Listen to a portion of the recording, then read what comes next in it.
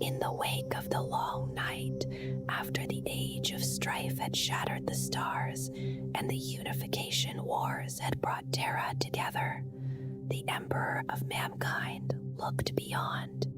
He sought a future where humanity could unite, casting aside the endless conflicts that had torn it apart. With a dream of human dominion across the galaxy, he realized that only unity could protect mankind from chaos, from the alien hordes, and from its own fragile nature. So, the Emperor began to prepare for a greater war. His first act was to forge new armies, built not just from Terran warriors, but from the genetic perfection of the Space Marine legions. These genetically enhanced soldiers would form the backbone of his great crusade, spreading the light of the Imperial truth across the stars, reuniting mankind under one banner. The Great Crusade began in the late 30th millennium. Its purpose was clear: bring the scattered human colonies back under the Imperium's rule, securing humanity's place in the stars. The Emperor's legions were his tools, mighty warriors whose very purpose was to bring unity to a galaxy torn by chaos. To each of his legions, the Emperor granted a special gift, a genetic legacy that molded them into an unmatched force, each legion a tool for a specific task. For the 5th Legion, the Emperor chose a path that would lead them into the unknown, away from the borders of the growing Imperium. They were the pathfinders, always ahead of the others, striking out into uncharted territory. These warriors operated far from the main forces of the Emperor's armies, moving through unknown lands, leaving confusion and death in their wake. The great Chagatai Khan would soon lead them, shaping the scattered, almost forgotten 5th Legion into something greater, something that would alter the course of destiny itself. In the dark days of the Horus Heresy, the White Scars fought a battle not just against enemies, but against suspicion and doubt. Their loyalty, often questioned by allies, was a burden they carried alone. They were often the first into unknown territories, always operating separately from their brothers, but despite this, they became legends. Known for their speed and independence, the White Scars were ever a step ahead, a solitary force in a galaxy filled with war. The earliest days of the 5th Legion are often overlooked, hidden beneath the dust of time and the Legion's own silence. But in those days, even the shadow of the Legion's future was visible. The 5th Legion was not part of the great conquests on Terra. While other legions stood proudly at the front lines, the 5th Legion was tasked with a quieter role, one of solitude and survival. Their recruits came from the frozen wastes of the Julian Basin, tribes who had learned to survive in the harshest environments during the Age of Strife. From these hardy warriors, the Emperor's pathfinders were born. They were more than just killers. They were survivors, skilled in the art of adaptation, and they were made for the task at hand. The 5th Legion was often alone, operating in the cold corners of Terra. They would strike unseen, attacking hidden enemies, breaking their strongholds, and leaving the path clear for the Emperor's armies to follow. Their work was unnoticed, but their impact was undeniable. They were the first to fight, and the last to be remembered. Far from Terra, in the cold steppe lands of the planet known as Jokoris, the Emperor Emperor's secret son arrived. His gestation capsule landed on a world that was struggling to rise from the ashes of the Age of Strife, a world known to its inhabitants as Jogoris. Here, Jagdai Khan, as he would come to be known, was found by a chieftain, Om Khan, who took the child into his tribe. As the child grew, so did his reputation. He was unlike any other, a warrior of unmatched skill and cruelty. Jagatai led his tribe in a quest for vengeance, bringing an end to old feuds in a single night. His conquest over the Kura-Yet tribe was brutal and decisive, forever marking him as a leader of great power and merciless will. He became the Khan of Khans, uniting the tribes of the steppe under his banner and bringing an end to the endless cycles of tribal warfare. With his fierce leadership, Chagatai formed an empire from the wilds of Jogoris, but his rule was not to last in isolation. Soon, the Emperor of Mankind would come to change his destiny forever. As the Emperor's Great Crusade continued across the galaxy, Jagatai Khan, having built his empire on Jogoris, found his world soon to be discovered by the Emperor himself. The Emperor arrived in the 8th century of the 30th millennium, bringing with him the legions of the Imperium. For Jagatai, this moment marked the end of his rule, but it was not a moment of defeat. The Khan, despite his immense power, had no choice but to kneel before the might of the Emperor. Jagatai knew the cost of defiance, and he understood that this was not a choice between victory and defeat, but between life under the Emperor's protection or death as an enemy. While some believe Jagatai submitted without question, his own words tell a different story. He saw the benefits of the Emperor's vision, the promise of unity, and he made his decision accordingly. Jagatai pledged his loyalty not as a servant, but as a partner in the grand project of the Imperia. Though bound to a new master, Jagatai's thirst for conquest and leadership would never be quenched. Jagatai Khan took command of the 5th Legion not as the leader of a united force, but as the master of a scattered, fractured host. His task was not only to lead, but to rebuild, to transform the disparate forces of the White Scars into a unified legion. In the wilds of Jogoris, the Khan began his work. He called upon his warriors, his brothers scattered across the galaxy, to return and unite. It took nearly a decade for them to answer the call, but when they did, they brought with them the banners of 1,000 worlds, each legionnaire different from the next. It was on the plains of Jogoris, beneath the watchful eye of their Primarch, that the White Scars were born anew. Through the ritual of the blooding, each warrior marked his skin with scars, the symbols of their loyalty and of their new life under Jagadai's banner. This was no mere battle for survival. It was a rebirth, a moment where the disparate tribes became something greater than the sum of their parts.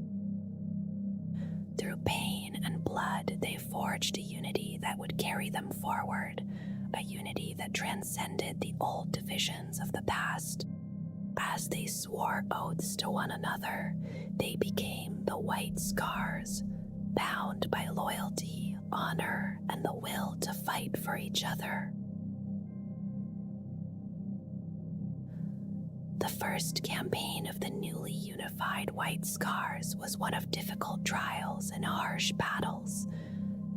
Jagatai Khan led them to the lawless worlds of the Kolarn Circle, where they would face enemies that could not be overcome alone. The Khan knew this was the moment to prove his legion's worth. The Kolarn Circle was a place of no obvious value, but it was here that the White Scars were tested in ways that would bind them together forever.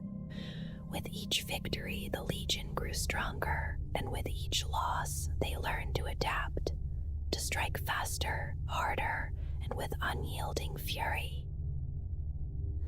In the end, it was not just their victories that defined them, it was the way they fought, like the wind across the plains, swift and unpredictable.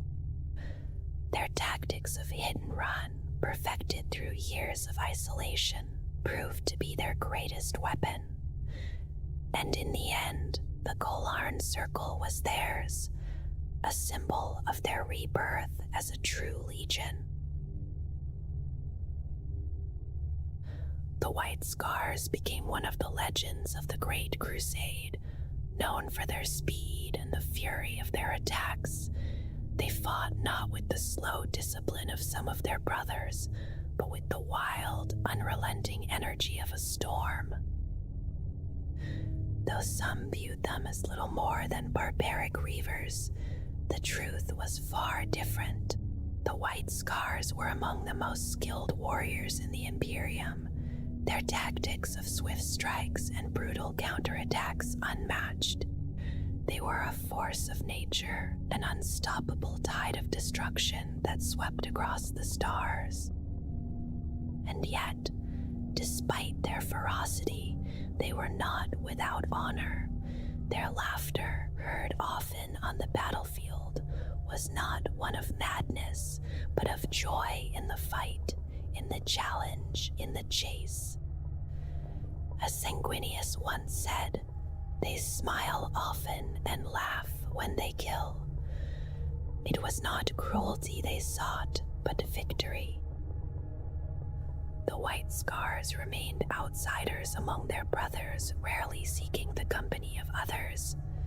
They were a tribe unto themselves, but their bond with each other was stronger than any alliance with other legions.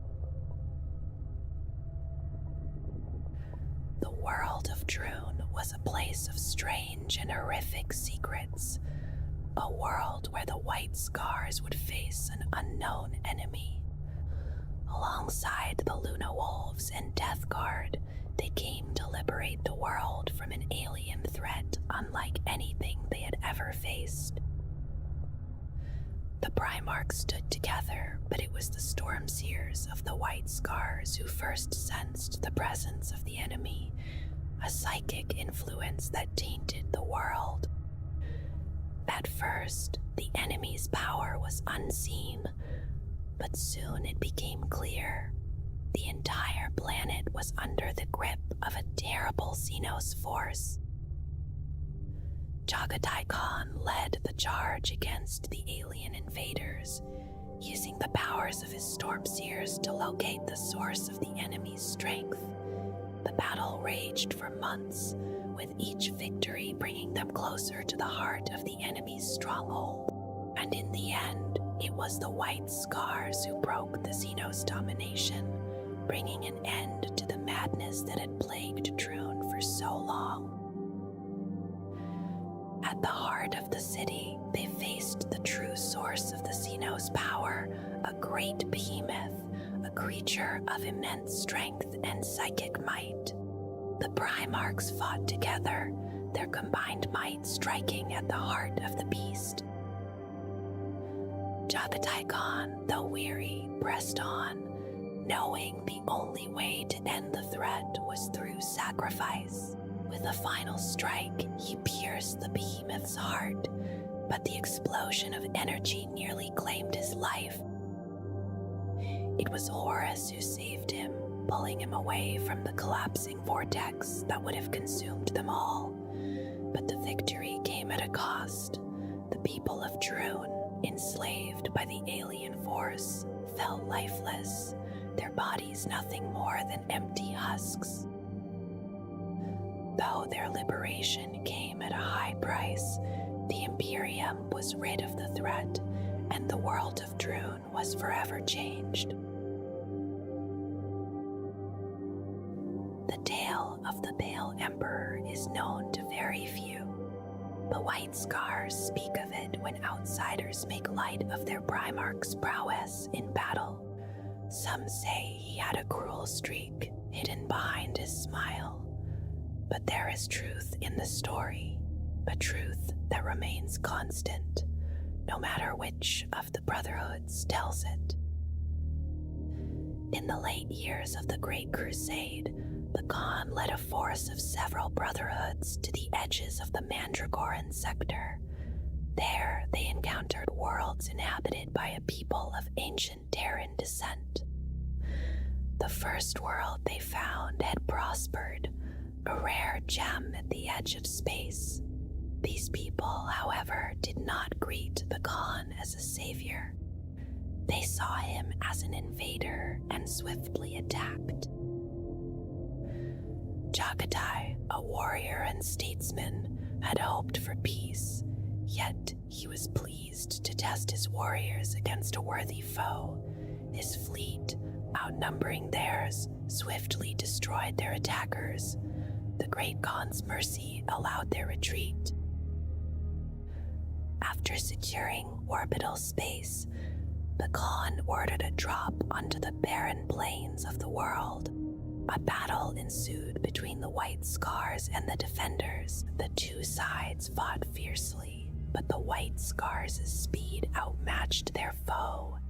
The jet-bike-mounted vanguard of the Khan harried the enemy, exploiting their weaknesses. At the head of the assault, Jagatai's blade moved faster than the sensors of his enemy's weapons. As the last of the enemy war machines fell, the Khan showed mercy, leaving the city untouched. He chose 3 warriors to carry his words to the Pale Emperor, to offer peaceful submission. But the Pale Emperor's response was scornful. His guards slaughtered the messengers, and the White Scars were forced to take revenge. The Khan razed the city, leaving nothing but ashes in their wake. In the throne room of the Pale Emperor, Jagatai stood over the fallen ruler, covered in the blood of his enemies. His words were few but pointed. You chose this doom. You forced my hand for the sake of your own pride. I would like to kill you, but I will not. You will remain here, a reminder of the price of pride.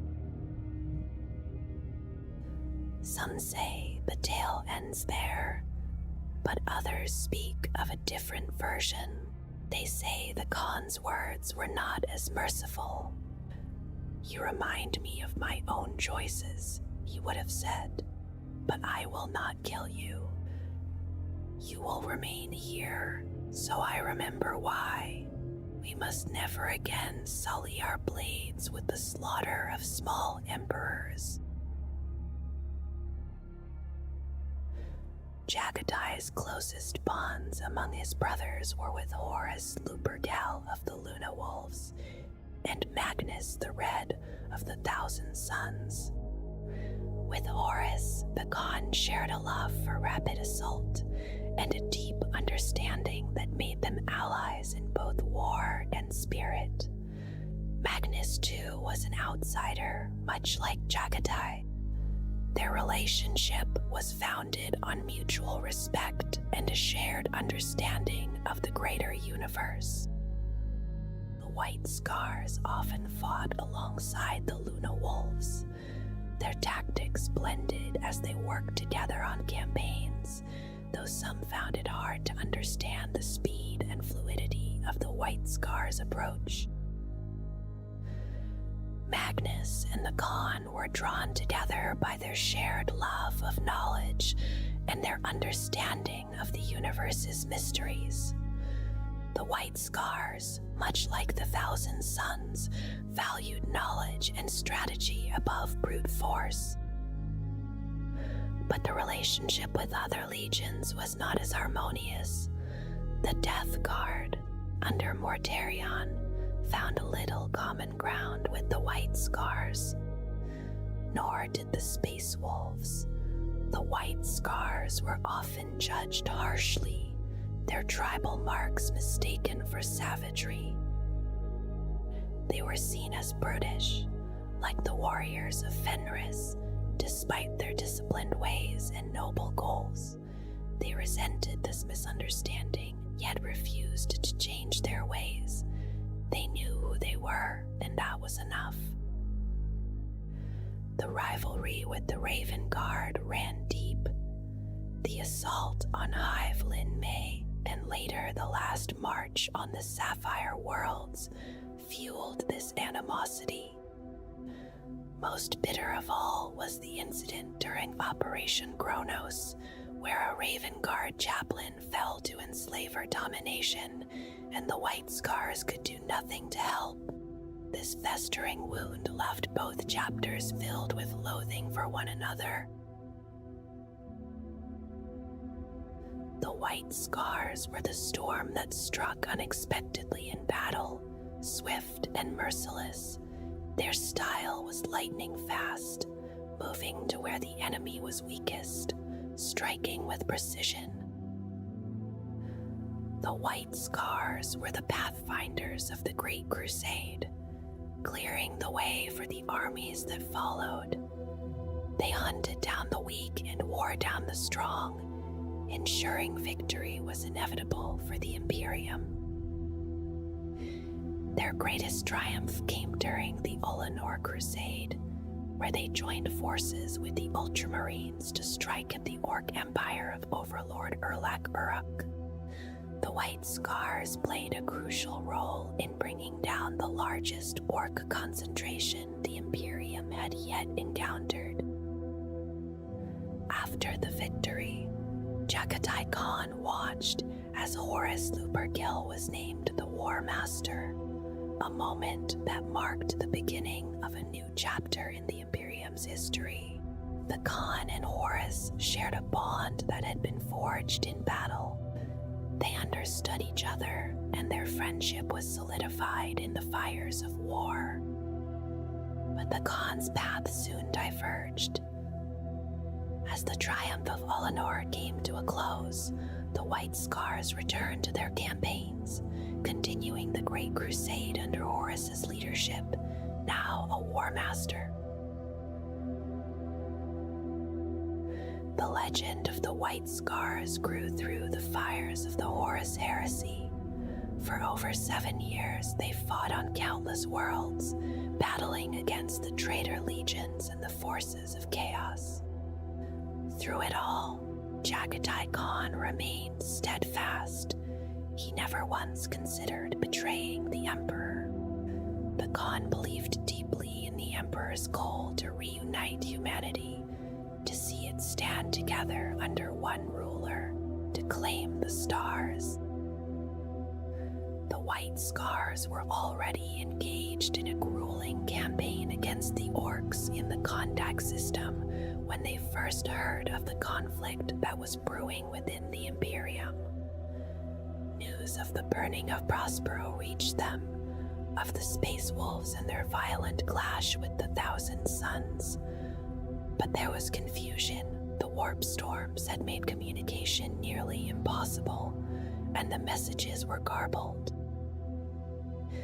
The White Scars were pulled between conflicting orders and contradictory reports. They were ordered to reinforce the Alpha Legion to bring judgment upon the Space Wolves. But the Khan hesitated. He could not move without more clarity. He would not unleash vengeance until he knew the truth.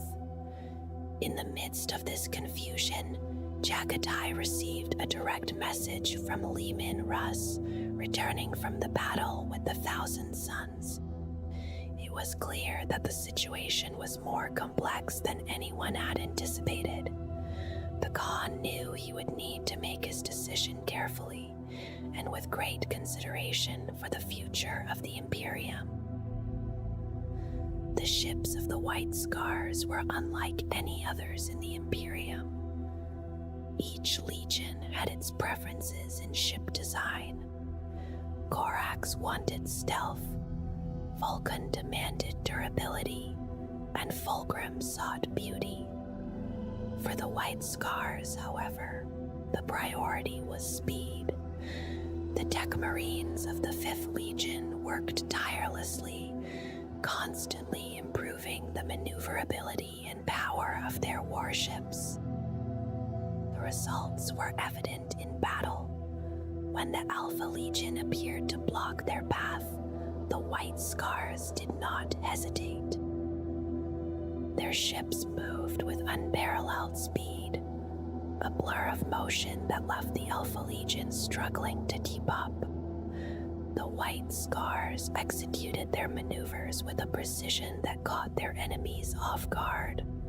The fleet, faster and more agile than anything the enemy had seen, pressed forward, breaking through the blockade. The Alpha Legion could do little but retreat, outmaneuvered by the White Scars' superior tactics and speed. The White Scars set course for Prospero. They arrived to find the planet dark and silent, its once beautiful surface scarred by the aftermath of the battle with the Space Wolves. The atmosphere was thick with the remnants of destruction. The planet, once a jewel of the galaxy, was now a ruin. The Khan was undeterred, determined to find answers. Unable to make landfall with drop pods, Chagatai Khan and his Gashik opted to teleport to the surface. They found the capital city of Diska in ruins. The city, once a beacon of knowledge, was now a ghost of its former self. As they explored, the Khan was confronted by the harsh reality of what had happened to his brothers. The city was empty, and the secrets of the Thousand Suns were lost, hidden beneath the ashes. But Khan's resolve hardened. He would find Magnus, but he feared what he might find. As the White Scars delved deeper into the ruins of Prospero, they encountered strange, ghostly creatures. The Psychnoan, once a blight upon the Thousand Suns world, now roamed freely, feeding off the psychic energy that still lingered in the air.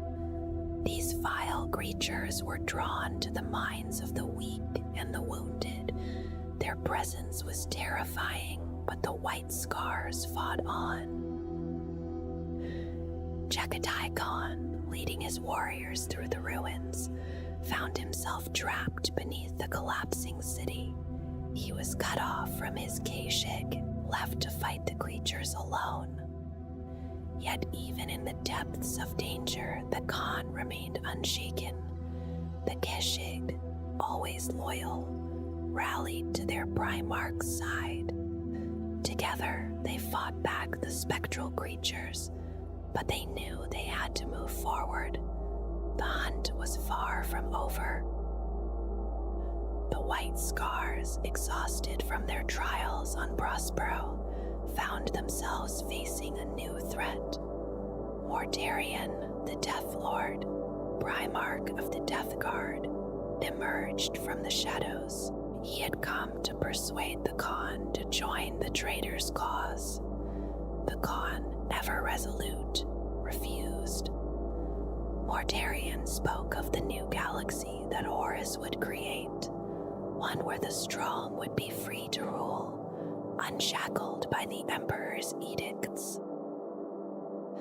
But the Khan was not swayed. He saw through his brother's words. Mortarion had always sought power, but the Khan would not be part of his brother's vision. A fierce battle ensued between the two Primarchs, each determined to win, speed against strength. The Khan struck quickly, but Mortarion absorbed each blow, his tenacity unmatched. Yet the Khan's resolve never wavered. The battle raged on, each strike from Mortarion a thunderous impact against the Khan's defenses. The two Primarchs clashed fiercely, neither giving ground. The White Scar's warriors watched in awe as their Khan fought with speed and precision against the unyielding Mortarion. The Death Guard's scythe cleaved through the air, its deadly edge seeking to strike the Khan down. For a moment, it seemed as though the Khan might falter, but he did not. The battle was a test of wills, and Jagatai Khan's resolve burned brighter than ever. With each exchange, it became clear that the Khan's speed was his greatest strength, though even he could not escape Mortarion's unrelenting force. As the battle between the two Primarchs continued, the Khan was momentarily distracted by the appearance of a familiar figure. Arvida, 1,000 Suns legionary, had come to the Khan's aid. The Khan had seen Arvida's strength, and though he had once doubted the 1,000 Suns, he could not ignore the loyalty of this warrior. Together, they fought their way through the ruins of Prospero, pushing back the relentless creatures that still stalked the city. Arvida, despite his growing mutation, was a valuable ally. Yet, the Khan knew that the price for their victory was steep. As Arvida fought alongside him, he could not ignore the presence of Magnus. The truth was becoming clearer with each passing moment. The Khan had been right all along. The battle between the Khan and Mortarion continued, each blow shaking the very ground beneath them. Despite the ferocity of the fight, the Khan could feel the exhaustion creeping in. He had never before felt such fatigue, but he pressed on. Mortarion, too, was beginning to tire, though his strength seemed endless. The Death Guard's resilience was legendary, and Mortarion proved it once more as he fought with unyielding determination. But the Khan would not be swayed. With one final strike, he delivered a blow that sent Mortarion reeling. But it was not the end of the conflict. Mortarion's escape marked the beginning of a new chapter in the White Scar's journey. The White Scar's internal struggle was far from over. The betrayal by Hasik Noyan Khan, a commander once loyal to the Khan, had left a deep scar. The Noyan Khan's treachery nearly tore the Legion apart, but Jagatai Khan remained steadfast. His loyalty to his warriors was unwavering, and he would see Hasik punished for his betrayal. In a moment of rage and grief, the Khan struck down Hasik, the blade of his dao sinking deep into his traitorous commander's chest. The betrayal was dealt with, but the Khan's heart was heavy with the weight of the loss. His warriors had fought and bled for him, and now they would face the consequences of their fractured unity. The final confrontation loomed. The White Scars, after months of struggle, had made their way to Terra. They stood with the Imperial Fists and the Blood Angels, ready to defend the Thrawn world from the forces of chaos. The siege of Terra was a brutal, unrelenting battle, but the White Scars played a crucial role in the defense. Jagatai Khan's lightning-fast raids disrupted the enemy's plans, cutting off their supply lines and forcing them into retreat. With each strike, the White Scars weakened the traitor forces. The battle for the Lion's Gate spaceport was a defining moment where the White Scars reclaimed the spaceport and cut off the traitor forces' access to Terra. The siege was far from over, but the White Scars had delivered a crucial blow to the forces of chaos. Though Jagdai Khan survived the tumultuous battles of the Horus Heresy, like so many of his brothers, he was cruelly taken from the service of mankind in the years that followed. An event 10,000 years ago, the disappearance of Jagdai Khan is shrouded in countless legends, many embellished beyond all credibility. The White Scars retain their own accounts, considered by some apocryphal, others historical. One thing is certain: the sons of the Warhawk believe that their gene-sire hunts still, and one day will rejoin them on Jagoris.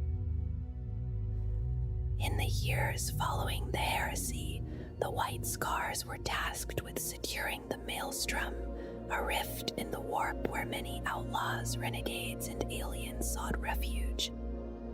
It was a time of great unrest, and though the Imperium had been torn asunder, the White Scars, under their Khan, led their campaign with unmatched resolve.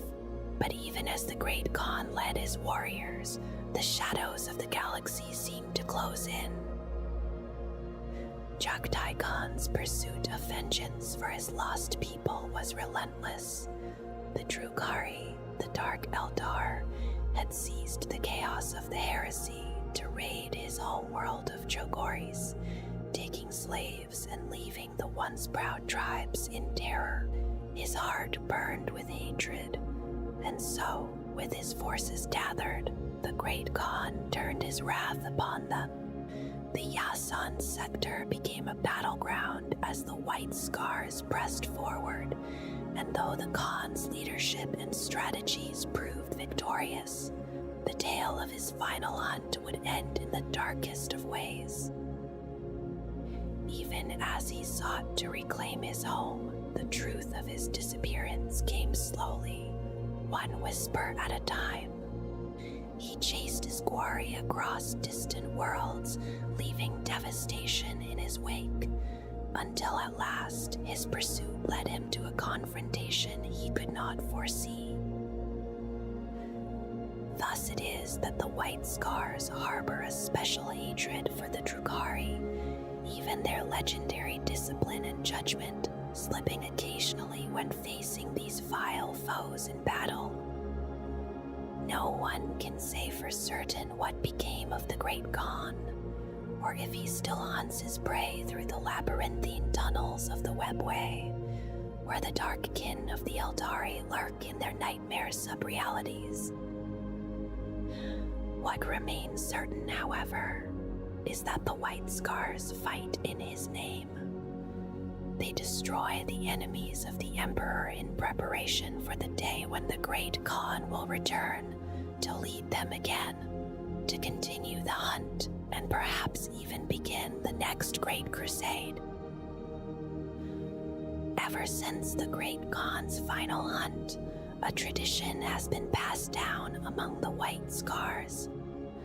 Every quarter century, one battle brother is declared the master of the hunt and charged with tracking down the enemies who have somehow escaped the chapter's retribution. The chaplains preside over the rites of howling, where the names of each nemesis are recounted. In the end, the master of the hunt claims the head of his quarry, and the skull is flensed, masked in silver, and displayed along the road that leads to the palace of Guangzhou. The hunt, it seems, is never over. Though the Great Khan may be lost to them, his sons continue his work, chasing vengeance across the stars. From their first days as tribal huntsmen upon the plains of Chogoris, the warriors destined to become the White Scars learn the art of the hunt. This natural ability is sharpened through their transhuman training, making them some of the most feared and skilled trackers in the Imperium. Yet not all hunts are the same. Some, like the hunt for the Drugari torturer known as the Shatterling Prince, require the full might of the White Scars. In the early years of the 41st millennium, the Shatterling Prince had hidden himself within the Asmari system, preying on the agri-worlds, poisoning food supplies bound for Imperial fronts, and capturing locals to sell as slaves. Kushaten Khan, captain of the Third Brotherhood, knew that to catch this elusive foe, they would need to play a careful game. Rather than charging straight in, he chose subtlety, sending small bands of White Scars on covert missions to observe the enemy. Then, when the time was right, Kajetan led his warriors to strike at the heart of the enemy's raiding party. The Shatterling Prince responded with fury, sending wave upon wave of his followers to defend his domain. But even in the face of these attacks, the White Scars pressed on, their determination unyielding. They fought in the heat of battle, fighting street by street, and while they may not have killed their quarry that day, the hunt for the Shatterling Prince would continue, as it always does for the White Scars. The White Scars, though proud, are never arrogant. They know that the galaxy always has something new to teach them, and they have adapted over the millennia to face threats from all corners of the galaxy. Few threats, however, have been as deadly or unpredictable as the Tyranid hive fleets. These Xenos beasts, driven by a single terrible consciousness, have tested the White Scars' abilities like nothing before. Upon the volcanic world of Horatian Utuk, Kajog Khan, leader of the Second Brotherhood, met High Fleet Hydra in battle. The Tyranids, always hungry for biomass, descended upon the planet, covering it in waves of chitinous bodies. The White Scars, ever the hunters, prepared their strategy with careful precision. They lured the Tyranids into a trap, using the planet's unstable terrain to their advantage. With every firestorm and retreat, the White Scars drew the swarm deeper into the lava-filled fields, knowing full well that victory could not come without sacrifice. When the ground beneath their feet finally gave way, the White Scars launched their final strike. In mere moments, the Tyranid swarm was decimated, consumed by the very planet that had drawn them there. The battle was over, but the war against the Hydra was far from won. The armor of the White Scars rests in a field of white, edged with red that cuts clean and sharp against it.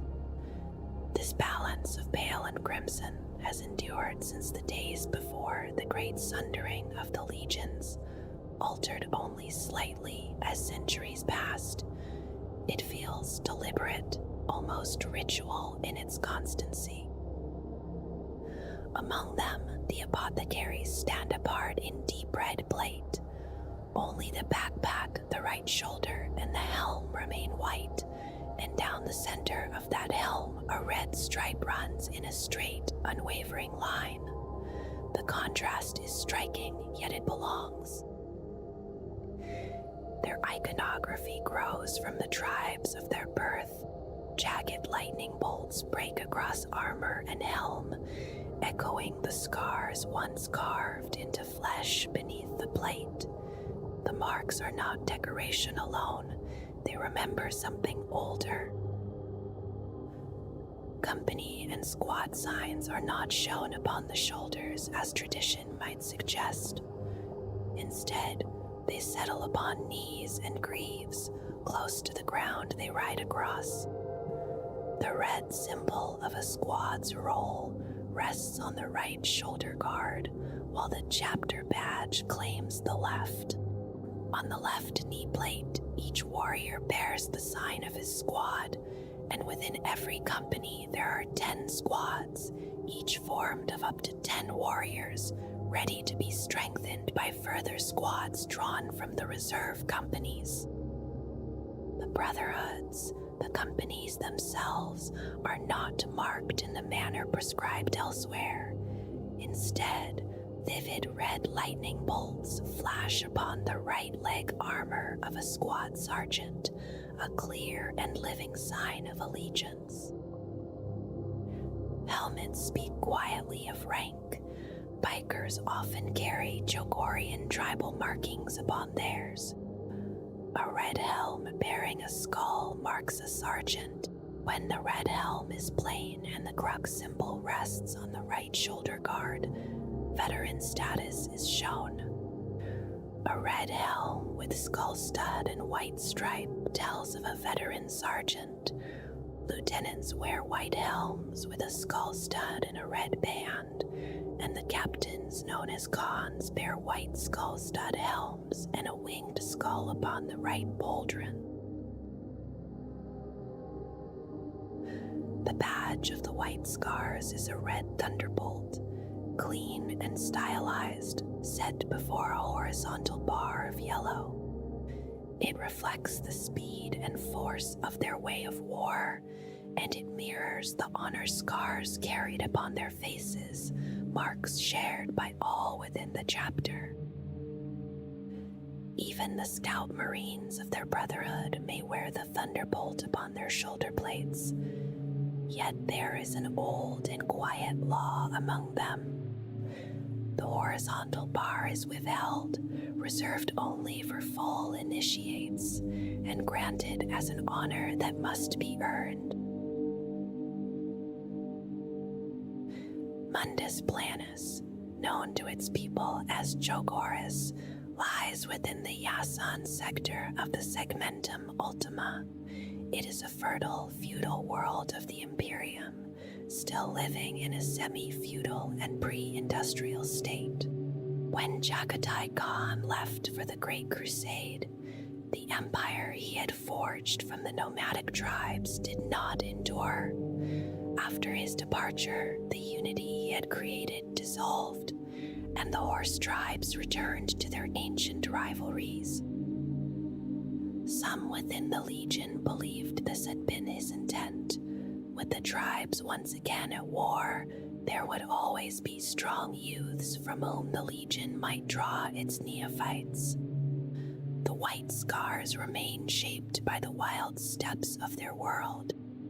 As with many Space Marine homeworlds, Jagoras is left as it was, because it is in that state that it produces the warriors the chapter requires. Since the time of the Great Khan, the tribes have never truly been united again. They roam as they have for countless generations, following vast herds of gargantuan grazers across the open plains, moving with the rhythm of the seasons. Before the coming of Chagatai Khan, the people were divided and oppressed by the city dwellers of the Palatine. The young Primarch conquered them, yet he understood that settling his people within those same cities would slowly erode what made them strong. Only one city was allowed to stand. Guangzhou rises high in the Kumkarta Mountains, a glittering palace of marble that serves as a city-sized fortress monastery. Once the ancient palace of the Kagan, it is now the abode of the White Scars. Within its towering walls, it is said that even a forest thrives, rich with game. The winding valley that leads through the mountains toward its great adamantium gates is lined with the severed heads of defeated foes. Inside, the feasting halls are heavy with trophies gathered from 1,000 battlefields. Guanzhou is the spiritual heart of the chapter, formidable and magnificent in equal measure. Like all fortress monasteries, it is armored and shielded against siege or bombardment. Its walls bristle with heavy ordnance capable of flattening a hive city. Every approach from the air is watched by Icarus patternless cannons, and a mighty macro laser known as Khan's Fury stands ready to strike at enemies descending from the void. The slopes around the fortress hold training grounds and sacred sites. On the sides of Mount Cardon stand long rows of pyre shrines. When a White Scars warrior falls, his brothers strive to return his body to Chogoris and to Cardoon. There, chaplains perform the rites of Kaldamark, committing the fallen to the flames and granting their souls passage to the eternal heaven. Rising above the fortress is the Librarius, a spire often wrapped in lightning. Here the Librarius, called Stormseers, study their lore and record the deeds of the Khans.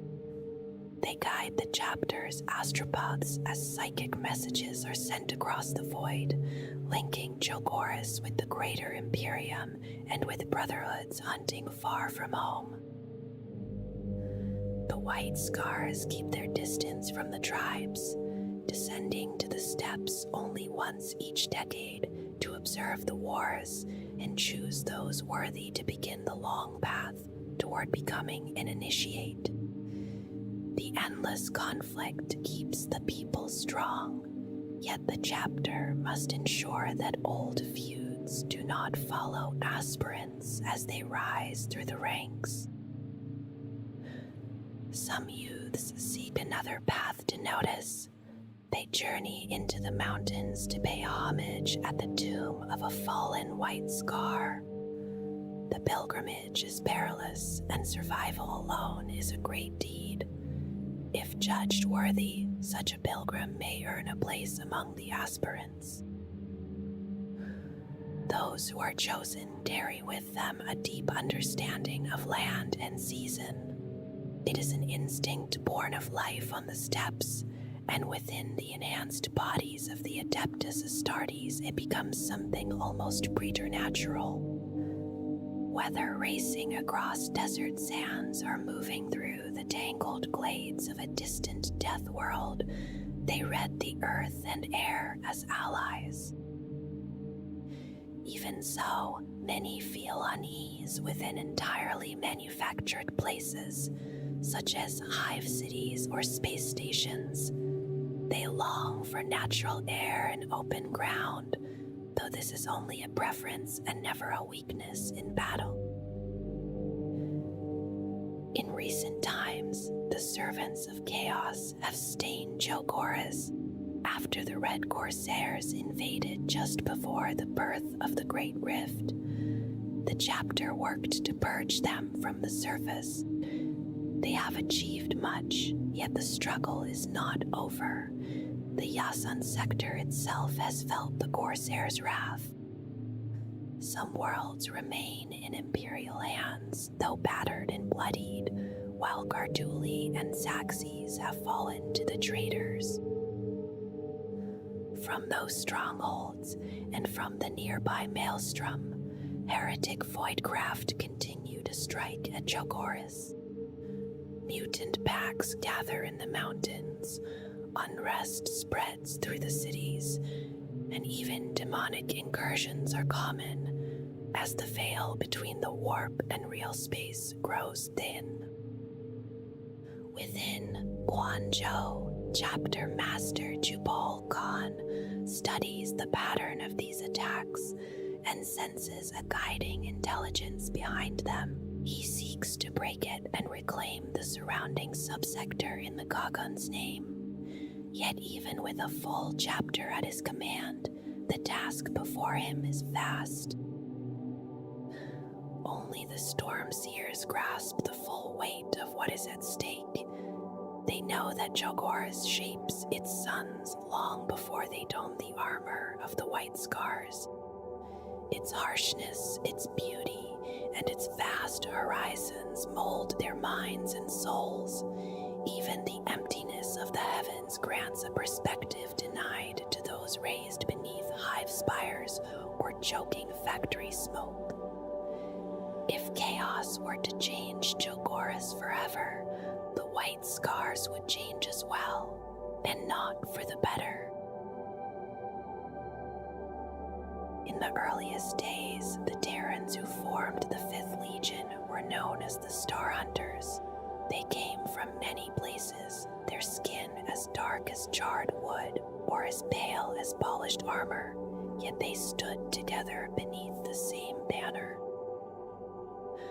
During the Great Crusade, aspirants were taken to the training centers of Imamdo on Terra. There they endured selection and harsh conditioning, their bodies tested to learn whether they could become legionaries. Each cadre was claimed by a legion. Those who showed exceptional promise were often chosen by the 16th Legion, the Luna Wolves, though many were reassigned according to the needs of the crusade. Those reassigned were sent onward to Luna, where another long decade of training awaited them. Study, discipline, and further trials shaped them until they were judged worthy. Only then did the deeper transformations begin, gene therapy and psycho-conditioning, and at last the implants that bound them to their new legion. After Jagatai Khan was found upon Jogorus and gave the legion its new name, the path still began in the Sol system. From there, aspirants were scattered to distant training grounds, a decommissioned battleship above Umar, the hard plains of Ayem, the ocean world of Gale 9, or the gas giant Revelet Tyranids. Those who excelled found their Jogorian instructors generous in praise, unlike the harder tutors of the Luna Wolves. The changes they endured were painful. The culture they were expected to embrace was stranger still. They had to learn Gorchin, the language of Jogorus, with its subtle tones and unfamiliar inflections. Even with sharpened minds and perfect recall, their tongues struggled over alien sounds. They studied curved characters and fine marks together, sharing frustration and forging quiet bonds. As the crusade advanced, more aspirants of the Legion were drawn from the Asiatic hive clusters of Terra. Others looked upon this with disapproval, uneasy that the Legion reflected the traits of its distant homeworld so strongly. The White Scars carried customs that seemed archaic to some, guarded and fiercely independent. They valued speed above all things, the first into battle, the first away, movement over stubborn resistance. Where Terra had taught no backward step, the Jogorian masters repeated a different lesson. Withdrawal, then return. Again and again, those words were spoken, shaping instinct and thought. When ascension finally came and an aspirant became a battle brother, his former life was set aside. He took a new name drawn from the myths of the Tulskar tribe or from the almanacs of Gorchin, and in that name he stepped fully into the Legion. In later ages, the gene seed of the White Scars remained stable, and from the Legion came several successor chapters. The Rampagers, the Marauders, the Destroyers, and the Stormlords carried forward the spirit of the ancient Legion and the teachings of the Great Khan, Some among them were known for a fierce edge that could tip toward bloodlust, yet the words of Chagatai Khan taught that each warrior must confront that savagery and master it. Only through that trial could he truly know himself and serve with honor. On Chogoris, recruitment followed the rhythm of the steppes. The nomad tribes warred among themselves, keeping their bloodlines strong. From the mountains, white scars would descend to watch these battles openly. Their presence stirred the warriors below, for they fought beneath the gaze of living legends. When the fighting ended, one or several chosen were taken away in silence, vanishing from their tribes unless they returned, one day as observers themselves. Though ancient feuds ran deep among the tribes, the chapter did not erase such memories during implantation, fearing the loss of the very qualities that made a warrior worthy. Instead, brothers from the same tribe were placed in different squads. Mixed together, old grudges faded. Discipline remained absolute. Yet when true grievances arose, they were brought before a Khan, or, if grave enough, the chapter master. His judgment was final. At times, punishment followed, and in the most serious cases, ritual combat settled the matter once and for all. The companies, known as brotherhoods, were slightly smaller than the Codex Astartes prescribed. Each kept a strong reserve of transports and bikes, and every battle brother learned to master them. The sons of Chogoris were said to be born in the saddle, and they fought most naturally upon swift mounts of steel and engine. In the days of their Primarch, brotherhoods competed for the honor of being named first in the attack. Though that custom faded after the Legion was divided, it still returned when several brotherhoods fought side by side. The chapter master would declare which was first, and the order of assault would follow. The tally of such honors was carefully kept, for to be first was a memory that endured, strong enough to silence old tribal divisions and bind the warriors together as one. The gene seed of the white scars has long been regarded as stable, untouched by obvious mutation, steady in its design. Yet when the blood of the steppes tribesmen of Chogoris was woven into that legacy, something else seemed to travel with it, a fierce hunger for the clash of war and the open rush of battle. The Khans and the Stormseers speak of unity, of all white scars riding as one beneath the same sky. But even so, old tribal rivalries from Chogoris are known to surface at times, quietly at first, then sharper even between warriors who share the same squad. There are moments in their history that linger, such as the Red Highway Massacre, when certain brotherhoods pressed far beyond what their mission required, their fury carrying them further than command had intended. No one can say with certainty whether such excess is rooted deep within their genetic inheritance, or whether it grew after the tribes were bound into the Legion's culture.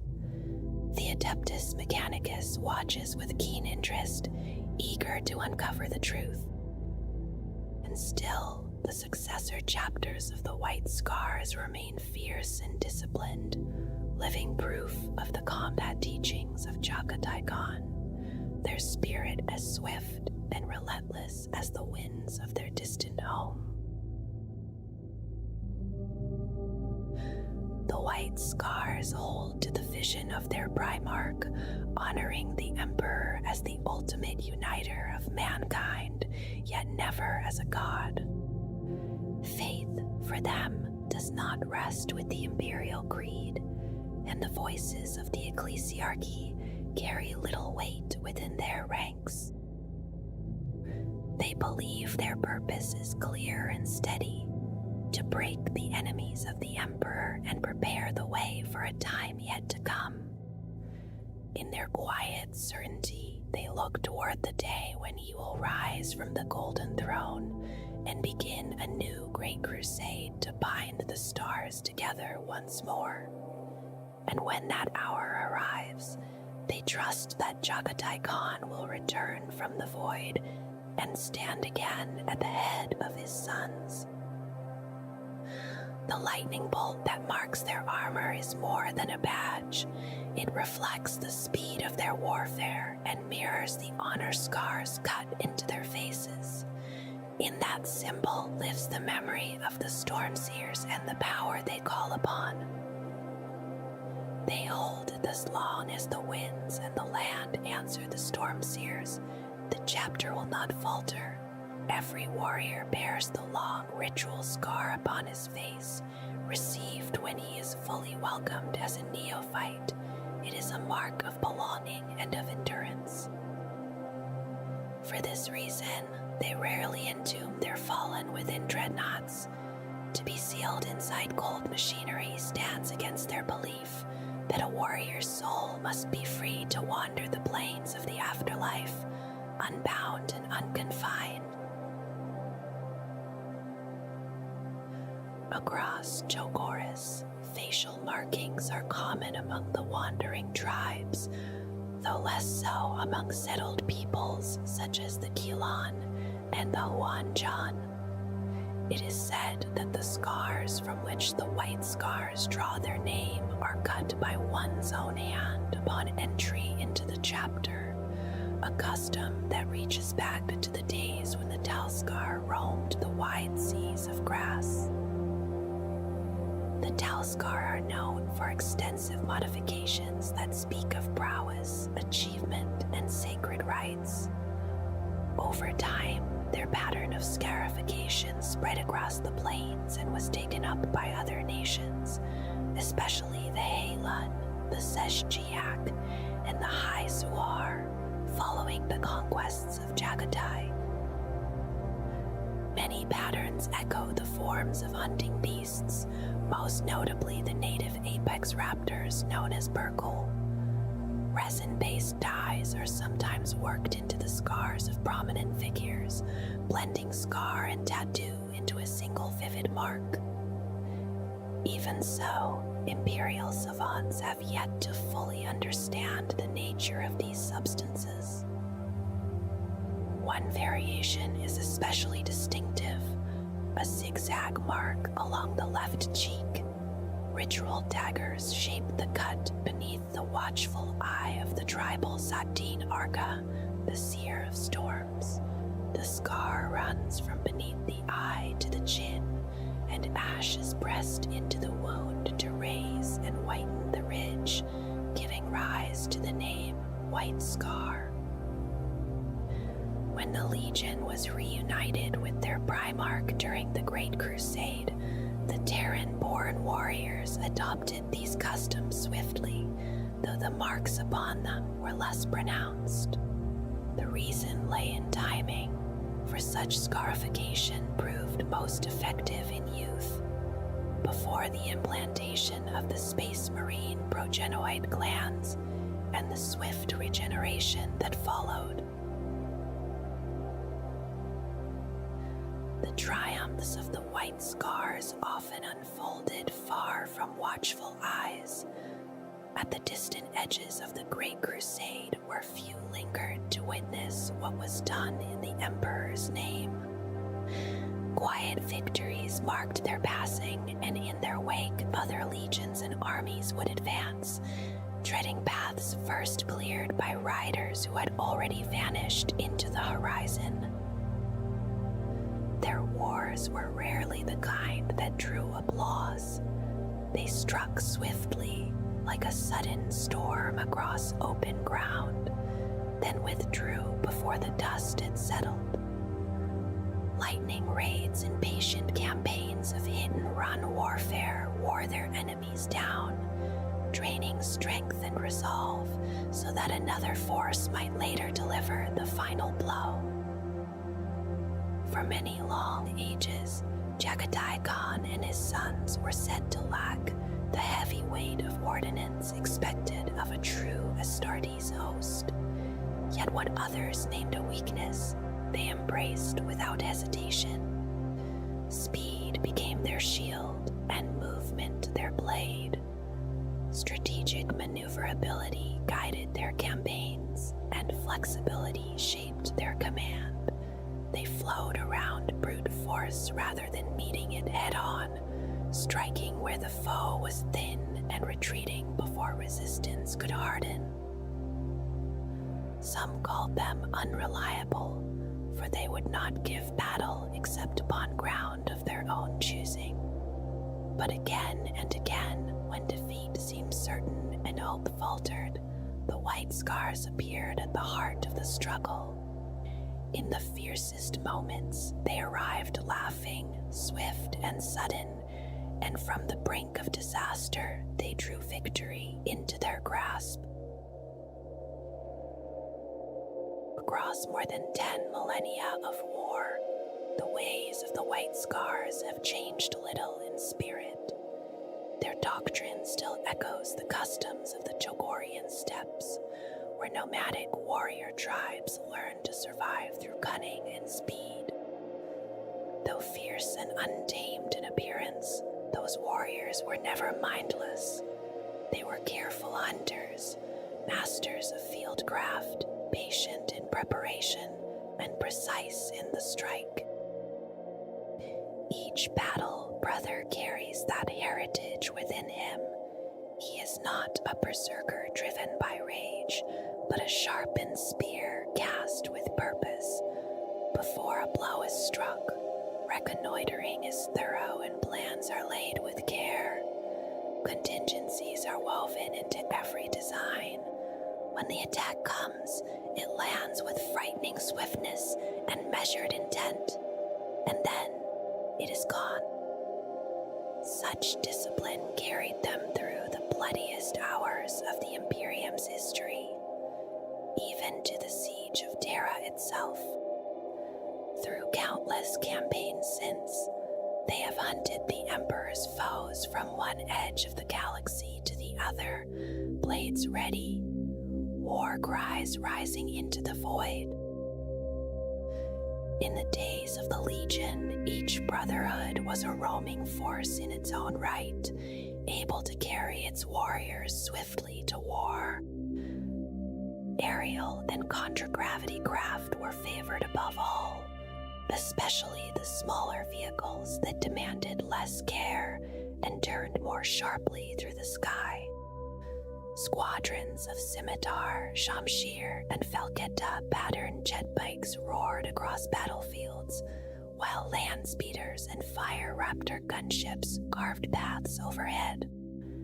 Even armored vehicles and mobile artillery found their place, batteries shifting position the moment a fire mission was complete. Among the Emperor's legions, none embraced the newer Thunderhawk pattern gunships with greater enthusiasm. These craft, born to replace the vast and ancient Stormbirds, were easier to maintain and easier to shape to the needs of a solitary campaign. By the time of the Kondax campaign, many larger brotherhoods possessed at least one Thunderhawk, and some held enough to bear all their warriors into battle without heavier landing craft. These vessels were more than machines. Along their armored flanks were etched the marks of the fallen, and within their hulls memories lingered like quiet echoes. Each bore a name and a history equal to any veteran of the Legion, and in many circles their fame traveled farther than that of the warriors who guided them through the stars. In the long centuries after the heresy, The teachings of Chagatai Khan continued to shape the chapter. Their wars remained swift and fluid, built upon sudden strikes that break the enemy piece by piece, while denying any chance for a static and decisive clash.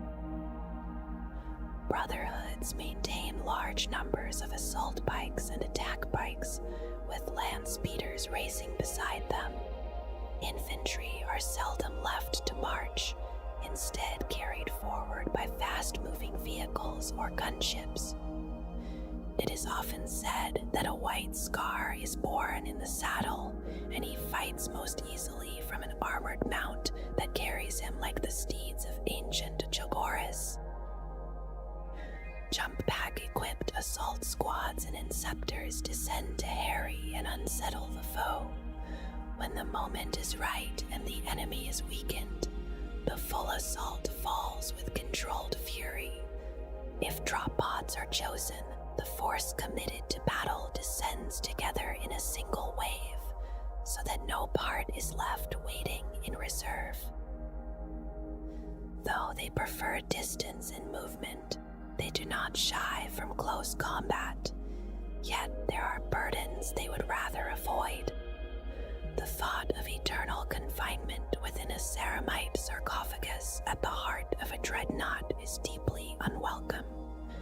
To be denied the rush of wind and the freedom of motion is a grim fate to them, and many would rather fall in battle than endure such stillness.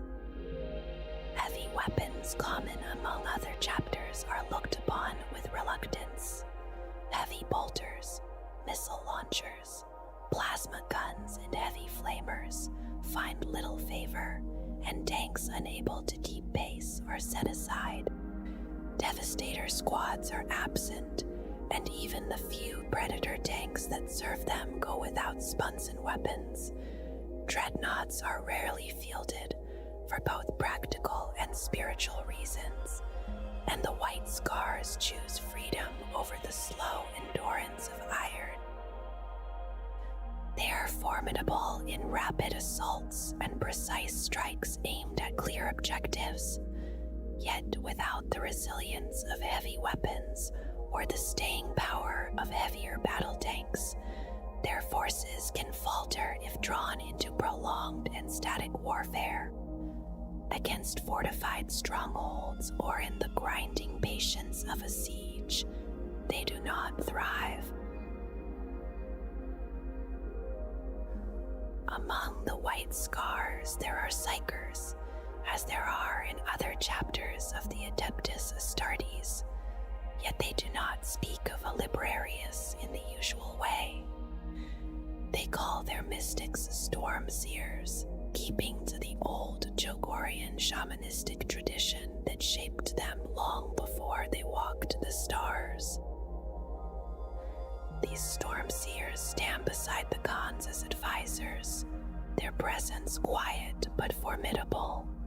In battle, they are anything but still.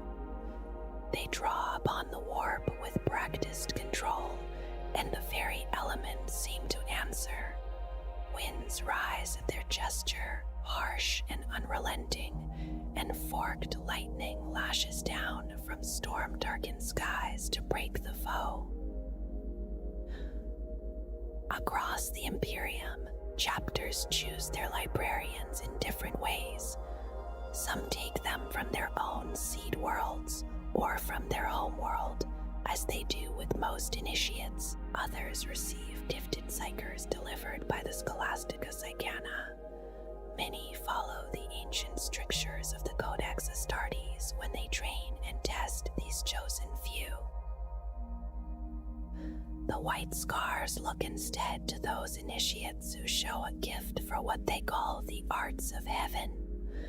From these ranks, the Storm Seers are chosen, and within their chapter they wield powers that belong to them alone. There is the heart of the Khan, when a Storm Seer reaches into the legacy of Chagatai Khan and draws forth that legendary swiftness and ferocity. In that moment, he and his battle brothers move with a speed beyond even the superhuman standard of the Adeptus Astartes. There is the spirit of the steppes, a calling to land and air, and to the souls of warriors long dead. A fragment of the harsh climate of Jogorus seems to settle over the field, and the enemy finds the ground and wind turned against them. It is said that while these forces of nature stand with the white scars, victory will follow. When the Stormlance is summoned, lightning becomes a weapon cast in a single blazing line, striking all that lies before it. And when the howling wind is gathered, the fierce gusts of the Jogorian plains surge forward, sweeping the enemy aside. The storm-speaking discipline belongs only to the storm seers of the White Scars. It is a way of war that turns a planetary environment itself into an ally, pressing its weight and fury upon the foe. With blasting gale, a screaming windstorm rises at the storm seer's will. Those caught within it struggle simply to remain standing, their advance slowed by the relentless force of the air. Through lightning call, he lifts his arms toward roiling storm clouds and draws down strikes of lightning upon his enemies. The sky answers, and the ground shudders beneath the impact. When he chooses to ride the winds, a gravelly chant carries on the air, and unseen currents surge outward to hasten his comrades into battle. They move as if borne forward by invisible hands. At his command, the clouds may descend and coil into a furious vortex, a storm-wreathed mantle swirling around advancing brothers. Lightning dances across their armor and leaps outward to strike those who oppose them. There are also the spirits of Jogorus, terrible figures from tribal folklore made manifest as warp-wrought simulacra. These ancient terrors are loosed upon the foe, a reminder of old fears given shape. And when the eye of the storm is called forth, the storm seer stands at the center of a hurricane. A screaming cyclone forms around him, and wherever he walks, the enemy are lifted from their feet and dashed aside by elemental fury. The vaults of Guangzhou hold treasures, beautiful weapons, and armor crafted with care and skill. Each blade, its curve intricate with filigree, each cuirass inscribed with history, carries the weight of many tales. Storm seers often tell these tales when the chapter gathers, speaking of each relic's importance, their legends growing with every battle. Among these relics, the banner of the eagle stands out. This ancient symbol of the chapter, tracing its roots back to the birth of the Imperium, is rarely brought into battle, but when it is, the sight of the fluttering banner lifts the spirits of all who see it. At the crown of the banner sits an adamantium eagle, a symbol of the chapter's victory on Golgotha, from which the banner takes its name. The chieftain trophy rack tells another story, one of triumph and pride. Just as the great Khans of Jogorus wore their trophies to show their victories, so too do the White Scars. It is a sign of leadership and accomplishment, and every captain of the chapter bears it. The dueling Dweller is another relic of great importance. Its curved blade, quick and agile, is perfect for close combat, where every flick of the wrist counts. This weapon holds significance, not only as a tool for battle, but as a part of ritual duels. where warriors test their skills in one-on-one combat. Then there is the Glaive of Vengeance, a weapon born from vengeance itself. Wielded once by the great Kublai Khan, it has a history steeped in loss and fury. With its crackling energy field, it cuts through armor with ease, and some say the spirit of Kublai Khan still clings to it, thirsting for revenge. The Guandao is a weapon of signature importance, a Chogorian glaive that has become synonymous with the white scars. Its long shaft and curved blade allow its wielder to strike with precision, often from the back of a vehicle or in close combat to disarm. It is a weapon that extends the reach of the warrior, its purpose to strike from beyond the enemy's grasp. The honor gift is a tradition rooted in the history of Chogoris, a ritual where the spoils of a great hunt or battle are gifted to comrades. It is a practice that binds the warriors together, each gift a symbol of trust and respect. These gifts range from the pelts of great beasts to shards of shattered armor, each piece holding its own story.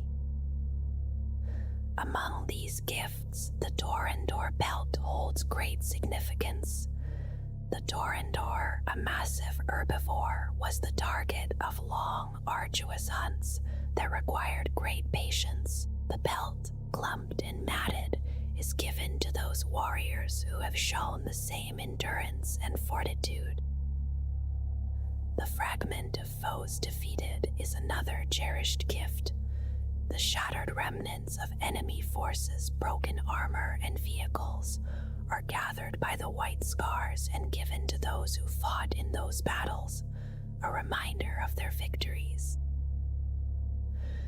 Lastly, the savage totems, taken from monstrous foes like orcs or Tyranids, are often passed among the White Scars, symbolizing the ferocity of their battles. The talons, fangs, and claws of such creatures are worn by those who have shown the same bloodlust and strength in their own fights. The Hunter's Eye, a bionic eye of great precision, was created to honor the tribes of Chogoris, famed for their horse archers. It allows its wearer to find weak spots in an enemy's defenses, striking with deadly accuracy. It is a tool for both the hunter and the warrior, allowing one to track their prey, no matter the distance. The mantle of the Stormseer, a psychic hood, crackles with energy, wrapping its wearer in the power of the storm. No one knows who crafted this relic, but it is given to the Stormseer, who has shown the greatest skill in communing with the spirits of the storm. When worn, the wearer can unleash the fury of the storm, hurling enemies to their deaths with the force of psychic winds. Mundrakan is an ancient Astartes pike, once commissioned for the fourth master of the hunt. This mechanical steed has served many masters over countless years, its powerful engines and bulletproof tires a symbol of the chapter's enduring strength. Mundrakan has never failed in the pursuit of its quarry, faithfully carrying its riders through the hunt. Moonfang, an ancient power sword, is another revered relic. Its edge has cleaved through countless foes, including apostates, heretics, and Xenos. Corsaro Khan wields this blade, a weapon whose history is marked by the blood spilled in countless battles. The plume of the Plains Runner is a talisman woven from the manes of the fastest stallions of the Kamjai tribe. These purebred beasts were said to descend from the ancient herds of Terra, their swiftness inspiring those who wear the talisman to move with the same speed and grace. It is a symbol of the bond between the White Scars and the land of Jilgoris.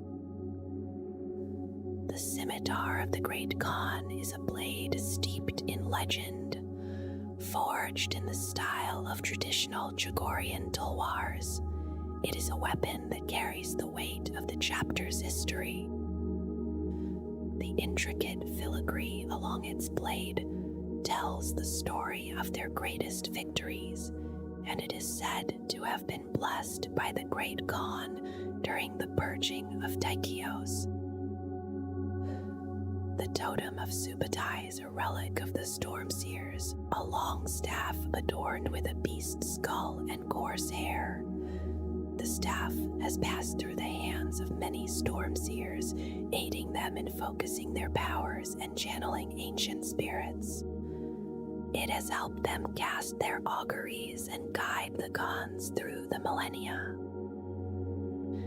Finally, the Wrath of the Heavens, an assault bike built for speed, serves as a symbol of the Master of the Hunt, constructed to move with the speed of the storm.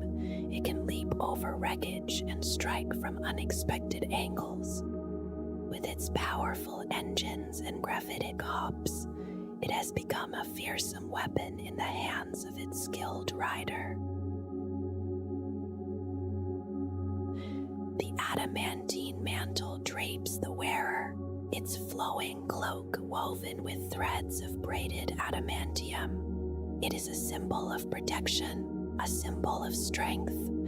Combined with armor and defensive energy fields, it holds against even the most powerful of blows. Those who wear it stand undeterred, ready for any challenge.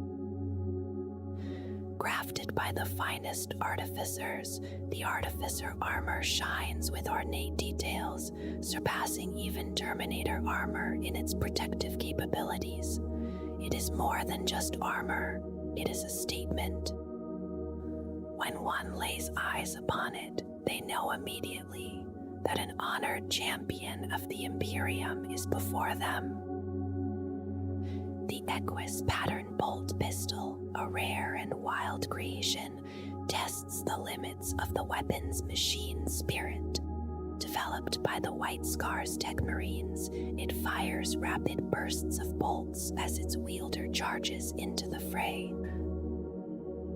But it is a weapon that burns hot and fast, its mechanisms quickly succumbing to the strain, leaving it a martyr after only a few short years in battle.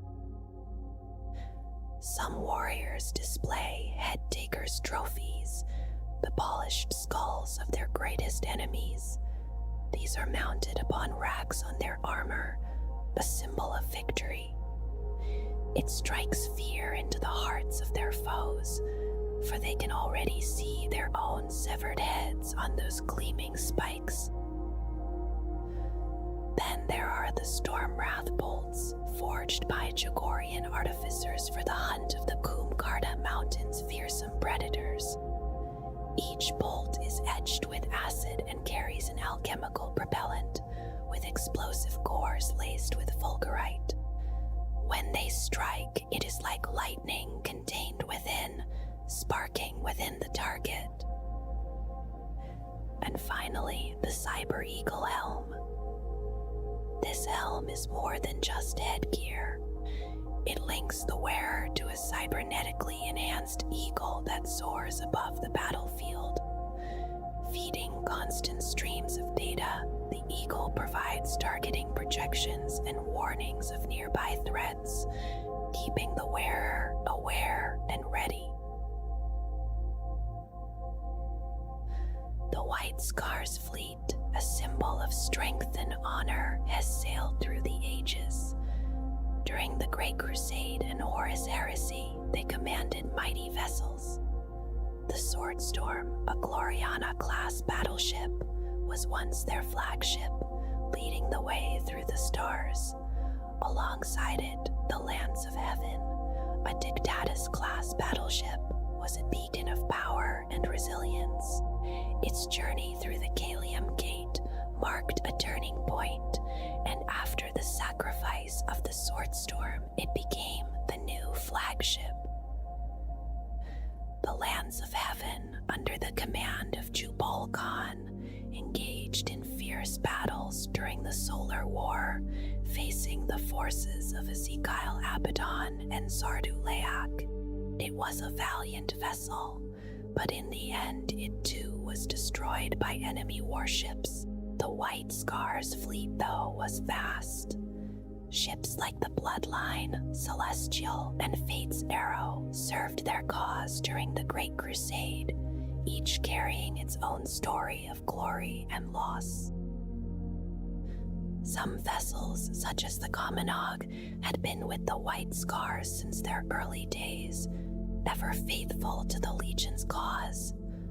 Others, like the Namane and the Guawama, became legends in their own right, revered for their unwavering service. The Umal, once belonging to the Death Guard, was captured and renamed, adding to the fleet's legendary strength. As the ages passed, new ships rose to take their place.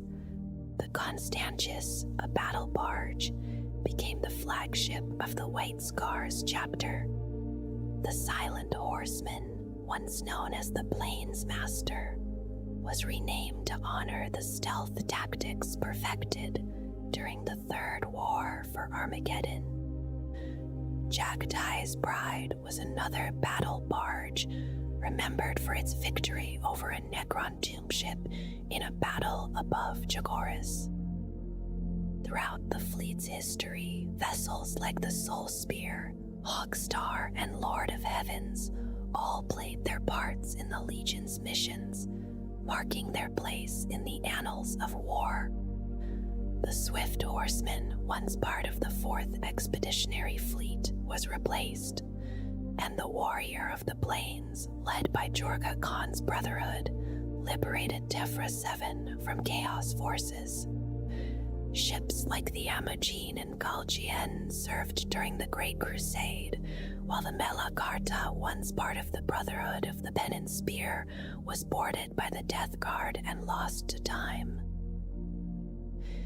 These vessels, whether lost, captured, or still in service, form the heart of the White Scar's legacy, their names etched into the memory of those who fought alongside them. Each ship was more than just a vessel.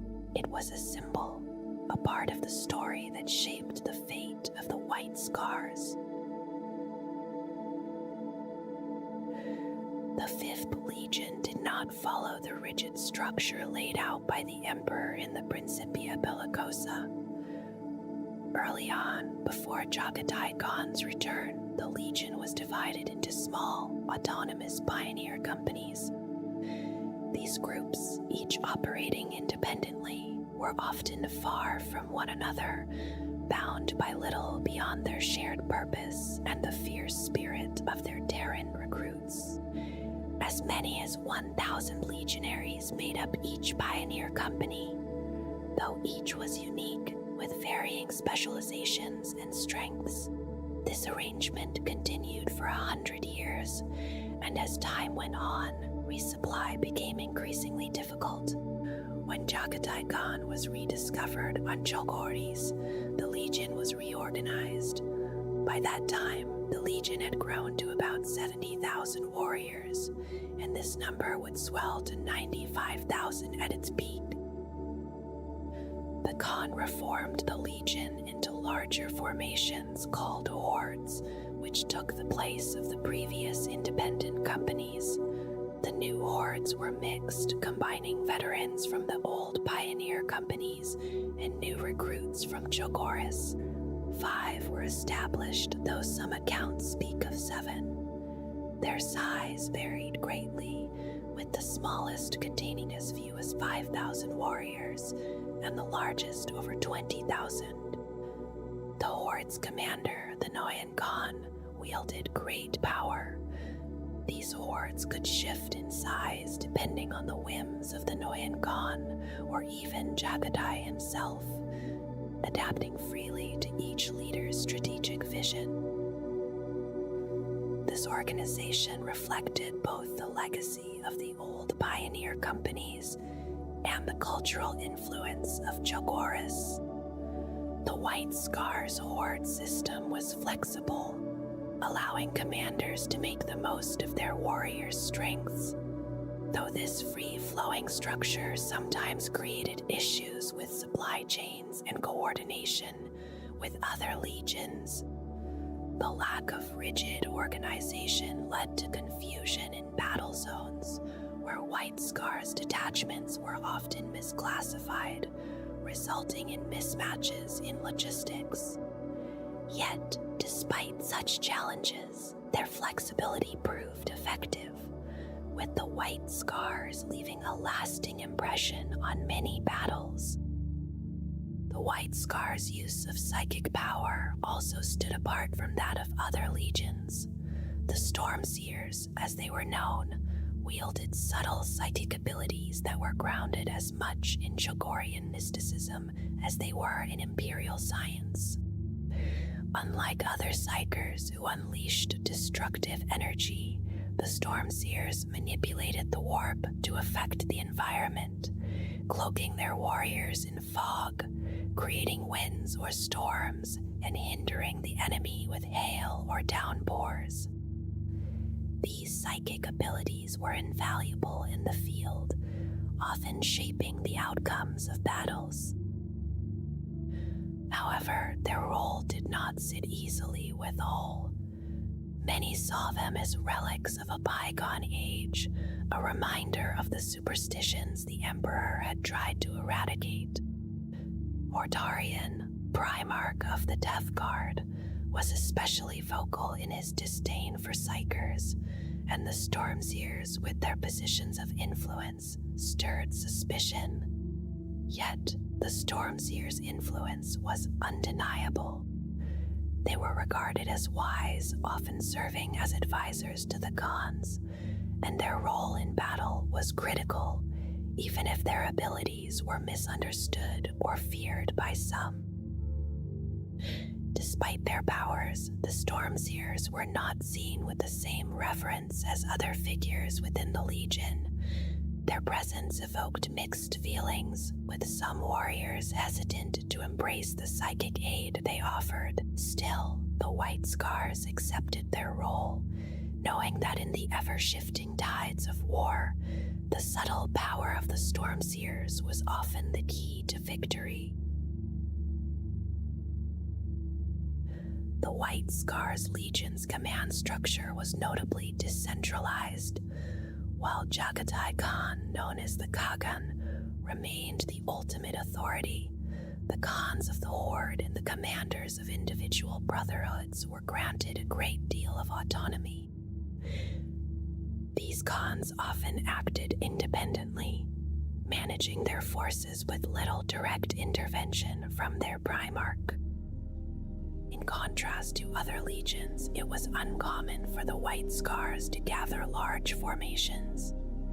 Instead, the Legion often operated in smaller units, with each brotherhood moving alone across battlefields, sometimes attached to larger legions but maintaining their own command.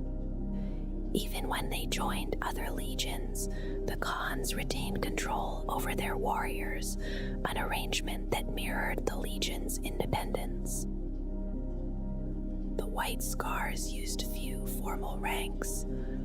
Authority flowed from the Kagan down to the Noyan Khans, and then to the Khans of the Brotherhoods. Each Khan was supported by a council of advisors, and among these, the Stormseers held great influence. In many cases, Khans selected a Kav Khan or first officer to serve as their heir in battle. This officer would assume command should the Khan fall, but the advice of this officer was crucial, with the Kav Khan often guiding the Khan's decisions. The White Scars command structure, with its emphasis on individual leadership and autonomy, allowed each Khan to act as a unique leader.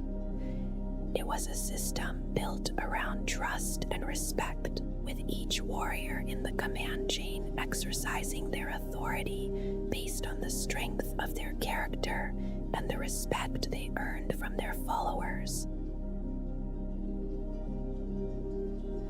The White Scars were never the largest of the Legiones Astartes. In its earliest days, before the discovery of Jabbatai Khan, the Legion numbered around 80,000 warriors. After his return, this number rose to about 95,000.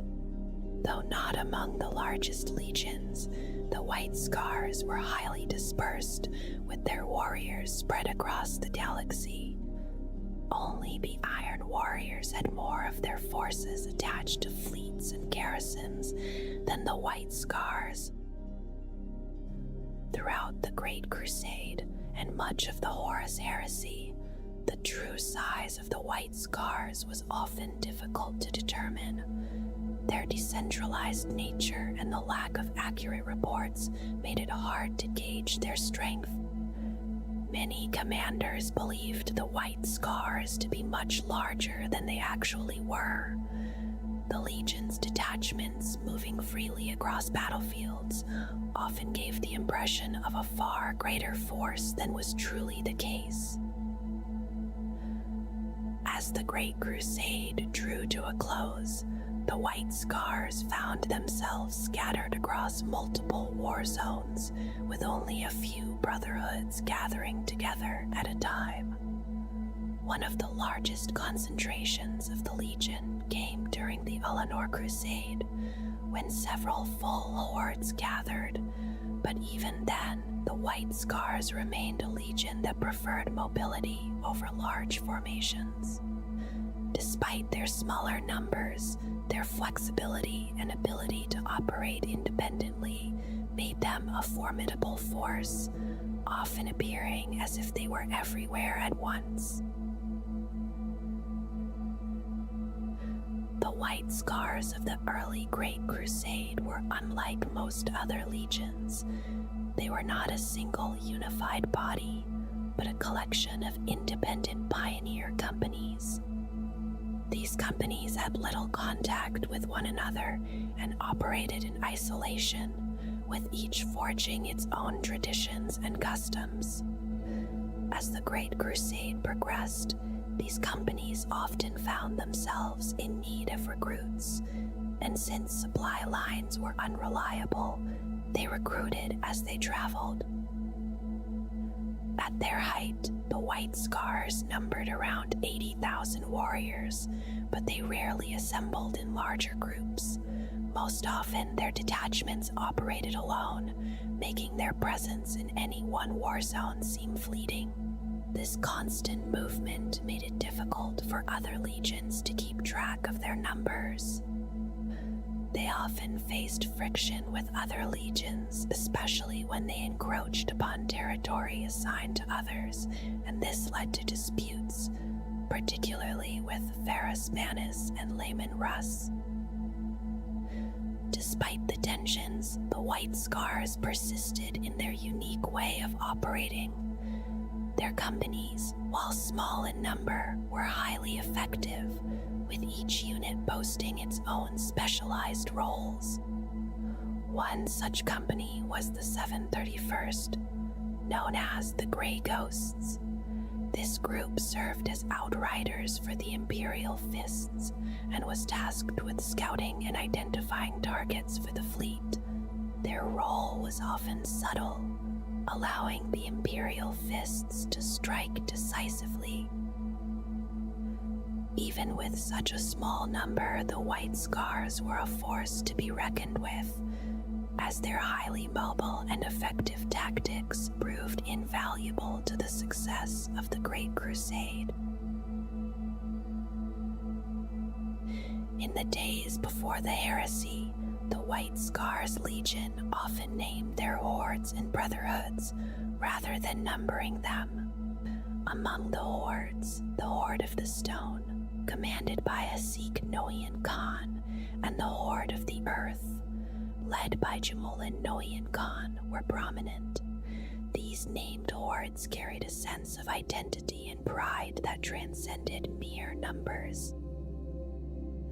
Similarly, the Brotherhoods of the White Scars were named with great significance.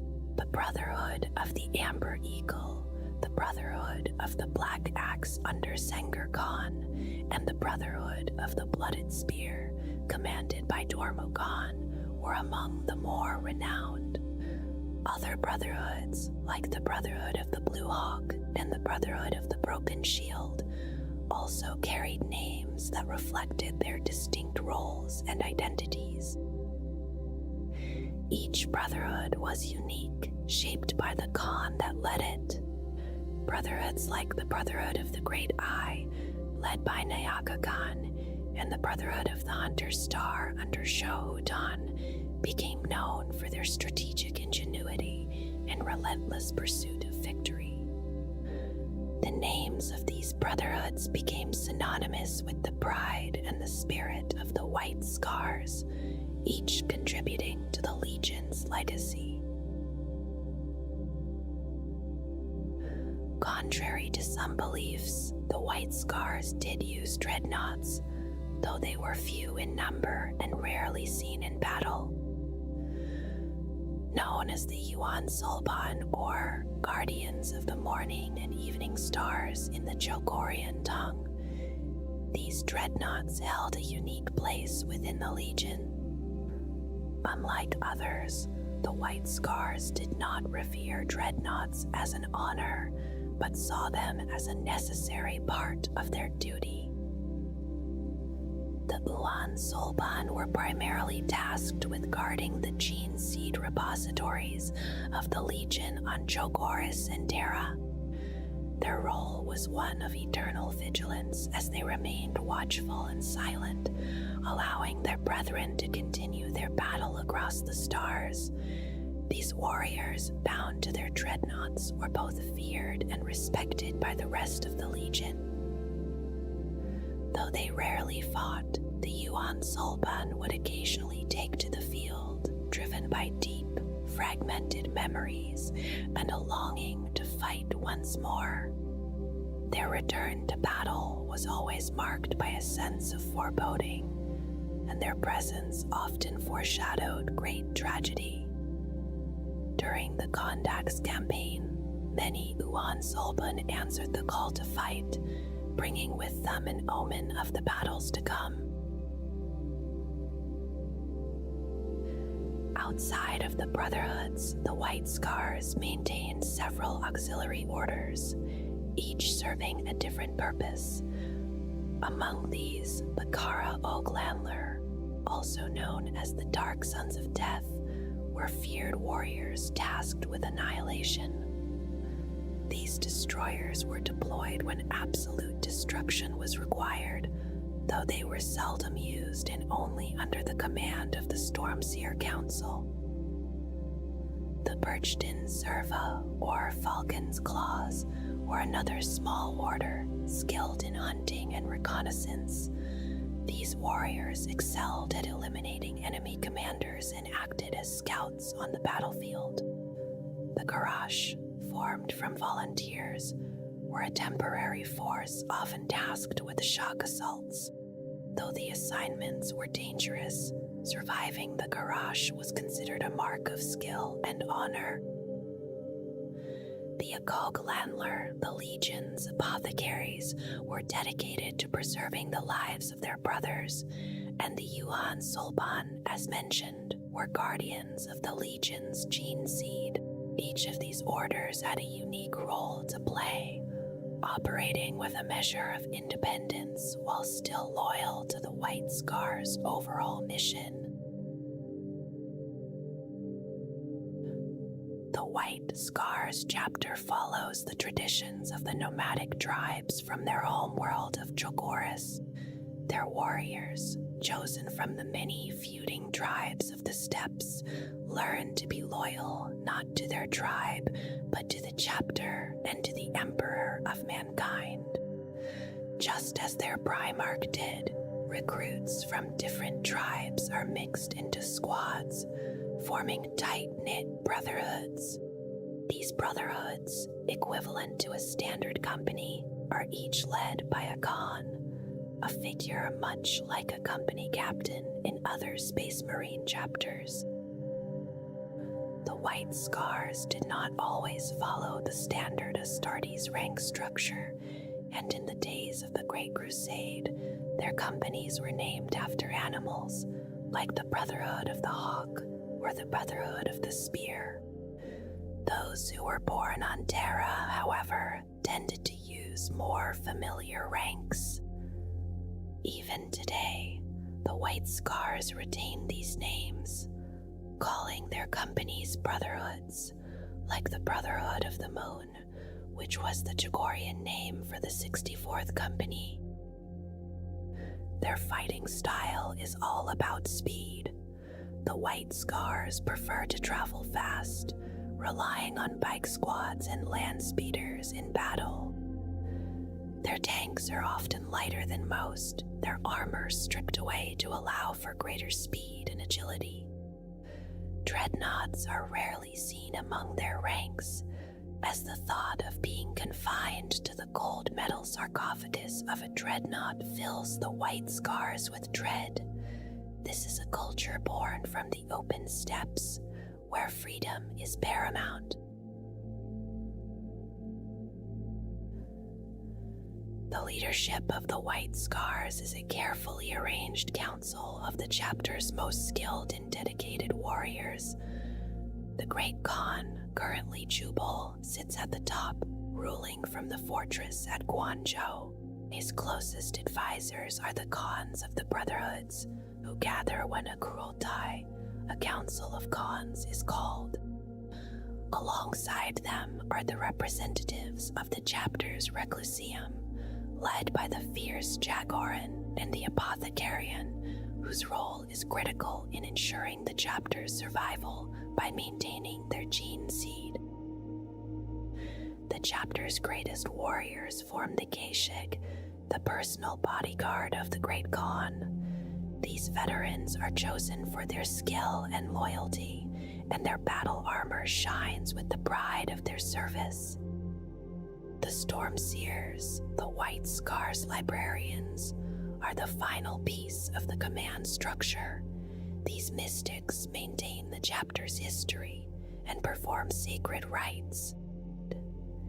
It is the Stormseers who determine the successor when the Great Khan dies. Only a few have been tested by their mysterious trials to be worthy of the title. The White Scars Armory is a vast and intricate place, built into the mountains below Guangzhou. Inside, the hum of machinery and the glow of forge fires fill the air as tech marines and servitors work tirelessly. The armory is essential to the chapter's success, providing the weapons and vehicles needed for their fast-moving warfare. Tanks, like the repulsor Graf tanks, sit alongside land speeders, ready to be deployed at a moment's notice. The Master of the Forge oversees all. Known as Kumkar, he is a master craftsman who controls his domain with the same authority a tribal leader might command his warriors. His devotion to the chapter is unwavering, and he performs his work with an intensity only rivaled by his focus in battle. The armory is not just a place of work, but a sacred space where the warriors of the chapter's future are shaped. In the era Indomitus, the White Scars still follow the structure laid out by the Codex Astartes, forming 10 companies known as Brotherhoods. Each company is led by a Khan, and the first company, called the Spearpoint Brotherhood, is composed entirely of veterans. These veterans fight alongside the battle companies, made up of the 2nd through 5th companies.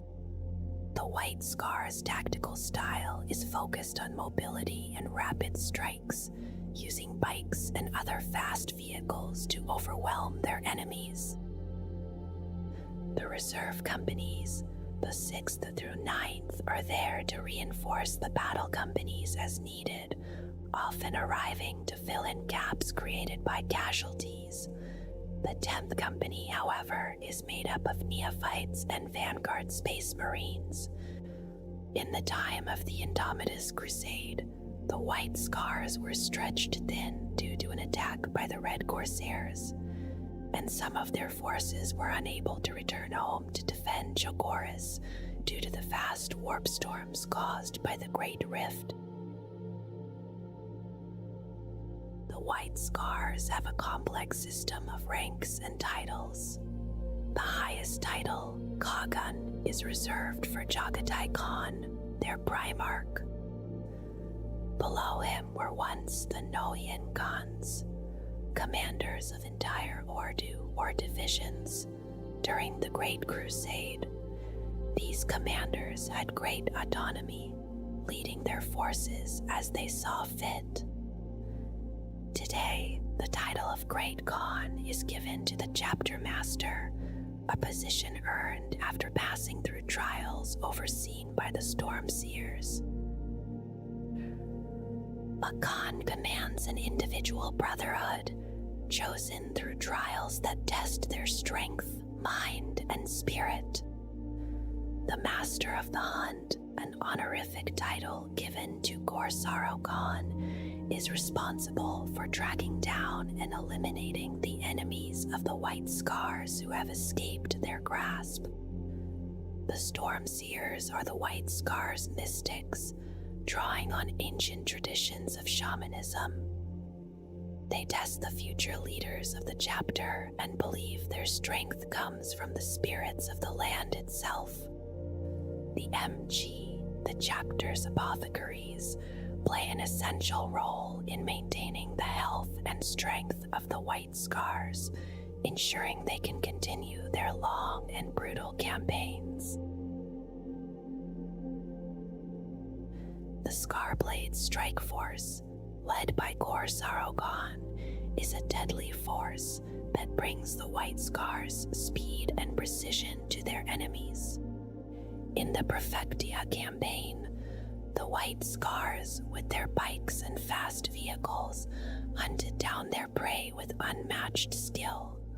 The Tau had become a stubborn foe, one that Gorsaro Khan had vowed to defeat. Even after winning previous battles, the Khan's thirst for revenge against Commander Shadowsun drove him forward. The White Scars army on Perfectia was a storm of lightning speed and relentless power. A core group, the Stormlands Battle Demi Company, led the charge alongside other warriors from the 1st and 10th Companies. Chaplain Jacus inspired them with his fury and passion, leading the charge in battle. Alongside them were Devastator Squad Zog, who brought long-range firepower to bear, and the land speeder Paleclaw, which acted as the scouts for the force. Aerial support was provided by a Stormwing, while the spear-tip strike formation allowed Gorsaro Khan's warriors to strike fast and decisively, circling the enemy and closing in for the kill. Gorsaro Khan himself rode Moondragon, his legendary assault bike, leading the charge with Moonfang in hand. He is a figure of unrelenting determination, focused entirely on his prey. Though his leadership is marked by a deep spirituality and brilliant strategic mind, his warriors follow him with unwavering devotion, ready to charge into battle at his command. As the Great Crusade reached its zenith, the White Scars stood as symbols of unyielding strength and freedom. Under Jagatai Khan, they had forged a legacy of swift strikes and fierce independence, carving their place among the stars. Yet, with the rise of the Horus Heresy, their loyalty was tested as the galaxy fractured and the unity they had fought for began to crumble. The emancipation of Droon had been a final testament to their strength, a victory sealed in the blood of both foes and brothers. Yet the victory felt hollow, for the Khan knew that the coming storm would tear the galaxy apart. The bonds of the legions would be tested, and the White Scar's path would no longer be one of simple conquest, but of survival amidst the chaos. With the galaxy on the brink of war, the Khan's legacy remained an enduring symbol of freedom, loyalty, and the price of unity. Even as the storm of betrayal loomed, the White Scars would ride on, their names etched forever in the stars, bound by the blood that had once sealed their fate.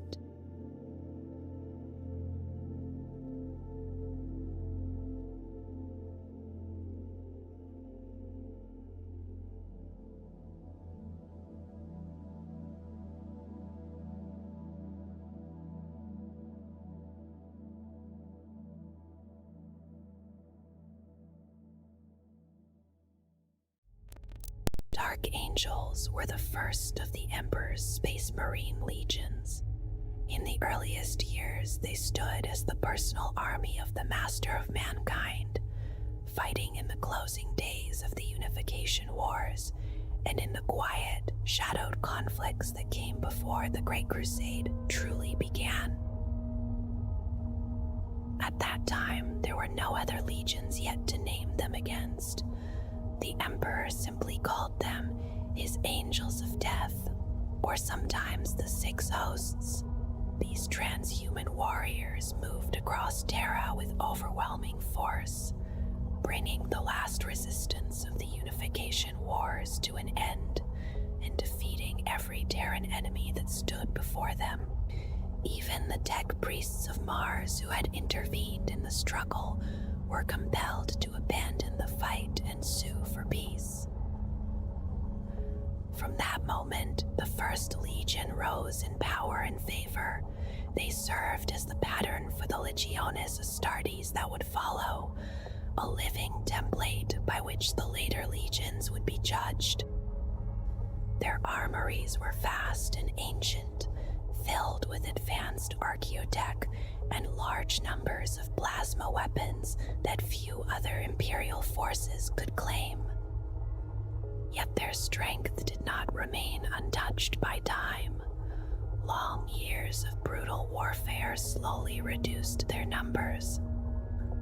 Among the worst of these conflicts were the Rongdan Xenocides, vast and terrible wars whose scale scarred the Legion deeply and drained much of its earlier might. Those trials reshaped the warriors of the First. Their fate changed again when they were reunited with their Primarch, Lion L. Johnson. New recruits soon arrived from his adopted home world of Caliban, a harsh death world ruled by a feudal society of warlike techno-barbarians. The warrior orders of that world offered strong blood for the rebuilding legion, and over time, the customs and martial codes of Caliban became woven into the character of the Dark Angels themselves. The Dark Angels were stark and uncompromising even in their earliest days. They were created to be killers of the most refined kind, warriors who would spend their entire lives in war and death for the Imperium and for humanity. Peace held no place in their purpose, nor the quiet crafts of diplomacy or artistry. They were weapons, and they accepted that truth without excuse. Many of their greatest battles were never written into the records of Imperial compliance. No poets sing of them, and no chronicles celebrate the fallen.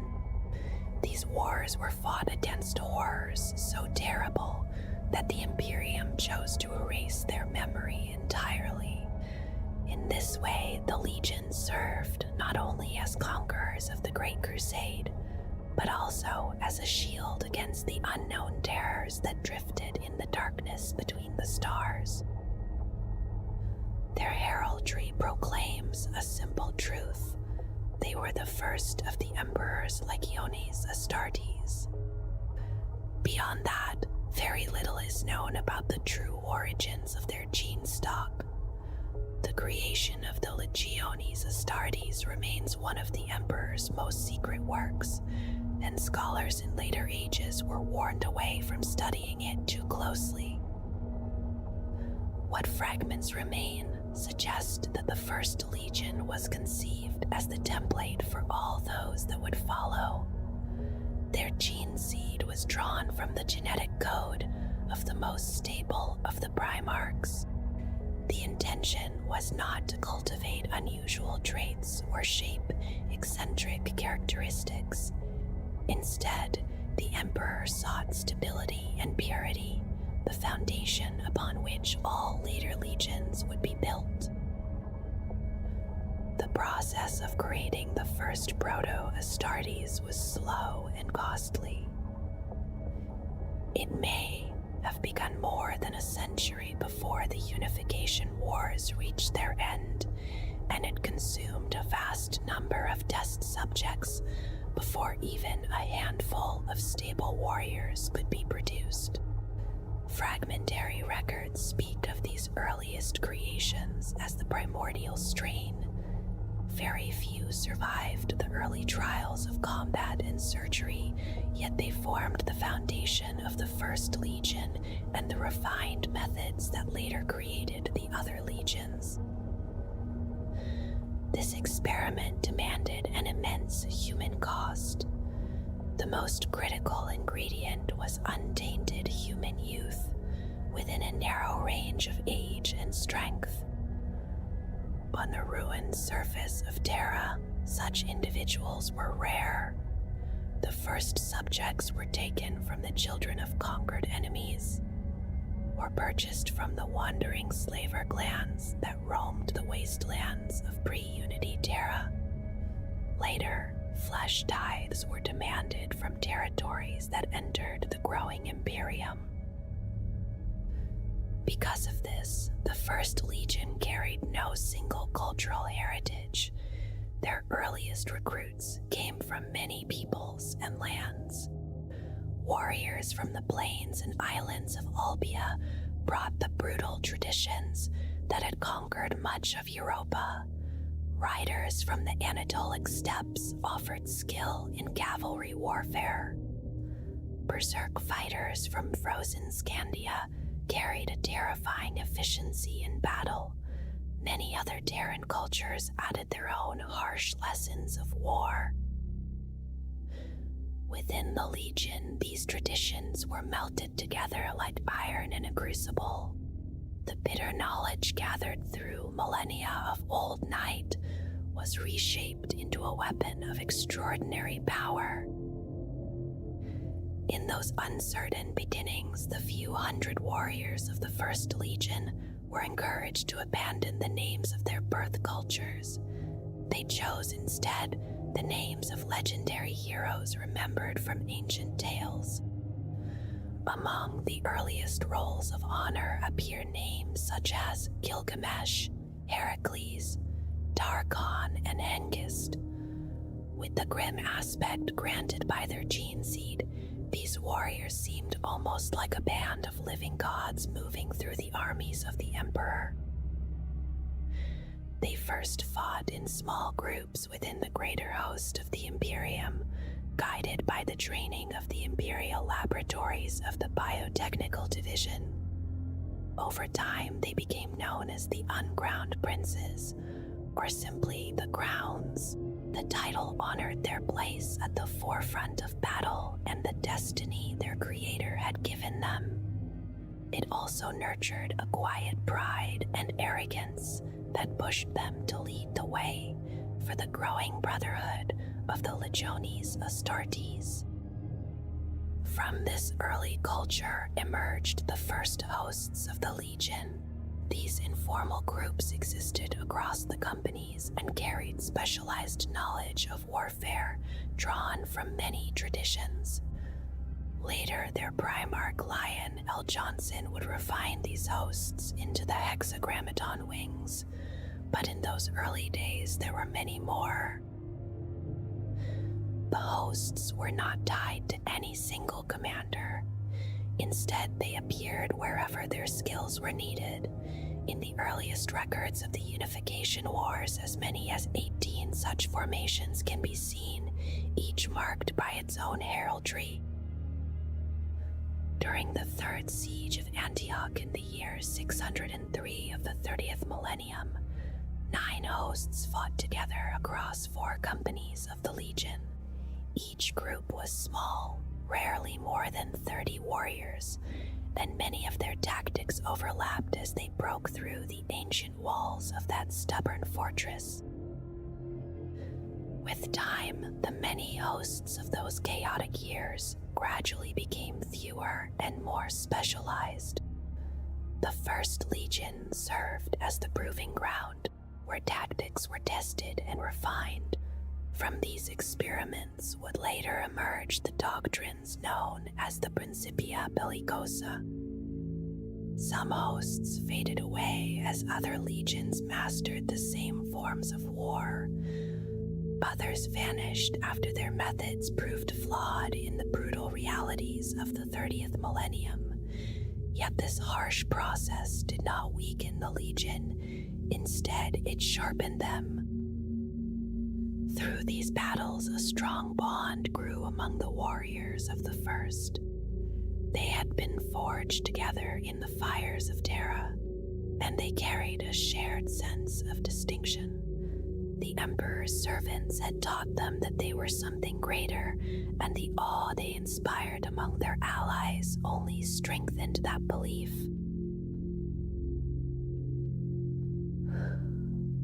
Like all the Legiones Astartes, the First Legion had been created to replace an earlier weapon of the Emperor's wars.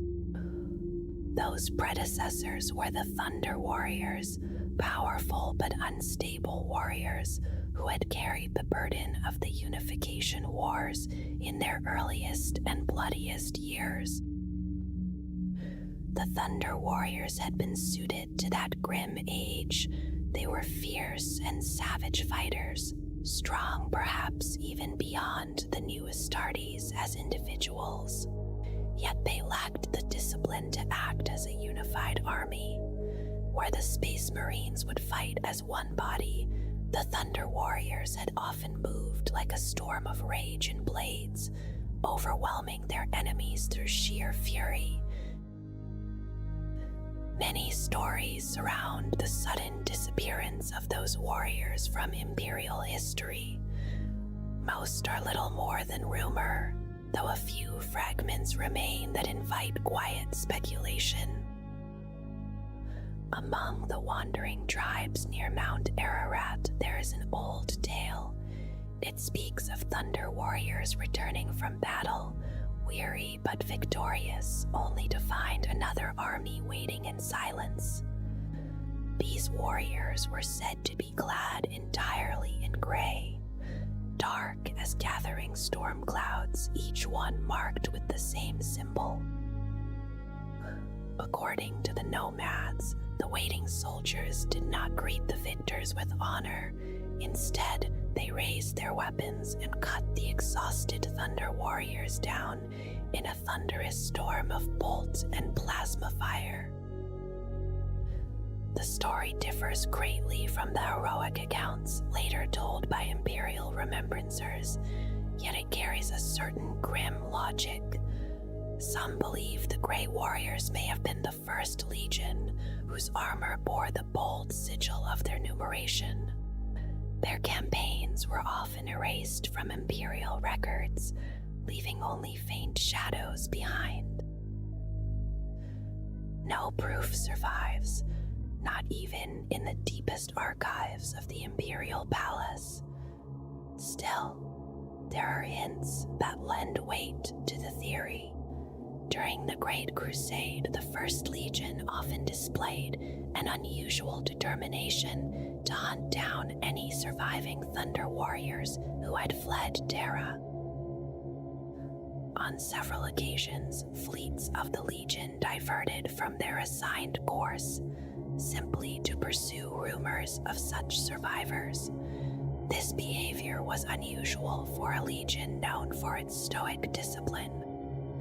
It suggests that the matter carried a personal significance, perhaps even a lingering sense of unfinished duty. Another ancient account tells a different version of the end. In this telling, the Thunder Warriors eventually discovered that their creator had condemned them to short and unstable lives. Faced with the promise of madness and death, they turned their anger toward the Emperor himself. When the rebellion came, it was answered swiftly. A force of several hundred custodians from the Legio Custodes is said to have fought in the Emperor's defense, possibly led by the legendary Constantine Valdor. With them marched several thousand of the earliest Astartes of the First Legion. Together they carried out a merciless culling of the rebellious Gene soldiers. Even so, certainty remains impossible. The First Legion was famous for secrecy, and many of its actions were deliberately hidden by imperial decree. Whatever truly happened in those final moments of the Thunder Warriors, it is likely that the full truth has been lost to history. The First Legion existed to prove what the new Space Marines could truly become. While the other early legions still numbered only a few hundred warriors each, the first had already grown into a vast force of 10,000 transhuman soldiers. Their first great test came at Samarkand on Terra during the Unification Wars. There, in the year 668 of the 30th millennium, the Legion marched into battle as a single army, with the Emperor himself leading them. Before them stood a terrifying enemy.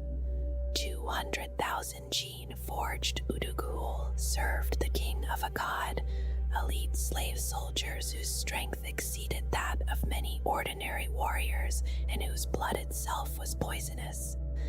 These fighters had long dominated the Upper Asiatic basin and had resisted every earlier assault by the Emperor's forces. The battle was fierce and relentless, yet after 10 solar hours, Samarkand lay in ruins. The Udugul had been shattered and scattered, and the head of the great king of Akkad hung from the belt of the newly appointed Grand Master of the First Legion. That warrior was Hector Thrain. The princes of Terra praised his victory and granted him the title Sinestra of the Emperor, the left hand of the warlord of Terra, and his most fearsome instrument of conquest. At the Emperor's command, the Legion left nothing standing in the ruined city, and most records of the horrors encountered there were deliberately destroyed. After Samarkand, the growth of the other Space Marine legions accelerated rapidly. The success of the first had proven the potential of the new transhuman armies. At the same time, the Legion itself gained a dark reputation among the forces of Unity. They had marched into hell and returned, leaving that hell broken behind them. This victory shaped the path of the Legion for many years to come. Again and again, they were sent against the most terrible threats of the Unification Wars and the early conflicts of the Sol System. Their purpose was always the same. The enemy must be destroyed completely. They fought in places whose details were later erased from the records of history. Among them were the battle at Fortress 31 in the Dulian wastes of ancient Terra, and the struggle at Karnakon within the cryovolcanic mountains of Sedna. Many foes they faced were so monstrous that even the archives of the Emperor's libraries carried only faint traces of the events. To fight such battles, the Emperor opened the armory vaults of the Imperial Palace. From those hidden chambers, the Legion was granted weapons forbidden to others. They alone were trusted to wield some of the darkest creations of mankind. Under Hector Thrane's command, the Legion destroyed the warped cities of Kadun and Molay. They unleashed gene-phage munitions to cleanse the moon Enceladus of the Grave infestation that had taken root there.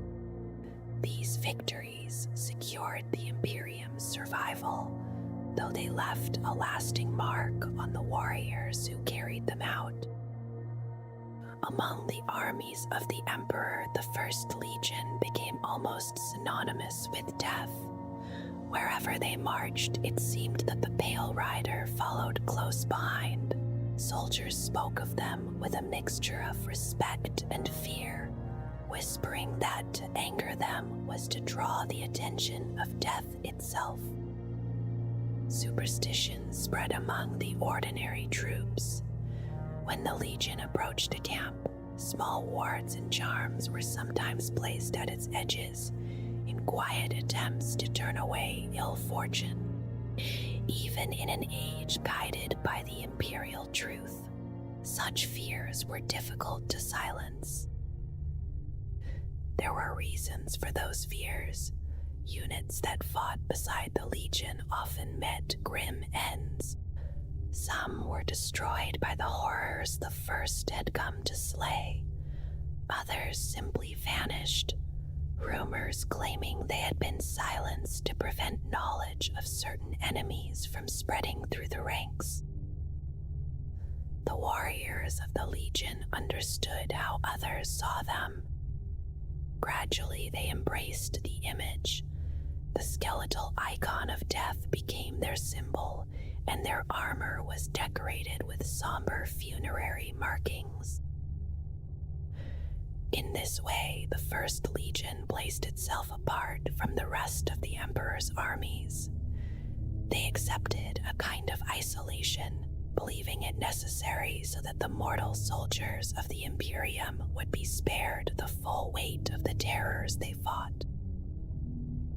To some of the other legions, this attitude appeared as arrogance rather than sacrifice. Yet the masters of the First Legion ignored such judgments. They remained content to move through war surrounded by dark rumors, acting as the Emperor's left hand. While other legions celebrated victories of conquest, the First Legion fought the hidden wars. Their triumphs were rarely praised, yet they carried the burden willingly, a grim weapon concealed behind the bright banners of the Imperial Army. Far beyond the bright inner worlds of the Sol system, the warriors of the First Legion carried out a lonely duty, while the younger legions slowly grew in strength and prepared for the coming expansion of the Imperium.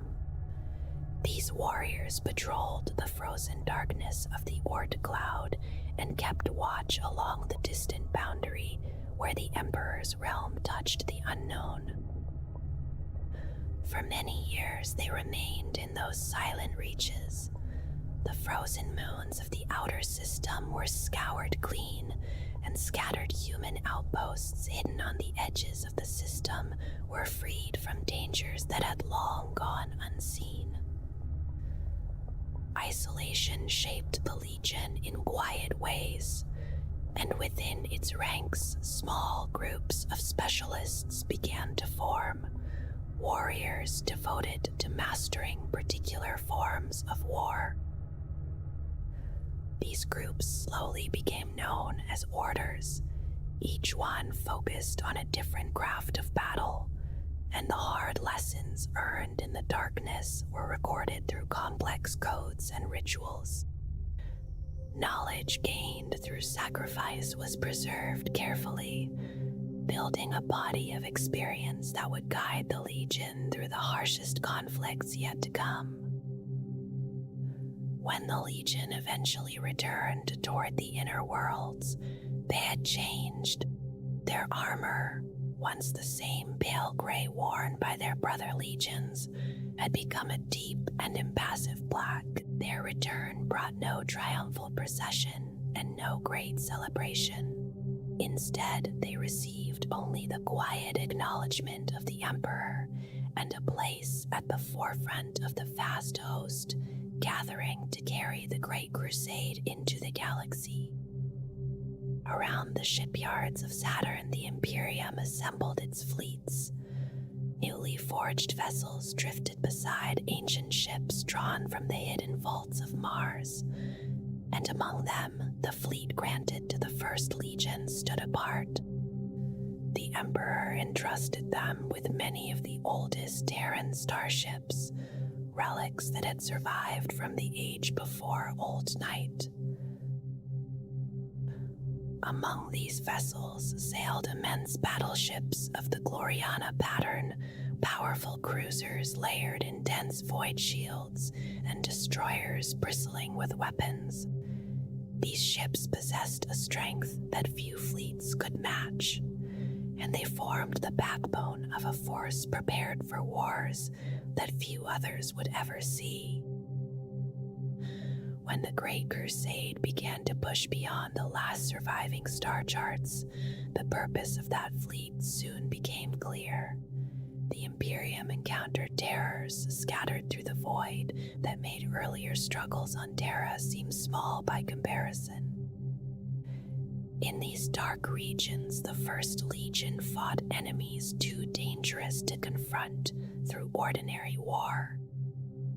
Against such threats, they used weapons born in the forgotten science of Old Night. Gene-phage weapons and devastating radiation devices were unleashed against enemies whose destruction demanded absolute certainty. Where the Legion struck, entire infestations vanished, leaving only silent worlds where the enemy had once been. In those early years, the title Angels of Death belonged to them alone, while other legions brought distant human worlds into Imperial compliance. The First Legion hunted creatures and powers whose existence was rarely recorded. Leadership within the Legion rested once more in the hands of the Council of Masters. The Legion itself had become widely scattered across the galaxy, its chapters and hosts fighting separate wars as each sought to prove its worth and restore the honor they believed had faded. Victory still came to them in many places, though it often demanded a terrible cost. Their warriors faced grueling battles that pushed them beyond the endurance of ordinary soldiers, and their reputation as relentless fighters spread through the Imperium. This path could easily have led to the slow destruction of the Legion. Continual warfare and relentless pride might eventually have broken even such powerful warriors. During these uncertain years, an unexpected discovery changed the course of their story. A small fleet of roaming warriors from the White Scars encountered a distant world called Caliban, and from the dark forests of that world, the Emperor would soon bring forth the figure who would alter the destiny of the First Legion. Fragments of these wars survived only in sealed archives. One account spoke of Betelgeuse, where warriors of the Legion assaulted a world whose mountains had been hollowed to shelter a monstrous living infection that had spread across many systems. Another described the ruined worlds of the Osiren cluster, where the Legion destroyed a sentient engine of planetary destruction created by some long-vanished empire. Many such campaigns ended with their records hidden away to protect the sanity of those who might read them. To those outside the Legion, the early record of the first seems strangely quiet. While other legions claimed hundreds of compliant worlds, the first had fewer victories that could be openly celebrated. Yet the lessons learned in their hidden wars shaped many of the doctrines later used by the Legiones Astartes, and their influence spread quietly through the Imperium's military traditions. Through these trials, the Legion grew into a formidable force. It commanded more warriors, larger fleets, and greater weapons than any of its brothers during the early years of the Crusade. Its Grand Master stood close beside the Emperor in the Imperial Court, his counsel valued almost as highly as that of Malcador the Sigillite and Horus Lupercal. For a time, the First Legion stood at the height of Imperial strength. Allies respected them, enemies feared them, and their black armored warriors became a symbol of relentless determination. Yet within this success, a slow change had begun to take root, and the pride that had once sustained them gradually began to shape their decisions in ways that would lead them toward a difficult future. As the Great Crusade spread outward through the galaxy, the character of the First Legion slowly shifted.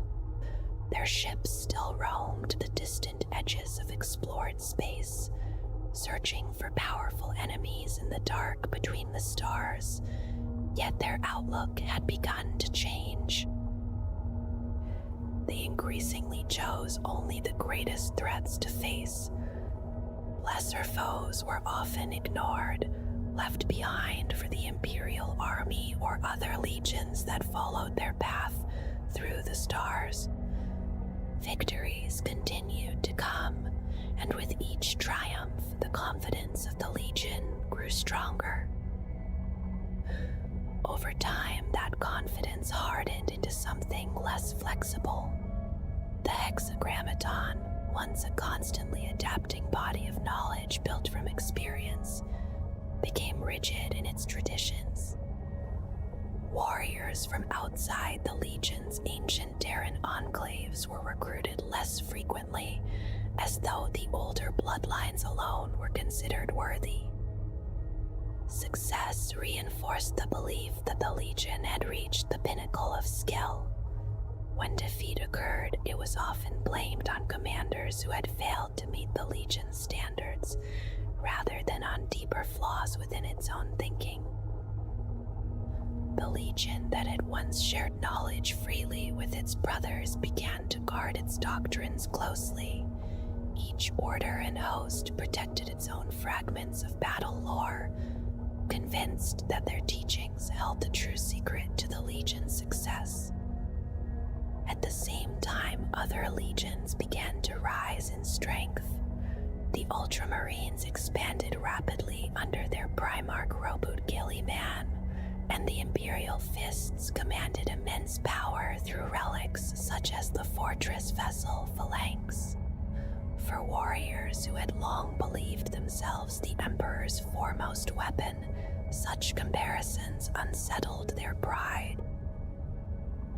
The turning point came in the system of Canis Balor. The world there seemed insignificant at first, inhabited by an alien species not yet studied by the Legion's scholars. Confident in their long record of victory, the First Legion committed only a modest force to the assault. The enemy proved unlike anything they had faced before.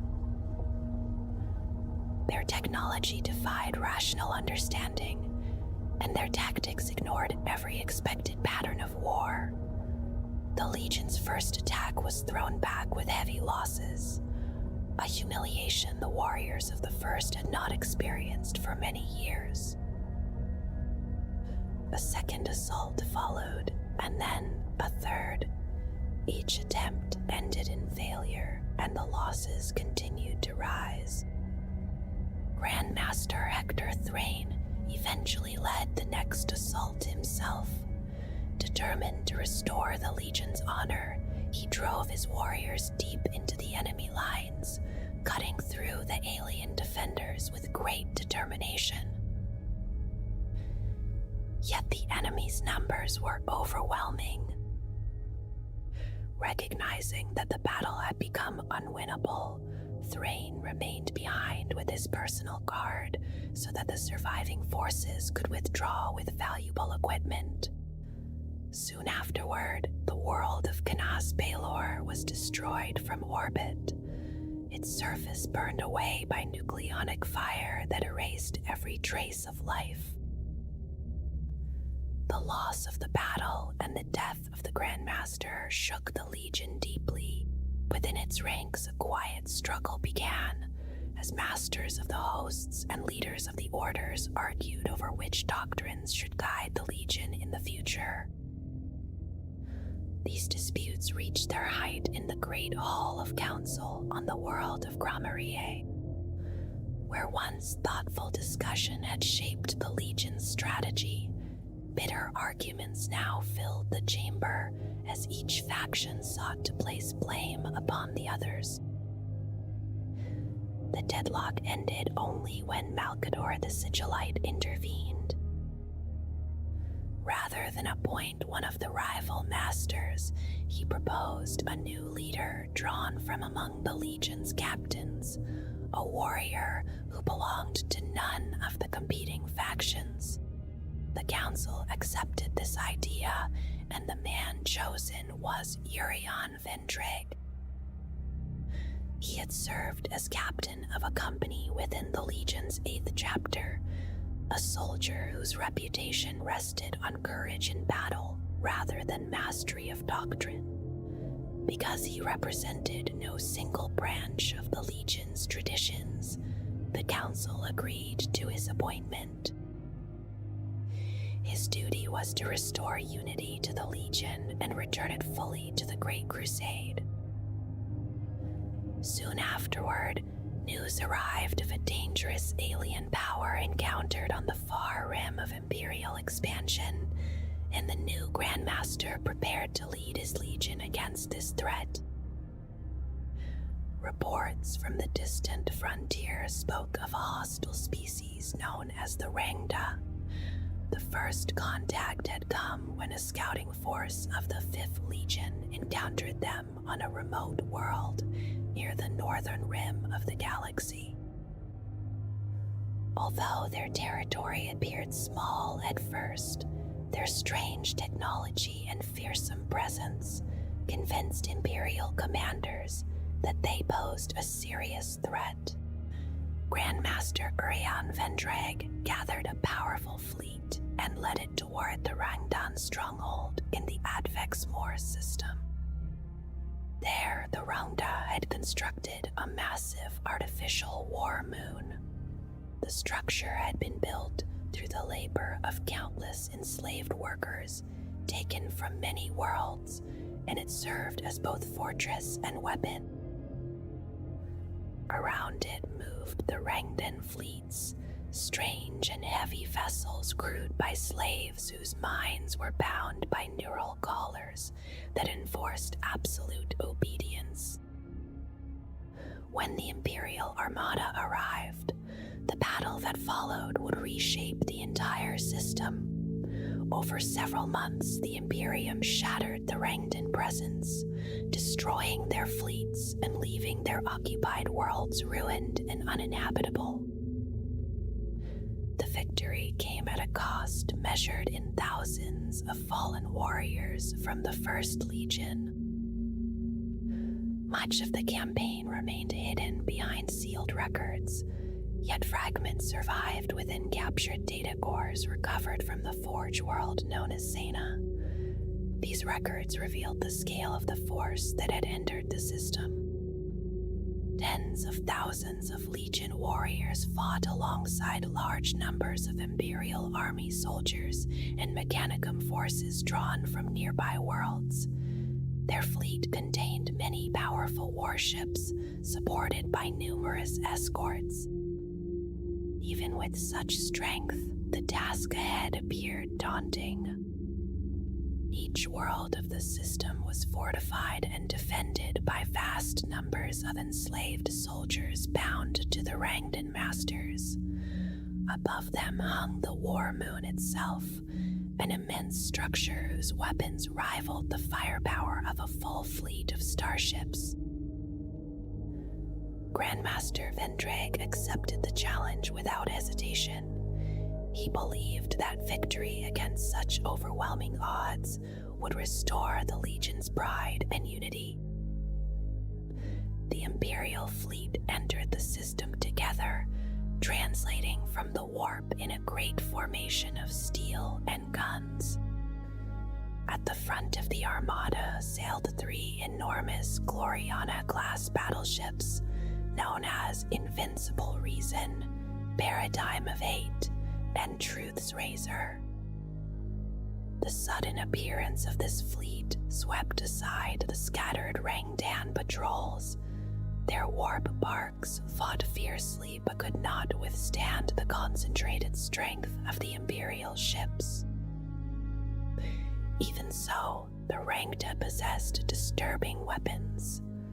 Naval crews spoke of the eerie bursts of energy that left dark shadows where living beings had once stood, and these blasts became known among the sailors as shadow blasters. While the fleet fought above the planets, the Legion began its assault on the outer worlds. Grandmaster Vendrag personally led the attack on a frozen world where fuel was refined beneath a crust of ice. The defenders there were few compared to the invading force, yet the battle carried symbolic importance for the Legion. 1,000 warriors of the First Legion faced a much larger mass of enslaved soldiers driven into battle by their alien overseer. The struggle lasted only a few hours before the disciplined lines of the Astartes broke the attacking hordes. Deep beneath the ice, Vendrag confronted the Rangdan overseer who commanded the world. When he returned to the surface, he carried the alien's severed head before his assembled warriors. In the months that followed, the remaining outer worlds of the system were taken one by one. Each victory brought the Legion closer to the central planet, where the true battle of the campaign would unfold beneath the looming shadow of the War Moon. When the Imperial fleet advanced toward Advex Mors Primus, the Rangdan defenders changed their tactics. Their ships did not rush forward as before, but formed a tight defensive ring around the War Moon, forcing the Imperium to fight directly into the concentrated fire of their weapons. The void filled with blinding flashes as both sides unleashed their guns. Imperial macro cannons thundered through space, while the strange green bursts of Rangdan shadow blasters cut through hulls and shields alike. Entire squadrons vanished in the opening exchanges, and even the strongest ships struggled to endure the relentless barrage from the massive War Moon. The Imperium had hoped to avoid such a brutal engagement, yet there was no other path to the planet below. The turning point came through the sacrifice of one of the fleet's greatest vessels. The ancient battleship Paradigm of Hate pushed forward through the enemy formation despite terrible damage. With its shields collapsing under heavy fire, The ship drove directly into the surface of the war moon and tore open a vast wound in its metal skin.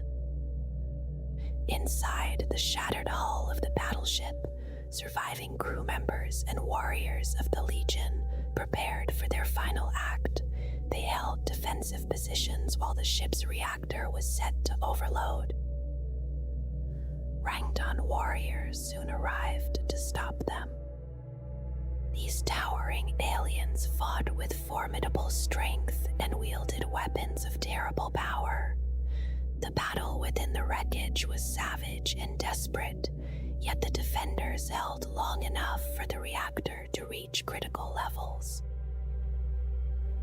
The resulting explosion spread through the war moon like the birth of a small sun.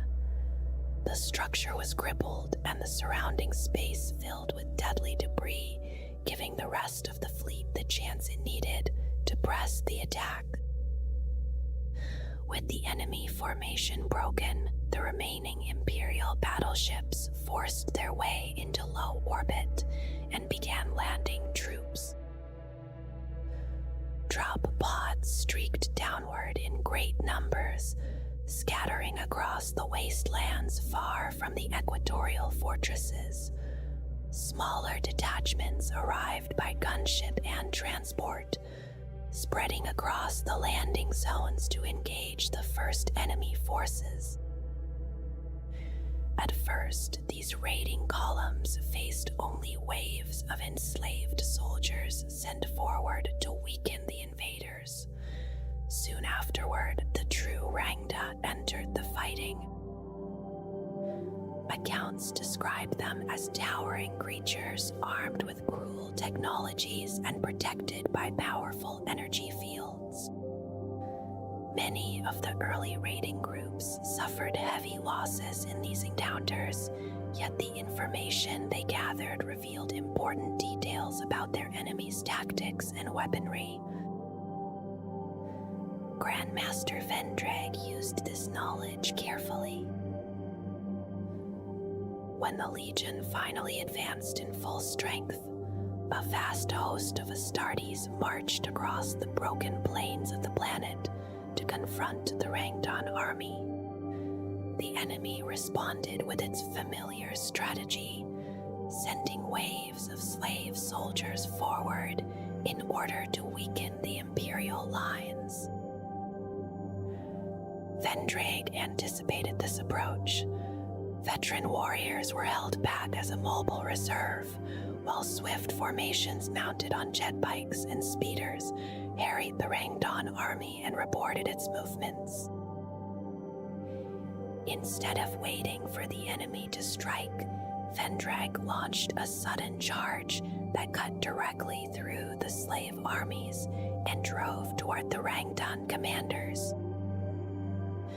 The alien overlords accepted the challenge and met the Legion warriors in brutal close combat. The clash was fierce as energy shields burned the air and heavy tyrannic blades struck against alien armor. Amid the chaos, the two commanders faced each other. The Rangdan Warmaster towered above the human warrior and fought with a weapon that carried a deadly toxin. The duel lasted a long time while the battle raged around them, and both leaders endured terrible wounds. Despite the poison spreading through his body, Vendrag continued the fight until the alien finally fell beneath his blade. When he lifted the severed head of the Warmaster before the battlefield, the Rangdan army broke and began to retreat.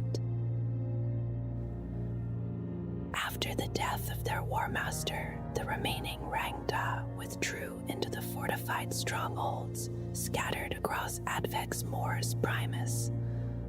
The war then shifted into a long series of sieges as the Legion surrounded each fortress and destroyed it methodically.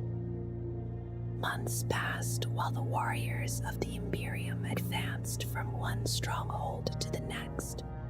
When the work was finished, the surface of the world lay in ruins, and the shattered remnants of the war moon above were swept clean of the alien survivors who had taken shelter within its wreckage. The victory was complete but extremely costly. Many thousands of Legion warriors had fallen, and numerous Imperial ships were lost in the struggle, including the ancient battleship Paradigm of Hate, whose wreckage could not be recovered. Stories of the campaign spread across the Imperium through the remembrancers who had witnessed the war. They described how the Legion had faced one of the most dangerous enemies beyond the Imperium's borders and crushed it entirely. Despite the triumph, unrest within the Legion continued to grow. The pride that had taken root within its ranks was not satisfied, and soon the warriors of the First sought new victories to restore the greatness they believed had been diminished. One such opportunity appeared on the fortress world of Carcassarne. This powerful stronghold had resisted the Ultramarines for many weeks, and their Primarch rowboat Guilliman had chosen a careful strategy of siege to break its defenses. When the warriors of the First arrived, they chose a different path. Seeing an opportunity to prove their strength, they gathered a great force and marched directly toward the towering gates of the fortress. Thousands of black-armored warriors advanced beneath ancient banners that had once flown beside the Emperor himself. The defenders unleashed devastating fire from the walls. Cannon and hidden weapons tore into the advancing ranks, and many warriors fell before reaching the gates. Even so, the Legion forced its way forward. Through sheer determination and heavy losses, they created a breach that allowed their guns to shatter the great gates and open a path into the city beyond. Guilliman and his Ultramarines advanced behind them, moving slowly and securing each position with caution. The warriors of the First pressed ahead more quickly and reached the central citadel before their allies. At the moment of victory, the defenders triggered a final act of desperation. A hidden atomic device buried beneath the tower detonated as the Legion approached. The explosion collapsed the structure and buried Grandmaster Urion Vendrake along with the warriors of his personal guard. Although the fortress world was ultimately conquered, the victory carried a heavy sense of bitterness. Guilliman offered no praise to the battered warriors of the First. Instead, he spoke to them quietly among the ruins, reminding them that pride could turn triumph into something hollow. Soon afterward, the Legion abandoned the world of Carcassarne, leaving it in the hands of the Ultramarines. The battle honor was removed from their records and remembered only by an empty laurel. From that moment, a quiet sense of resentment followed them through their later campaigns. As the Great Crusade moved towards its middle years, the First Legion found itself standing at a difficult point in its history. The years since the death of Grandmaster Urion Vendrake had reduced their numbers, yet their determination had not diminished. Their fleets had suffered losses and their warriors had fallen in many brutal campaigns, but their fighting skill had been sharpened by constant war. To allies, they appeared as grim seekers of battle, who were always searching for the most dangerous enemies. Retreat was rarely considered, even when the odds seemed overwhelming. In the earliest years of the First Legion and its Primarch, there was always far more rumor than certainty. And Even among those who served him closely, the beginnings of Lion L. Johnson's life remained wrapped in half-remembered stories and uncertain recollections. What little was known spoke of a child carried through the warp from the Emperor's hidden gene laboratories beneath the Himalayan mountains. A fragile life cast across the stars before finally descending upon the distant death world of Caliban within the dark reaches of the Segmentum Obscurus.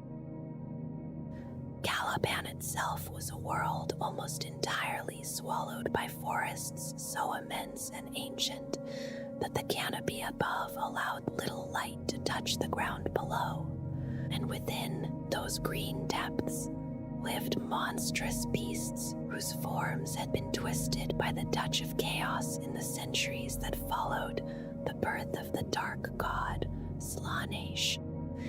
These creatures hunted endlessly among the trees and ruins of forgotten ages, and within that same wilderness, the young Primarch somehow endured alone, living far from human settlement like a silent and watchful hunter. The people of Caliban survived behind fortress monasteries raised against the terrors of the forests, and their defenders were knightly orders of warrior aristocrats who rode to battle on horseback while carrying relics of lost technology preserved from the time before the age of strife. Some bore primitive bolt pistols and wore simple suits of power armor, passed carefully from one knight to another through generations. And yet, despite such relics of forgotten science, their society remained largely feudal and bound to ancient traditions. Among these brotherhoods, one order stood apart, known simply as the Order, whose ranks included both commoners and nobles, rather than drawing solely from Caliban's aristocracy as the other knightly societies did.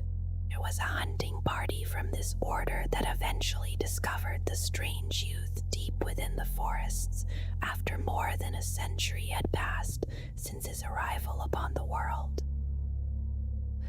No one could say with certainty how long the Primarch had survived there among the monstrous Himric creatures that prowled the woodland darkness, though some believed it could not have been more than a decade, while others whispered that the forests themselves remembered his presence for far longer. Stories had circulated among nearby settlements of a strange spirit moving through the woods, a small figure shaped like a man whose passing left mysterious marks upon the trees, and such tales had lingered for nearly a century before the lion was finally found. Whatever the truth of those years, the forest had shaped him in ways few could easily understand. In that place of endless danger, he had learned patience and silence, discovering that survival depended on striking only when victory was certain, and that once battle began, it ended only with death. He fought the horrors of Caliban with his bare hands and a relentless will that proved stronger than forged steel. When the knights first encountered him, they saw not a frightened youth, but a calculating hunter whose composure resembled the very beasts they hunted. And some among them believed it would be wiser to slay him where he stood rather than risk bringing such a creature into their world. Only one voice opposed that judgment with certainty, and that voice belonged to the knight named Luther. Luther had long served as one of Caliban's champions through the bleak years of Old Night, and he chose instead to claim the strange youth as his charge, giving him the name Lion L. Johnson, which in the Calibanite dialect of Low Gothic meant the lion, son of the forest. Under Luther's guidance, the Primarch learned the codes and laws of the Order and slowly came to understand that battle could serve a purpose greater than simple survival. The Lion was taken to the fortress monastery of Alduruk, where he learned the customs of human society with astonishing speed, mastering language and culture far faster than anyone around him had believed possible. Before long, he had risen within the Order as a formidable warrior and leader, though of his time alone in the forests he rarely spoke. As his reputation grew, he called for something few had dared to imagine: a great crusade to rid Caliban of the monstrous beasts that had haunted the forests for generations beyond counting. The proposal spread quickly through the knightly brotherhoods and gathered support despite the immense danger it promised. The campaign that followed stretched across nearly a decade of relentless warfare, as the knights pushed deeper into the forest than any had ever dared before, hunting the nests of the monstrous creatures that had plagued their world since ancient times. The Lion proved not only a brilliant warrior, but also a leader whose quiet confidence drew countless new recruits to the Order, swelling its ranks beyond anything previously known. He stood always at the forefront of battle, not out of desire for glory, but simply because action demanded it.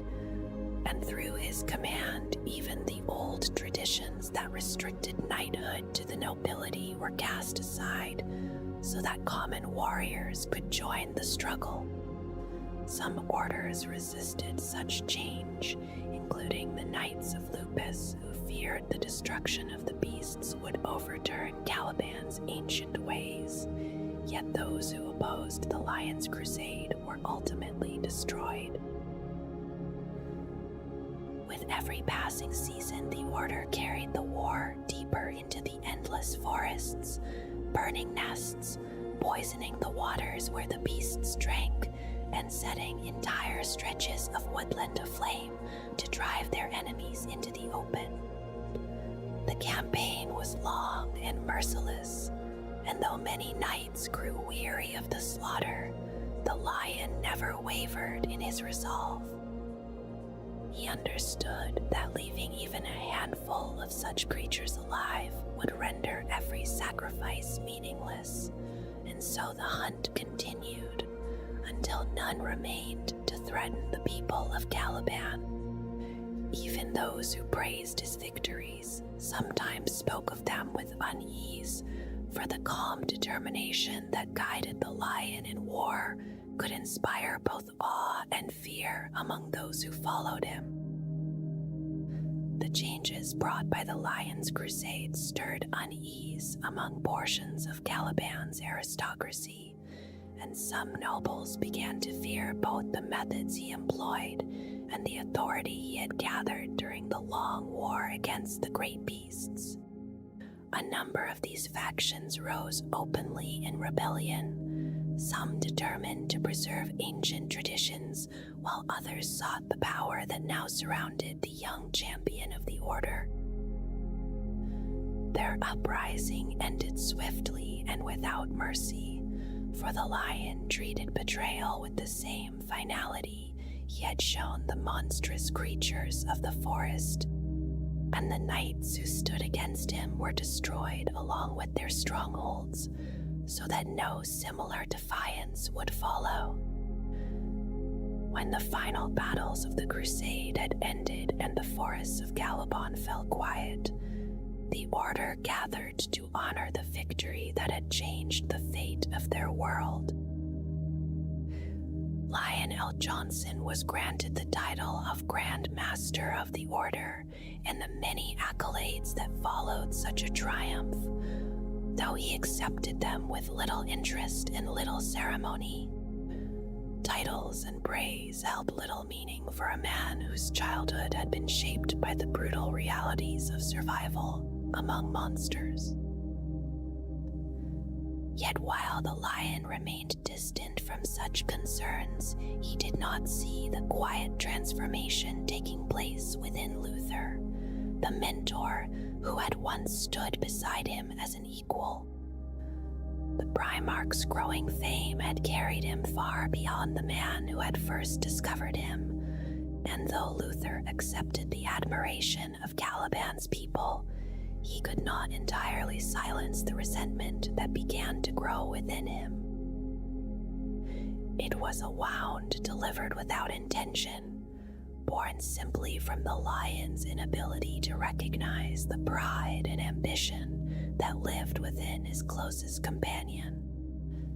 Had events unfolded differently, perhaps the peace that followed the destruction of the great beasts might have allowed that bitterness to fade with time. Instead, the Emperor of Mankind arrived soon after the crusade ended, descending from the heavens to claim the son who had been lost to the galaxy since infancy. With that arrival came a future far beyond the forests of Caliban. The Emperor recognized Lion L. Johnson as one of the Primarchs created to lead his Space Marine legions, and he placed the Primarch in command of the First Legion, whose warriors were drawn from the Lion's own genetic heritage. In honor of an ancient Calibanite legend, the Legion was renamed the Dark Angels, a title that reflected the grim nature of the warriors who had come before their new lord. Soon afterward, the Lion departed for Terra to take his place within the great war the Emperor had begun, carrying with him the uncompromising methods forged during his years among the forests of Caliban. His role within the Imperium would become that of a relentless watchman at the edge of humanity's dominion, entrusted with weapons and duties too terrible to place in any other hands. Those who came to know him would see a warrior defined by cold resolve rather than passion, a being shaped by the silent darkness of Caliban's forests, where hesitation meant death. In that sense, Lion L. Johnson became something almost elemental, a living embodiment of war stripped to its most brutal purpose, and with his return to the Imperium, the fate of the galaxy began to shift around him. Not long after the final victories against the great beasts, the skies above Caliban carried a sight no inhabitant of that world had ever witnessed before. In the year 846 of the 30th millennium, the Emperor of Mankind arrived, accompanied by a small force of warriors drawn from the First Legion, having traced the psychic presence of one of his lost Primarchs to the forest world. From the moment Lionel Johnson stood before the Emperor, there existed between them a bond that required no explanation, and the Primarch swore his loyalty without hesitation.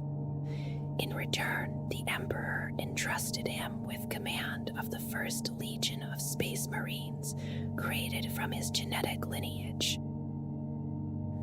At that time, the Great Crusade had already spread across the stars as the Imperium sought to reunite the scattered colonies of humanity after the long darkness of Old Night. The Emperor's legions of Space Marines had driven countless alien empires from human worlds, and through the reports of distant scouts, the Imperium had finally rediscovered the isolated planet of Caliban. Only a small honor guard of the Legion had accompanied the Emperor on this journey, for the greater part of the Legion remained dispersed across distant battlefields of the Crusade.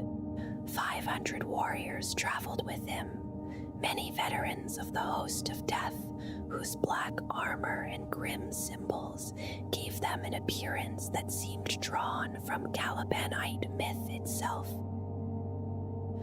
When these warriors assembled before the fortress of the Order and knelt before the lion, it felt as though ancient legends had taken living form, a host of dark angels acknowledging their lord.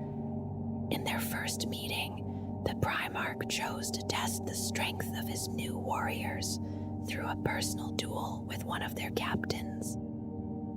Steel from Caliban met the power blade of a warrior clad in heavy cataphracti armor, and though the battle was fierce, the lion left his opponent wounded upon the ground. From that moment, both Primarch and Legion recognized each other's strength, and the title Dark Angels soon spread through the ranks as their shared name. Soon afterward, the Emperor came in person to the fortress monastery of the Order, formally welcoming Caliban into the Imperium and declaring that its forests would be cleared to support the industry needed for the Great Crusade. The arrival of the Emperor's fleet became a moment preserved in Calibanite legend for centuries to come. Not all welcomed the transformation that followed. A handful of conservative knights attempted to strike against the Emperor, fearing the sweeping changes that imperial science and culture would bring to their world. Their attempt ended swiftly, and those responsible were executed as traitors by the warriors of the Legion. Across the galaxy, news of the lion's discovery spread through the scattered formations of the First Legion, stirring mixed reactions among its warriors. Some threw themselves into battle with renewed fervor to honor their Primarch, while others sought to abandon their campaigns so they could return to Caliban and swear their loyalty in person. While the lion traveled to Terra with the Emperor to learn of the vast war he was now destined to lead, the warriors who remained upon Caliban began preparing the world to serve the Imperium. Trials were organized among the knightly orders to determine which individuals possessed the strength and character required to become aspirants for the Space Marines. These contests served another purpose as well, testing whether the human population of Caliban possessed the genetic stability necessary for recruitment into the Legion. Only a handful proved worthy of advancing to the next stage of transformation.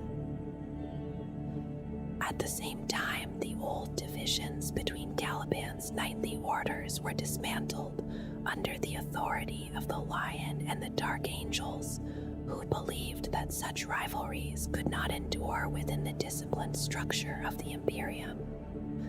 The transition was slow and not without resistance, yet most eventually accepted the unity that had been imposed. Imperial soldiers soon arrived in great numbers, and the transformation of Caliban began with astonishing speed. Forests that had stood untouched for ages were cleared by enormous machines, and where castles and wilderness had once dominated the landscape, vast manufactories and cities soon rose. Within a short span of years, the world had changed from a realm of isolated strongholds to a center of industry whose factories and mines supplied the Emperor's wars. Those who passed the trials of the Legion began the long process of transformation through gene seed implantation and relentless training. Among those selected stood Luther himself, though he and several others were judged too old to undergo the full implantation required to become true Space Marines. Instead, they endured a series of surgical and genetic augmentations that enhanced their bodies beyond human limits, leaving them stronger and faster, yet still distinct from the Astartes around them. For Luther, this reality proved difficult to accept, especially as many of the warriors who now surpassed him in strength had once served beneath his command. Though he remained the Lion's trusted second within the Legion, the knowledge that he could never truly equal the Space Marines continued to weigh heavily upon him. As for Lionel Johnson, those who would later meet him among the Primarchs often described him as distant and somber, a warrior who viewed the galaxy through stark and uncompromising clarity. On Terra, he came to understand that the war he had fought on Caliban had only been a small reflection of the greater struggle awaiting him among the stars. Among the Primarchs, the Lion showed little interest in the ideals or passions that drove some of his brothers, and he regarded such concerns as distractions from the single purpose that mattered to him. In his eyes, the enemies of mankind existed only to be destroyed, and the vast war of the Great Crusade demanded absolute focus rather than personal philosophy. As the first Primarch created by the Emperor, he seemed both similar to and different from his brothers, a warrior whose relentless determination often made him appear more distant and severe than those around him. He possessed the skill to match blades with Fulgrim and the strategic insight to counter the plans of Rabot Gilliman. And though others might surpass him in narrow specialties, none equaled his resolve in the wider scope of war. The Legion he inherited was powerful yet fragmented, its companies scattered across countless battlefields after years of campaigning without their Primarch's guidance. Once they had served as mentors to the younger legions, yet over time that role had faded and their purpose had grown uncertain. Lion L. Johnson set about reshaping the Legion with swift and deliberate action. He blended the martial traditions of Taliban's knightly culture with the established doctrines of the Legion's hexagrammaton, forging a structure that united the heritage of Terra with the traditions of his adopted world. At the same time, he worked to gather the dispersed fragments of the Legion. Many warriors sought him out to pledge their loyalty, joining the 500 veterans who had first accompanied the Emperor to Caliban, along with auxilia forces raised from the population of that world. Among the new arrivals were tech adepts from the Forge world of Sana, who used the vast records of the Divisio Militaris to trace the locations of scattered companies throughout the galaxy. Through their efforts, the Lion was able to track down his gene sons across the immense scale of the Crusade. For the warriors of the First Legion, the approach of their Primarch was not greeted with celebration or parades. Instead, the news often drove them to fight with even greater intensity, so that when they finally stood before him, they could present victory as their offering. Each company that joined him renewed their loyalty in silence and solemn vows before proving themselves in battle under his direct command. Doubt faded quickly once they witnessed his skill with blade and strategy, for none who faced him in honest combat could question his right to lead. Within a handful of years, the Lion had gathered nearly 100,000 warriors beneath his command and led them to the ancient stronghold of the Legion upon the world of Gramarai. There, the Council of Masters and the Preceptors' conclave awaited him among the relics and banners of the Legion's long history. In accordance with ancient custom, the Primarch faced the ceremonial champion of the Council in the Ring of Honor, fighting an hour-long duel against Pyrrhus Caligat, the master of the Host of Fire. When the battle ended, the Lion accepted the authority of Grandmaster of the Legion, along with command of the 6 wings of the Hexagrammaton. Before the assembled warriors, he then swore an oath that would bind him to his legion and define their path through the coming wars. He declared that they would stand as angels of darkness who would never know peace, warriors who would fight in the shadows beyond the Imperium's bright future so that humanity itself might endure. After the oath had been spoken, Lion L. Johnson began reshaping the Legion according to the vision he carried for its future.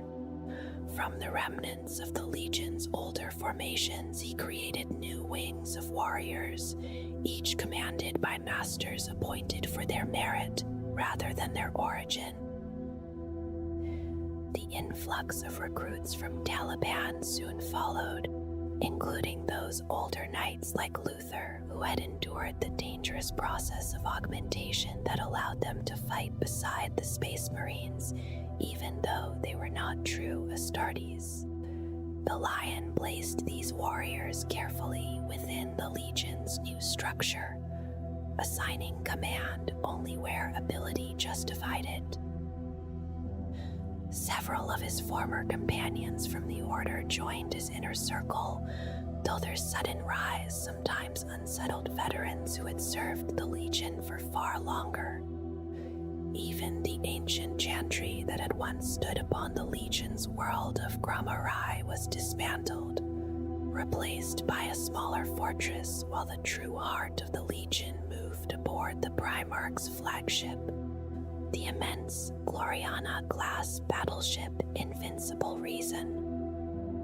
For many warriors, this transformation lifted the sense of stagnation that had weighed upon the Legion for years, replacing old habits of pride with the sharper discipline demanded by the Lion. Yet a small number of veterans quietly wondered whether the traditions they had known were fading too quickly beneath the influence of Caliban. Lion L. Johnson responded to such concerns not with argument but with action, leading his legion immediately back into war. A call for aid had arrived from the distant world of Carcassum, where warriors of the Ultramarines had endured a siege lasting many months. On that shattered world, a desperate rebellion had unleashed a biogenic phage hidden within ancient vaults beneath the surface, transforming the inhabitants into twisted creatures driven only by the urge to hunt and kill. These ghastly mutants swarmed across the ruins and threatened to overwhelm the Ultramarines who had been stationed there. With most Imperial forces committed to distant regions of the Crusade, few believed relief would arrive in time. Yet when the Invincible Reason emerged from the Immaterium above the world, its drop bays already prepared for battle, the sight brought sudden hope to the embattled defenders. Lion L. Johnson led the assault personally at the head of 1,000 veterans of the Dreadwing, whose black armor advanced through the hordes like a living storm of plasma fire. Behind them came thousands more warriors of the Dark Angels, whose blades drove the mutant hosts back into their hiding places before eradicating them completely. When the Ultramarines finally emerged from their battered fortifications, they approached the Dark Angels with caution, uncertain whether the arrival of the First Legion would bring demands or reprisals tied to earlier conflicts between their forces. Instead, the Lion simply departed once the battle was finished, leaving behind only an empty banner as a quiet sign that an old debt between the legions had been repaid. It was a deliberate message as much as a victory, for Lionel Johnson had no desire to build monuments or gather political power among the stars. His purpose remained the same as it had been in the forests of Caliban, the relentless destruction of the enemies of the Emperor wherever they might be found. In the early years of the Great Crusade, when the Imperium of Man was still young and reaching outward into the darkness, the first legion of Space Marines came into being. It began quietly on Terra during the long struggle known as the Unification Wars, when the Emperor himself oversaw the creation of warriors drawn from his own design. At first, they were few. Small groups of neophytes received the gene seed in careful stages, each trial widening the ranks of the growing legion. These warriors became known by many names over time, yet they were always remembered as the first. In later years, they would carry the title Dark Angels. Everything changed when the Emperor found the Primarch Lionel Johnson upon the forest world of Caliban. From that moment, the legion that carried his blood became his command, and the Lion took his place among the Emperor's sons as master of the 4th Expeditionary Fleet. One of his earliest campaigns led him to the world of Molech. There, amid the gathering of several legions and countless Imperial armies, a hidden gate lay buried beneath the planet's surface. The Emperor himself entered the gate and passed into the realm of chaos. When he returned, he appeared older, though far stronger, and the memories of those present were dimmed by his will. A powerful garrison was left behind to guard the secret. Soon after, the Legion faced a far darker war.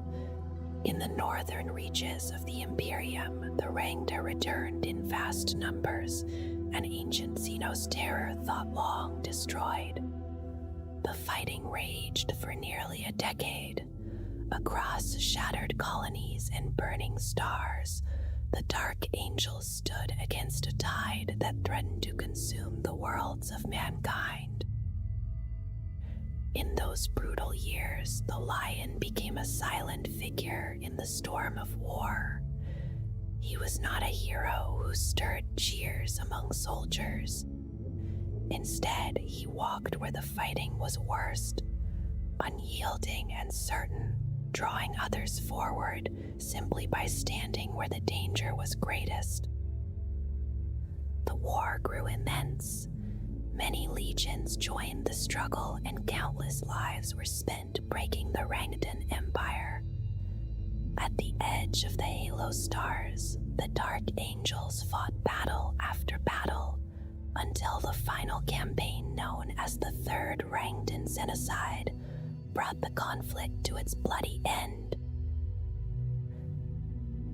Victory came at terrible cost. Tens of thousands of the Legion were lost.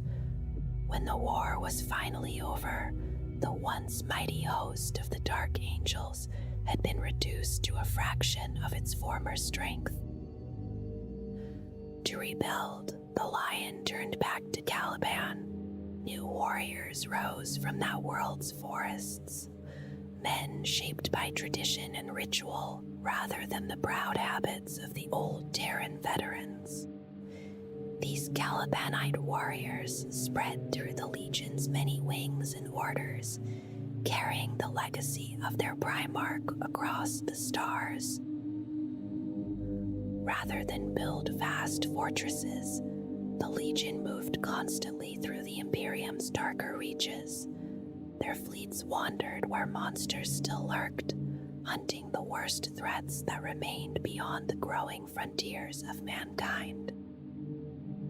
It was during this age that another rivalry took root. On the world of Dulan, the Dark Angels fought beside the Space Wolves under their Primarch Layman Russ. The campaign ended with the death of the planet's ruler, yet the moment of victory turned into a clash of pride between the two Primarchs. Russ struck the lion in anger, and the two fought for an entire day and night. Strength met speed, fury met cold resolve. When Russ finally laughed at the foolishness of their quarrel, the lion answered with one final blow that left the wolf unconscious. By the time Russ awoke, the Dark Angels had already departed for new wars among the stars. Since that day, whenever warriors of the two brotherhoods meet, champions from each side step forward to duel in honor of that ancient clash. Though many believed the clash on Talan had forged a bitter feud, the truth was more complex. The Dark Angels and the Space Wolves fought beside one another on many occasions, both before and after that moment. Among those who studied the records closely, the Lion and Leman Russ often appeared remarkably alike. Both Primarchs valued loyalty above all things. Both spoke plainly and judged others by deeds rather than words. Because of this, the story of their duel seemed less like hatred and more like a test of strength between warriors who respected one another. Years later, the Lion answered a call for aid from another brother, Jugadai Khan of the White Scars. His fleet traveled to the world of Sarosh, a planet that claimed it wished to join the Imperium peacefully. The Sarosi people appeared orderly and devoted to the same secular ideals as the Imperium itself. Their bureaucracy delayed the formal process of compliance again and again, always offering apologies for the slow work of their government. Yet beneath this calm surface, a secret devotion endured. The Sarosi worshipped hidden entities of the warp they called the Melachim, and they saw the imperial rejection of religion as something dark and dangerous. When the leader of the Sarosi delegation finally stood before the Lion aboard the great flagship Invincible Reason, the meeting turned violent. The man denounced both the Emperor and the Primarch to his face. The Lion answered without hesitation, driving his power sword through the man's body. But the delegation had come with darker plans. Hidden within their shuttle was a nucleonic device meant to destroy the entire command structure of the Dark Angels fleet. Luther, once the Lion's closest companion, had already discovered the weapon. For a brief moment, he considered allowing it to detonate. Instead, he and the young librarian Zahariel forced the shuttle away from the flagship, casting it into space where the explosion caused only minor damage. The rebellion on Sarosh was swiftly crushed, yet the incident left unease within the Legion. Questions were quietly asked about how such treachery had reached so close to the Primarch himself. In the aftermath, the Lion made a difficult decision.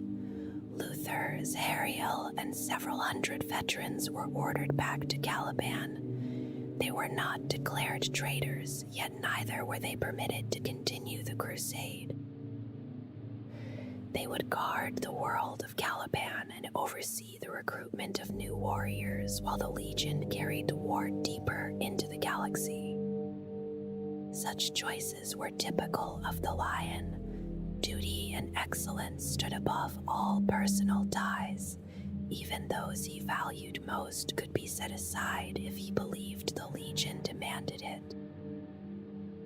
From that point onward, the Dark Angels grew increasingly distant from their brother legions. The lion spent little time in gatherings or celebrations. Instead, he led his warriors from battle to battle, seeking ever greater trials of strength. Many among the Primarchs came to view him as distant and difficult, yet one of them watched closely. Horus Lupercal studied the ways of the Dark Angels with careful attention. He once tried to draw them closer to his influence, but the Legion's rigid structure and proud independence denied him any hold. Within their ranks, the warrior lodges that spread through other legions found no welcome. The Lion and his legion stood apart, loyal to the Emperor alone.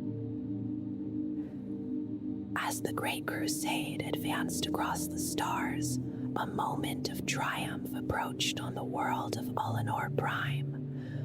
Horus Lupercal was destined to receive the title of War Master before the assembled legions. Yet the Lion and the warriors of the First Legion were far away at the time, fighting distant wars. No invitation reached them for the great celebration that followed the conquest. When news eventually reached Lionel Johnson that Horus had been elevated above his brothers, the Primarch did not alter his course. He continued his campaigns without celebration or complaint.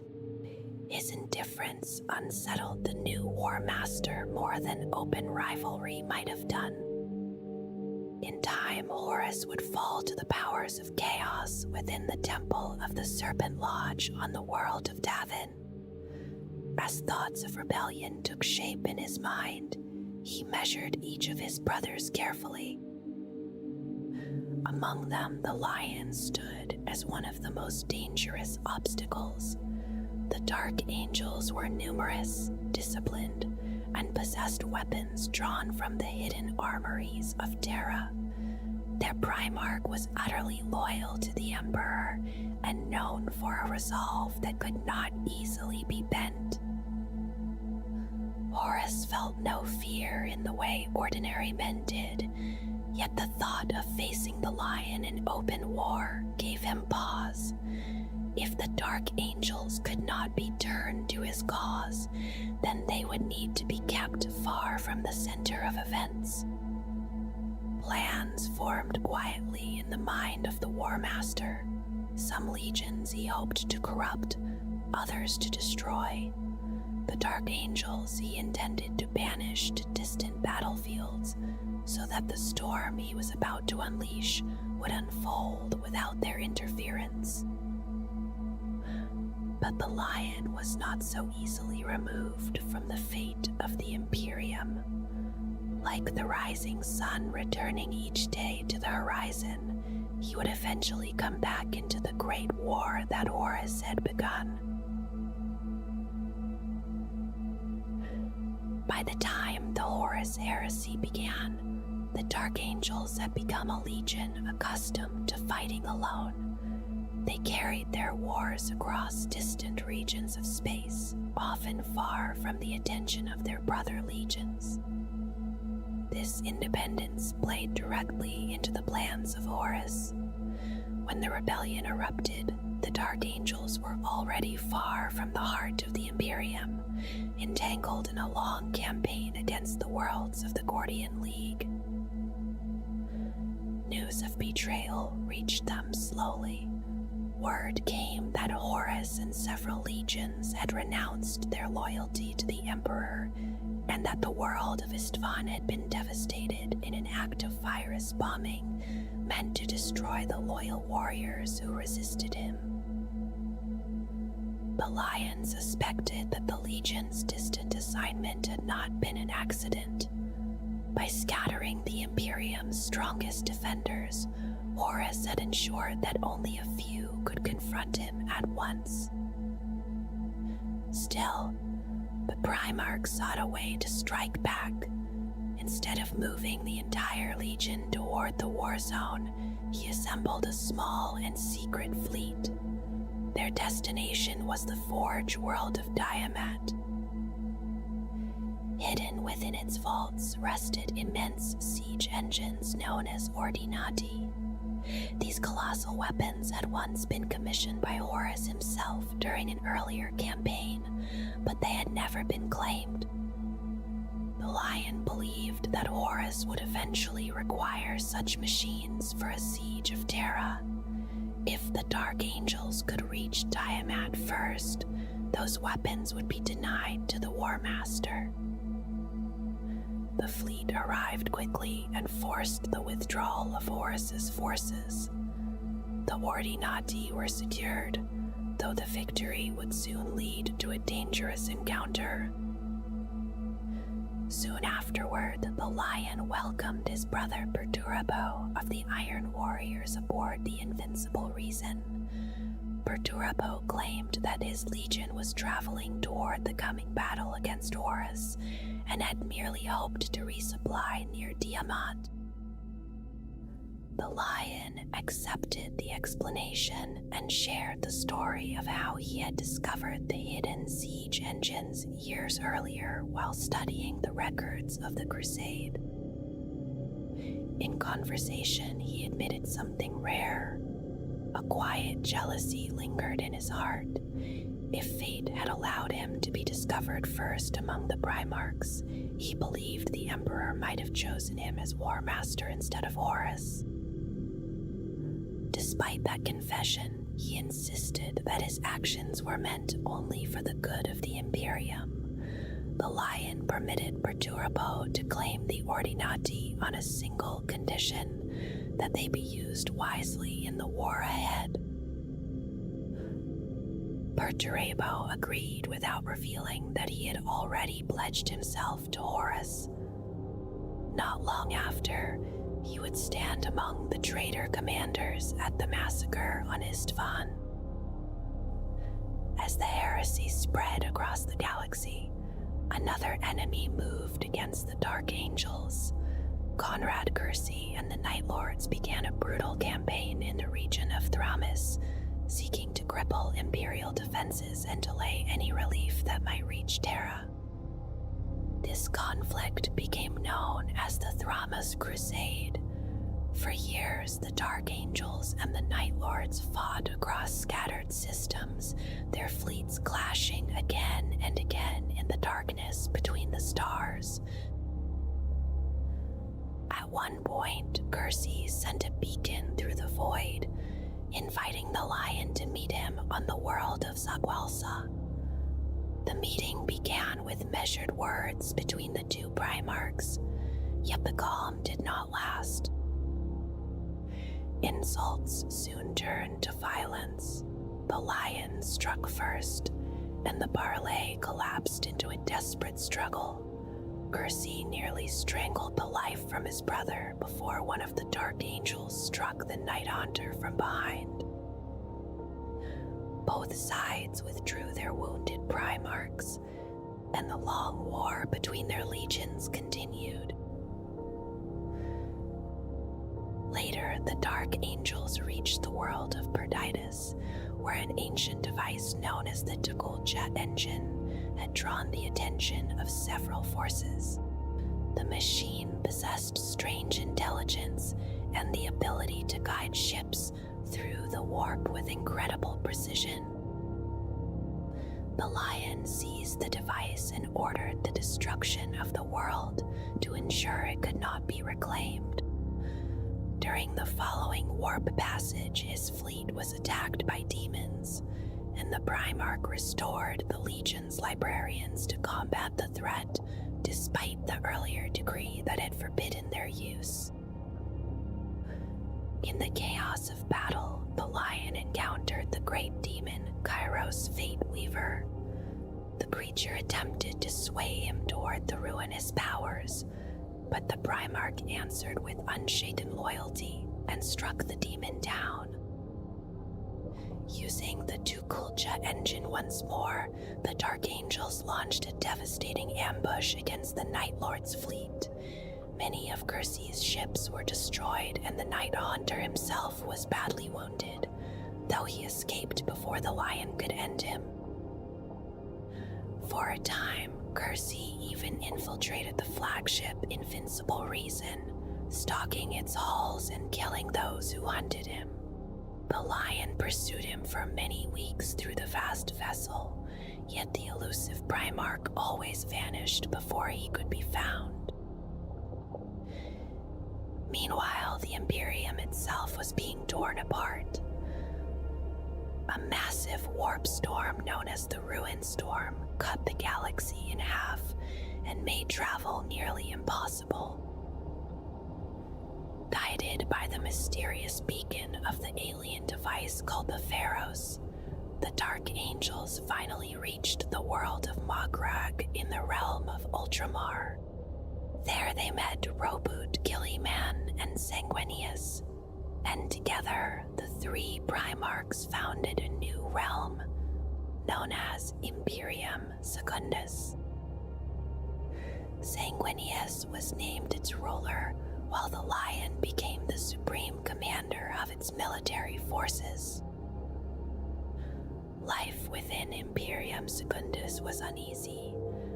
The lion and Gilliman often disagreed on how the new empire should be governed, especially as Kersey continued to spread terror across Magrog. Eventually, the lion cornered the Night Haunter during a fierce battle in the city of Alma Mons. Their duel ended with the lion breaking Kersey's spine and carrying the wounded Primarch before Gilliman and Sanguinius. A tribunal was held where Kersey defended his actions. He claimed that he merely followed the nature for which he had been created. When accusations and anger filled the chamber, Gilliman shattered the lion's sword in fury, and the council dissolved in chaos. The lion withdrew from Imperium Secundus soon afterward, yet before departing completely, he returned to take custody of Kersey, believing the traitor's prophetic visions might reveal whether the Emperor still lived. In time, the three Primarchs abandoned the dream of Imperium Secundus and attempted to break through the vast ruin storm to reach Terra. Their fleets traveled through the warp while facing monstrous horrors that stalked the storm. Eventually, they reached the world of Davin, where Horus had first fallen to corruption. A massive battle erupted both in orbit and upon the ground. Demonic hosts gathered around the ruined temple of the Serpent Lodge, while Space Marines fought through ash and fire. During the struggle, Gilliman and the lion fought side by side against a towering soul grinder daemon engine. Above them, the Void War raged as ships were destroyed and the sky burned. When the battle finally ended, Davin itself was destroyed by cyclonic torpedoes. The collapse of the planet weakened the ruin storm and revealed a narrow path toward Terra. Yet the route was guarded by a wall of traitor fleets. To clear the way, Gilliman and the lion launched diversionary attacks, while Sanguinius and the Blood Angels slipped through the opening and raced toward the throne world. Later, believing that Terra might already have fallen, the lion turned his fury toward the home worlds of the traitor legions. Worlds such as Kamos and Barbarous were devastated during a campaign remembered as the Passage of the Angels. After these campaigns, the Dark Angels traveled to Deliverance, the home world of the Raven Guard. There the lion found Layman Russ and Corvus Corax gathering what remained of their legions.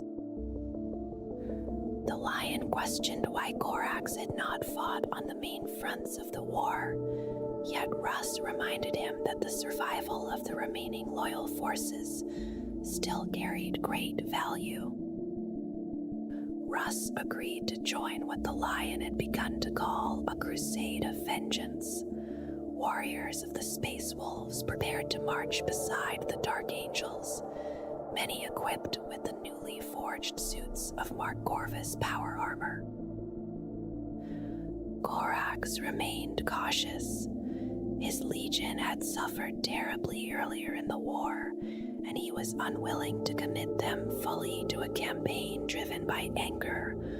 Only a small force of Raven Guard accompanied the other legions. Eventually, the Dark Angels set course for Terra itself. The long war had carried them across half the galaxy, and at last they turned toward the throne world. But the journey came too late. By the time their fleet arrived, the siege of Terra had already ended. Horus had been slain, the Emperor lay mortally wounded upon the Golden Throne, and the fate of the Imperium had changed forever. In the uneasy calm that followed the siege of Terra, when the Imperium struggled to steady itself after unimaginable devastation, the surviving Loyalist legions spread across the stars to hunt down the shattered remnants of Horus's rebellion. Among those relentless pursuers were the warriors of the First Legion, who took part in the long and punishing campaigns that later came to be known as the Great Scouring. During these years of pursuit, the Dark Angels turned their fleet toward Caliban, their distant homeworld, a place they had not visited in many standard years, while violent warp storms and the churning ruin storm had cut it off from safe navigation since Horus first declared his betrayal.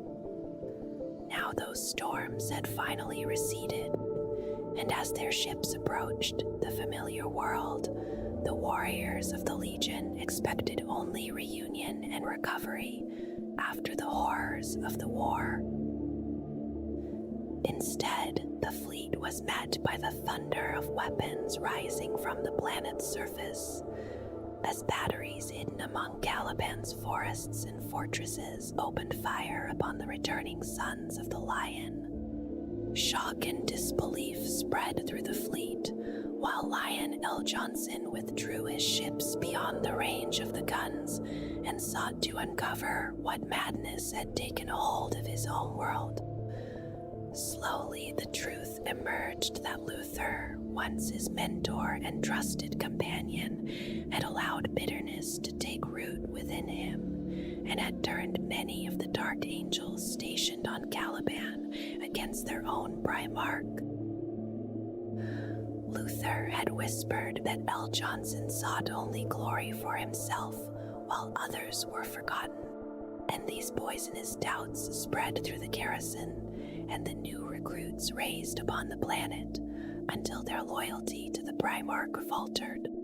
When Lionel Johnson realized that corruption far deeper than simple resentment had taken hold, and that the warriors below had indeed been tainted by the powers of chaos, his anger was terrible to behold.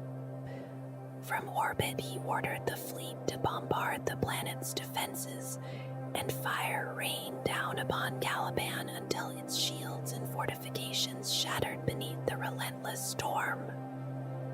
Only after the guns fell silent did the Primarch descend with his warriors, leading the Dark Angels down to the surface where the ancient fortress monastery of the Order stood amid the smoking ruins. Within those dark halls, he confronted Luther himself, who had been elevated by the gifts of the Chaos Gods until his strength rivaled that of a Primarch. Their meeting became a battle of unimaginable force, and the fury of their duel shook the monastery until its walls collapsed around them, while the wider planet trembled under the continuing bombardment from orbit. As their combat raged, the surface of Caliban itself began to fracture, though the fleet above could not yet see the damage they had unleashed upon their own homeworld. Lion L. Johnson struck Luther down and wounded him grievously.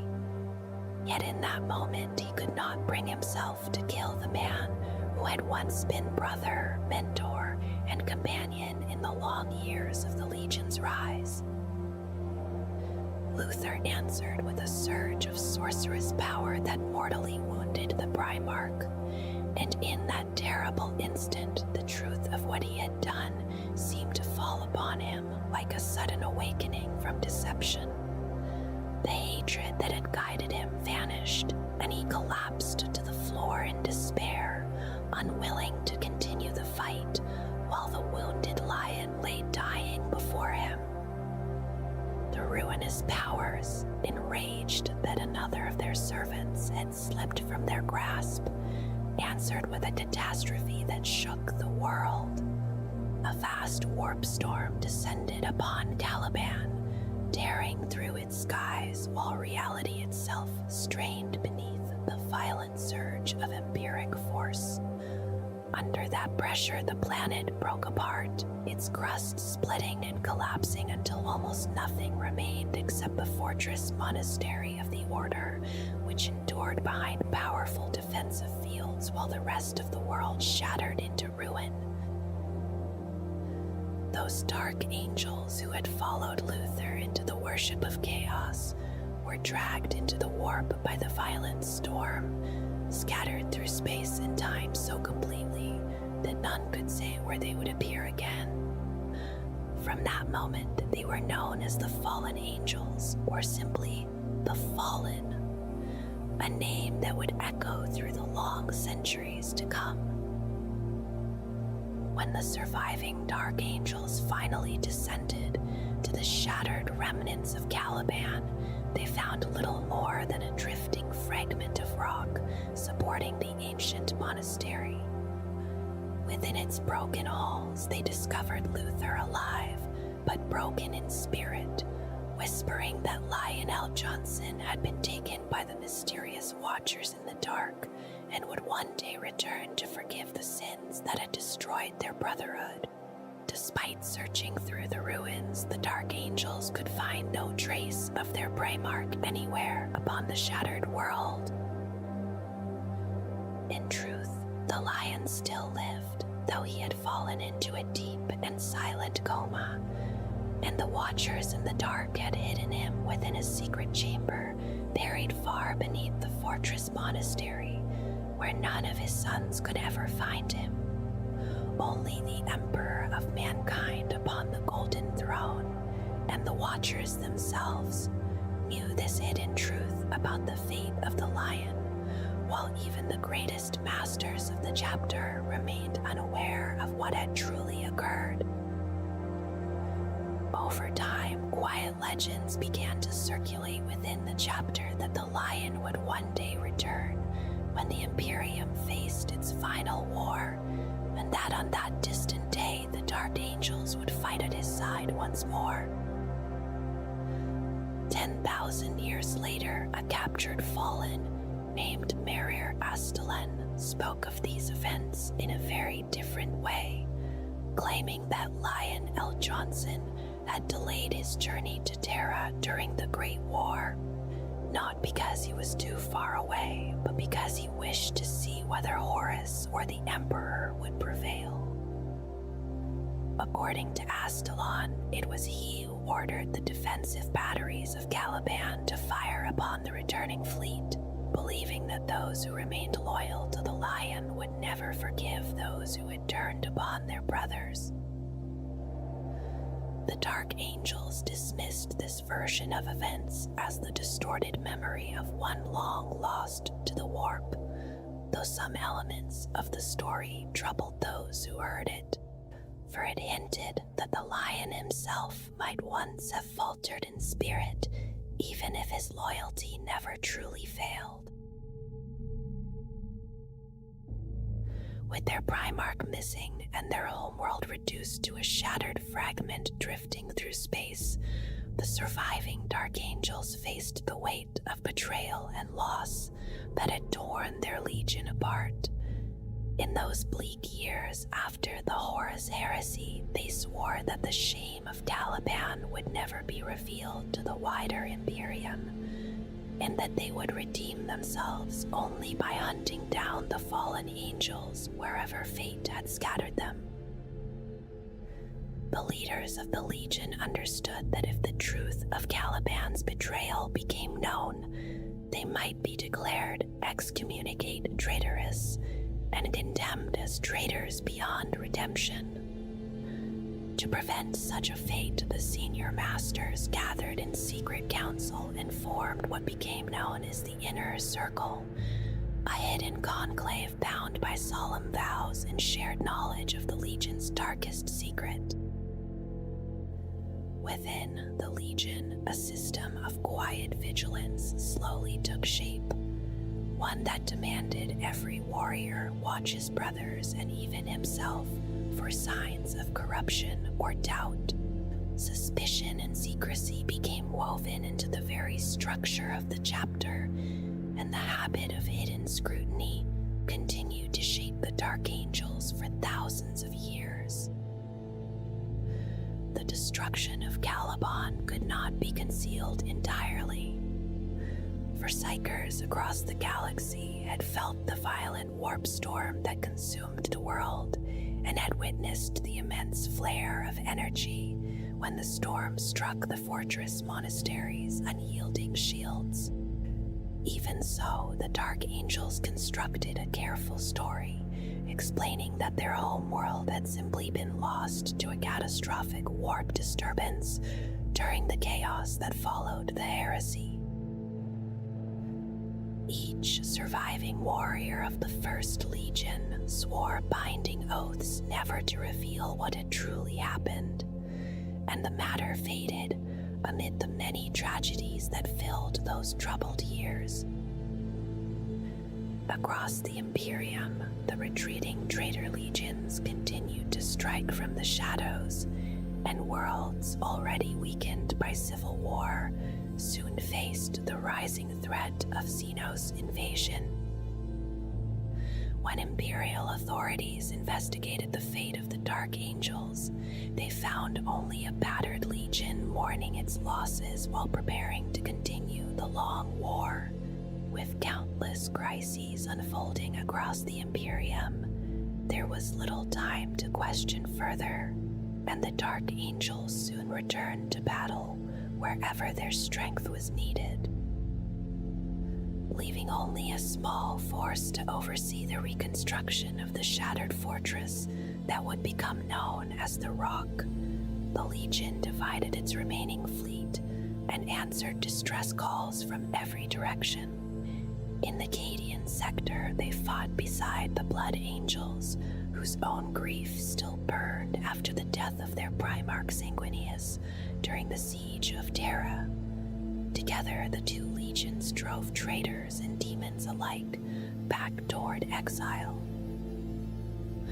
On the plague-cursed world of Seption Prime, Dark Angels Terminator companies arrived just in time to shield the withdrawal of Ultramarines' forces, holding the line until the world itself was destroyed by Exterminatus, rather than fall completely to the corruption of Nurgle.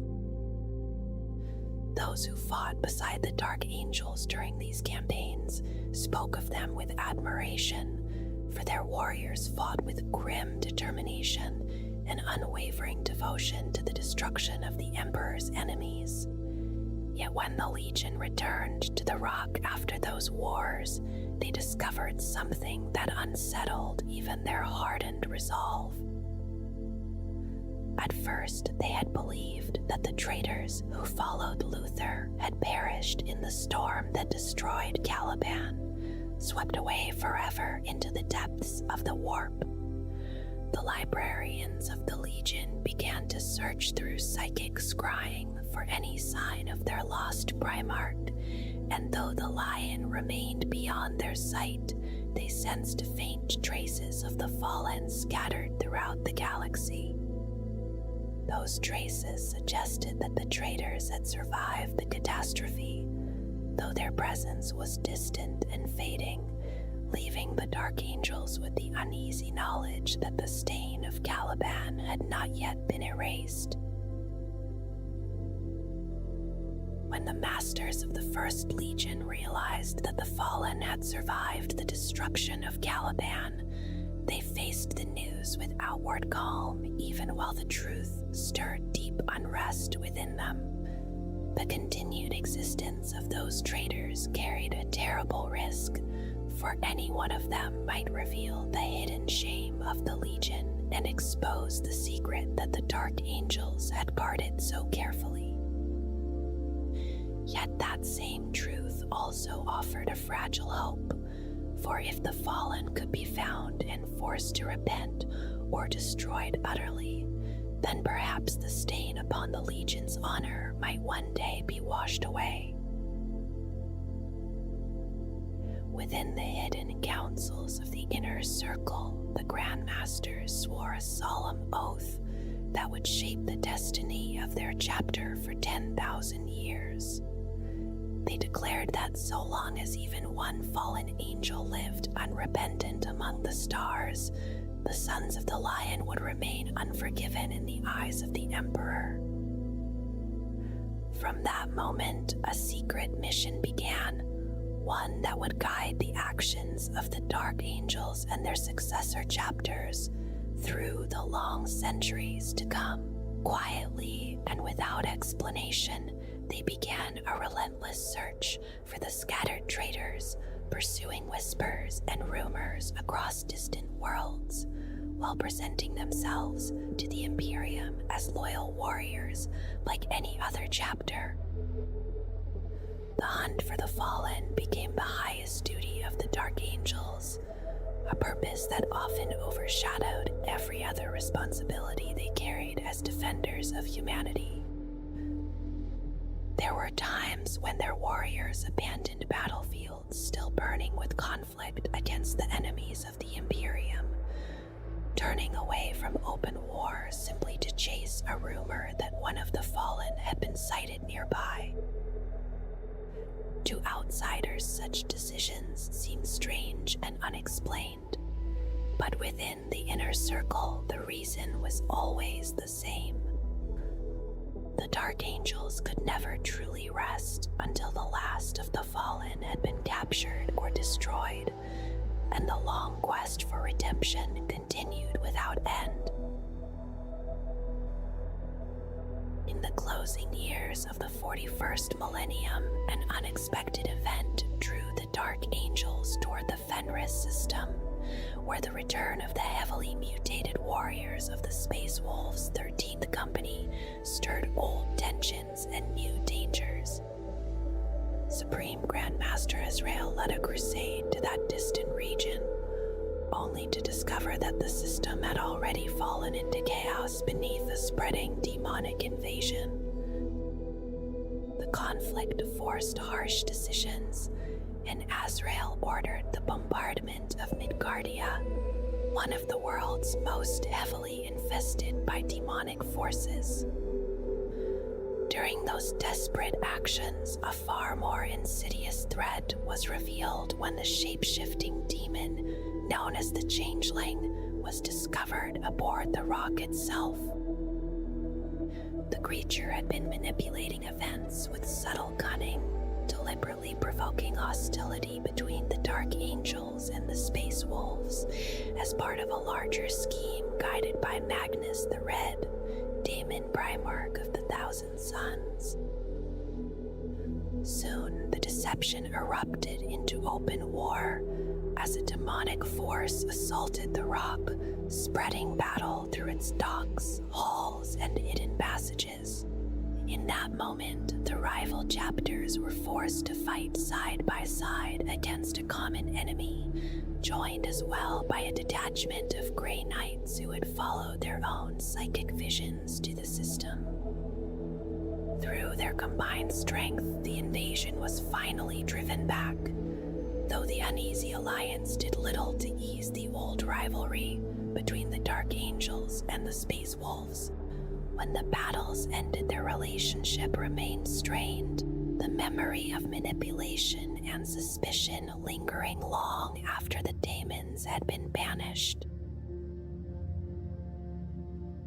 Toward the final years of the 41st millennium, the Eye of Terror erupted with renewed fury as vast armies of chaos surged outward into the Cadian Gate. At their head stood Abaddon the Despoiler, launching the great campaign that would be remembered as the 13th Black Crusade. Amid the countless enemies pouring from the warp, the Dark Angels detected the presence of many fallen, and this discovery drove them to take great risks in pursuit of their ancient oath. Calling upon the scattered chapters of the Unforgiven, they launched a fierce assault against the renegade hosts gathering across the Cadian sector. Their warriors fought in many desperate engagements as warp storms and violent battles scattered their forces across distant systems. Among these struggles, they stood against a powerful demonic host, commanded by the greater demon Karnak, holding defensive lines against overwhelming numbers, while the wider war raged around them. Increasing warp turbulence prevented the different Dark Angels' forces from regrouping, leaving each contingent isolated in the midst of the growing catastrophe. Only the 4th Company under Master Gorahal succeeded in reaching the fortress world of Cadia itself. There they fought through the final battles of the doomed planet, but neither the Company nor their strike cruiser named Sword of Defiance survived the destruction that followed when Cadia finally fell beneath the advancing tides of chaos. As the war for Cadia reached its terrible climax, the librarians of the Dark Angels experienced a sudden wave of dread that swept through their minds like a storm breaking across the warp. Even within the protective shielding of the rock, they were overwhelmed by fragmentary visions that flickered and vanished before they could fully understand them. Among those who witnessed these portents, the experience of Ezekiel, the Grand Master of Librarians, stood apart in terrible clarity. In his vision, he saw the fallen gathered in vast numbers, far greater than the inner circle had ever imagined possible. The revelation carried a deeper truth as well, for Ezekiel understood that Luther had rebuilt the First Legion upon Caliban before its destruction, and that a great many of those warriors had survived the catastrophe, drawn into the warp where they remained hidden for ages beyond counting.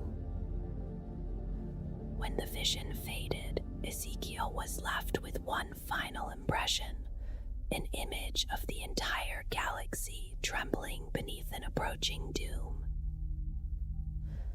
That doom soon revealed itself when Cadia finally fell and the power of the warp surged outward across the stars. For a time, the Imperium saw only darkness as the stars themselves vanished from the sky during the strange and terrifying period known as the Noctis Eterna. When the darkness lifted, a vast wound had opened across the galaxy, a rift in reality so immense that it dwarfed even the Eye of Terror. This terrible divide, called the Cicatrix Maledictum, or the Great Rift, split the galaxy apart and left the rock stranded within the distant region known as Imperium Nihilus, cut off entirely from the guiding light of the Astronomicon. In the uncertain years that followed the opening of the Great Rift, the Dark Angels faced new trials that shook even their ancient fortress. As the darkness of the Noctis Eterna faded and the Imperium struggled to understand the changed galaxy, the rock itself came under attack by a demonic host led by the fallen demon prince Marbas. The enemy forced their way through the fortress void shields and spread violent battle across the docks, the great halls, and the labyrinth of hidden chambers buried deep within the asteroid stronghold. After fierce fighting, the invaders vanished as suddenly as they had appeared, leaving behind only destruction and the uneasy sense that their true purpose had not been revealed. In the deepest dungeon of the rock, one prisoner vanished during the chaos, a figure known only to the Supreme Grandmaster himself. Luther, the ancient betrayer of Caliban, had escaped from his hidden cell, and Azrael suspected that the entire invasion had been little more than a distraction meant to free him. Yet this suspicion remained known only to Azrael, for the secret of Luther's imprisonment could never be shared with the wider chapter. Soon afterward, forces from several Unforgiven chapters gathered above the shrine world of Darkmoor, guided by their librarians who believed newly appeared fallen might be found there. Warriors from the Angels of Vengeance, the Consecrators, and the Guardians of the Covenant descended upon the planet, expecting to hunt traitors among its cathedrals and cities. Instead, they discovered a world already devastated, its cathedrals shattered, and its people slaughtered, while armies of demons and renegades waited in ambush among the ruins. Warp storms closed around the system, trapping the Unforgiven within a battlefield that quickly became a disaster of staggering scale. When the fighting finally ended, fewer than 100 Space Marines survived from the 1,000 who had entered the conflict, escaping only because they followed the mysterious figure known as Cypher to a hidden teleportation device that allowed them to flee the doomed world. In the wake of this catastrophe, Azrael called for an emergency council among the Supreme Grand Masters of the Unforgiven, hoping to gather his scattered brethren despite the dangers of the warp. Through great effort, the Dark Angels librarians sent desperate astropathic summons across the rift, though several of them died from the strain of piercing the veil that divided the galaxy. One by one, the loyal sons of the Lion began their journey toward the rock, though many never arrived, lost to the warp or trapped within distant wars that raged across the Imperium. Before the last of the successors could gather, another fleet suddenly appeared in orbit around the rock, and Azrael feared that judgment had finally come for the hidden sins of his chapter. The ships belonged not to the Unforgiven but to Roboot Gilliman, the returned Primarch of the Ultramarines and Lord Commander of the Imperium. After tense deliberation, Azrael chose not to withdraw or resist, allowing Gil-He-Man's vessels to dock peacefully with the fortress. It soon became clear that the Primarch had not come to condemn the Dark Angels, but to strengthen them, for within the holds of Archimagos Dominus Belisarius Gaul's immense freighter marched ranks of newly created Primaris Space Marines. These warriors had been fashioned from the pure genetic legacy of Lion L. Johnson and arrived clad in new armor bearing the colors of the Dark Angels. At a brief council, Gilliman explained the threats facing the Imperium and spoke of the changes to the Codex Astartes, granting the Sons of the Lion permission to maintain their ancient wings and traditions so long as they remained loyal to the Emperor. With renewed strength, the Dark Angels and their successors moved into the darkest reaches of Imperium Nihilus, answering distress calls and continuing their ancient hunt for the fallen while pursuing signs of Cypher and the demon prince Marbas. Across war zones such as the campaigns of the Stygius sector, they fought beside Imperial Guard regiments and even alongside the Space Wolves, confronting the forces of Sinch and the Thousand Suns amid a spreading tide of rebellion and corruption. Though suspicion lingered between the chapters, the scale of the war forced them to cooperate, and only the unexpected arrival of an Eldari strike force from Oathway allowed the Imperial warriors to withdraw safely from the doomed system. In the years that followed, the Primarchs warriors proved themselves capable fighters, adapting to the traditions of the Unforgiven and earning trust through battle across many war zones.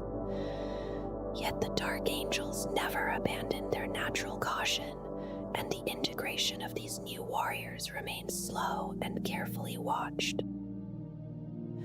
As the Primaris warriors continued to serve beside their older brethren, a difficult question slowly emerged among the leaders of the Unforgiven.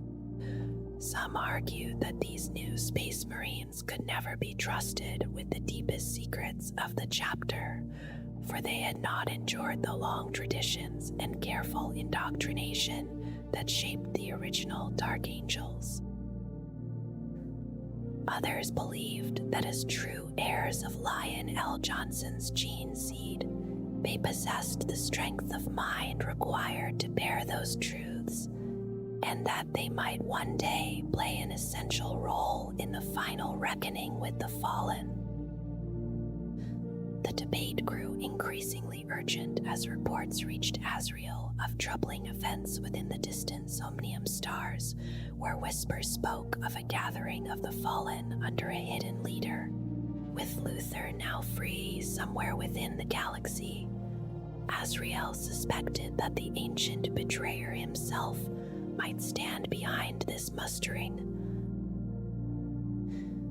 Faced with such danger, he concluded that the Unforgiven might soon need every warrior capable of understanding the truth behind their endless hunt. After long consideration, he decided that certain Primaris warriors could indeed be inducted into the inner circle if they proved worthy and possessed the resilience to face the revelation. Many chapter masters objected strongly to this decision, and Azrael risked deep division among the Sons of the Lion. Unable to reveal the secret of Luther's escape, he offered instead a single test that would demonstrate his faith in the Primaris warriors. The Deathwing had nominated one warrior named Brother Afarin, a former Grey Shield whose courage and skill had already drawn their attention. Azrael declared that if Afarin could pass the trials of the Deathwing and endure the truth of the chapter's hidden history, then the path would open for others to follow. Under Azrael's direct supervision, Afaron faced the trials and emerged successful, and though some masters remained doubtful, they accepted the judgment of their supreme Grand Master. With this matter settled, the Dark Angels and their successors resumed their endless campaigns across the fractured galaxy, breaking sieges and crushing rebellions while continuing their relentless search for any sign of the fallen. The Primaris warriors brought with them knowledge of Mars and of the returned Primarch Diliman that the Dark Angels had never possessed before, providing valuable insight into events unfolding across the Imperium. Even so, the chapter remained wary of the Martian magi who accompanied them. allowing those tech priests only limited access to the rock, while their own tech marines and apothecaries worked to master the secrets required to create Primarchs warriors without outside assistance. Meanwhile, the growing strength and coordination of the Unforgiven drew suspicion from certain inquisitors, some of whom whispered that the Dark Angels were rebuilding their ancient legion in defiance of imperial law. Other voices argued that such strength was necessary to counter the rising influence of Ultramar and to defend the Imperium during its darkest age. Amid these debates, darker rumors continued to circulate, carried by psychic echoes and the confessions of captured prisoners, all suggesting that the Fallen were gathering in the shadows of Imperium Nihilus. Even as these rumors spread, a far older legend stirred quietly within the rock itself. Deep within its hidden chambers, Lion L. Johnson finally awakened from the long sleep that had held him since the destruction of Caliban. Unlike Gillyman, whose gifts lay in command and governance, the Lion had always been a warrior and a hunter first and foremost. Now he walked once more through a galaxy consumed by darkness, pursuing vengeance against the enemies that had scarred the Imperium. Strangely, stories of a mysterious warrior began spreading across isolated worlds even before news of the Lion's return reached the wider Imperium. Witnesses spoke of a towering figure appearing from mist-filled passageways to destroy monstrous foes before vanishing once again, a being sometimes called the Cowled Giant or the Unforgiving Knight. Each appearance was said to be preceded by fleeting visions of ancient forests drifting through the warp, though only the Primarch himself knew the true nature of the strange power that allowed him to move between distant worlds, as though stepping through hidden paths within the Empyrean. During the days of the Great Crusade, the warriors of the Dark Angels wore armor of deep jet black, a color that marked the Legion before the storms of the Heresy reshaped their history. Not long after their Primarch was reunited with the warriors of the First Legion, a quiet division began to grow between those born upon Caliban and their Terran-born brethren. Among the Calibanite warriors, a different custom appeared upon their armor. On the right shoulder plate, where a space marine would usually display rank or organization, they were permitted to bear the personal heraldry of their knightly orders, a reminder of the traditions they had carried from their forested homeworld. The left shoulder carried another sign of remembrance. By decree of L. Johnson, the Calibanite Astartes wore the dark green of Caliban's forests, honoring the battles once fought beneath those ancient trees while the Lion brought the world under his rule. After the heresy, that green slowly became the color of the chapter as a whole. Most of the Dark Angels came to wear armor of dark green, though the panoply of the first and second companies remained jet black, preserving the memory of the Legion's original colors. Another color would appear later within the ranks of the Deathwing. Their armor became bone white, a tradition born from a battle remembered in chapter legend. It is said that a band of Deathwing warriors returned to the world of their birth and found their people enslaved by a vast Genstealer cult. According to the customs of their people, the warriors repainted their armor white, marking themselves as dead men walking, ghosts who had already accepted their fate as they set out to cleanse their world of the Genstealer's taint. From that time onward, the Deathwing have continued to wear their Terminator armor in bone white, a quiet remembrance of those who came before. On the battlefield, the armor of a Dark Angel also carries signs of duty and role. The right pauldron bears the icon that marks a warrior's specialty, whether battle line, close support, fire support, or veteran. The squad number is displayed there as well in low Gothic, while the left shoulder carries the winged blade of the chapter. For the brothers of the battle and reserve companies, their company markings appear upon the left knee blade. Across long campaigns, additional symbols sometimes appear. Campaign badges mark especially large wars fought alongside many forces of the Imperium, quiet records of struggles endured. Veteran warriors of the Dark Angels are often seen beneath hooded cloaks and heavy tabards. These garments reflect the shame the chapter carries over the actions of the fallen angels near the end of the Great Crusade. The cloaks and hoods are worn by those who have learned enough of the chapter's hidden past, members of the veterans in the inner circle who bear that knowledge along with their rank. Even the chapter's apothecaries carry a distinct appearance. Their armor remains black across most of the body, yet the backpack, groin, and torso are painted bone white.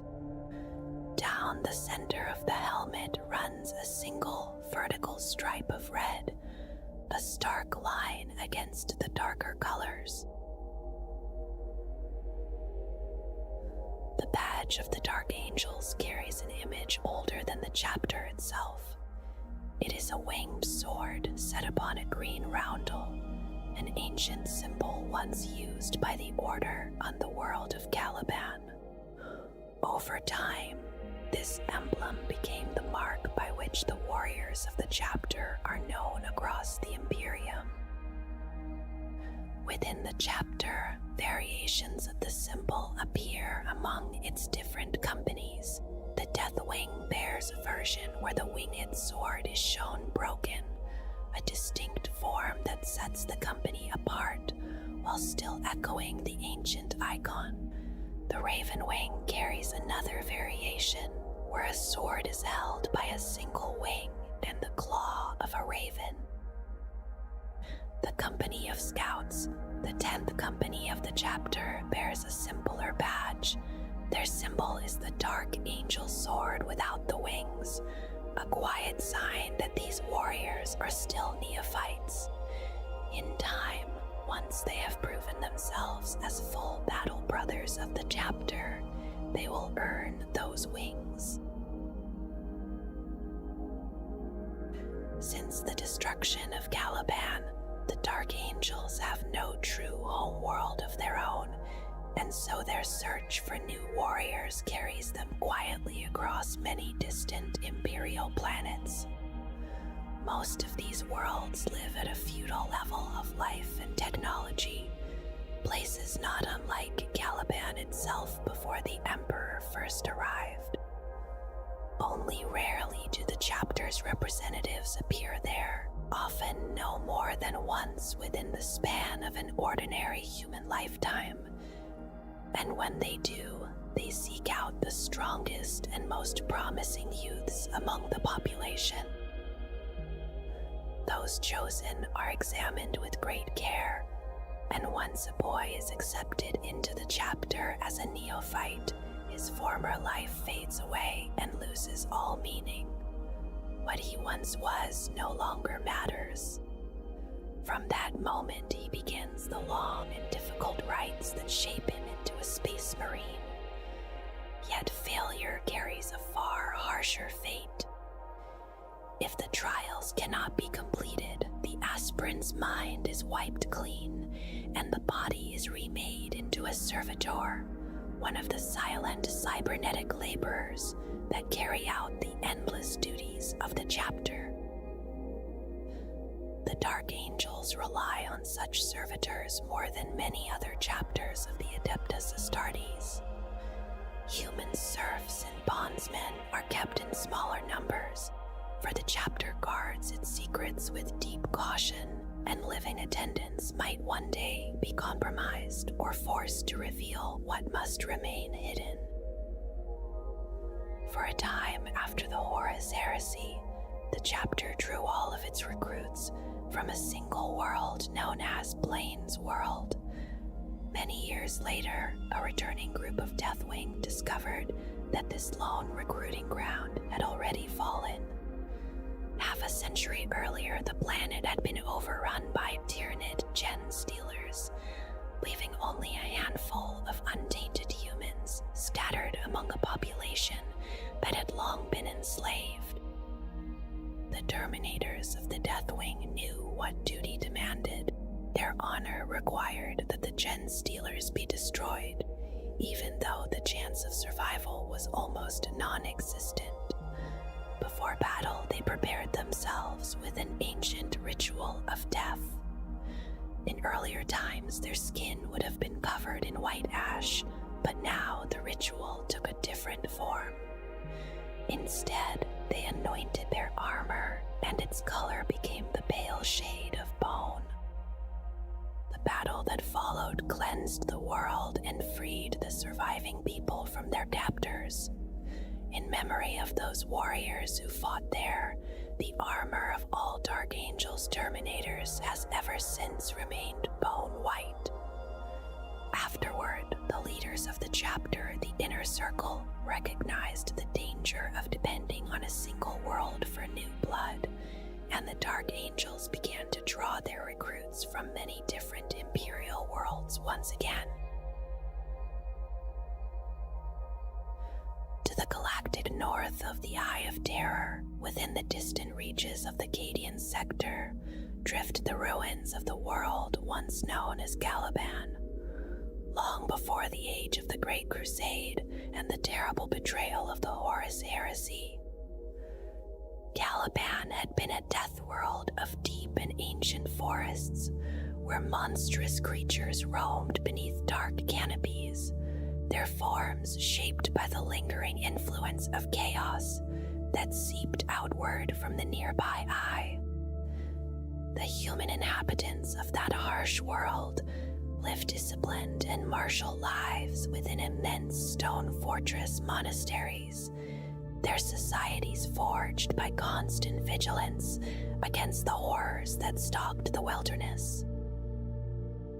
In the distant past, the knightly order that ruled Caliban had raised its first and most sacred fortress upon the slopes of a mountain called Alduruk, a name spoken in an old Calibanite dialect of Low Gothic that meant the Rock of Eternity. The fortress took its name from that mountain, and the name came to embody the ideals of those who had built it, for Alduruk was not only stone and mortar, but a symbol of the purpose they believed would endure long after their own lives had passed.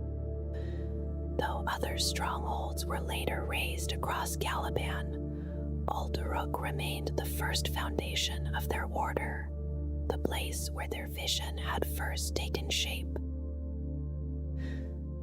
After the destruction of Caliban, the Dark Angels rebuilt their fortress monastery upon the dead asteroid that carried the shattered remnants of that ancient site. The new stronghold was officially named Angelicosta, the Tower of Angels, yet among the chapter it was most often called simply the Rock, a name inherited from the ancient mountain whose legacy still lingered in memory and stone. The ruins that crowned the asteroid bore the scars of the terrible warp storm that had torn Caliban apart. Although the shields of the fortress monastery had endured the fury of that storm, the force field itself had been cracked by the violence of the tempest, and within its protective shell, strange disturbances remained even now. across the thin artificial atmosphere that surrounded the jagged mass of the asteroid. Arcs of chain lightning flickered and crawled through the darkness, briefly illuminating the broken remains of the old structures that crowned the rock. Deep beneath those shattered ruins, the Dark Angels explored the vast halls and forgotten chambers that had survived from earlier ages.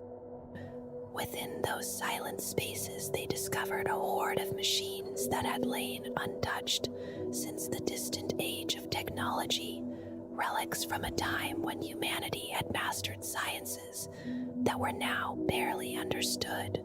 Some of those devices still functioned, including the immense shield generator that continued to protect the fortress monastery, although the workings of such ancient mechanisms had long since become mysterious, even to the most learned of the chapter's tech marines. The surviving halls beneath the rock were already vast, yet the Dark Angels undertook a labor that would stretch across centuries as they carved deeper and deeper into the bedrock of the asteroid. New catacombs and chambers were excavated until the labyrinth beneath the fortress could house an entire Space Marine Legion. With the assistance of tech priests of Mars, enormous docking bays were constructed within the rock's interior so that spacecraft could enter its cavernous holds, and over the long years, warp drive engines were installed that allowed the entire asteroid stronghold to travel through the tides of the Immaterium. The artisans who shaped those halls filled them with towering columns that rose toward vaulted ceilings, while ceremonial crypts were fashioned to hold the sacred relics of the First Legion. Yet, despite the grandeur of those constructions, the rock remained a somber place, a fortress of cold stone where long corridors carried echoes through the darkness. Even as only a fragment of the world that had once been Caliban, the rock was immense, far larger than the heaviest classes of starship, and its outer surfaces bristled with formidable weapons. Gun turrets, lance batteries, torpedo tubes, observation blisters, and communications relays studded the sheer sides of the asteroid, while the cavernous docks within could shelter hundreds of smaller vessels, including Thunderhawk gunships, Nephilim jet fighters, and even escort frigates. Atop the rock, the shattered Tower of Angels was never rebuilt, and the ruins were left untouched, silent beneath the protection of the same force fields that had preserved them from the destruction of Caliban. Attempts were made to conceal the unusual energy signature that radiated from the asteroid, yet the emanations hinted that some great and hidden power lay within. Far below those ruins stretched the labyrinthine warrens where the deepest secrets of the Dark Angels were concealed. In those shadow chambers, the chapter brought captured members of the fallen angels so that their interrogator chaplains might seek their redemption through relentless questioning and ritual penance. The Inquisition suspected that many other secrets of great importance to the Imperium were hidden within those depths, though the truth was known only to a few within the chapter. A Dark Angel learned the full measure of those secrets only when he rose to the rank of Master and entered the inner circles of command. Yet even among the Masters, one secret remained known only to the Supreme Grand Master himself, for deep within the most secure caverns of the rock, the traitor Luther had long been imprisoned. Luther had descended into incurable madness, and through the long millennia he raved endlessly that confession and repentance were unnecessary, for he believed that one day Lion L. Johnson would return and grant him forgiveness for his betrayal of the Emperor.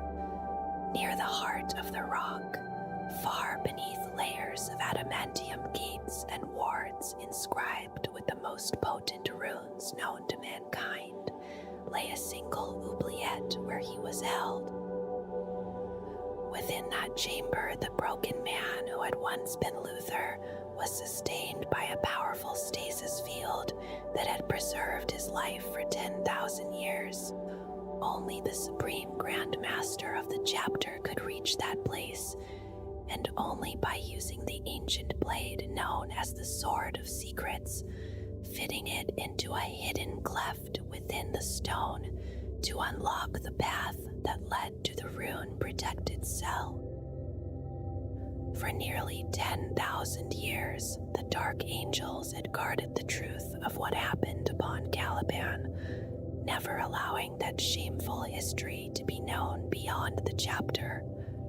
Deep within the rock, the imprisoned arch-traitor continued his endless ravings, sometimes speaking with a voice that sounded disturbingly inhuman as it whispered cunning lies or uttered despair so profound that hearing it could break the spirit of those who listened. Yet during rare moments of clarity, Luther spoke as though he could glimpse fragments of the future, offering hints about hidden relics or revealing the names and locations of some among the fallen angels scattered across the galaxy. Because of those strange revelations, each Supreme Grand Master had in turn walked the long path down into the depths of the rock, seeking answers from the creature that Luther had become. Still, the mad prisoner never confessed his crimes, repeating again and again that he would one day be absolved when the lion returned. Despite the centuries of failed attempts, the Supreme Grand Masters continued to hope that one day the Dark Oracle might yield wisdom that would finally bring an end to the torments of the fallen man. In more recent times, the rock itself was attacked by demons following the birth of the Great Rift and the end of the long darkness known as the Noctis Eterna. The assault was led by the fallen angel demon prince Marbas, and though it appeared at first to be nothing more than a rampage of destruction, Supreme Grand Master Azrael understood its true purpose. The attack had served as a diversion, allowing Luther to escape from the prison where he had been confined for millennia, and since that moment his whereabouts had remained unknown. Even among the highest ranks of the Dark Angels, there remain secrets that none of them truly understand, though many believe that they do.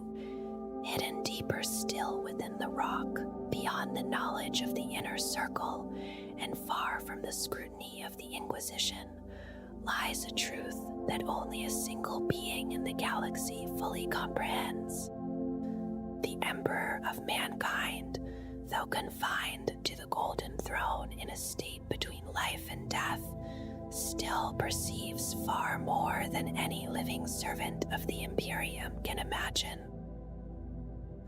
Within a secluded chamber, buried in the innermost heart of what was once the planet of Caliban, unreachable by any except the mysterious watchers in the dark, the Primarch Lion L. Johnson lies in quiet slumber.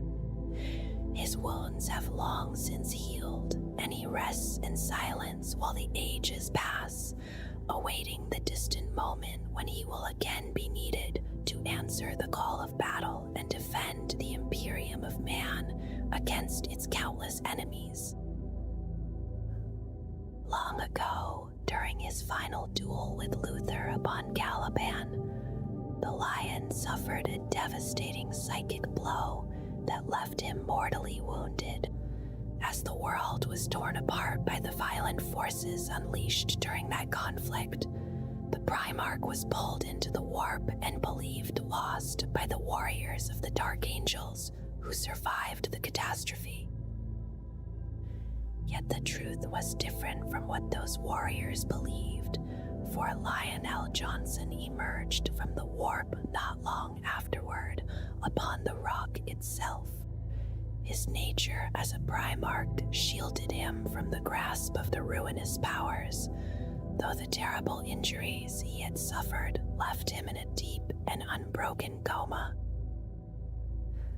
After Luther had been captured by the Dark Angels, the unconscious body of their Primarch was taken into the deepest chamber within the rock and placed within a stasis field so that his life would be preserved.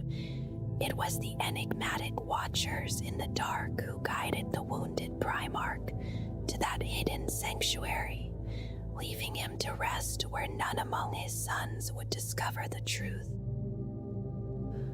Among the unforgiven, there are those who quietly believe that the Lion will one day return to lead a final crusade. A war that will bring the Dark Angels their greatest victory and at last deliver justice upon the scattered remnants of the fallen angels. Others hold a different belief, thinking that their Primarch will awaken only when the final days approach and the Imperium stands upon the brink of destruction. In those whispered hopes, the Lion emerges from the Immaterium to forgive the sins of the fallen and unite them once more with the rest of the unforgiven before the last great battle begins. Yet the truth remains hidden beneath their very feet, for the Primarch they await has never truly departed and continues to sleep quietly within the heart of the rock. Within most Space Marine chapters, there exists a role known as the Master of the Forge, the most senior tech marine whose long years of study have granted him a profound understanding of the arcane sciences maintained by the Adeptus Mechanicus. Such an individual often possesses knowledge comparable to that of a Magos, and he oversees the maintenance and sacred rituals that keep a chapter's war machines functioning. Among the Dark Angels, a similar responsibility exists, though it bears a more ominous form and is known as the Office of the Master of the Rock. When a tech marine ascends to this position, he follows a tradition that binds him permanently to the fortress itself, for his body is cybernetically integrated into a vast control chamber of cogitators buried deep within the asteroid stronghold. There he becomes the mind that oversees the ancient systems of the rock, communing with the most important machine spirits while directing the maintenance of the immense engines and the warp drive that allow the asteroid fortress to travel across the galaxy. Through that permanent connection, it is his thoughts alone that perceive the subtle workings of the shield generator that continues to protect the rock from the dangers of space. The masters who held this position before him remain in place within that chamber even after their mortal lives have ended. Their cybernetic augmentations continue to function long after flesh and bone have withered away, leaving mechanical forms still connected to the systems they once commanded, while their skeletal remains gradually collapse into dusty heaps below. In time, those remains are gathered and placed within the alcoves of honor, preserved as silent reminders of those who devoted their entire existence to the service of the fortress monastery. Despite their deep ties to both the Dark Angels and the Adeptus Mechanicus, Tech Marines are never admitted into the ranks of the Deathwing, and even the Master of the Rock is entrusted only with the secrets of the asteroid base and its ancient technology rather than the hidden truths that surround the chapter's earliest history. For the most part, the Dark Angels wage war according to the teachings of the Codex Astartes, yet across the long centuries, their reputation for stubborn resistance has become almost legendary among the warriors of the Imperium. When battle lines harden and pressure builds from every direction, these sons of the Lion are known to hold their ground with unyielding resolve, refusing to retreat even in moments when a withdrawal might appear tactically wise. Across nearly 10 millennia of warfare, the chapter has hunted the fallen without pause, yet the vast majority of its battles have little connection to those ancient traitors who once stood among their ranks. Like any loyal chapter of Space Marines, the Dark Angels answer the call to war wherever the enemies of the Imperium threaten humanity, deploying their companies with disciplined precision to confront alien armies, traitors, and heretics across distant battlefields.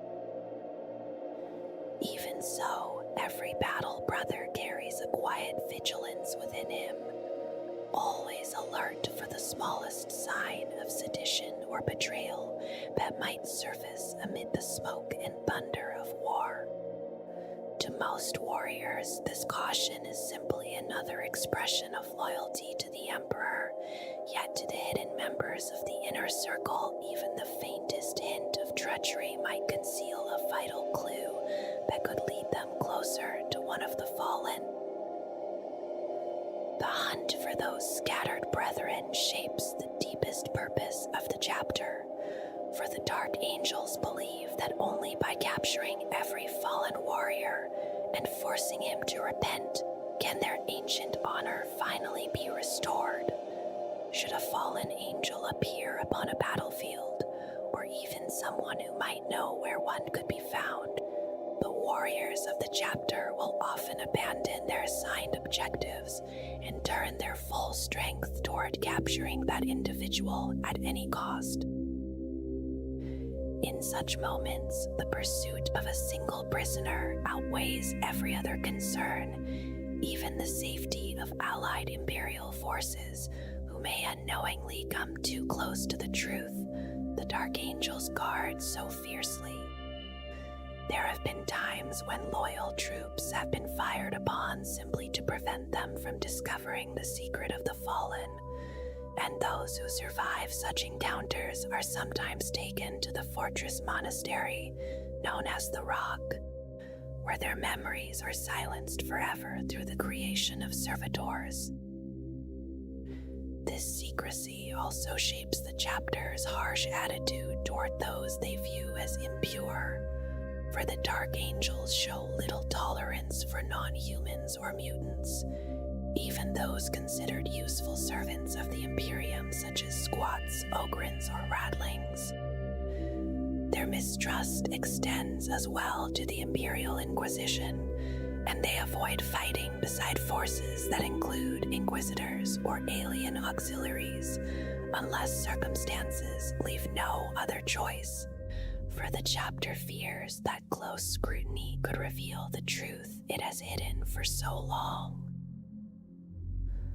Aside from the unique traditions of the Deathwing and the Ravenwing, the chapter still organizes and fights largely according to the established doctrines of the Codex Astartes, relying on tactical flexibility, rapid deployment, and carefully coordinated combined arms assaults.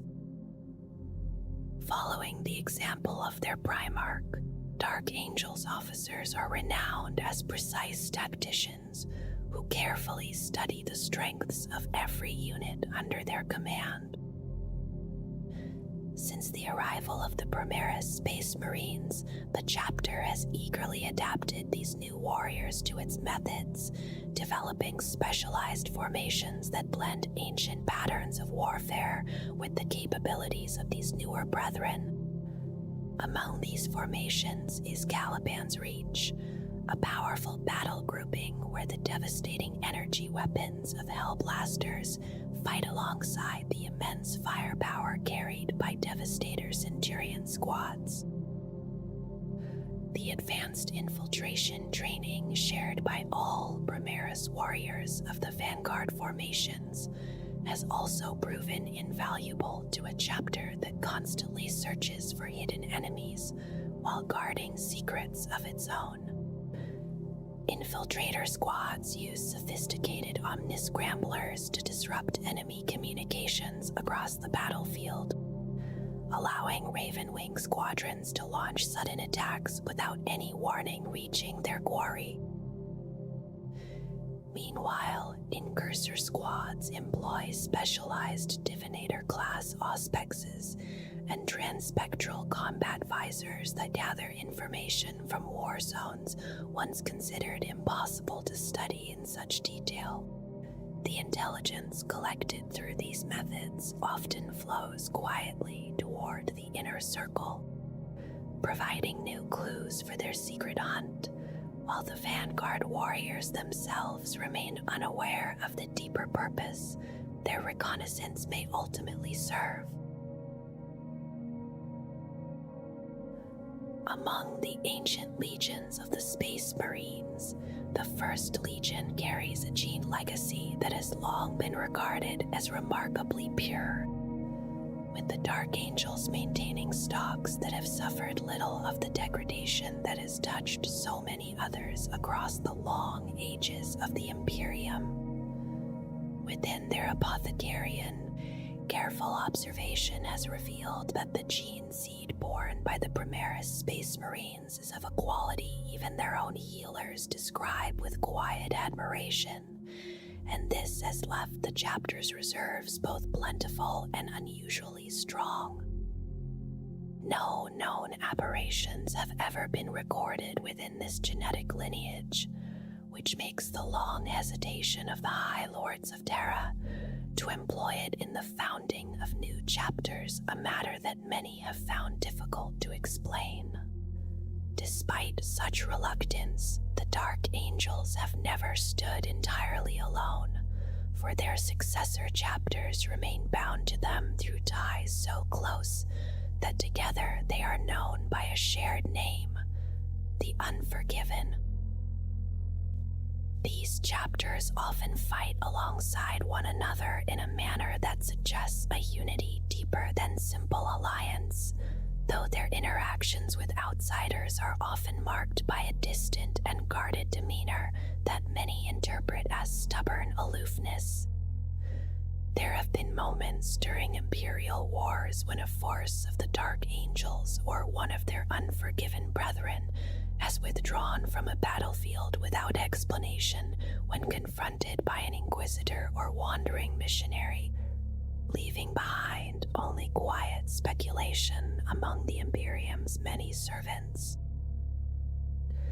Rumors have lingered across the centuries, whispering of hidden loyalties and quiet efforts at what some have called legion building, and such suspicions have slowly shaped how the Unforgiven are viewed by the Inquisition and other branches of the Imperial government. Even with their gene seed standing among the most pristine in the Imperium, the Dark Angels have often been passed over when new foundings were declared to create fresh chapters for the Imperium's endless wars. Yet there have been rare occasions when the authorities of the Adeptus Terra allowed another chapter to rise from this lineage, though records describing these foundings have a curious tendency to vanish not long afterward. In this quiet way, an uncertain number of Unforgiven chapters has come into existence, each appearing to wage its own wars in loyal service to the Imperium, while also lending hidden aid to the Dark Angels in their secret hunt. In the age known as the Era Indomitus, this long-standing reluctance within the Adeptus Terra appears to be softening, and some voices within the Inquisition suggest that the influence of Roboot Gilliman has played a part in this shift. It is said that the returned Primarch recognizes both the strength of the Dark Angel's genetic heritage and their enduring commitment to the Imperium's cause, though others quietly argued that certain factions within Terra and Mars see advantage in strengthening the Unforgiven as a possible balance against the many successors of the Ultramarines. Within the Dark Angels, there exists a quiet and carefully guarded understanding of their past, though the full truth rests only within the highest ranks of the chapter and remains hidden from the majority of their brethren. The recruits who begin their long transformation into Space Marines soon develop a character that reflects this secrecy. For from the earliest stages they are taught that trust must be given sparingly, and that the affairs of the chapter are never to be shared with those beyond it. This lesson is not spoken once and forgotten, but reinforced again and again through trials and quiet observation, until caution toward outsiders becomes an instinctive part of the warrior's nature. A brother who cannot be relied upon to protect the chapter's hidden matters is unlikely to advance far within its ranks, and so each generation of warriors grows into the same reserved and inward-looking character that has defined the Dark Angels for centuries. Although they have fought beside the countless forces that serve the Imperium's vast military machine, the warriors of this chapter show a clear preference for standing alongside other Space Marines rather than the many other arms of Imperial power. To many observers, including fellow Astartes, the Dark Angels often appear distant and difficult to approach, their words few and their patience limited whenever curious allies begin asking questions about their affairs. Their own attitude towards such attention is one of quiet intolerance, for they show little forgiveness toward those who pry too deeply into matters the chapter considers its own. This guarded nature extends even further when it comes to the presence of non-humans, as the Dark Angels have long been known for their unwillingness to fight alongside forces that include abhuman warriors or alien races within their ranks. Despite these moments of tension and friction, their long history still contains countless examples of honorable service carried out in the Emperor's name.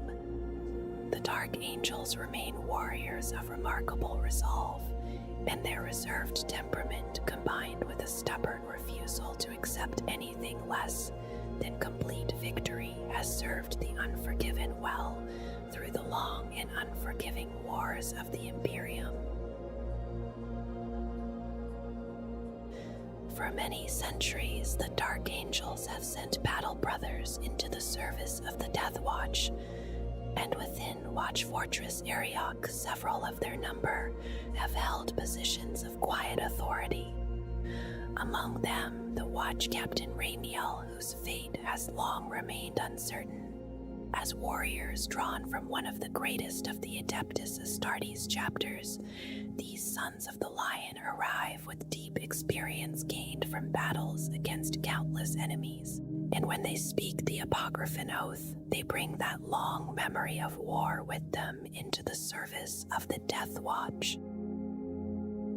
Those who have fought beside them often remark upon the Dark Angel's solemn devotion to duty, for they accept even the most difficult missions with a calm and unyielding resolve, carrying out their tasks with a quiet discipline that rarely invites discussion or explanation.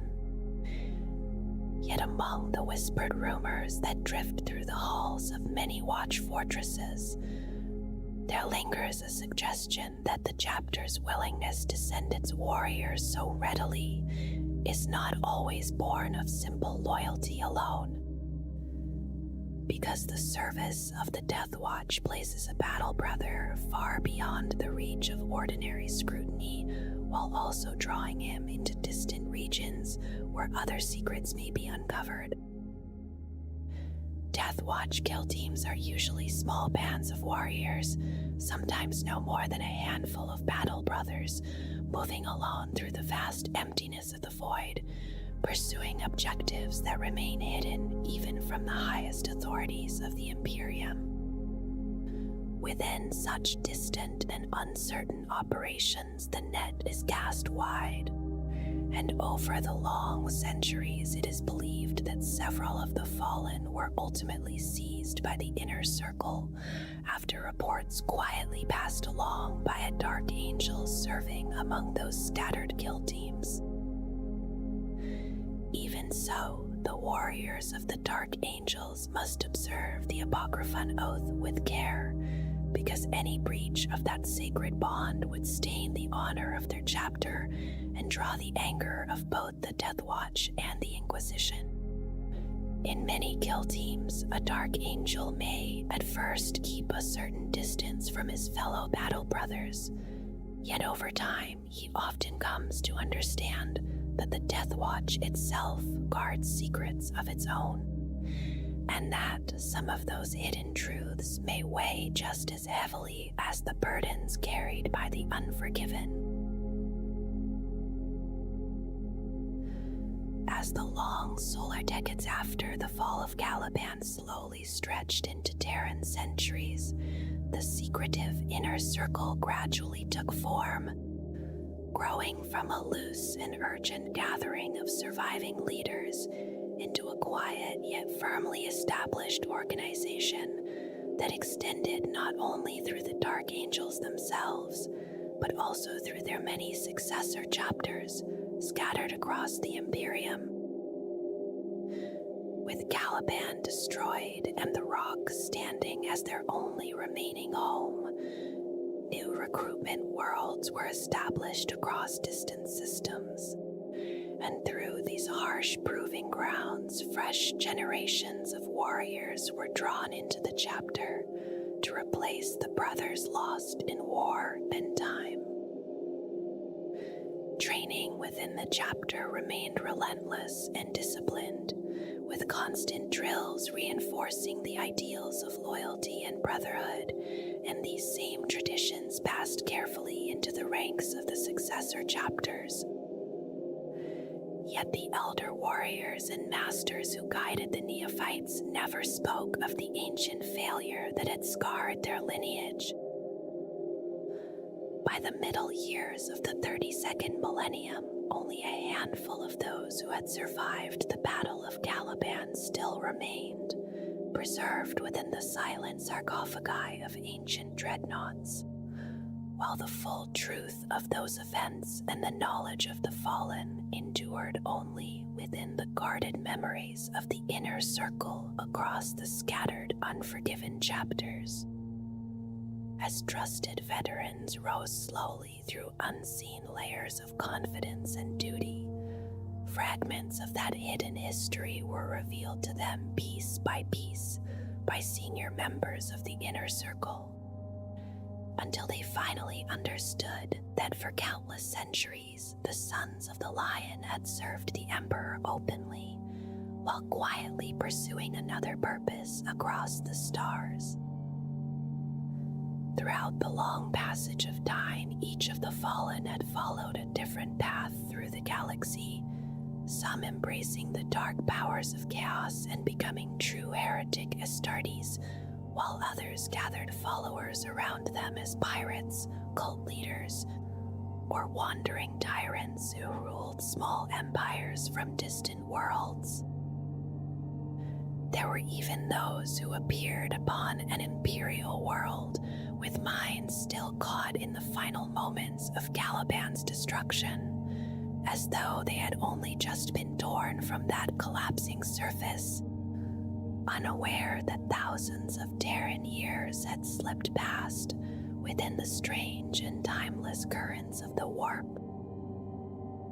Such warriors often arrived consumed by fury and confusion, striking wildly at the servants of the Imperium while shouting fragments of long-buried truths that the inner circle had struggled for centuries to keep hidden from the wider galaxy.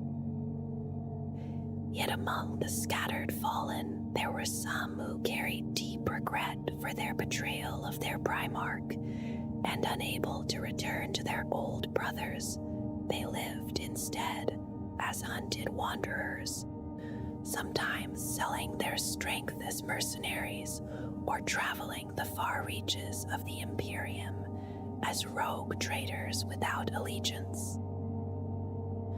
A few attempted quieter paths of atonement, blending into human societies and guiding their strength toward causes they believed might redeem a fragment of what had once been lost. For long stretches of time, the Dark Angels and their successor chapters might search without finding even the faintest rumor of their lost kin, sometimes passing standard years or even decades before a single whisper reached their ears. When such signs did emerge, the Raven Wing were often the first to move, sweeping across the stars as patient hunters who tracked and harried their quarry until the moment came for the warriors of the Deathwing to descend and deliver the final and crushing strike.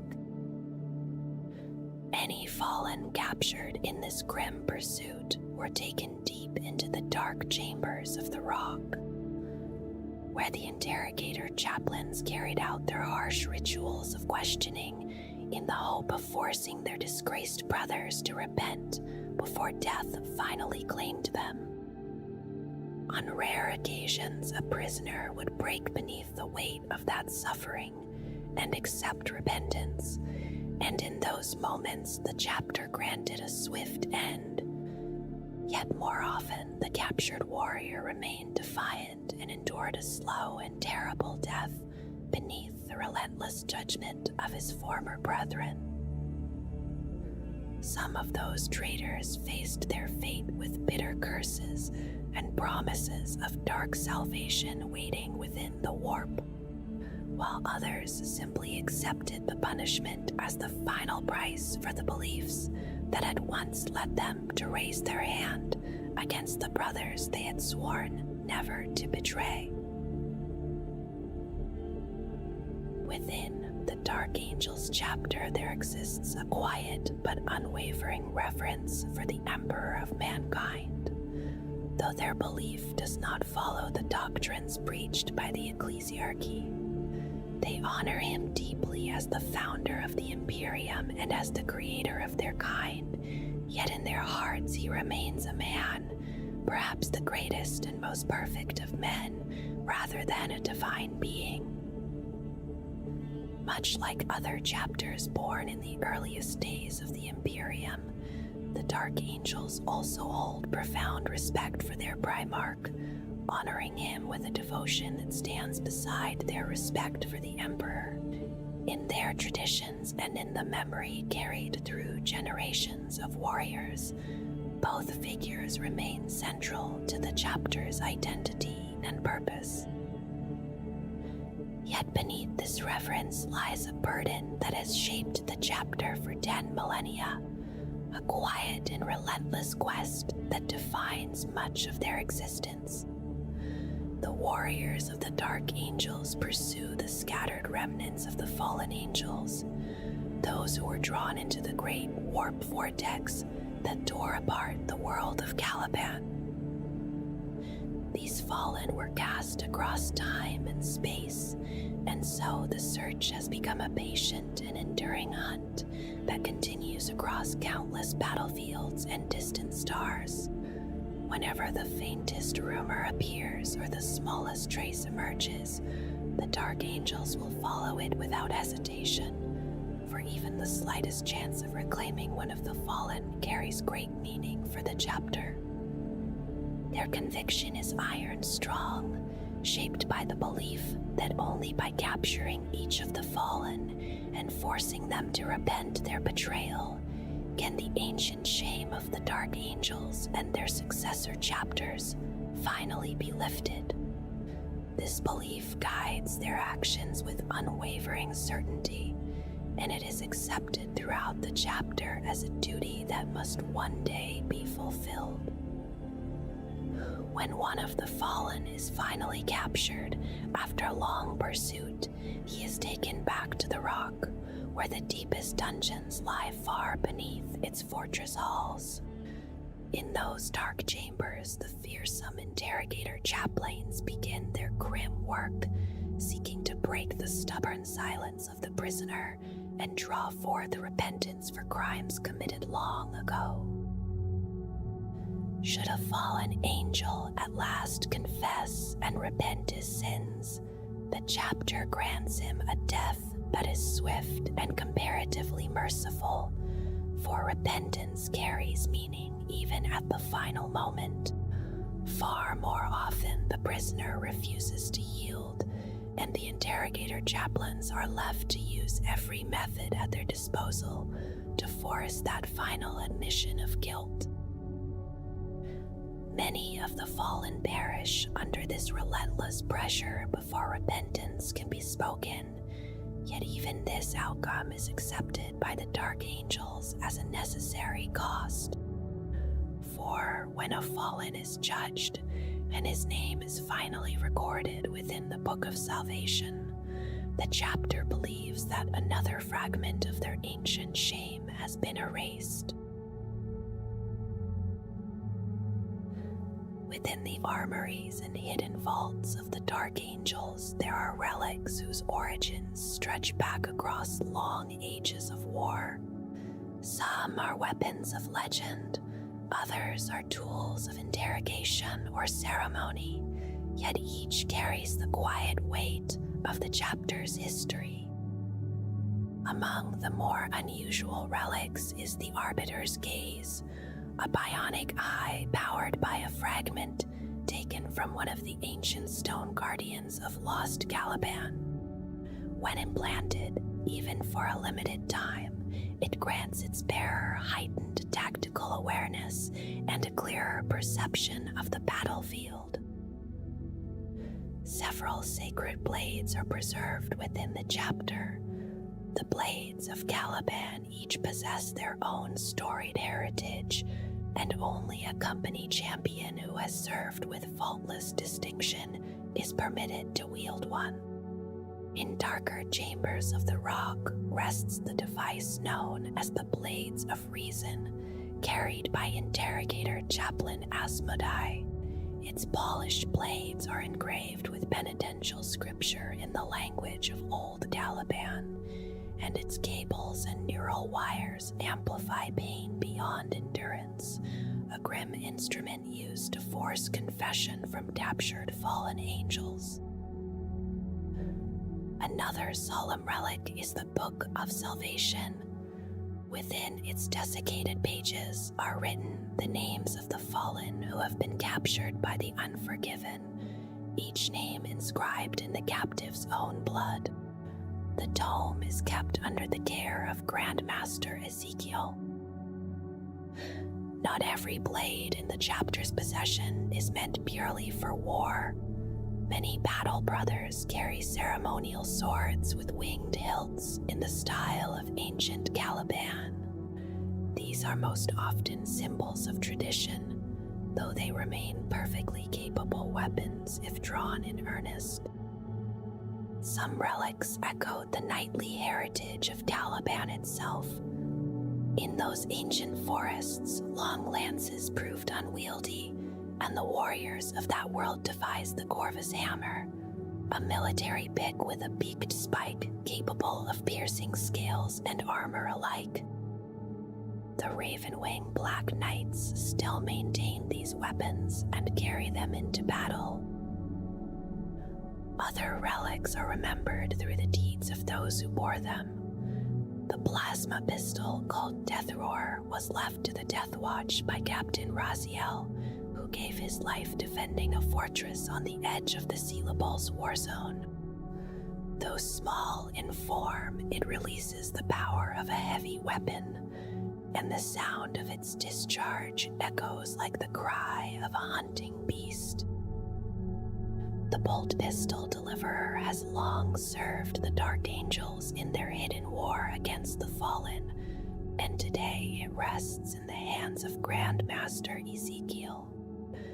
Knight Masters of the Deathwing carry another symbol of grim authority, the Flail of the Unforgiven, an archaic power weapon whose brutal chains speak plainly of the fate awaiting traitors. Some relics predate even the long millennia of the Imperium. The storm bolter known as Foe Smiter was forged by the famed Martian weaponsmith Fedorovich during the age when the Mechanicum joined the Emperor's hosts in the Great Crusade. It was presented to the Legion of the Dark Angels and wielded by Brother Bartholomew, remembered as the first Grand Master of the Deathwing. The weapon still unleashes a relentless storm of fire in the present age.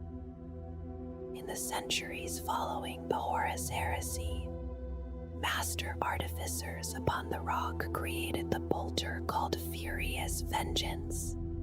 Though unmarked by inscription, it was consecrated with oaths of retribution against traitors and has since claimed the lives of countless renegade space marines. The Deathwing also honors a weapon known as the Halberd of Caliban, carried by the company champion. Long ago, it was reforged from a shattered blade of Caliban and imbued with the same grim technologies that empower the weapons of the Deathwing Knights. Yet perhaps the most revered of all are the Heavenfall blades. These legendary power swords were cut from a single block of obsidian that formed the heart of a meteorite striking the rock while it drifted in orbit around the feral world of Albaradad after the fall of Caliban. Each blade is borne by a master of the chapter and stands as both weapon and symbol of authority. Foremost among them is the Sword of Secrets, a master-crafted weapon created not long after the disappearance of Lion L. Johnson. It is carried by the Supreme Grand Master, and in the present age rests in the hands of Azrael. Hidden within its purpose is a secret known only to the chapter's highest master, for the blade alone can unlock a concealed gate deep within the rock that leads to the rune-warded cell where the arch-heretic Luther remains imprisoned. Another of these ancient swords is the Sword of Silence, wielded by Belial, the Grand Master of the Deathwing. The Raven Sword, carried by the Master of the Raven Wing. Samael also shares the heritage of the Heavenfall obsidian, as does the blade known as Felbane, once borne by Captain Balthazar of the 5th Company. These weapons, forged from the same meteoric stone, remain enduring symbols of rank, duty, and the long memory of the Dark Angels. Among the many relics tied to the legacy of Caliban and the long struggle of the Unforgiven, certain blades and war gear have passed through many hands while preserving the memory of those who first bore them. The Sword of Sanctity once belonged to Grand Master Orias, the first lord of the disciples of Caliban, who fell in battle against orcs at the Gualan Pass. Centuries later, the blade was recovered by Grand Master Nikir of the Consecrators. After many years, he offered it to Supreme Grand Master Azrael, believing the weapon should return to the Dark Angels. Azrael answered that the sword had already found its rightful master and returned it to the Consecrators with honor. Within the inner circles of the chapter, the Heavenfall blades remain among the most revered relics. The Sword of Secrets continues to pass from one Supreme Grand Master to the next, its obsidian edge still unbroken after countless battles. Belial carries the Sword of Silence when the Deathwing marches to war, while Samael commands the Raven Wing with the Raven Sword at his side. Felbane, Another blade of that same meteoric heritage was once held by Captain Balthazar before his passing. Other relics speak more directly of the Primarch himself. The lion helm was once worn by Lionel Johnson during the days of the Great Crusade and the Horus Heresy. In the present age, it serves as the badge of office of the Supreme Grand Master. The winged helm is attended by the Watchers in the Dark and is said to project a powerful protective field around its bearer. Weapons crafted in later ages also hold their place among the chapter's treasures. One such relic is the Lion's Roar, a combi weapon that unleashes a thunderous plasma discharge accompanied by a distinctive roar. It is often issued to warriors leading boarding assaults or desperate attacks, and regardless of the fate of its bearer, the weapon is always recovered and returned to the armories of the Rock. Another famous armament is Lion's Wrath, a master-crafted combi plasma created by the Technomagos, known as Prestor the Unchallenged in the years following the fall of Caliban. Through the centuries, many heroes have carried it into battle, and today it is borne by Azrael himself. Among the Deathwing, there are weapons of grim purpose as well.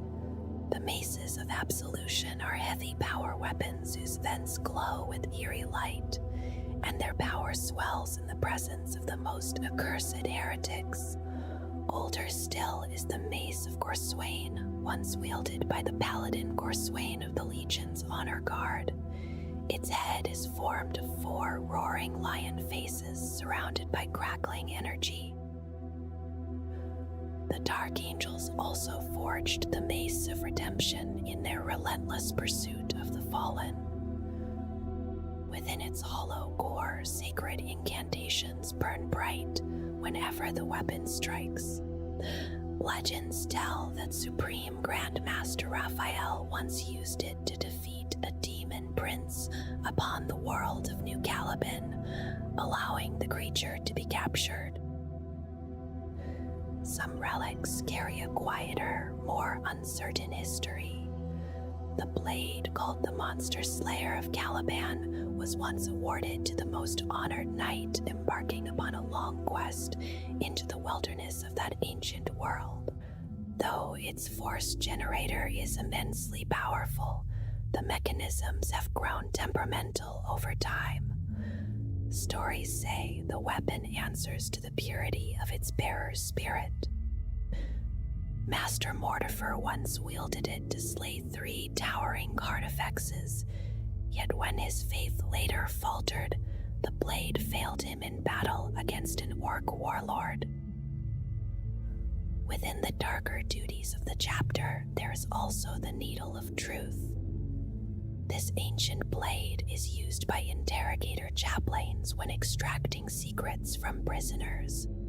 It traveled with the Dark Angels to the Jericho Reach, where it was employed in the search for hidden signs of the fallen. Some relics of the Dark Angels remain shrouded in mystery, their origins lost even to the chapter that guards them. The Watchers in the Dark sometimes carry into battle objects known as the perfidious relics of the Unforgiven. These ancient items were recovered long ago by the Deathwing, yet their exact nature remains unclear. What is certain is the effect they bring to the battlefield, for their presence unsettles enemies and weakens the power of hostile psykers. Other relics carry fragments of Caliban itself. The Spirit Shield helm, worn by Master Lazarus, contains a shard from one of the stone guardians of that lost world. When worn, it projects a protective field around Lazarus and those fighting close beside him. Armor also holds a place among the chapter's treasures.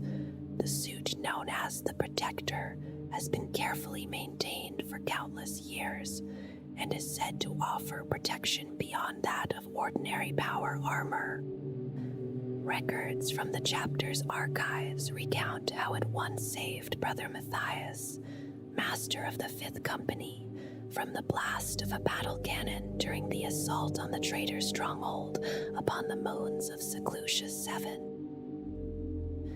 Another ancient defense is the Shield of Calasan. It is believed this immense shield was once carried by the hero voted Lieutenant Calasan of the Stormwing during the age of the Great Crusade and the Horus Heresy. The flaring energy field it produces resembles the void shields that protect mighty engines of war, and even the heaviest fire seems to break harmlessly upon it. Some relics are more unsettling in nature. The Eye of the Unseen is an augmetic device first granted to Interrogator Chaplain Enoch by the Watchers in the Dark.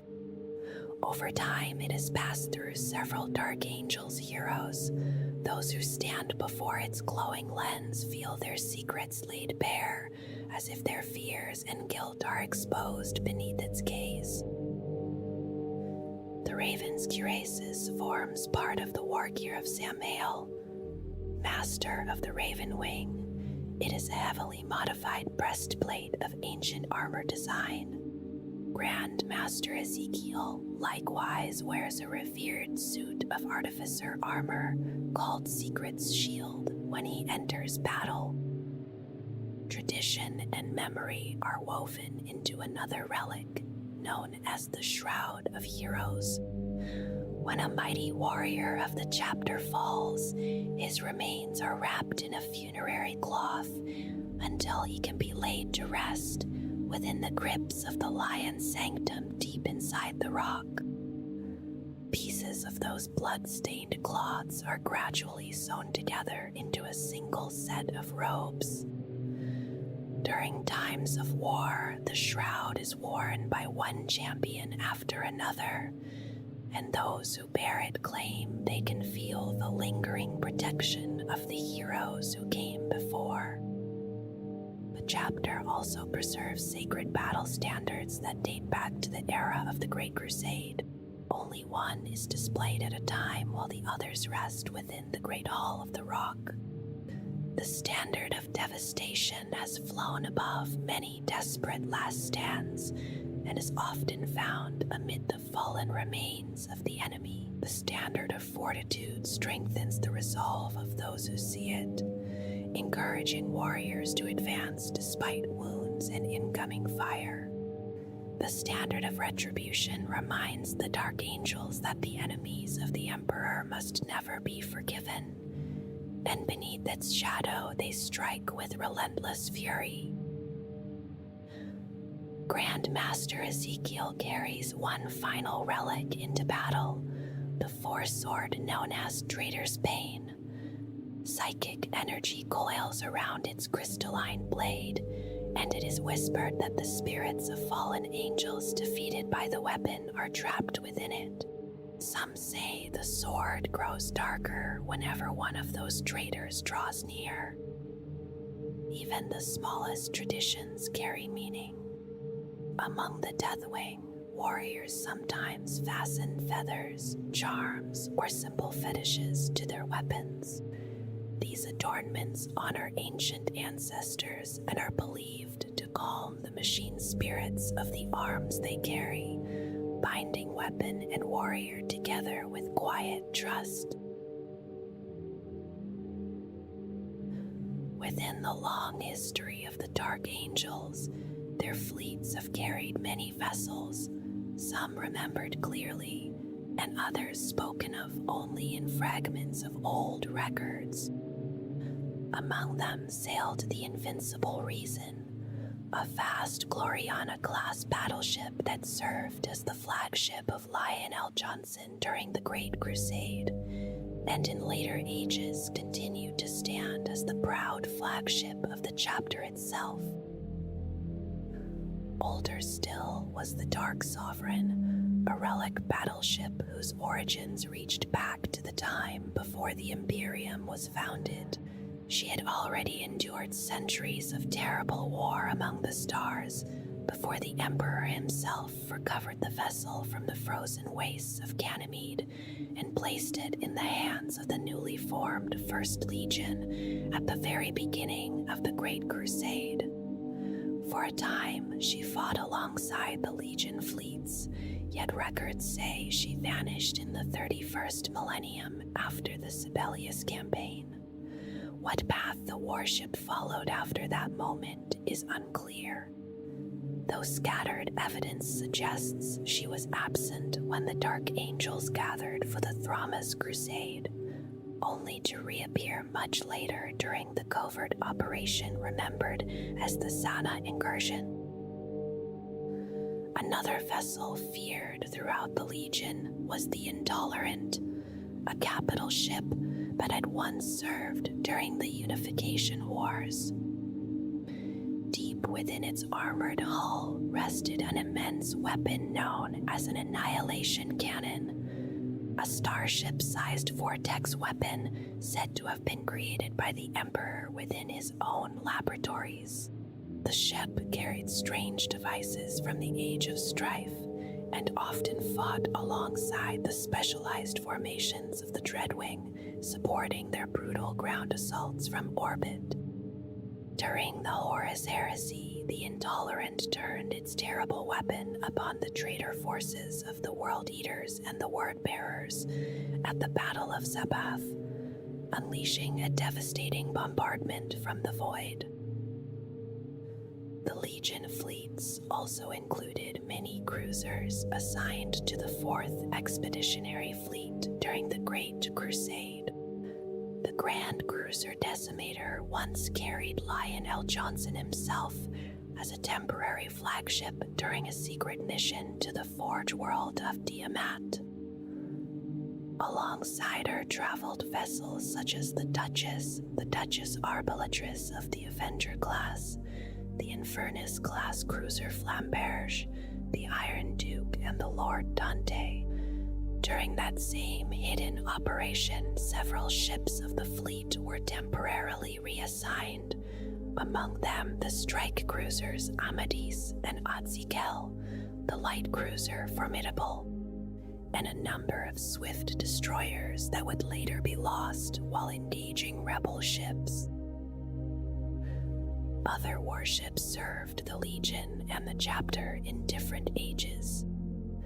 Battle barges such as the Angel of Retribution, Salvation, Spear of Truth, Ultimate Vengeance, Undying Faith, Unrelenting Fury, and Fingo Redemptor traveled with the Dark Angels across many campaigns. The Honored Deeds once bore Lionel Johnson through the realm of Ultramar during the time of Imperium Secundus, when the Primarch believed that Conrad Kersey had escaped Magrag and set out upon a long pursuit of the Night Haunter. Among the strike cruisers were vessels like the Angel of Caliban, which aided the relief of Rael's world in the 39th millennium. Others carried stranger stories. The Black Sword of Vengeance was the nearest Imperial vessel when an Inquisitor named Halleck reported that a captured heretic known as the Angel of Truth had revealed a deep-rooted heresy. Yet when Halleck vanished during his return to Terra, the crew of the strike cruiser found no trace of the Inquisitor, his ship, or the prisoner. Another ship, Caliban's Will, once belonged to the garrison fleet that returned with Luther to the world of Caliban. When Horus requested aid, the vessel departed for Saramand early in the 31st millennium, but was lost in the warp along with its crew of fallen angels. Many ages later, in the late 41st millennium, the Dark Angels rediscovered the ship as part of the drifting space hulk known as Alethros. During the time of Imperium Secundus, the strike cruiser Watcher, commanded by Captain Alquist, joined a joint task force of Ultramarines and Dark Angels. In the reconquest of Sotha, the vessel and her crew sacrificed themselves so that Ultramarine forces could land safely upon the world below. Smaller ships moved among these larger vessels, frigates such as Kolgravants, which first detected the presence of the enemy at Zephath, and others like Intrepid and Dauntless served the expeditionary fleets. Destroyers including Arbalest, Audacious, Courageous, Hotspur, Rapier, Seventh Son, and Stiletto formed swift attack screens, though several of them were destroyed while battling rebel ships during the Diamat mission. Troop ships such as Bold Conveyor and Noble Sinew carried warriors between war zones. Standing apart from these traveling fleets was the Chimera, a massive Ramilius-class starfort that formed the heart of the Aluxes outpost within the dangerous Aluxes Nebula. In the early days of the Horus Heresy, the fortress proved its worth when the weakened space wolves, hunted after the fall of Prospero, were cornered in that region by the Alpha Legion. The guns of the Chimera struck back against the gathered enemy fleet and dealt severe damage to Alpha, the Gloriana-class battleship that served as the flagship of the 20th Legion, saving the Sons of Rus from destruction. In later centuries, the chapter fleet continued to travel across the Imperium, and among those vessels sailed the strike cruiser Herald of Night. During the War of the Beast in the 32nd millennium, the ship fought while Orc forces surged across the Imperium. Much later, it was commanded by Master Adnachel during battles against Orcs that had spread through the asteroid field called the Astoria's Cloud. Yet even in the midst of that fighting, the cruiser was ordered to withdraw by Grandmaster Sekael when word arrived that a Dark Angel strike force was assembling for an attack on Olanor, the distant origin of the Beast's invasion. Other ships of the Legion era are remembered only briefly in scattered records. Among them were vessels known as Austere Purification, Monarch's Glory, Redemptive Fire, and the battlecruiser Blade of Newmark. Though little detail survives, each one served the First Legion during the time of the Horus Heresy. The strike cruiser Lion's Roar carries a darker memory from the late 41st millennium. A Dark Angel strike force pursued a fallen angel into the remote Ghoul stars, eventually reaching a desolate charnel world of ash and bone. When they believed they had cornered their quarry, the warriors discovered instead the lifeless body of a loyal sergeant from the 4th Company. As the corpse fell apart, mind-shackled scarabs spilled from within it, and from the surrounding wasteland emerged a horde of Necron-flayed ones. The trap had been set by the mad Pharaon Valgol to feed the dreadful bone kingdom of Drazak. The battle that followed nearly destroyed the Dark Angel's force, until the Lion's Roar plunged through the world's upper atmosphere in a desperate attack run. The assault scattered the flayed ones long enough for the cruiser to teleport the surviving warriors back aboard before returning to the darkness of space, while the fallen of the chapter were left behind among the feasting horrors. Other strike cruisers continued their quiet duties across the Imperium. Pride of Caliban and Salvation served the fleet in later eras. The Sword of Caliban once prepared to carry the 5th Company under Master Zedakiel toward the tomb world of Ariand, where Chief Librarian Danatheum fought the Necrons of the Nephrek dynasty. Before the journey could be completed, however, Denetheuum commanded the ship to divert to the world of Honoria in order to defend it from the invading orcs of Wagrablanik. At that time, the vessel sailed under the command of ship mistress Selenas. The strike cruiser Vengeful Blade answered another desperate call in the 41st millennium when the hive world of Corinth faced twin threats. A tendril of High Fleet Moloch advanced through the void, while a Gen-Stealer-infested space hulk called Bringer of Sorrow drifted nearby, believed to be guiding the Hive Fleet toward the planet. Acting swiftly, Master Annas ordered the Deathwing to board the hulk. The warriors destroyed the infested vessel, and without its signal, the Imperial defenders were able to defeat the approaching Tyranid tendril. Among the smaller escorts of the fleet was a frigate known as Intervention, another quiet participant in the endless movements of the chapter's warships through the stars.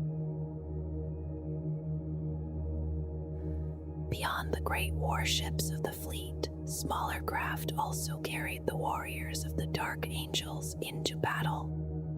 The Dark Talon called Deathshroud glided through the void as a swift and deadly hunter, while the Nephilim jetfighter Knight of the Gloaming roared ahead of the fleet to intercept enemy threats.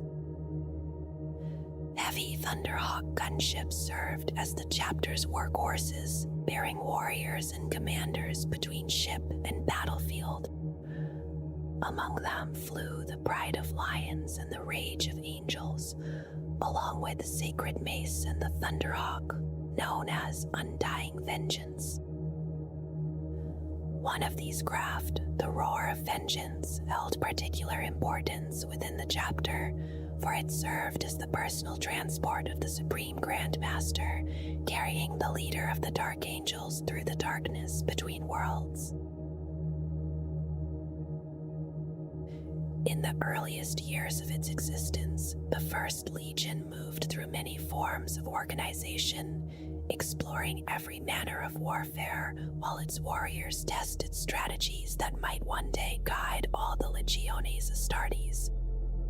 Through long campaigns and hard experience, these warriors refined patterns of battle that later scholars would recognize as the foundation of what became the standard form of a Space Marine Legion.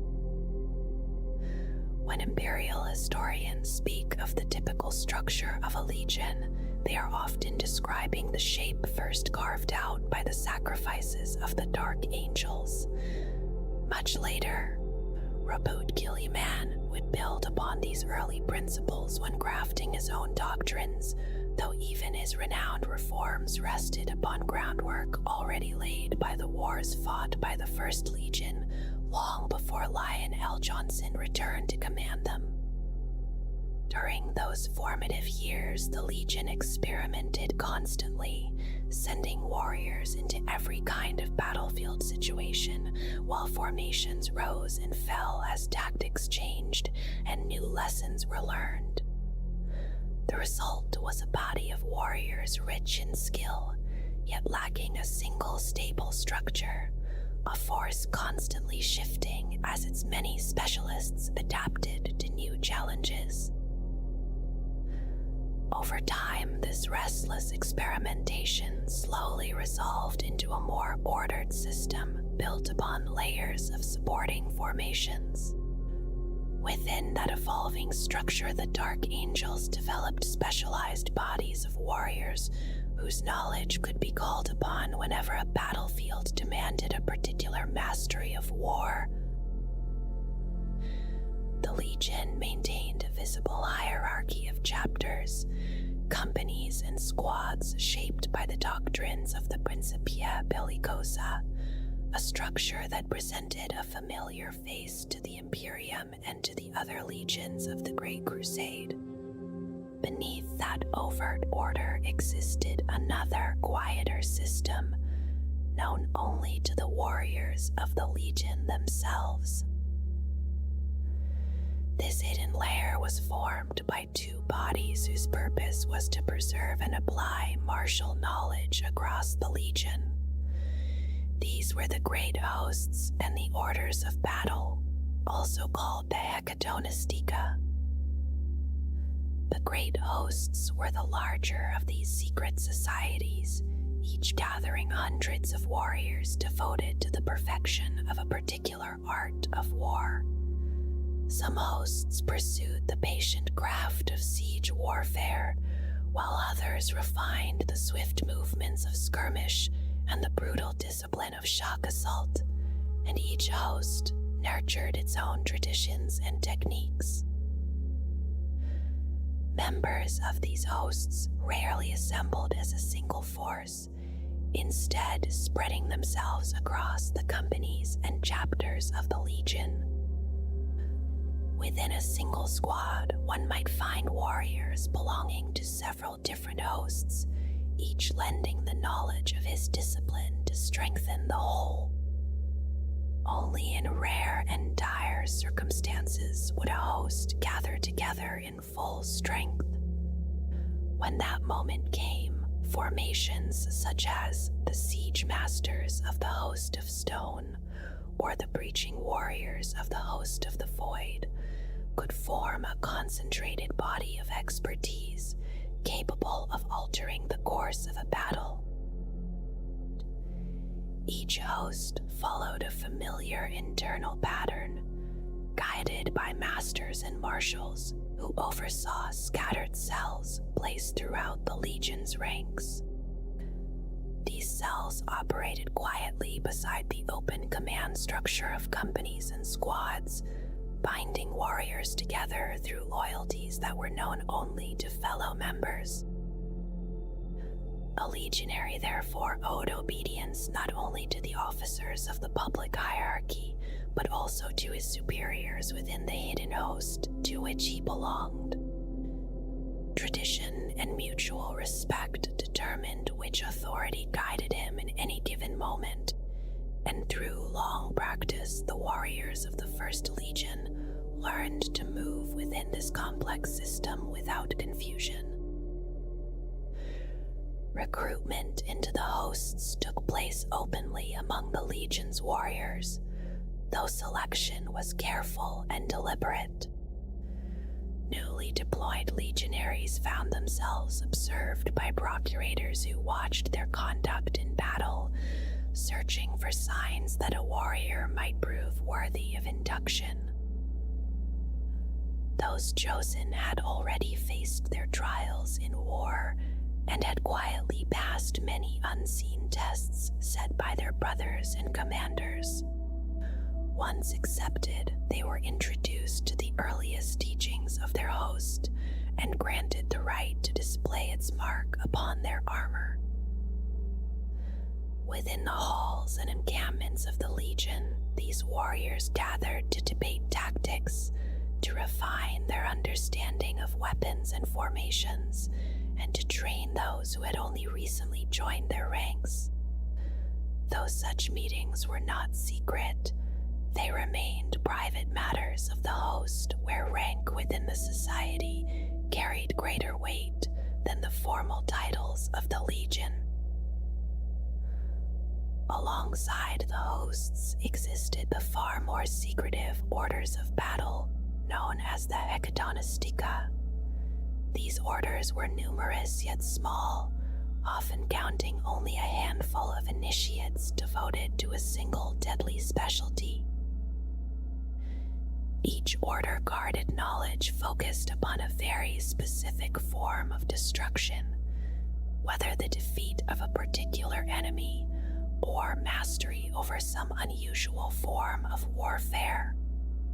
When a battle group of the First Legion encountered such a foe, warriors from the relevant order would gather together as a cenobium, forming a cadre prepared to apply their hidden expertise upon the battlefield.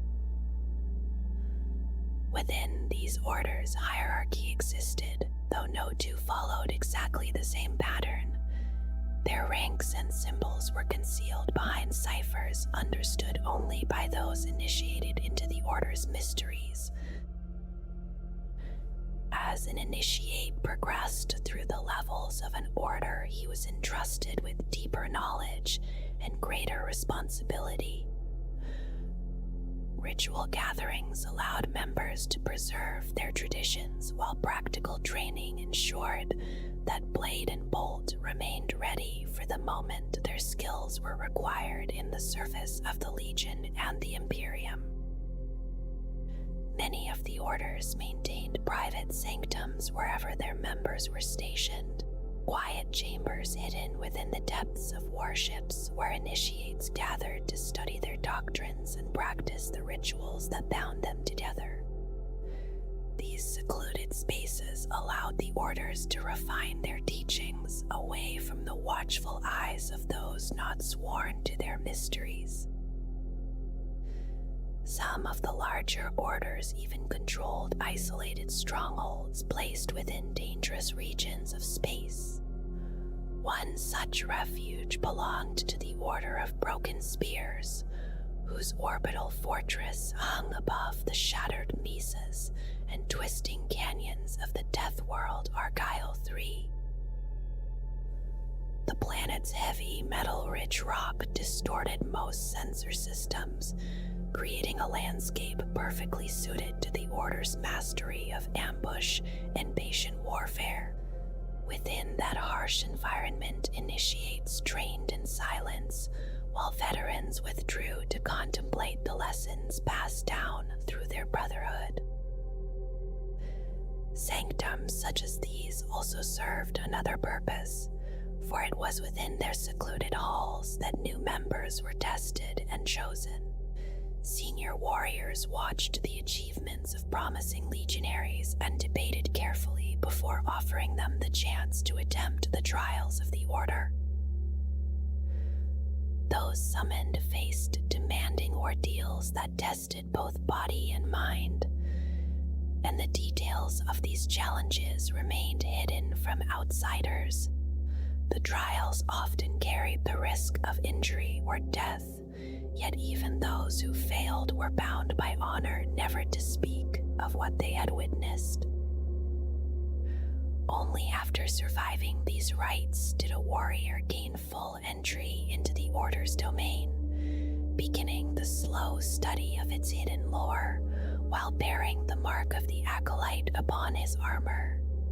To stand even within the outer circles of an order was regarded as a great honor, and fewer than half the Legion could claim such distinction. Though outsiders rarely understood the symbols carried by these warriors, the Legion itself treated the bearers of such sigils with quiet respect. Even commanders of high rank often listened carefully when an adept of the Orders offered counsel drawn from their specialized knowledge. On rare occasions, a warrior might carry the marks of more than one order, either after leaving one brotherhood to join another, or through the exceptional circumstance of serving within several at the same time. Among the most famous examples stood the Primarch Lion L. Johnson himself, who held the rank of High Preceptor within every order of the Legion. Another notable figure was Knight Captain Atreus Deucalion, the bearer of the sword Chrysaor and a marshal within the fire wing of the Hexagrammaton. Renowned for his skill with the blade, Deucalion combined techniques from 3 separate orders into a deadly style that few could match. This deeply layered system of hosts and orders also played an unexpected role during the years leading to the Horus Heresy. The warrior lodges spread by Horus and Lorgar found little place within the ranks of the Dark Angels, as the preceptors of the orders and the leaders of the Hexagrammaton dismissed such gatherings as beneath the dignity of the Legion. Because of this, the Dark Angels avoided the corruption that spread among many other legions, though they would still face their own tragedy of betrayal before the conflict was over. That betrayal would grow from jealousy and pride rather than the influence of those forbidden lodges. Among the many strange traditions within the Legion existed a company known as the 500. These warriors had accompanied the Primarch when he first stood upon Caliban beside the Emperor and were sworn to a duty unlike any other. Each member quietly observed the ways of their Primarch in battle, gathering knowledge of how best to fight at his side. Their task was to study the nature of this unmatched warrior and determine how the Legion should adapt to serve him. The results of that patient study were preserved within a ciphered tome called the Lion Codex. Within its pages were recorded the fighting style and battlefield instincts of Lion L. Johnson, secrets that would be priceless to both friend and enemy alike. Only the 500 guarded this knowledge, and they accepted no new initiates into their ranks. As their numbers slowly dwindled across the long years of war, the secrets they carried would fade with them. The Lion himself never spoke openly of this silent watch kept by his warriors, yet he never forbade it either. Before battle, he often waited quietly for those members present to assemble at his side, and that quiet acknowledgement was treasured by the Legion more deeply than any spoken praise. When Lion L. Johnson assumed command of the First Legion, he introduced a structure inspired by the knightly traditions of Caliban. Within this design, the ideals of loyalty, discipline, and self-reliance shaped the behavior of every warrior under his command. The Dark Angels had always been known as steady and determined fighters, sharing something of the quiet temperament of their Primarch. Their anger rose slowly, yet once stirred, they became relentless opponents who rarely abandoned a task once begun. During the years before the Horus Heresy, a legion could number many tens of thousands of warriors, though the precise strength of the Dark Angels during that age remains uncertain.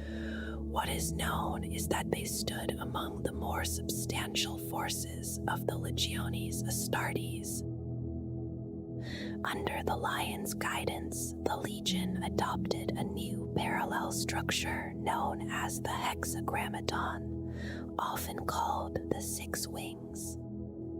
These specialized formations existed alongside the standard command hierarchy and drew inspiration from older traditions that predated the Principia Bellicosa.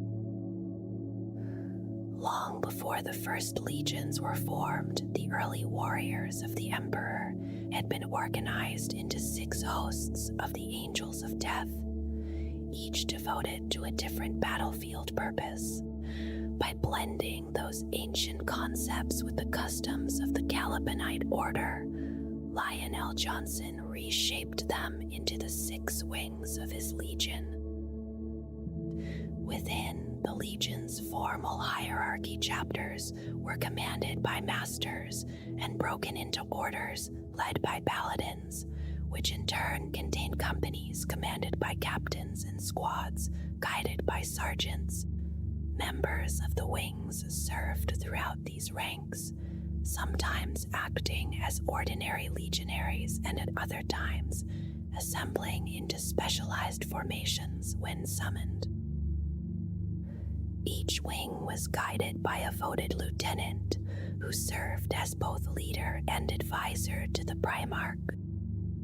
These commanders were elected by their peers rather than appointed by a superior, and each prepared a successor to ensure the continuity of leadership should misfortune strike. The leaders of the wings often gathered together as the Council of Masters, first within the fortress of Gramarai, and later wherever the Legion's campaigns carried them. From these councils came decisions regarding the deployment of the wings and the strategies they would pursue. A commander seeking the aid of one of the wings had to formally request their intervention, after which the warriors of that formation would be summoned from their scattered duties. Once assembled, they acted under the direction of their voted lieutenant, applying their specialized skills to the battlefield before them. Among these wings, the Deathwing stood as the Legion's elite veterans clad in heavy Terminator armor. Bound by solemn oaths, they advanced steadily, even in the face of destruction, and were often entrusted with tasks that others believed impossible. The Raven Wings specialized in rapid warfare, using anti-gravitic craft and powerful pikes to strike swiftly against distant targets. Their methods echoed the ancient search and destroy tactics of early Legiones Astartes formations, and were refined further after the discovery of Caliban. The Dreadwing embodied the doctrine of total warfare, wielding terrible weapons and leading devastating assaults, supported by powerful armored vehicles. Their arsenals included munitions considered dark and dangerous, weapons capable of reducing entire battlefields to ruin. The Firewing moved in quieter ways, gathering warriors skilled in duels and covert killing. Their purpose was to shatter an enemy's command structure through precise strikes carried out by hunters and assassins whose mastery of blade and knife was unmatched. Another wing, known as the Iron Wing, focused upon overwhelming force delivered through armored warfare and dreadnought support, building upon early doctrines created by the Emperor himself. Through these tactics, the strength of the Legion was multiplied by engines of war designed to break the most resilient defenses.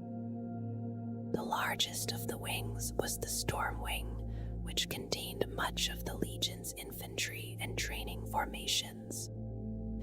Its warriors practiced disciplined battlefield maneuvers and were often deployed in formations suited to close-order fighting or dangerous boarding actions in the void.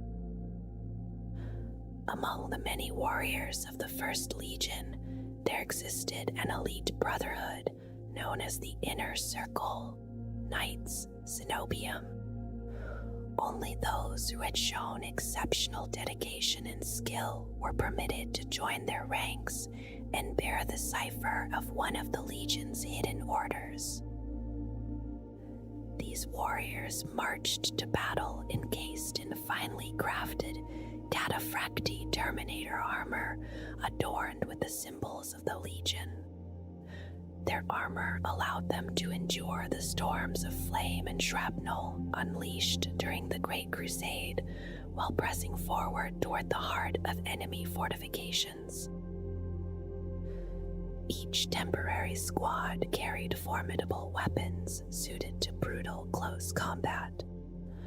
Among these arms were the Tyrannic Greatsword and the unusual Plasma Caster, a compact weapon mounted upon the warrior's vambrace so that he could strike without hindrance during the fury of battle. The armories of the First Legion held many relics drawn from ancient arsenals, dating back to the Unification Wars of Terra.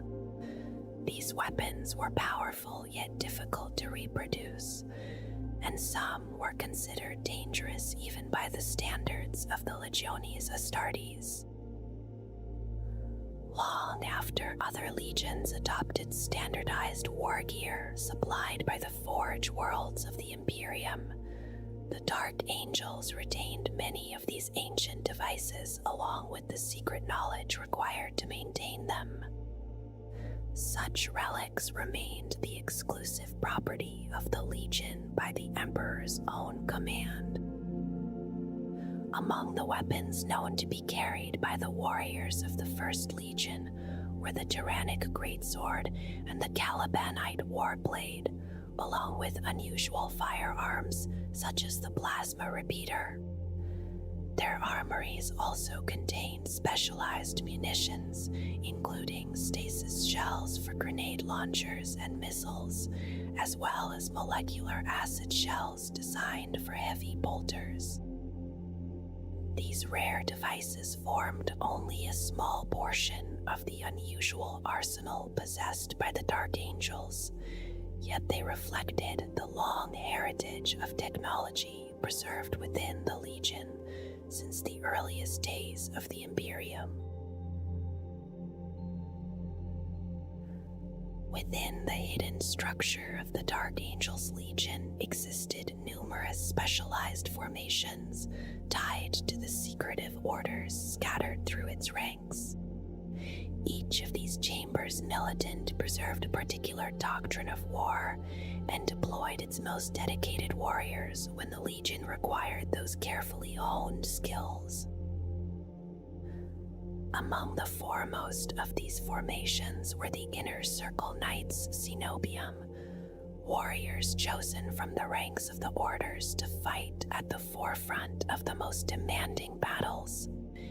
Their mastery of specialized techniques made them invaluable whenever the Legion confronted challenges that ordinary formations could not easily overcome. Another respected body was the Deathwing Companion Detachment, composed of the most experienced veterans among the Deathwing. These warriors swore strict oaths to guard the lives of those officers placed under their protection, often throwing themselves into harm's path to intercept attacks meant for their charges.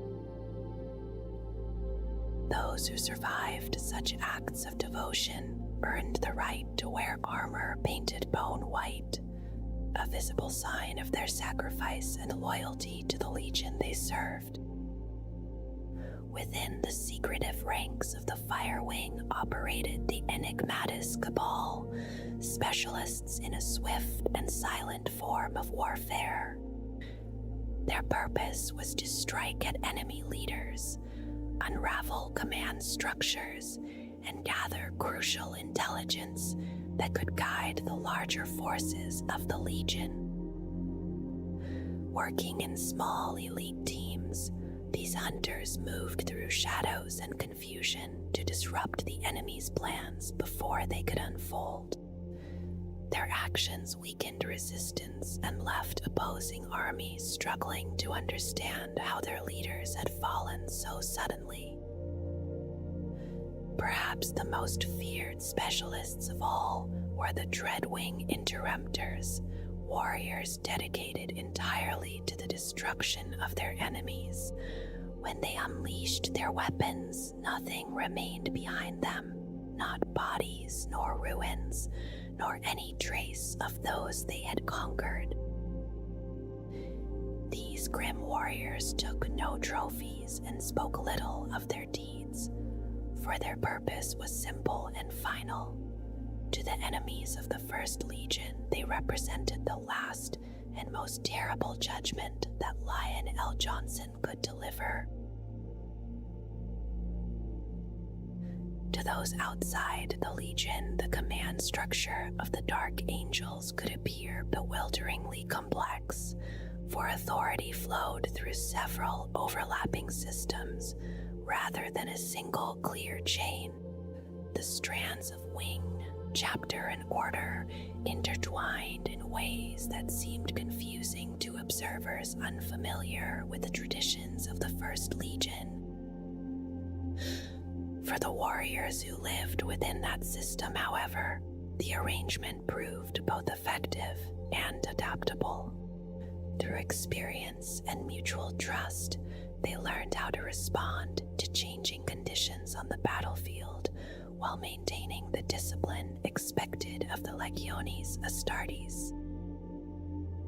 Each individual strand of authority followed familiar principles drawn from the doctrines of the Principia Bellicosa. Command passed downward through ranks of officers who directed the actions of companies, wings, and orders while remaining aligned with the strategy determined by their superiors. The complexity arose because these strands did not always align in a simple hierarchy visible to outsiders. Instead, authority shifted according to circumstance, guided by the knowledge and experience required to address the immediate demands of the battlefield. When a situation required the specialized expertise of a particular wing or order, the officer who possessed that knowledge naturally assumed leadership over those around him. Warriors of the Legion trusted that judgment without hesitation, recognizing that success depended upon placing authority in the hands best suited to the moment. This flexible approach sometimes frustrated other legions whose traditions favored rigid chains of command. Rowboat Gilliman in particular urged Lion L. Johnson to adopt the more structured model later described within the Codex Astartes, though such suggestions never replaced the methods already proven within the First Legion. Attempts by other legions to replicate this pattern rarely achieved the same results. Without the deep traditions and experienced veterans that supported the Dark Angel structure, the system proved difficult to implement elsewhere. At the highest level of authority stood Lion L. Johnson himself, bearing the titles of Lord of the First Legion, Grand Master of the Hexagrammaton, and High Preceptor of the Hecatonistica. His word carried absolute authority, and whenever he entered the field, all other commands yielded to his will. Because the Primarch often preferred direct battlefield leadership rather than distant oversight, additional bodies existed to manage the wider operations of the Legion. Among these, the most prominent was the Council of Masters, composed of the leaders of the Hexagrammaton wings or their representatives. This council oversaw strategic planning and determined where the Legion's forces should be deployed across the vast theaters of the Great Crusade. Their deliberations assigned troops and commanders to fleets and war zones, ensuring that the Legion's strength was applied where it could achieve the greatest effect. Alongside them stood the conclave of preceptors drawn from the orders of the Hecatonistica. Though they rarely assembled in full, these experienced warriors served as an additional reserve of strategic insight whenever their specialized knowledge became necessary.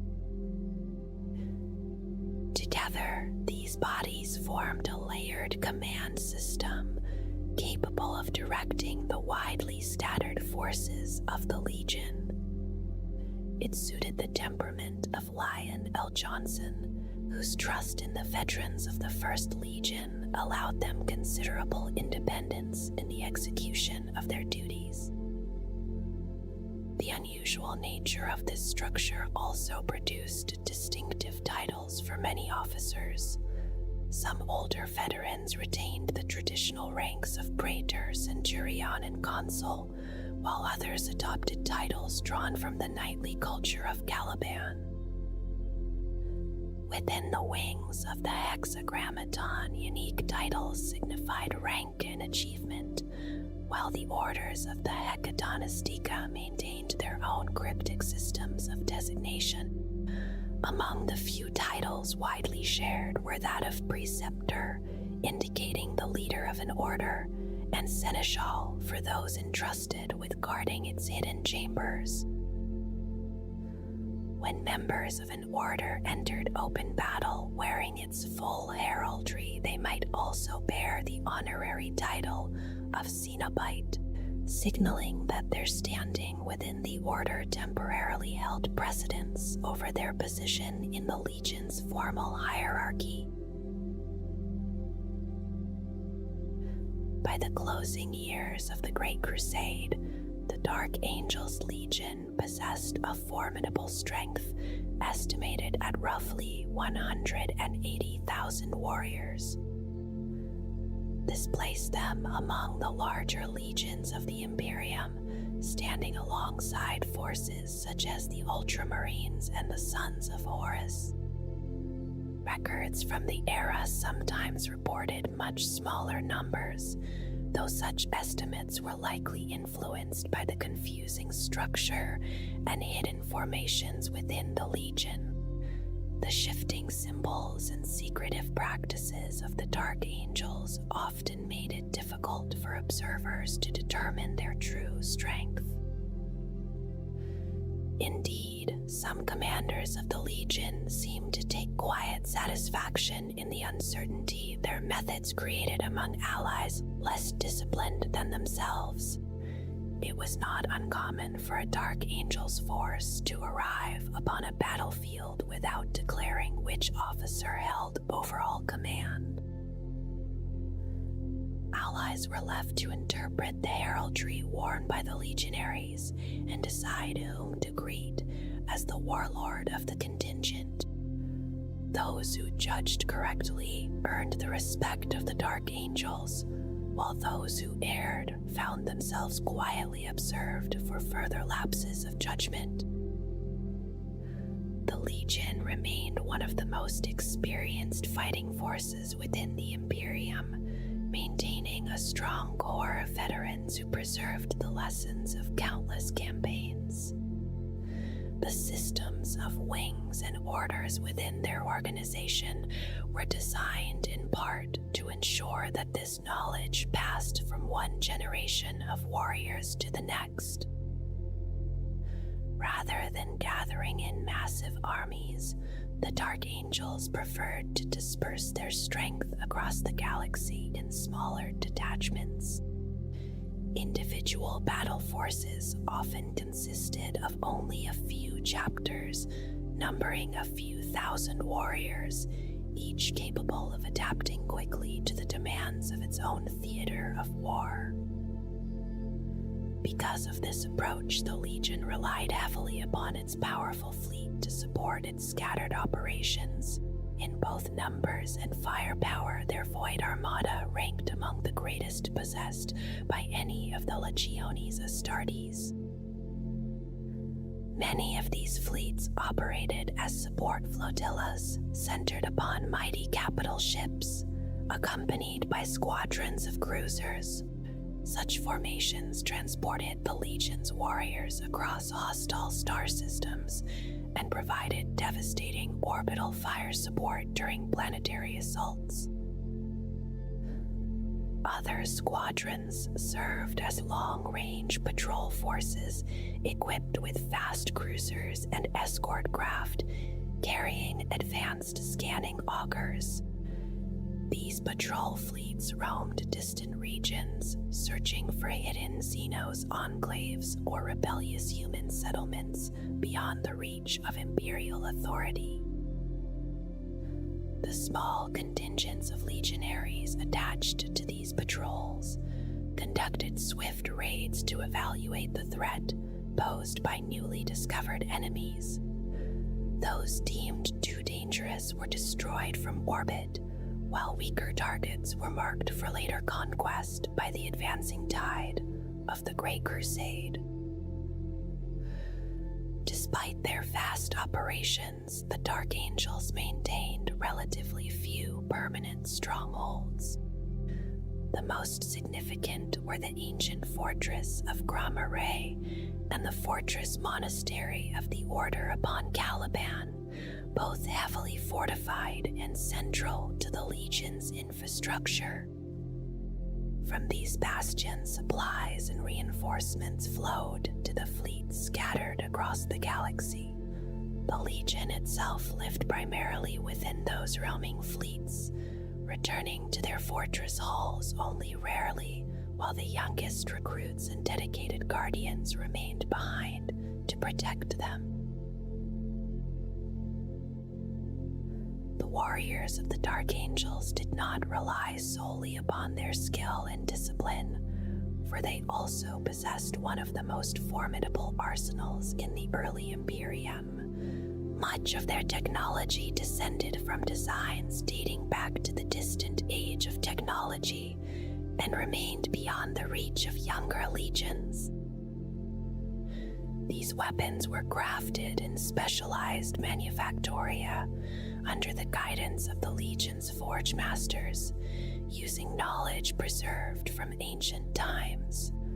Some devices rivaled the sophisticated arms carried by the Legio Custodes, placing them among the most powerful instruments of war available to the Imperium. Among the equipment routinely employed by the Legion were unusual plasma weapons, unstable munitions, and rare variants of armored vehicles and voidcraft, developed exclusively for their use. On the battlefields of the Great Crusade, such devices multiplied the already formidable abilities of the Dark Angels. Hidden behind these openly deployed weapons lay a far darker reserve of destructive power. Within, sealed vaults on worlds such as Caliban and Gramarai, as well as in secret caches guarded by orders of the Hecatonistica, the Legion stored devices long forbidden to other Imperial forces. Among these were genphages capable of extinguishing all life upon a planet within a matter of hours, as well as immense munitions designed to rupture a world from within its own core. The armories also contained ancient stocks of silica verae, a nanite plague so dangerous that the Mechanicum had declared it the ultimate form of technological heresy. Weapons of such terrible nature were never intended for ordinary conquest.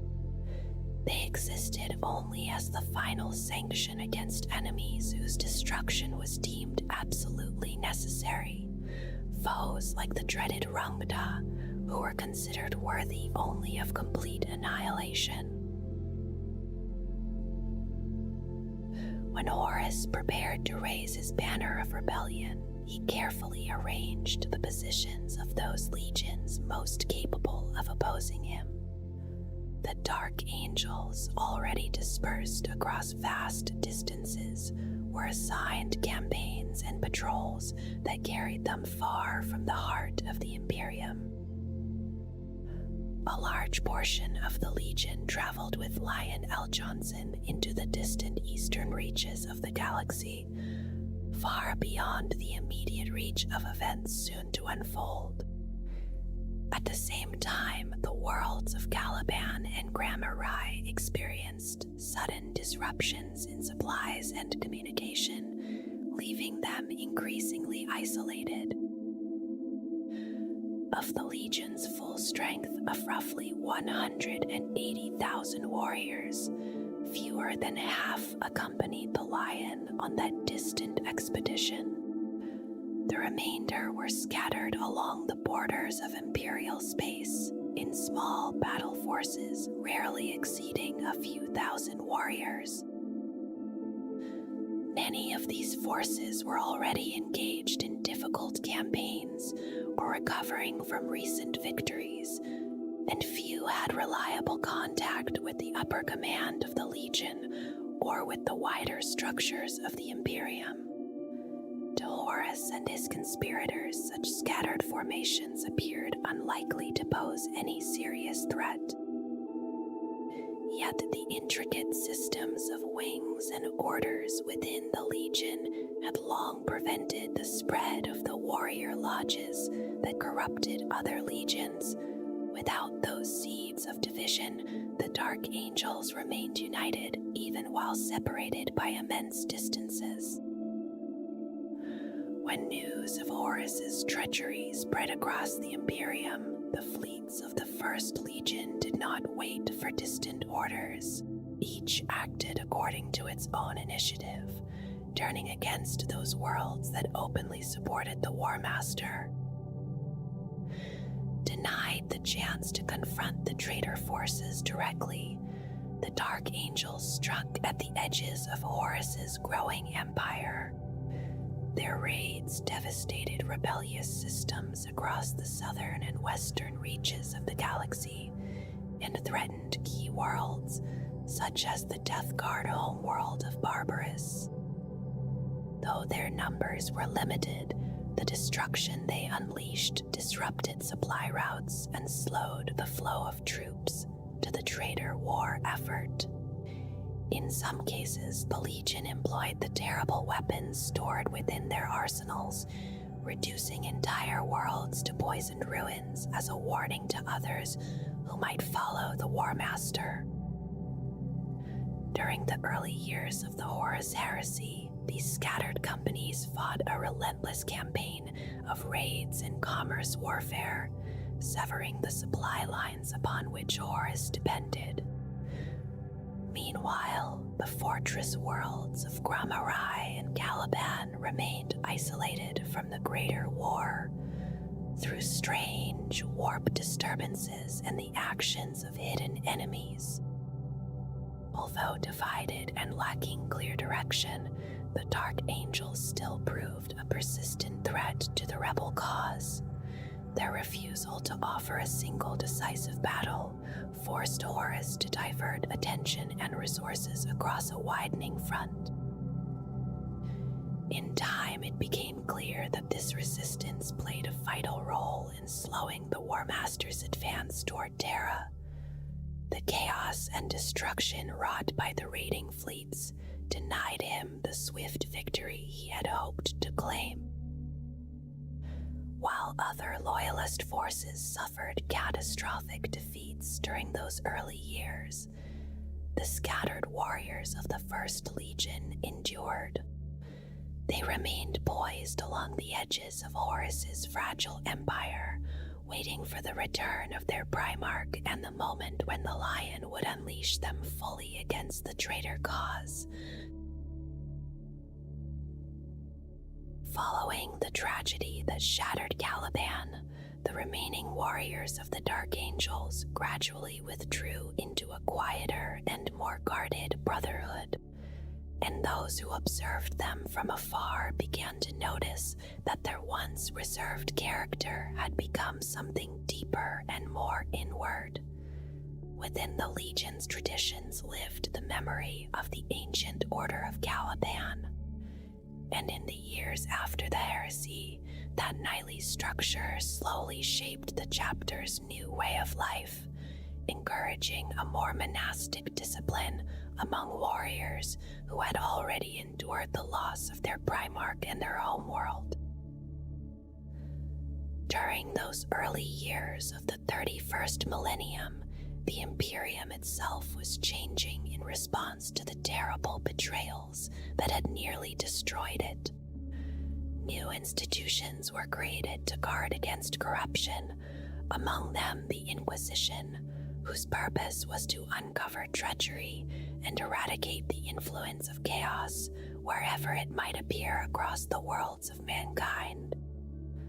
When the destruction of Caliban was investigated, the Dark Angels were judged loyal and allowed to continue their service. Although the authorities of the Imperium kept a careful watch upon them, while acknowledging that the Legion had lost both its Primarch and its birthplace.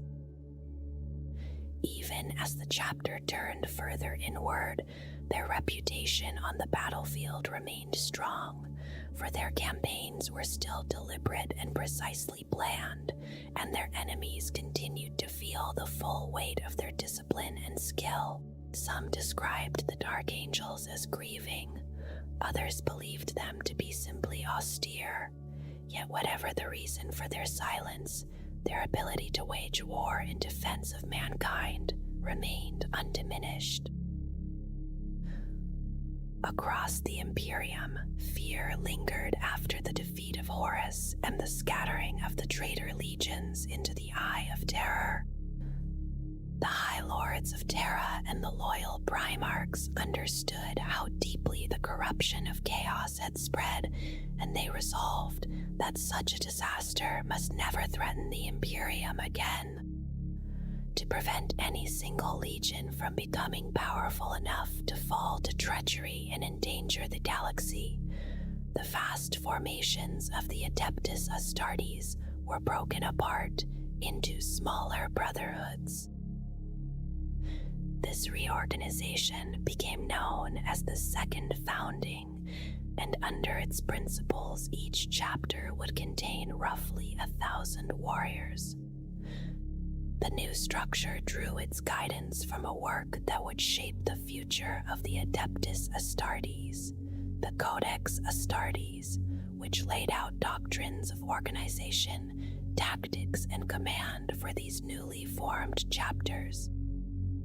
Rabut Gilliman, Primarch of the Ultramarines and Imperial Regent in the difficult years after the Emperor's entombment within the Golden Throne, devoted enormous effort to the creation of this codex.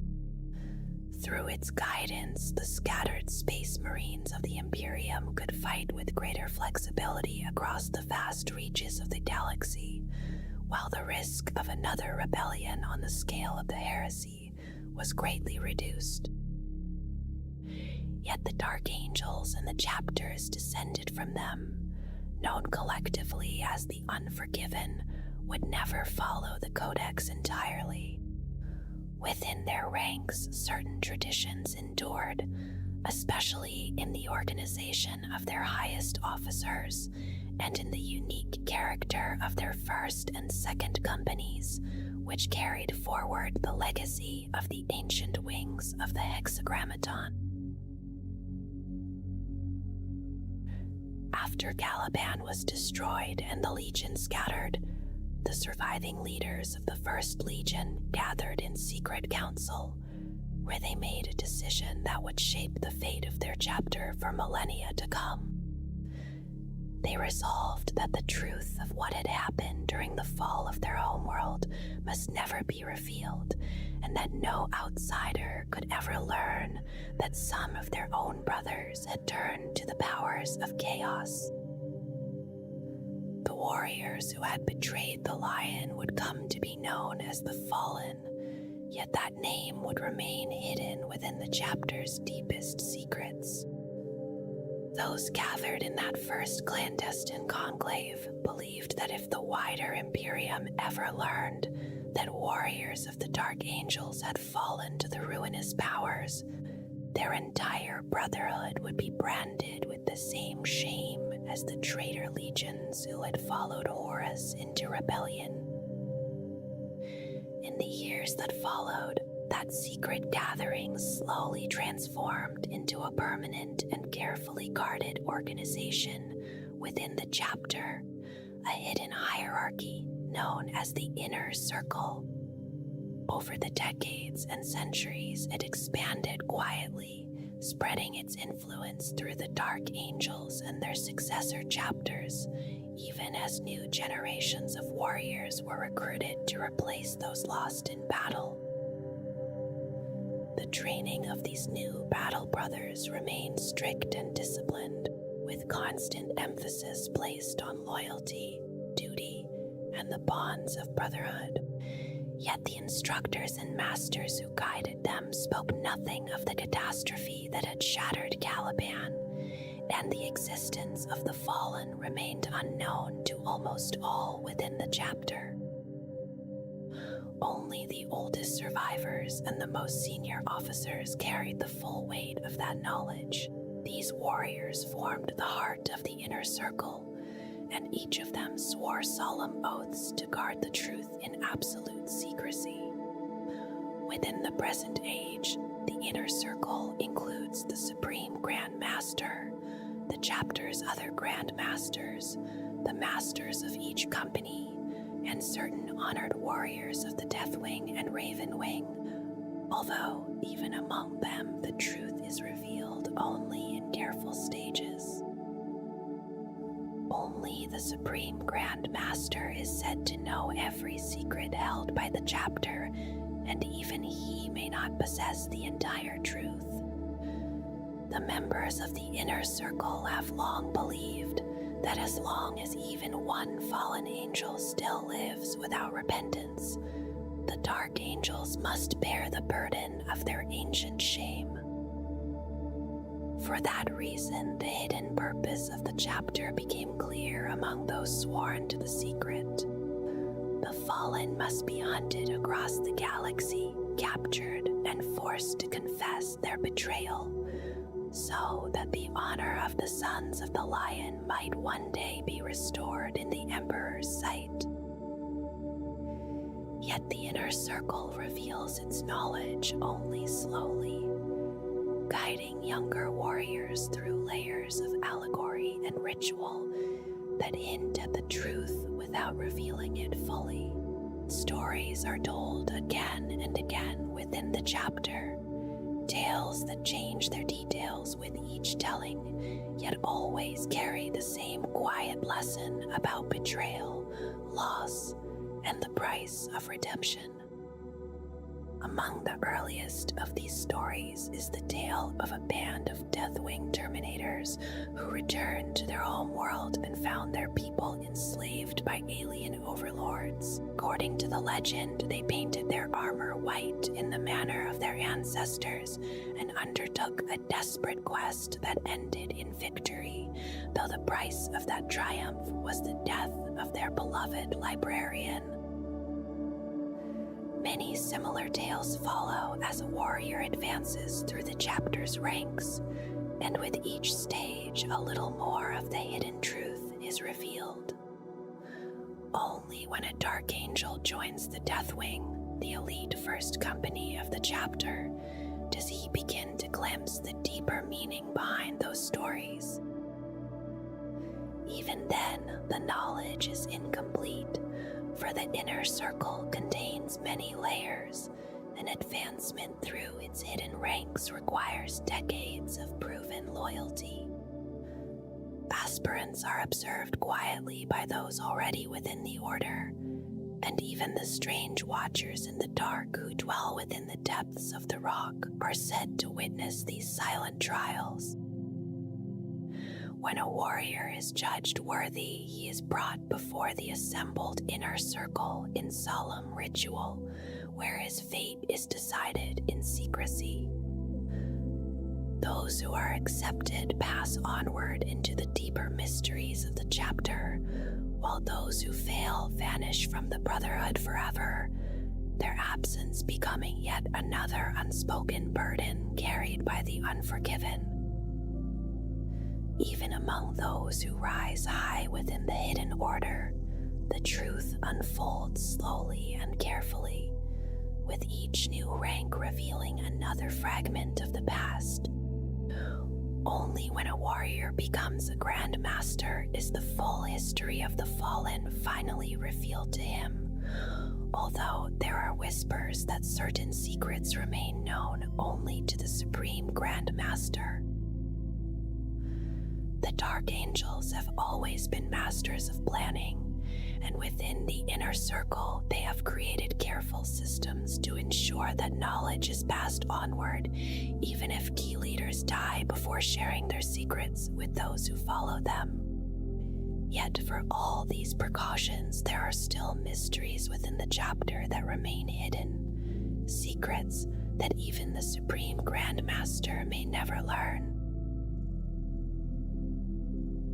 The Dark Angels maintain many titles and traditions that differ from those used by most other Space Marine chapters, for their organization still carries the influence of the ancient Order of Caliban that shaped the earliest days of the Legion. Across the Dark Angels and many of the chapters descended from them, this older language continues to define the duties and authority of their leaders. At the head of the chapter stands the Supreme Grand Master, a title given to the warrior who would be known elsewhere as a chapter master. He presides over the gatherings of the inner circle and guides the hidden councils that shape the fate of the Dark Angels, carrying knowledge of their deepest secrets while still knowing that some mysteries may remain beyond even his understanding. Among the most honored of the chapter's leaders is the Grand Master of the Death Wing, the commander of the veteran First Company. This officer is widely regarded as the most likely successor to the Supreme Grand Master, and through long years of service, he comes to understand nearly all of the truths guarded by the inner circle. The Second Company is commanded by the Grand Master of the Raven Wing, whose warriors wage war with unmatched speed and mobility across the battlefields of the galaxy. In addition to his duties as a company master, he serves as the chapter's leader of the hunt, responsible for following even the faintest rumor that might reveal the location of a fallen angel.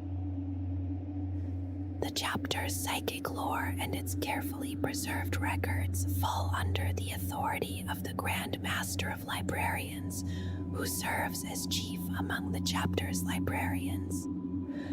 Through his role within the inner circle, he guards not only the chapter's knowledge, but also the dangerous secrets surrounding the fallen. The health and genetic legacy of the Dark Angels is overseen by the Master Apothecary, who leads the chapter's apothecaries and protects the purity of the gene seed carried within every battle brother. Because of his place within the inner circle, he also shares in the knowledge that defines the hidden mission of the chapter. Deep within the vast asteroid fortress known as the Rock, another unusual office is held by the Master of the Rock. In other chapters, this role might resemble that of a Master of the Forge, yet among the Dark Angels it carries a far stranger burden. When a tech marine ascends to this position, he is permanently connected through cybernetic links to the cogitators that guide the ancient engines and warp drive of the Rock, spending the rest of his service overseeing the machine spirits that keep the fortress moving through the void. Because tech marines maintain allegiance both to their chapter and to the Adeptus Mechanicus, they are never inducted into the Death Wing, and even the Master of the Rock is denied knowledge of the chapter's deepest secrets. His understanding reaches only as far as the hidden vaults of technology and the ancient machinery that sustains the Rock itself. The spiritual discipline of the chapter falls under the High Interrogator, also known as the Grand Master of Chaplains, who oversees all chaplains and instructs the feared interrogator chaplains in their grim duties. Through his place within the inner circle, he understands the truth of the fallen and prepares those under his command to confront captured traitors with relentless interrogation. The chapter's fleets and aerial forces answer to the Grand Master of the Fleet, a commander skilled in the art of naval warfare who directs the many warships and aircraft that carry the Dark Angels to distant battlefields. Each of the 10 companies is led by a company master, a veteran warrior who commands his battle brothers with quiet authority. Though other chapters might use the title of captain, the Dark Angels retain the ancient name used by the Order long before the Imperium took shape. These masters are not given to grand speeches or public glory, for the culture of the chapter values restraint and discipline above displays of pride. Yet when battle begins, their commands carry absolute authority, and with a single order they can unleash perfectly coordinated maneuvers among the warriors who follow them. A company master stands at the heart of his warriors, directing the flow of battle while wielding relic weapons drawn from the armories of the rock. He knows that every victory achieved under his command brings the chapter a step closer to redeeming the hidden stain left by the sins of the distant past. In more recent centuries, the Dark Angels adopted the rank of lieutenant after Robert Gilliman revised the Codex Astartes upon his return to lead the Imperium. These officers serve beside their company masters as trusted advisors and battlefield commanders, guiding smaller formations of warriors when a company divides into separate demi-companies during a campaign. For many rising leaders, the role provides valuable experience in command, especially during the difficult wars that followed the opening of the Great Rift, when the chapter lost several company masters and new leaders had to be prepared quickly. Those lieutenants who serve with distinction for many years may eventually be granted robes and cowls, symbols of veteran status among the descendants of the First Legion. Within the ranks of the chapter's chaplains exists a darker and more specialized order known as the Interrogator Chaplains. These warriors are trained in methods of interrogation and psychological pressure so severe that even the agents of the Inquisition would recognize their skill. Their task is to confront any fallen angel captured by the Dark Angels and compel him to confess his betrayal and repent before the Emperor. Although interrogator chaplains possess knowledge of many hidden matters, they are not themselves members of the inner circle. Their role requires them to understand fragments of the chapter's secret mission, yet the full truth remains beyond their reach. Among the most formidable warriors of the chapter stand the Deathwing Knights, veterans of the First Company whose deeds on countless battlefields have proven their absolute devotion to the Dark Angels. Clad in Terminator armor and bearing ancient shields and weapons forged in distant ages, these warriors represent the highest level of honor attainable before ascending to the rank of Master. Within the intricate hierarchy of the chapter, Deathwing Knights form a brotherhood of elite warriors drawn ever deeper into the secrets of the inner circle. Their loyalty is tested through difficult trials within the Chamber of Judgments deep inside the rock, where each candidate faces challenges designed to push his resolve beyond any limit he thought possible. Those who survive these trials pass beneath the shadowed arch and are granted ancient relics by the mysterious watchers in the dark. Among these heirlooms are the Mace of Absolution and the Storm Shield, weapons whose origins reach back to the era of the Great Crusade. When the Deathwing Knights enter battle, they advance as a relentless wall of armor and shields, shrugging aside incoming fire as they close upon the enemy. Their heavy maces and flails strike with devastating force, and against enemies tainted by heresy, their ancient weapons are unleashed with overwhelming power. The Second Company of the Dark Angels maintains its own circle of elite warriors, known as the Ravenwing Black Knights. Mounted upon powerful assault bikes, these riders embody the swift and aggressive doctrines of mobile warfare perfected by the Ravenwing. Only those who complete the demanding 7 rites of the Raven may enter this order, where they finally learn the true purpose behind the Raven Wing's relentless pursuit of heretics. Armed with plasma talons and the distinctive Corvus hammer, the Black Knights charge through enemy formations with lethal speed, breaking armor and scattering foes beneath the thunder of their machines.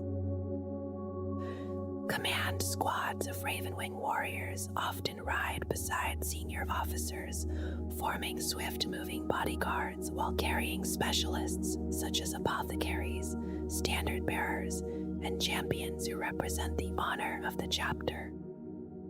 Deep within the rock stand two ancient guardians known as the Wardens in White, venerable dreadnoughts whose identities in life have long been lost beneath layers of secrecy and ritual. Their armored sarcophagi stand watch within a hidden chamber, where they observe the solemn rites that accompany the choosing of a new Supreme Grand Master. These silent sentinels rarely leave their posts, and only the gravest threat to the chapter's fortress can draw them into battle.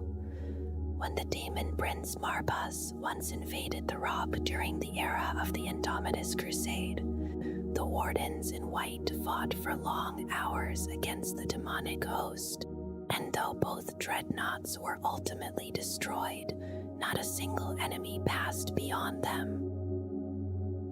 Senior members of the Inner Circle are sometimes accompanied into battle by a carefully chosen formation, drawn from the veteran warriors of the Deathwing. These command squads consist of some of the most experienced Terminators within the chapter. Warriors capable of fulfilling many roles, whether guarding a high-ranking officer or carrying out specialized missions assigned by a librarian or interrogator chaplain.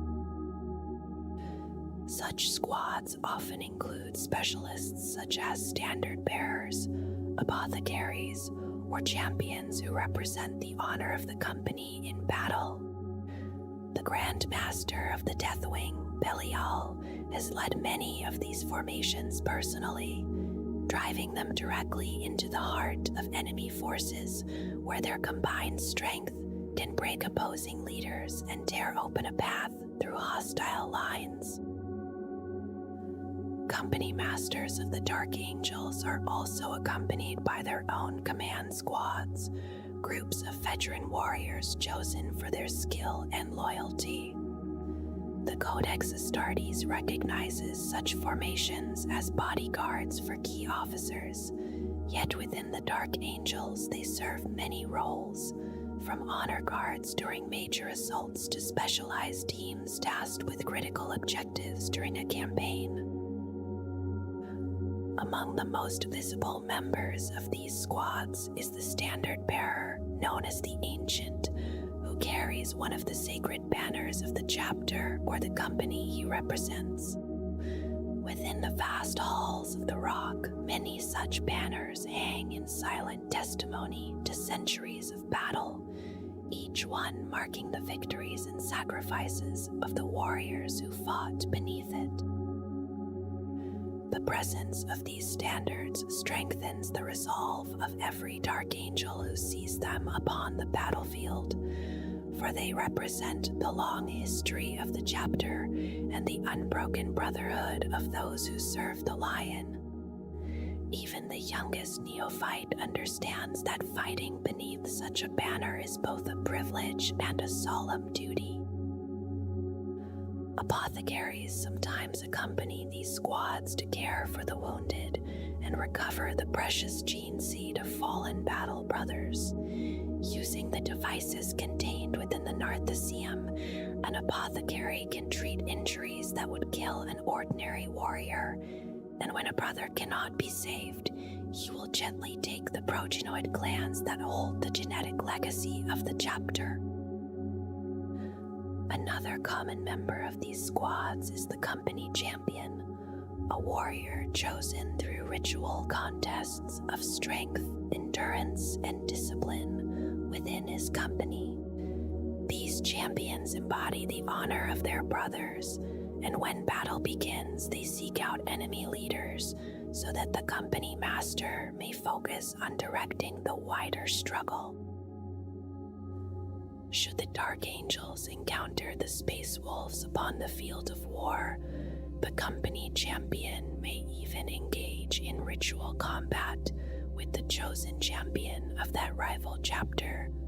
Through these duels, the ancient rivalry between the Sons of the Lion and the Warriors of Fenris echoes once more, recalling the legendary clash between their Primarchs during the distant days of the Great Crusade. Veterans of the chapter also serve within companies as respected warriors whose deeds have earned recognition during the solemn tribute rites held after battle. Although the Dark Angels avoid ostentatious displays of honor, the presence of these veterans within a company forms a quiet reminder of the courage and sacrifice that define the chapters. Among the standard bearers, the most honored may one day rise to become the chapter ancient, entrusted with carrying a banner that dates back to the Great Crusade itself. Beneath such relic standards, the Dark Angels have fought many desperate battles, and across the galaxy their heraldry has become a symbol both feared by enemies and revered by those who stand beside them.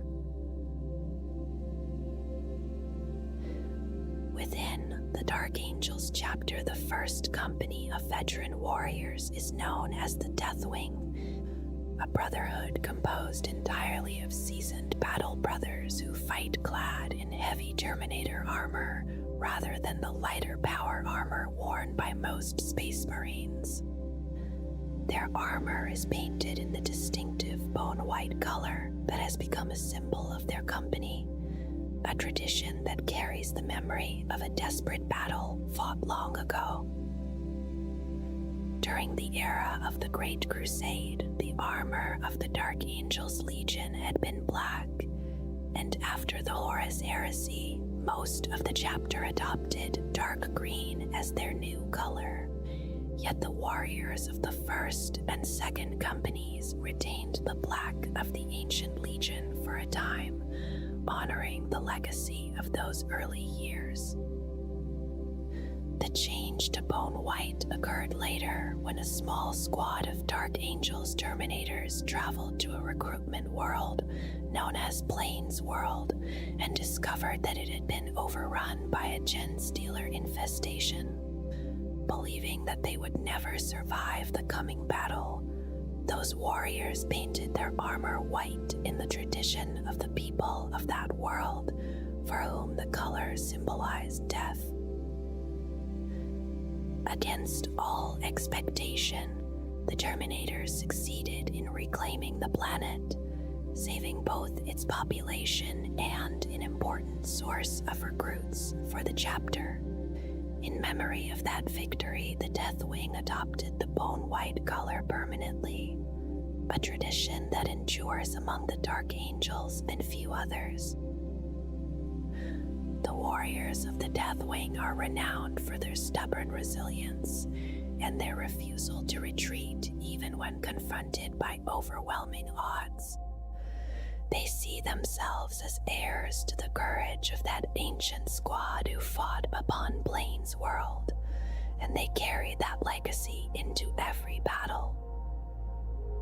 Although they are capable of fighting many different enemies, the Deathwing ultimately serve the hidden purpose that defines the entire chapter.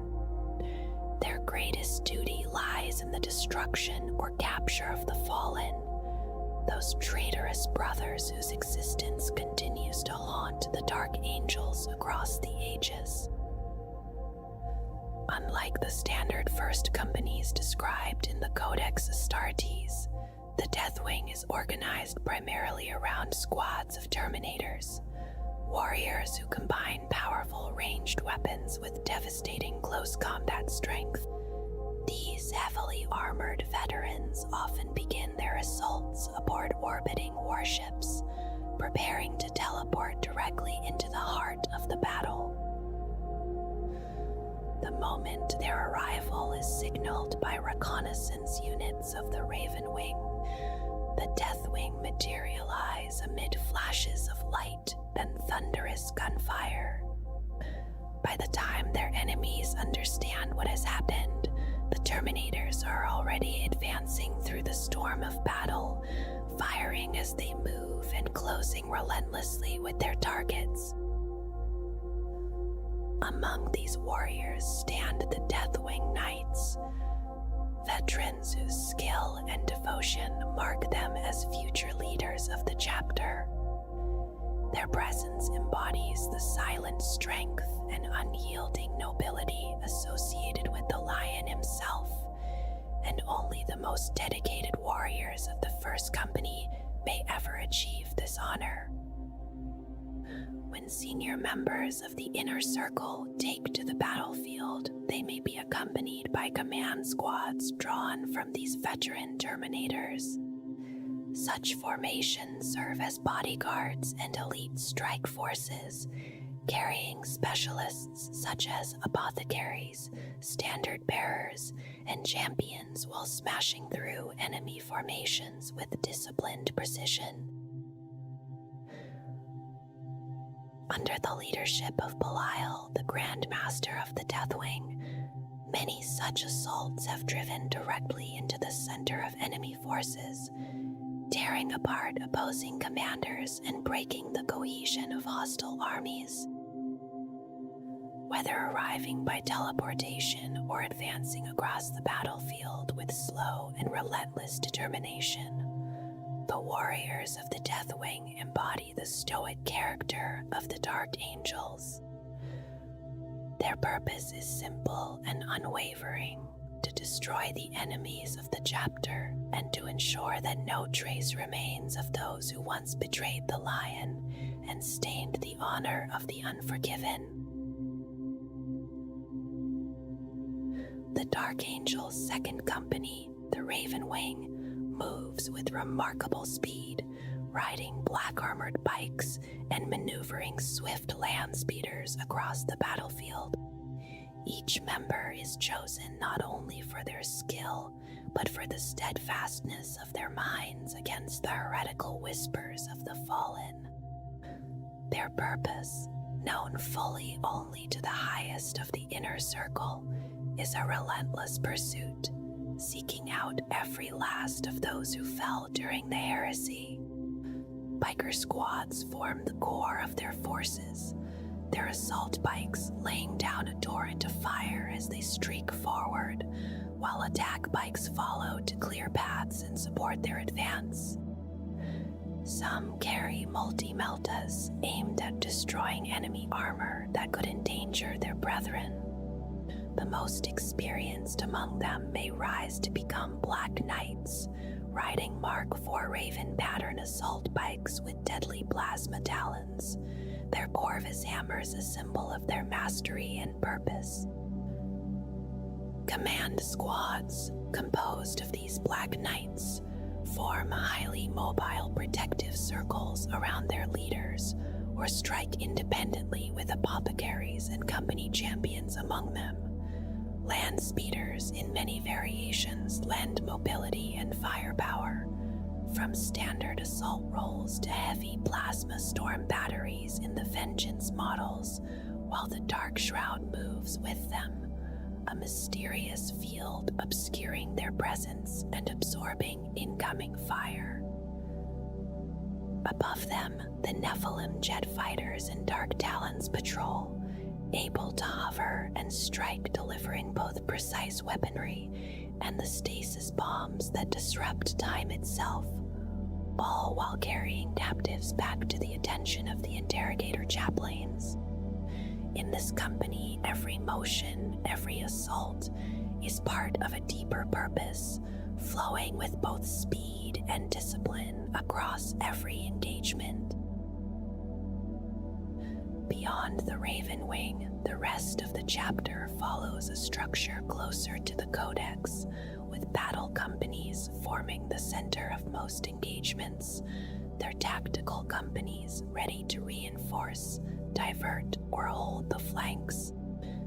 The assault company closes with enemies, often in hand-to-hand combat, while the Devastator company provides long-range fire support to ensure the safety and effectiveness of all. Scout squads, composed of young neophytes, move alongside strike forces, learning the ways of the chapter and the land they defend. With the arrival of the Primarchs Marines, these formations have adapted, integrating battle line, close support, and fire support squads, each trained and equipped to respond to varying battlefield demands. Intercessor squads advance steadily, capable of both laying down fire and holding ground, while heavy intercessors anchor positions in their thick Gravis power armor.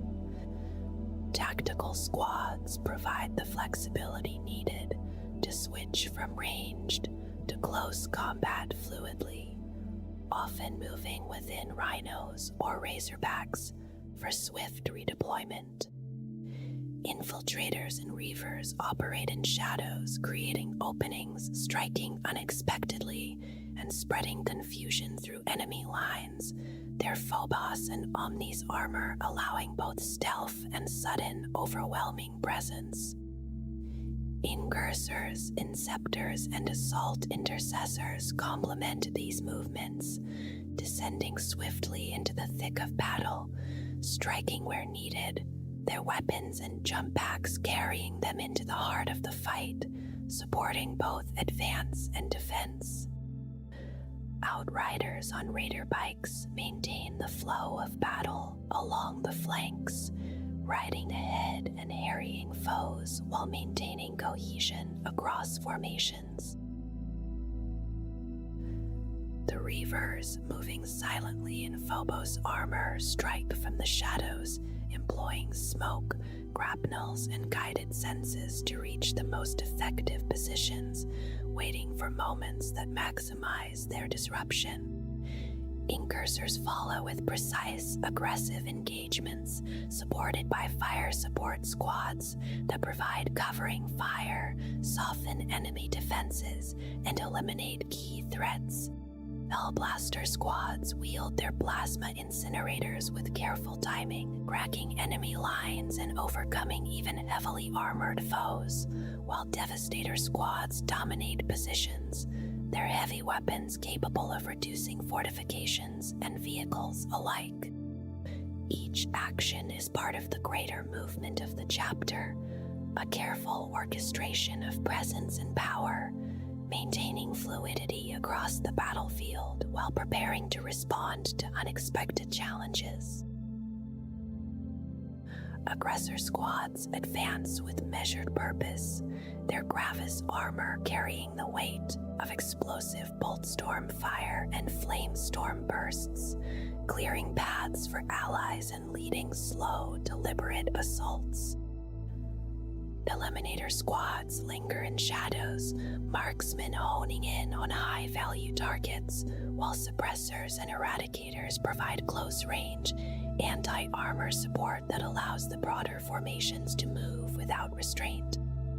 Desolation squads unleash long-range missile volleys, adjusting warheads to meet both infantry and armored threats, while Infernus squads burn through swarms with fire blaster flames. Each unit contributes to a call, continuous rhythm across the battlefield, a measured unfolding of action and reaction that flows with the strategies of the chapter. Supporting these warriors, the chapter maintains a network of vehicles, transports, and specialized personnel. Rhinos, Razorbacks, and Repulsors carry squads where needed, while drop pods and land raiders allow swift insertion and heavier engagement. Dreadnoughts remain with their companies, silent and vigilant, powered down when not required.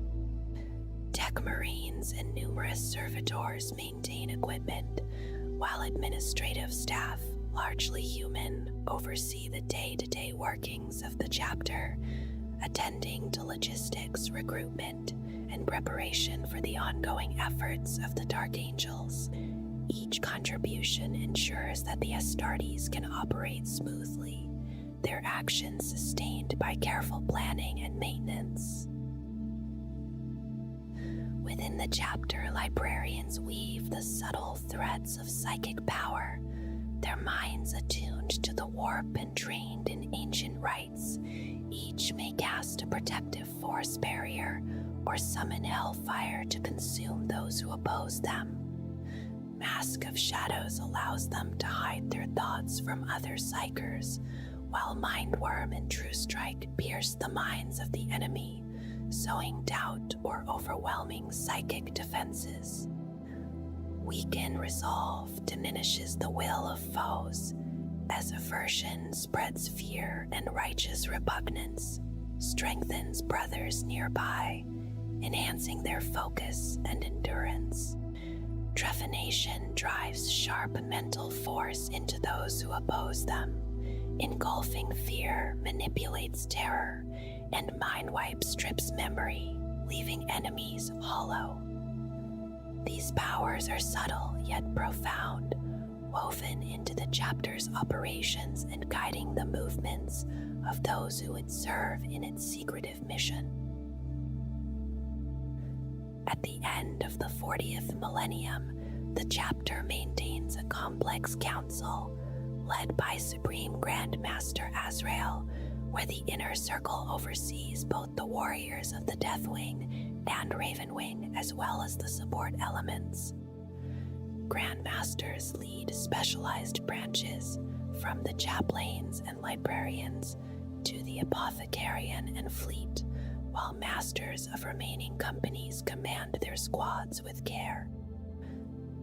Venerable dreadnoughts and a variety of armored vehicles, including predators, vindicators, whirlwinds, and land raiders, provide steady support. Battle barges, strike cruisers, rapid strike vessels, and Thunderhawk gunships form the chapter's fleet, ready to deploy where needed, while servitors and administrative personnel maintain the infrastructure that sustains every operation. The companies of the chapter, as of the end of the 40th millennium, are led by their respective masters, each accompanied by chaplains, apothecaries, and standard bearers. The Deathwing maintains Terminators and Dreadnoughts, while the Ravenwing commands Black Knights, Bikes, Land Speeders, and Atmospheric Fighters. The battle companies, led by their masters, advance with tactical, assault, and devastator squads, supported by dreadnoughts and vehicles, forming cohesive units that respond fluidly to battlefield conditions. Scouts and neophytes in the 10th Company observe and learn, moving alongside these formations and preparing for future responsibilities. After the opening of the Great Rift and the introduction of Primaris Space Marines, the chapter continues its dual focus, engaging conventional threats while maintaining the hidden pursuit of the fallen. Deathwing and Ravenwing remain specialized, but the battle companies integrate battle line, close support, and fire support squads into combined formations. Company masters lead with attention to both operational command and vigilance for signs of heresy, ensuring that replacements from the reserve companies flow into the 3rd, 4th, and 5th companies. Each advancement within the chapter carries lessons, rites, and tales, gradually preparing the brothers for greater responsibilities within the inner circle, while the Primaris forces bring new flexibility to the chapter's enduring mission. In the long span of Imperial history, few brotherhoods have carried a legacy as heavy and complex as that of the Dark Angels.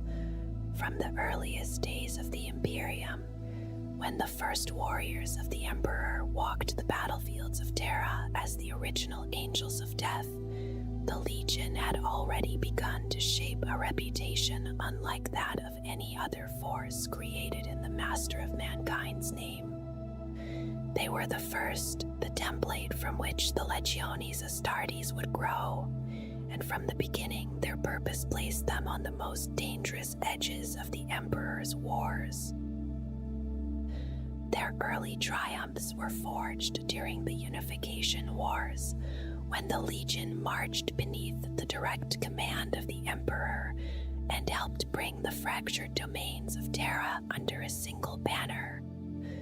In those years, they fought enemies whose names were later erased from history, and they carried weapons drawn from ancient vaults that few others were permitted to wield. Their victories were decisive and often terrible, leaving behind ruined strongholds and silent battlefields where resistance had once stood. From these beginnings, the First Legion grew in strength and reputation. They fought the most dangerous wars of the early Imperium, battles that demanded absolute destruction rather than simple conquest. The Rangdan Xenocides, among the most devastating conflicts faced by the Imperium during the Great Crusade, drained much of the Legion's early might and left deep scars upon its warriors, yet even these losses did not break the Legion. Instead, they hardened it, shaping a brotherhood accustomed to bearing burdens that others would never see. Their fate changed once more when the Emperor reunited them with their Primarch, Lion L. Johnson, upon the distant forest world of Caliban. From that moment, the Legion that had been forged on Terra absorbed a new heritage. The knightly traditions of Caliban, born from a harsh death world where survival depended on relentless strength and discipline, blended with the ancient culture of the First Legion. New recruits drawn from the warrior orders of that world gradually filled the ranks that had been thinned by decades of war. Over time, the Legion became something unique among the Emperor's sons. Its warriors carried both the brutal experience of Terra's final wars and the austere codes of Caliban's knightly brotherhoods. Their fleets moved across the darkest reaches of the Great Crusade, hunting threats too dangerous for ordinary campaigns and fighting enemies whose existence was often hidden from the wider Imperium. Because of this, the Dark Angels rarely stood in the bright light of celebrated victory. While other legions claimed hundreds of compliant worlds, the First often fought battles that would never be recorded in the chronicles of Imperial triumph. Their duty lay elsewhere, in wars fought far from the banners of conquest and the praise of the remembrancers. In this way, the Legion embraced a role apart from its brothers. They accepted isolation and the burden of secrecy, believing that some enemies were so terrible that even knowledge of them could endanger the Imperium itself. To many allies, this attitude seemed distant or even arrogant, yet the warriors of the First believed that such distance was the price of their duty. Through centuries of relentless warfare, their numbers grew and fell again. Their fleets wandered the edges of Imperial space, and their reputation as relentless hunters spread among both allies and enemies. Yet beneath this long history of war and hardship, one truth remained constant. The Dark Angels had been the first of the Emperor's legions. They had fought in the last battles of Terra, endured the hidden wars of the early Imperium, survived the devastating conflicts against the Rangda, and rebuilt themselves beneath the command of the Lion and the traditions of Caliban. Every generation of warriors carried the weight of that legacy, a lineage forged in the earliest and darkest struggles of humanity's reborn empire. And though 10,000 years of war would eventually pass, the echoes of those earliest days would never truly fade, for the Dark Angels had been shaped from the beginning to stand where the Imperium's enemies were most dangerous, and the path they walked would always lead them back into the shadows where the most terrible wars of mankind were fought.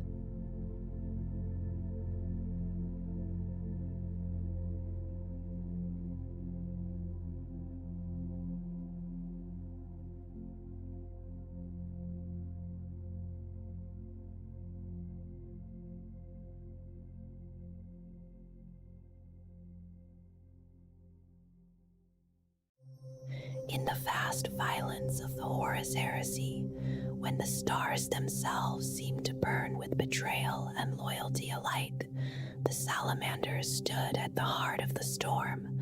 They were struck down, scattered, and brought close to ruin, yet they did not yield. Few among the legions paid so dearly for honor, and fewer still gave so freely of themselves for the defense of mankind. Again and again, they were driven to the brink of extinction. Each time, they rose. Like the blades forged in the legendary fires of their home world, they were tempered by suffering. Their edge did not break. Their purpose did not waver. Unbroken, undefeated, and true, they endured. In the closing days of the Unification Wars, when Terra was still torn by ancient strife, the origins of the 18th Legion were already shrouded in secrecy. Much about their founding was hidden, guarded not only by necessity but by deliberate silence. Formed apart from many of their brethren, the Dragon Warriors, as they were first known, stood alongside two other proto-legions in a veiled triad whose creation was never openly discussed. Whispers followed them. Dark rumors circled their earliest intake of initiates, and a quiet distance grew between them and the other legions. In time, that distrust would take different forms for others, but for the salamanders it would soften under the influence of their gene sire Vulcan. Yet in those early years, their reputation was not gentle. Their first great public trial came in the assault of the Tempest Galleries during the dying days of the Unification Wars. Alone, they descended into the depths beneath the Caucasus wastes. When they emerged, their numbers had fallen from 20,000 to barely more than 1,000 survivors. Victory was theirs, but it was paid for in blood. Rebuilt and re-rammed, they were often dispatched in fragments rather than as a unified whole. They reinforced distant expeditions, answered sudden crises behind advancing lines, and hurled themselves into emergency interdictions against space hulks and Xenos raiders. Rarely did they choose their battleground. Often they fought as the only Astartes present, standing shoulder to shoulder with human soldiers, absorbing the heaviest blows. Their name became a paradox. To some, they were saviors. To others, a sign that the coming battle would be desperate and murderous. They held sieges, broke counterattacks, and defended civilians against alien onslaughts. There was no sacrifice they would not make. Some began to whisper that triumph against impossible odds had become a habit, perhaps even an addiction. At Manticore, retreat became unthinkable even when reason demanded it. Their losses mounted, and critics claimed the seeds of destruction lay within them. By the 4th decade of the Great Crusade, their numbers lagged behind other legions. Attrition kept them from reaching their intended strength. Whether they would endure at all became an open question. Yet even then, the Salamanders did not falter. For them, victory against the odds was the only victory worth claiming. When Vulcan was found upon Nocturne, he was shaped by a world of flame and stone. Nocturne was a death world, restless and violent, its surface torn by volcanic fury and shaken by the tidal pull of its moon Prometheus. Fire and radiation scarred the land. Stability was rare, and life endured only through stubborn resilience. The people of Nocturne were forged by hardship, hardened against heat, gravity, and radiation. They possessed a rare genetic stability and a deep cultural strength. Though their technology had fallen to pre-industrial levels during Old Night, their society endured with dignity. Courage, perseverance, and stoic resistance defined them. They called their world the Anvil. It was the crucible in which men and women were tested. Nowhere was this more evident than during the time of trials, when Prometheus drew near and the land convulsed with earthquake and eruption. Tempests raged, mountains split, and the great beasts of Nocturne stirred from their depths to hunt. It was in such a place that Vulcan came of age, born of fire and tempered by it. Before the Great Crusade began, the infant Primarchs were torn from Terra and scattered through the warp. One of those gestation capsules fell upon Nocturne like a blazing comet, landing near the city of Hesiod. There, a black smiter named Nabal took the child into his home and named him Vulcan, recognizing in him the fulfillment of ancient prophecy. The child grew with astonishing speed. Within a few Terran years, he stood taller and stronger than any man of Nocturne. He worked at his foster father's forge, improving the craft of metalwork beyond what even the famed smiths had known. In the wildlands, he hunted great saurians and defended his people from the beings they called Dusk Wraiths. Those raiders were Drukari slavers, cruel and predatory. When they came again, seeking captives, Vulcan refused to hide. Armed only with blacksmith's hammers, he roused his people and drove back the assault, slaying 100 of the invaders. Slave barges were torn from the sky. Poisoned blades broke against his flesh. His legend spread across Nocturne. The Fireborn champion had come, undefeated and unbowed, and the people no longer cowered in the shadows. To honor his victory, the people of Nocturne held a great tournament. Strength and craft were tested beneath the open sky. During the ceremonies in the year 832 of the 30th millennium, a stranger appeared. His skin was pale against the dark complexions of Nocturne, and his garments were made of unfamiliar materials. He asked to compete, claiming he could best any man. Vulcan accepted his wager that the loser would swear eternal loyalty. For 8 days they competed. They lifted anvils overhead for half a local day without tiring. Contest after contest ended in stalemate, and the watching crowd saw 2 godlike figures matched in strength and endurance.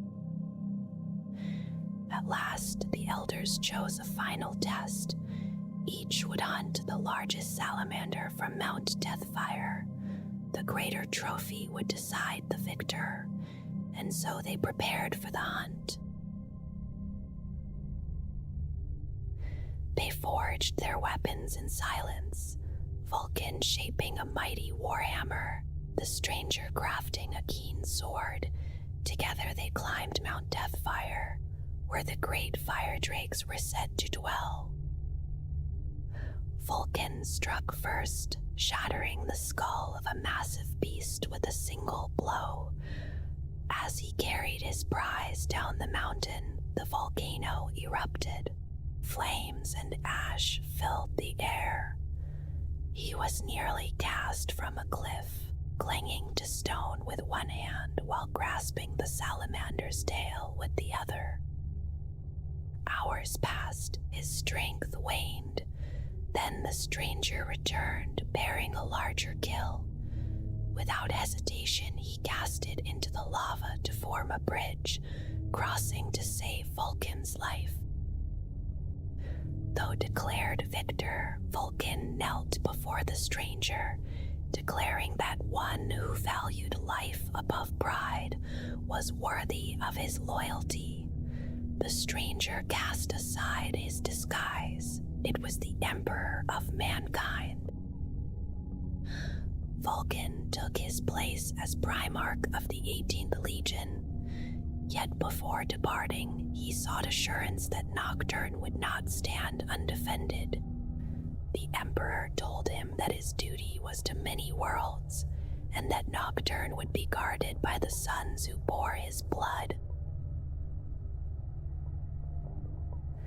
For a time after his rediscovery, Vulcan remained beside the Emperor, learning with relentless speed the arts of war and science. Clad in emerald armor scaled like a dragon, he fought at his father's side and studied with Ferrus Manus in the forges of Mars. When he joined his legion, they were embattled near the Terrace Division, holding back a vast orc marauder fleet. 19,000 space marines fought for nearly a year, allowing entire planetary populations to evacuate. Their commander lay grievously wounded, and the Legion was trapped upon the dead world of Andem. Vulcan arrived with 3,000 initiates from Nocturne and new warships forged to his design. They fell upon the orcs like thunder. Space hulks were shattered, the greenskin horde was broken and driven to ruin. Upon the dead coral plains of Andem, Terran-born and Nocturnian sons stood united. Vulcan knelt in honor of their sacrifice and pledged to fight for them as they would fight for him. For Cassian Vaughn, he crafted the Iron Dragon, a dreadnought sarcophagus to guard Prometheus. Returning to Nocturne, he reforged the Legion. A mighty stronghold rose upon Prometheus. Terran heraldry was honored within the new order. The Legion took the name Salamanders after the great fire-blooded beasts of their home world and bore the skull of Kasari upon their emblem.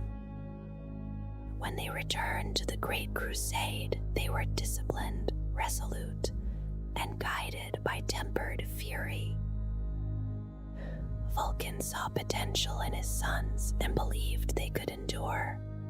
Under his guidance, they learned patience and discipline.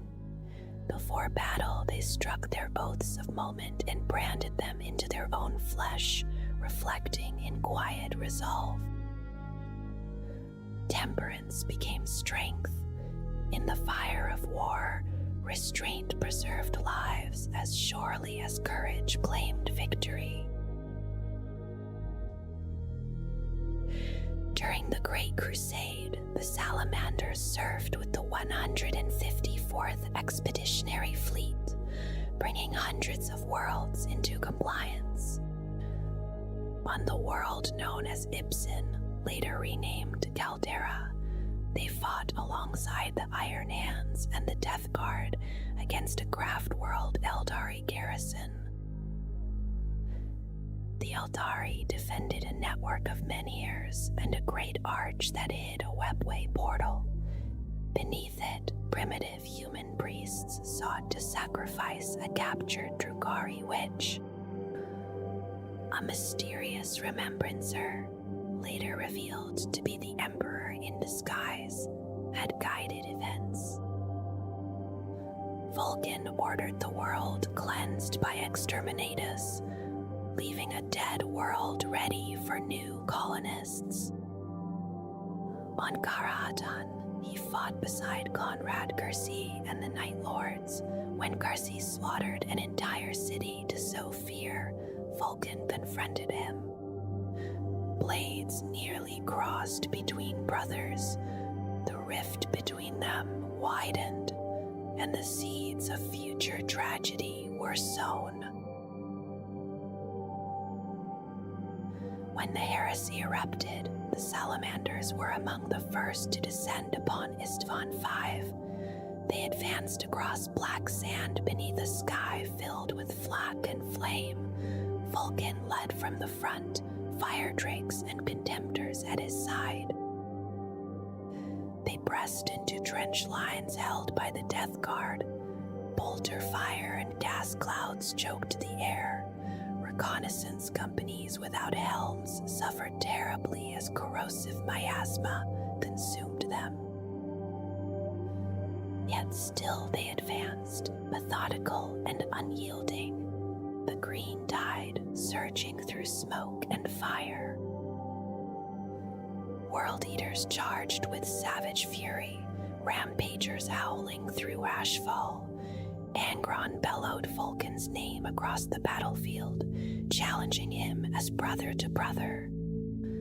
Before they could clash, a firestorm struck the slope, and fire drakes burned in its heart. Reinforcements arrived bearing the heraldry of the Alpha Legion, Iron Warriors, Wordbearers, and Night Lords. Relief turned to horror when guns swung toward the Salamanders. Perturapo's forces unleashed a tactical atomic blast that tore through their ranks. Fire and shockwave shattered the Legion. Tanks were hurled like toys. Retreat became the only path. Still, they did not rout. They withdrew in battered order, carrying their wounded beneath a sky filled with betrayal. Vulcan survived the nuclear fire only to fall captive to Conrad Kersey. Chained aboard a jail hulk, he endured months of torment. Beheaded, dismembered, cast into space, he returned each time, revealed as a perpetual. Kersey sought to break his spirit within a labyrinth fashioned by Perturabo in imitation of the Kavea Fair Room. At its center lay Dawnbringer. Against impossible geometry, Vulcan found his way. With hammer in hand, he overpowered his jailer and activated a hidden teleporter. He fell from the sky above Magrag, burned by re-entry, yet certain he would rise again. After the heresy, records grow dim. When Roboot Gilliman authored the Codex Astartes and proposed dividing the legions, Vulcan stood in opposition alongside Lehman Russ and Rogel Dorn. In time, he acquiesced, yet the Salamanders alone were exempt from division, their numbers too depleted to form successors. They maintained 7 warrior houses upon Nocturne, each tied to a great settlement, a small scout company trained in harsh mountain ranges before joining their birth houses. Though compliant with the Codex, they retained their traditions, rebuilding slowly and carefully from loss. Vulcan vanished many years after the heresy.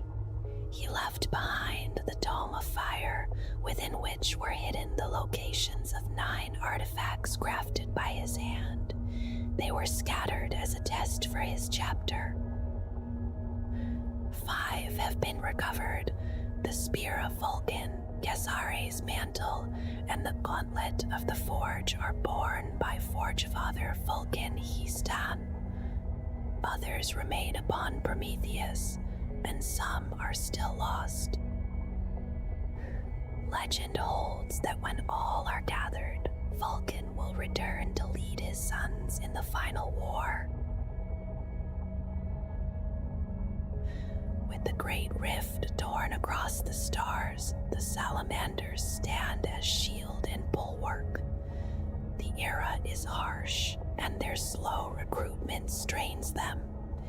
Yet they endure, certain that through fire they are made stronger.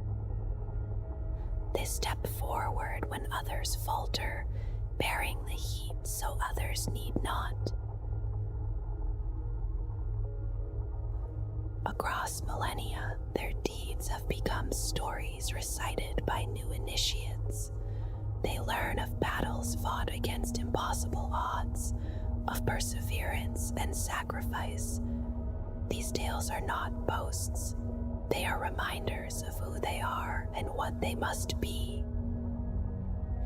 In the assault of the Tempest Galleries, 20,000 descended beneath the Caucasus wastes in untested subterranean machines. Weeks passed in silence. When tremors shook the land and the power webs failed, the Emperor's army struck. Only a little more than 1,000 emerged from the depths. They had faced Tempest automata and a vast Kraken machine beneath seas of molten metal. For their sacrifice, they received the laurel of victory and the motto, "In fire and darkness tested." The standard was set, and it would weigh heavily upon them in years to come. They fought in darkness upon Sedna, securing the Sol system. They met their Primarch amid burning orc corpses, kneeling before him as he knelt to honor them. On Caldera, they destroyed a webway portal and cleansed a corrupted world. On Karadan, they clashed with Conrad Kersey, and words of iron passed between Vulcan and Ferrus Manus. The phrase, "the flesh is weak, but the deeds endure," echoing through time. At Istvan V, they were nearly annihilated. Ferrus Manus fell, Vulcan vanished into fire. Captured aboard the Nightfall, he endured torture and labyrinthine trial before escaping by Dawnbringer's hidden device. Few returned. The Legion became known as Shattered. On Magrog, he dueled Kersey once more, and a Fulgurite ended his perpetual nature for a time.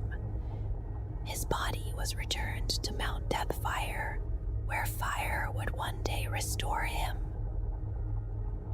In later ages, they fought tyrants and orc hordes, defending Phaistos Osiris in a blaze visible from space, and standing firm when faith itself faltered. They answered the carnivals of pain on Orbaluk, even as flesh dissolved. They purged Imgarl of Den Stealers over 2 years of darkness. They defended the Great Crucible against demon engines and clashed with Trazen over ancient relics. Reluctantly, they joined the Badab War, sending but one company, then stood steadfast on Armageddon, protecting refugees and convoys when others sought glory. On Dotran, they faced Necron deceit.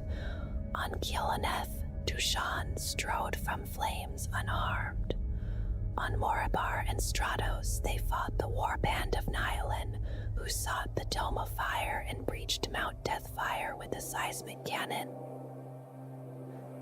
Though enemies slipped away, Nocturne endured. they returned to Armageddon to battle Gaskell in the tunnels of fallen rocks, standing for civilians when others would not. In the darkness of the Largos system, they broke blood factories and cast down a bloodthirster. On Damnos, they answered Ultramarine's call, and on Benediction, they fought beside a wall of saintly spirits against the word-bearers.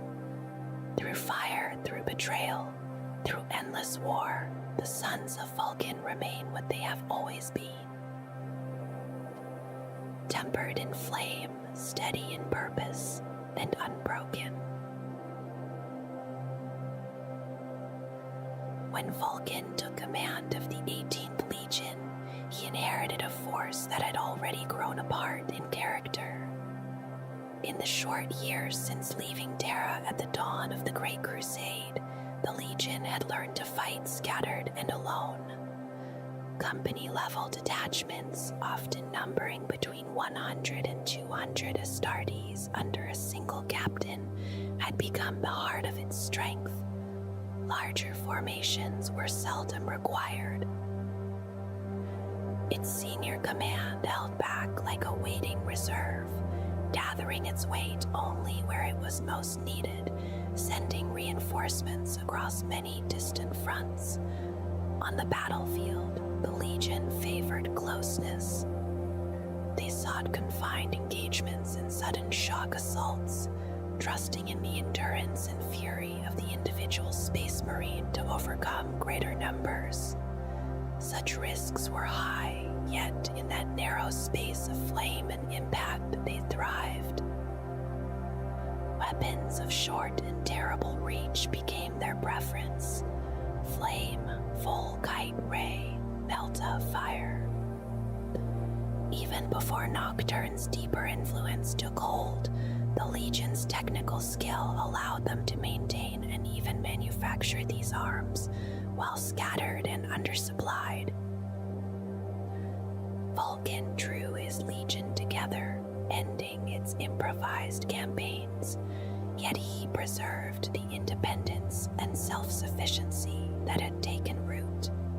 He shaped the Legion into 7 realms, each bound in name and spirit to one of Nocturne's great city settlements. To each realm he appointed a Lord Commander, a protector sworn not only to the Emperor but to the people of that city. In this way, the warriors were anchored to the humans they defended. From these bonds grew kinship and rivalry alike. Competition was tempered by Vulcan's teachings and strengthened both Legion and world. Nocturne's own culture favored ritual trials and perilous contests to resolve conflict, so that strength was forged without treachery. Yet this close tie to one world slowed the Legion's growth. Recruits still came from Terra and Proximal, but not in great numbers, and Vulcan refused the rapid methods some legions would later embrace. What Nocturne lacked in population, it repaid in resilience. Its people were hardened, strong in body and mind, and rarely rejected the gene seed. The Legion refined its asymmetrical warfare further, mastering close firefights and the harsh confines of Zone Mortalis operations through discipline and relentless training. Under Vulcan's hand, their craftsmanship became renowned, from the bolter of a legionary to the dreadnought's savage engines. Each weapon was a masterwork of form and lethal purpose.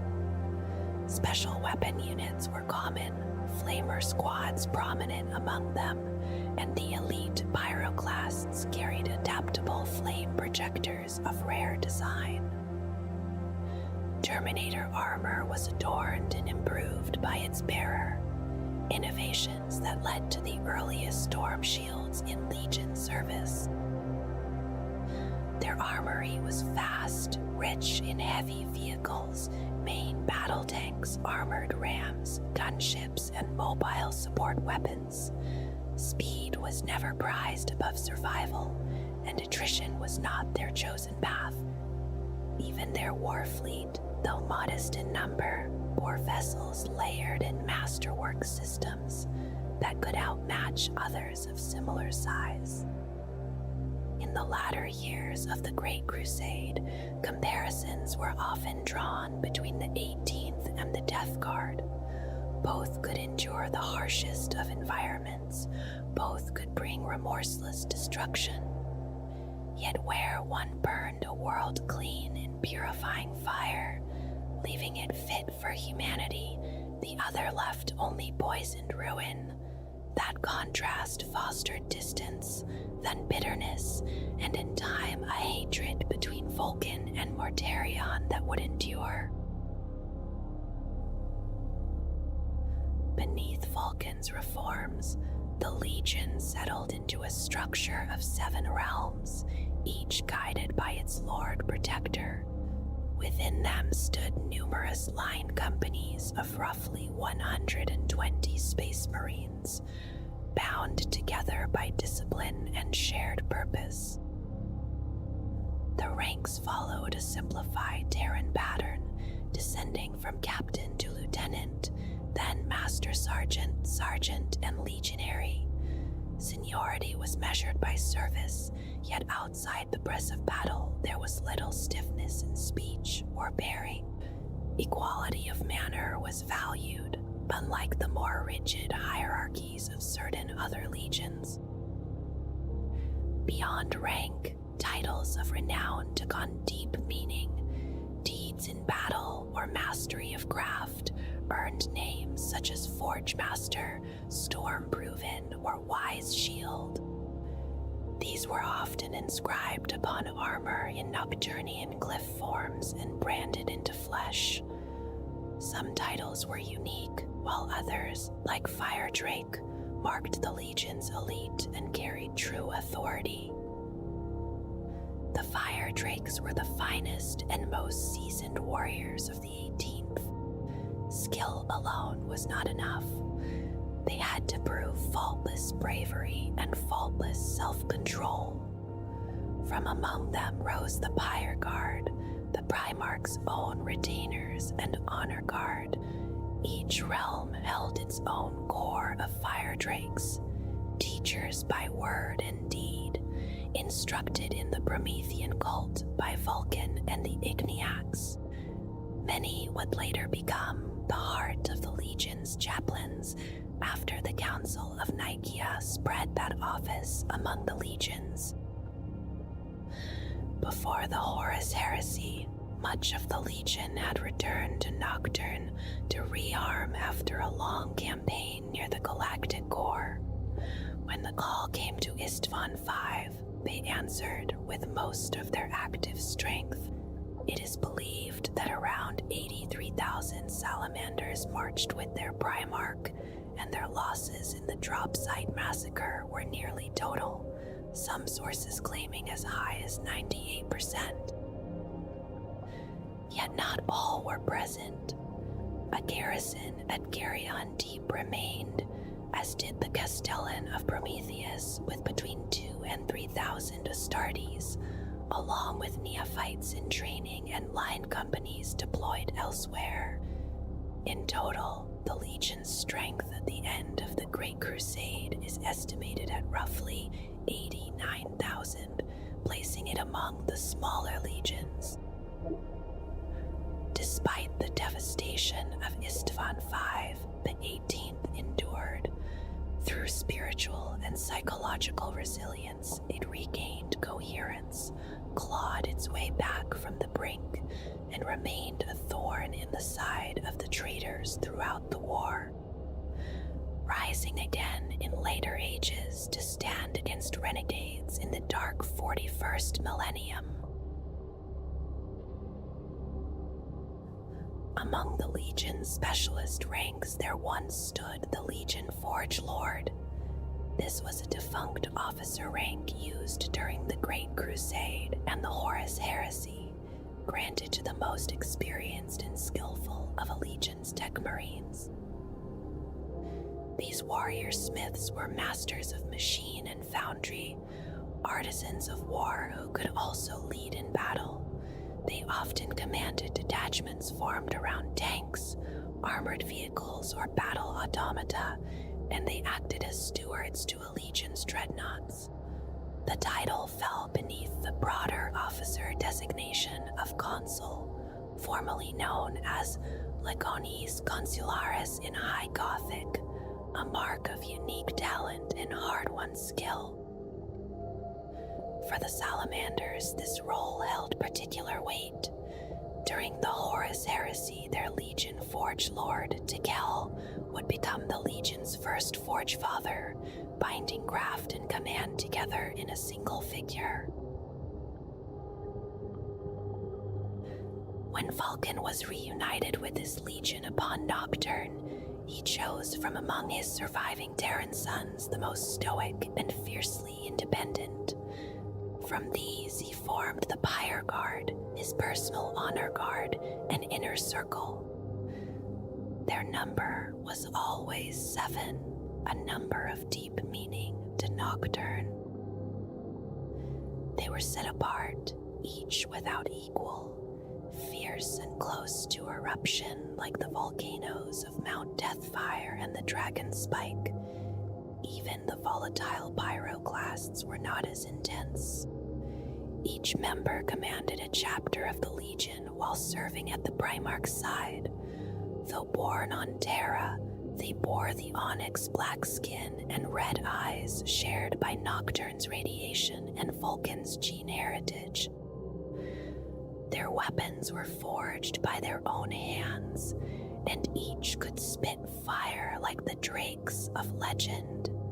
It is not known whether this formation endured after the heresy.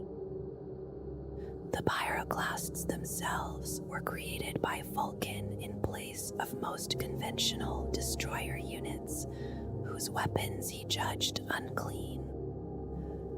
Armed with advanced thermal and incendiary devices of his own design, they embodied destruction and renewal through cleansing flame.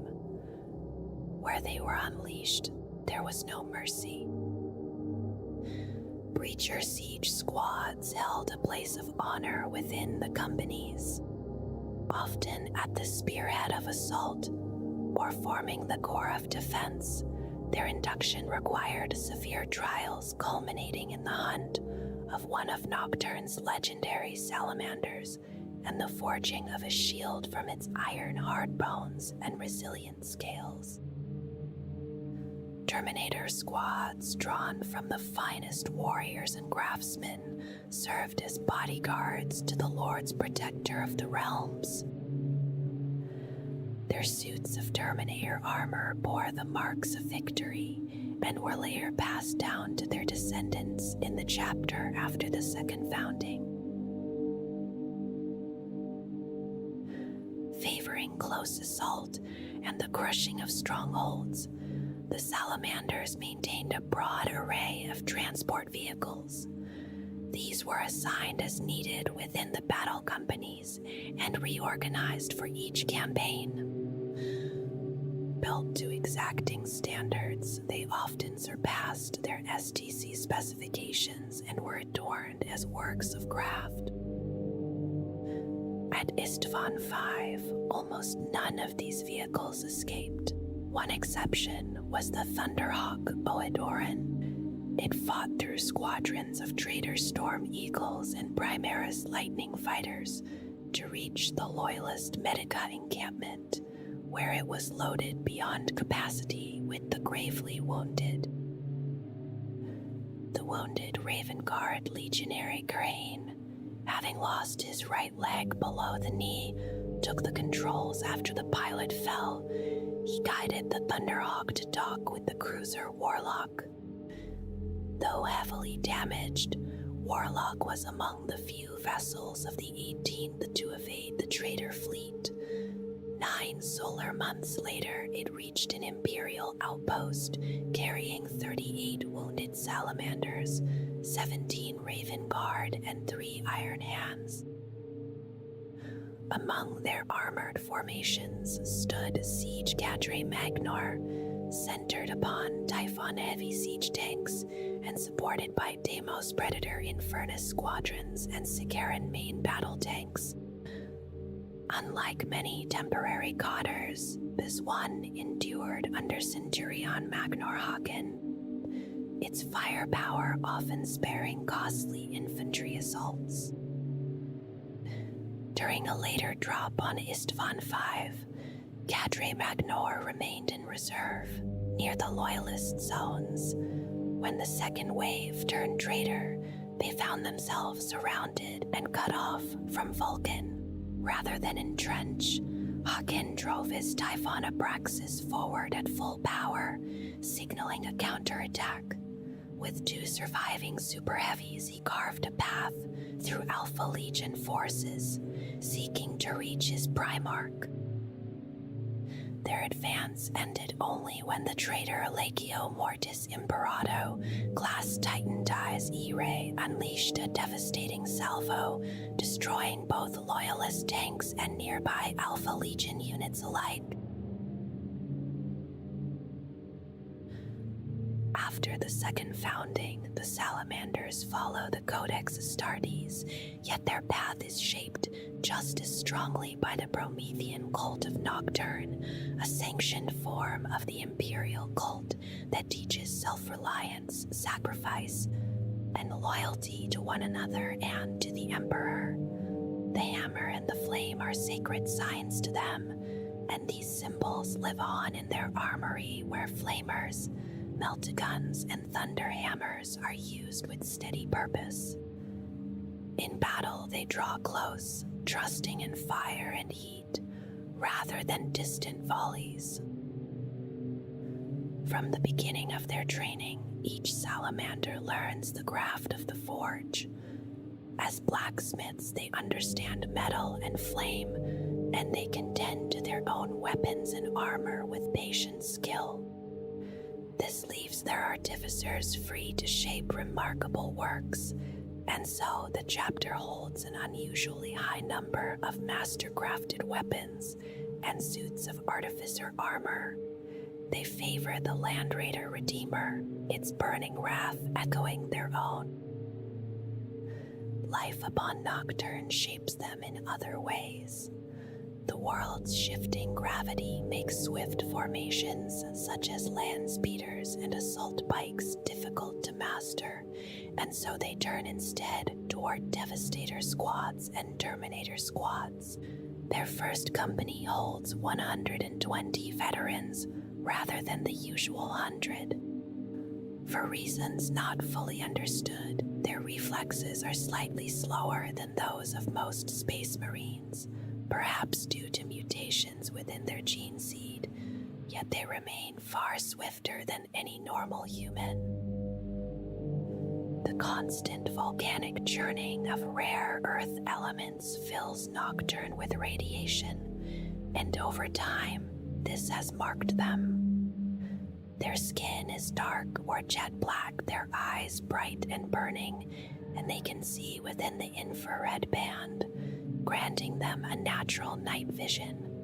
The change is only skin deep, yet it has brought rebels to submission without a single shot being fired. They are taught never to retreat, even when left alone. A salamander may hold a position for solar months, sustained by discipline and belief. Before every battle, a brander priest of the Promethean faith marks them with an honor scar, a reminder that fire purifies before great trials. Only veterans bear such scars upon their faces, for it can take centuries before every space upon their ebon skin has been filled. Among them stand the Fire Drakes, the chosen veterans of the First Company. They are selected not only for skill in war, but for discipline, resilience, and a willingness to sacrifice themselves, virtues held high by the Promethean faith. Like blades tempered in a forge, they have been shaped by hardship and flame, and in battle their focus becomes unwavering, their endurance legendary. Their strength is born of will as much as of gene-wrought flesh and finely wrought armor. In the time of Vulcan and the 18th Legion, these warriors were not gathered into distant elites, but spread through the ranks, serving as protectors and exemplars. That tradition endures. Even now, many roles are filled by those who carry the spirit of the fire drake within them. Most often, they are clad in exquisitely crafted Terminator armor, advancing as shock troops and line breakers in the most deadly struggles the chapter faces. Where the fighting is fiercest, there the fire drakes are found, steady and unyielding. The fire drakes are led by Chapter Master Tushan, who serves as their captain and as regent of Prometheus. They are barracked upon Prometheus itself, alongside the Chapter Master. In many ways, they seem almost apart from their fellow salamanders, for their passage into the First Company has altered them deeply as they embrace the full evolution of their genetic inheritance. Unlike their brothers, who often live among the unaugmented human populace of Nocturne in a solitary manner, the fire drakes are seldom seen upon that world's surface. Their ways are older and more hidden. Ancient rites, conducted by the chapter master himself, bind them together. Only those who have endured the harshest trials and survived unimaginable hardship can hope to join their number. There is a quiet gravity about them, as though each step carries the memory of fire and endurance. Within the chapter, there is also a librarius, a gathering of potent psychers trained to master the power of the warp.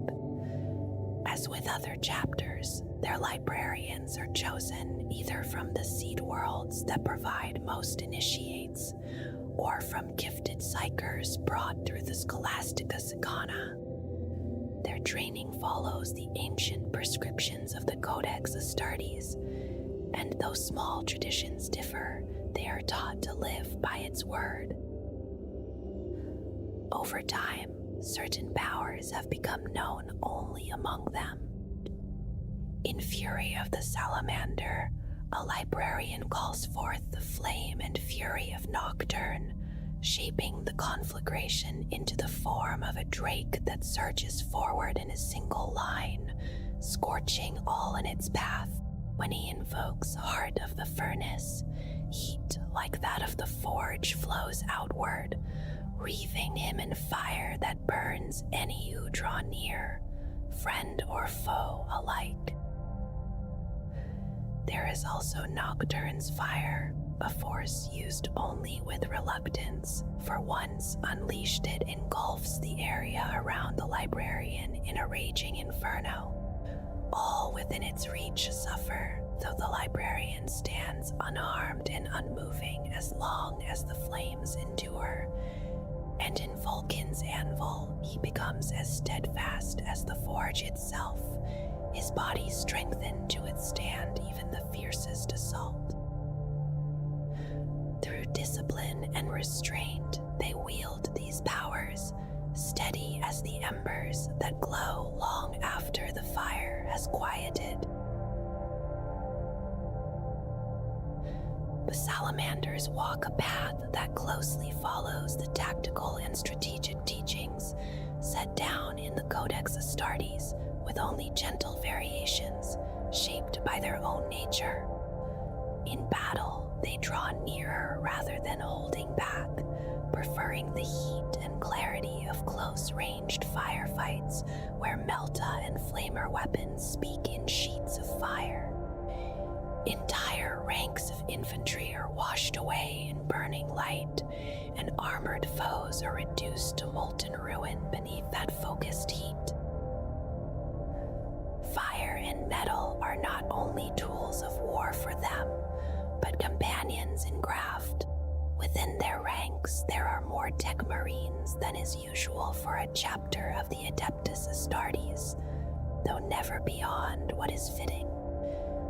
Each battle brother is able to repair and tend his own arms, his power armor, and his war gear, and because of this quiet self-reliance, the tech marines are free to devote themselves to the creation of intricate relics and powerful artificer items of remarkable workmanship. That dedication to craft can be seen in the strength of their armories, in the unusual presence of Terminators among their forces, and in the greater share of master-crafted weapons carried into war. Their resources are sustained through regular trade with the Adeptus Mechanicus, made possible by the abundant mineral wealth of Nocturne.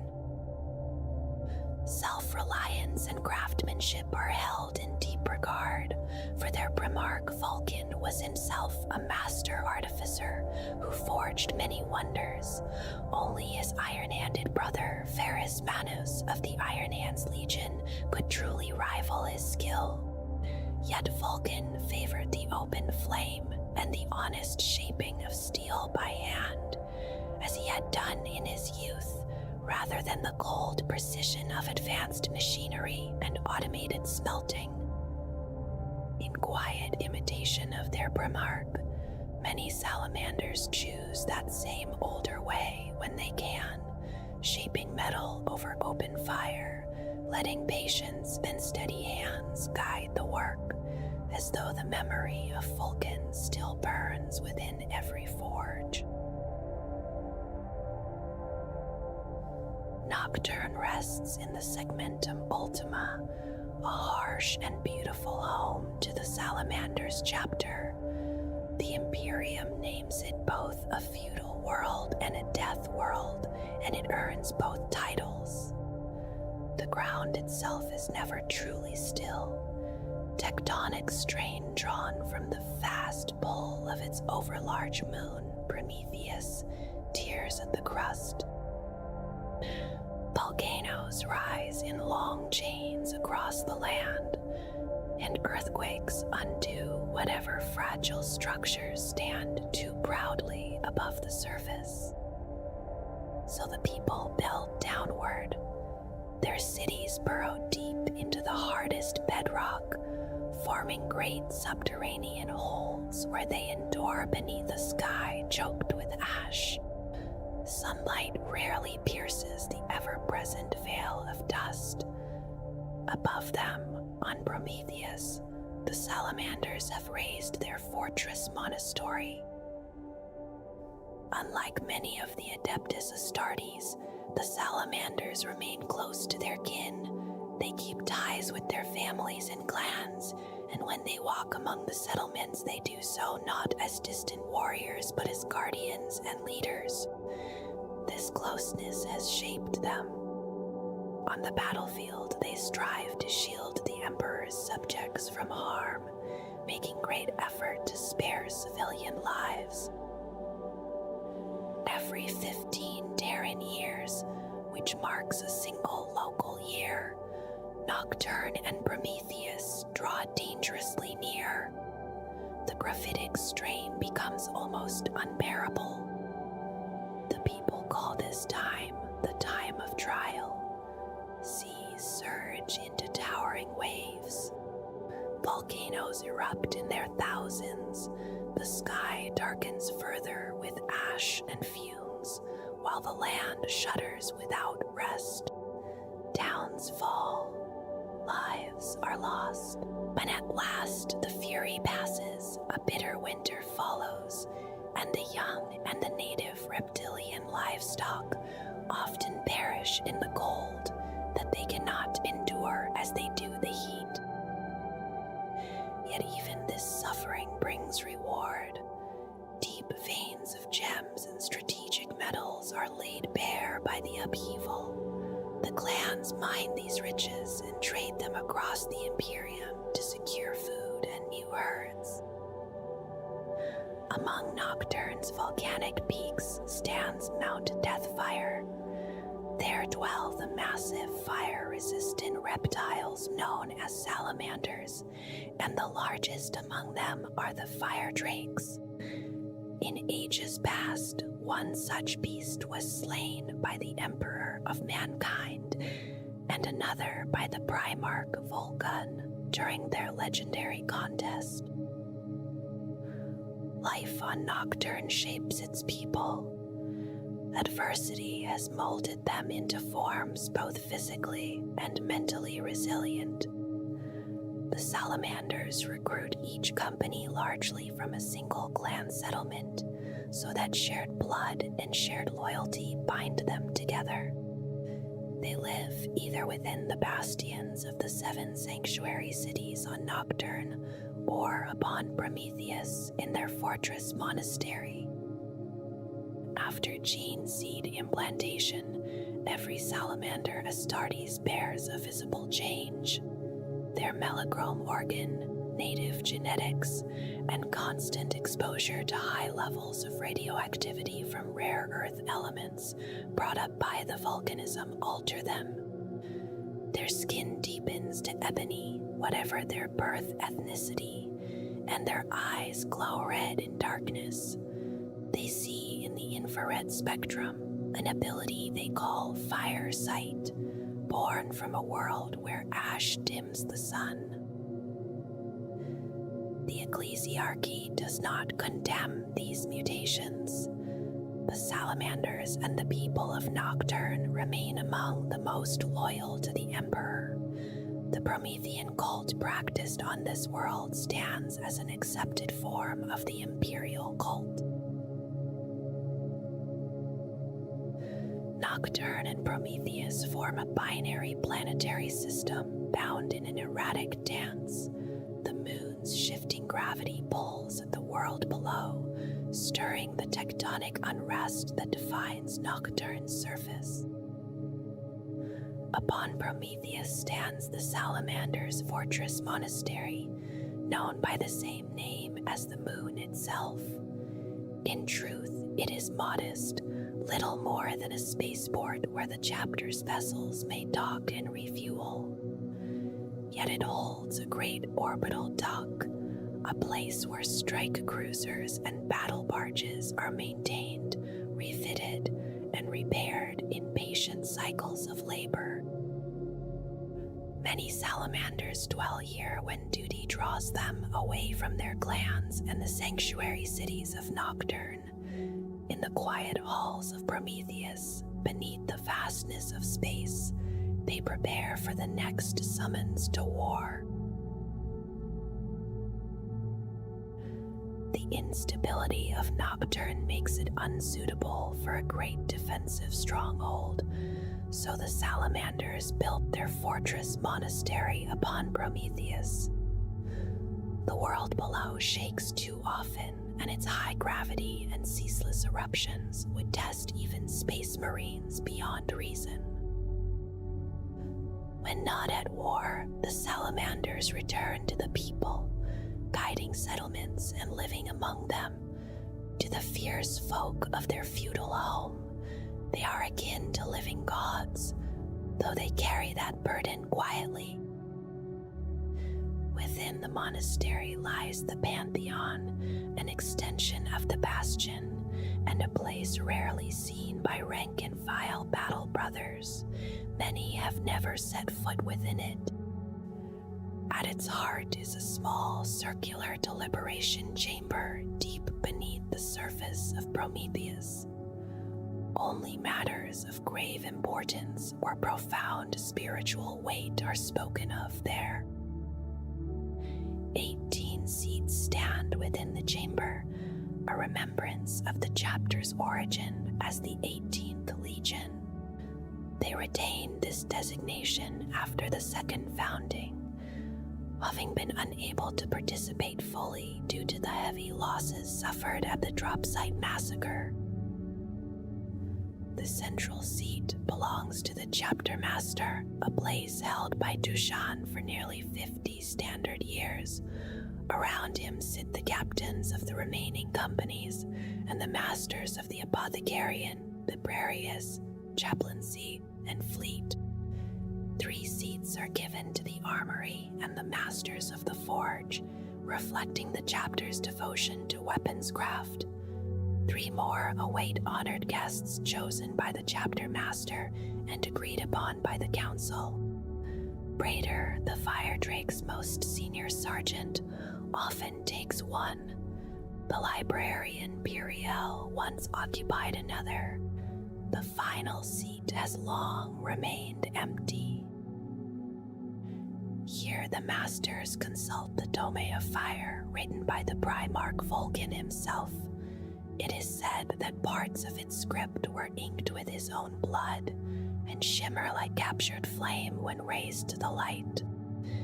In truth, the Tome is not a single volume, but many, accompanied by scrolls, charts, crafted arcana, and stranger relics arranged along the chamber's circular walls, all wrought by Vulcan's hand. Its script is difficult to decipher. Within lie riddles and prophecies, and the hidden guidance to 9 artifacts scattered across the galaxy.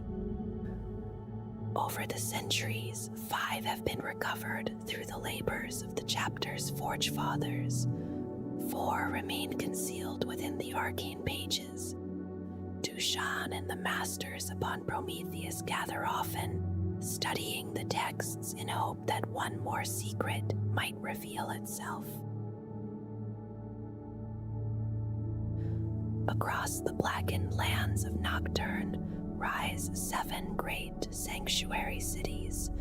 Their foundations reach deep into the planet's hardest bedrock. Each stands where an ancient tribal king once ruled. Then within each city rests a chapter bastion devoted to one of the Salamander's companies. These bastions are austere and hollow, shaped for duty rather than comfort. During the time of trial, when seas surge and the ground splits, the cities open their gates. Nomadic clans who dwell in scattered villages or transient camps undertake vast pilgrimages across the planet, seeking shelter within stout walls and robust gates wrought by master artisans. Long ago, tribal shamans who were latent psychers chose the safest sites through communion with the earth. Later came geological pioneers, and after the Great Crusade, technologies brought by the Emperor strengthened these settlements. Void shields stand against lava and pyroclastic clouds. Adamantium and reinforced ceramite resist tremors and floods of fire. Without these defenses, the people would face annihilation by the elements. Within each bastion are gymnasia for relentless training, a reclusium guided by a chaplain, and solitoriums in the lower depths where battle meditation and honor scarring take place. Armories hold weapons for neophytes, while seasoned battle brothers often keep their own arsenals among the populace, acting as vigilant custodians. Refectories and great halls allow rare gatherings. Apothecarians tend the wounded. Oratoriums and librariums preserve knowledge, though experience and the tempering fire of war remain the highest teachers. Beneath the bastions stretch catacombs warmed by nearby forges. These forges are temples of iron and steel, where an anvil stands as the pillar of worship. Hours spent in heat and smoke are as sacred as any rite of battle. Nocturne holds 9 settled realms. 7 are the sanctuary cities, while 2 others carry great spiritual and practical weight. Hesiod is known as the seat of kings and is the largest. Themis is called the city of warlords. Epimethus, the jewel city, rises by the ocean, surrounded by drill rigs and mineral platforms. Heliasa is the beacon city. Ethonian is the fire spike. Clymene is the merchant's sprawl. Skarok is the dragon spine. Mount Deathfire is the fount of life and death. Ignia is the cold labyrinth of the underworld. Within each sanctuary city lies a vault of remembrance high in the bastion. There, a battle brother reflects upon fallen comrades. Vast chambers of volcanic stone rise toward an opening that reveals the fiery orange sky. Obsidian floors gleam beneath columns of deep red felsite veined with fluorescent adamite. Iron braziers cast flickering light, and at the chamber's heart, a great pillar of fire roars, its memorial flame bright and unwavering. After each time of trial and the winter that follows, rare minerals are gathered to shape these sacred spaces. Ordinarily, a fallen salamander is returned to the Pyrium beneath Mount Deathfire, a crematoria forge where his body is offered to flame. According to Promethean lore, his essence passes into his power armor when his ashes are laid upon the pyre slab. Yet remembrance is always held within the vault of his own bastion. Mount Deathfire rises from the Pyre Desert as a massive volcano and a place of trial. Fire drakes dwell upon its slopes, great salamander reptiles bound to the legends of Vulcan and the Emperor. It is here that young aspirants face their final test before they may join the salamanders. Within the mountain lies the Imperium, a sacred cavern where the rites of immolation are performed. Slain Astartes are returned to the volcano's fire. Lava flows into a deep basin of volcanic rock, held briefly by reinforced heat-retardant ceramite before it moves onward through natural channels. No lanterns are needed. The molten glow fills the chamber with warm and unearthly light. Though shaped to resemble a natural cavern, the Imperium was crafted by Master of the Forge Tedel under the guidance of Vulcan. Millennia have passed, yet his artifice is still honored in this fading age. Tedel had been among the Primarchs' earliest students when he rose to mastery of the 18th Legion, and he passed his skills and the arcane teachings learned from the tech priests of Mars to future generations. He is long gone, but his works endure. Beyond the Imperium stretches a vast labyrinth of tunnels and catacombs. They run so deep and wide that two travelers might wander for solar months and never cross paths. Much remains uncharted. It is said that only Vulcan knew every hidden chamber. In the lowest depths, ancient beasts slumber, jealous of mankind's dominion above. The mountain's unique acoustics carry their distant wails through veins of phonolite and other conductive minerals, allowing those cries to be heard far from their source. For this reason, few natives venture into the depths. The passages belong to the salamanders alone, and often they lie silent. Ignia is a relatively unsettled continent upon Nocturne. Its people move constantly, living as nomadic clans who take brief refuge in scattered cave systems rather than in the great sanctuary cities. They choose freedom of motion over permanence. Because they do not dwell within the vast subterranean settlements, they are poorer than the settled clans. Among city dwellers, they are often viewed with disdain and prejudice. This hardship follows their youth when they attempt the trials required to become Salamander's neophytes. Few from Ignia complete those tests successfully, not from lack of courage, but from the weight of circumstance that presses upon them long before they stand before the mountain. The Promethean cult shapes the inner life of the Salamanders, guiding them towards self-reliance, loyalty, and the quiet strength of self-sacrifice. These virtues rise from the forge, from the long hours spent as smiths beneath the heat and weight of Nocturne.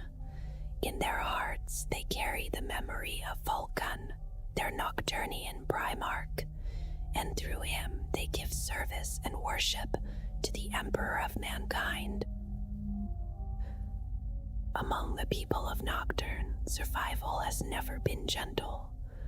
The world trembles with volcanic fire and shudders with earthquakes, and so the Prometheans hold fast to endurance.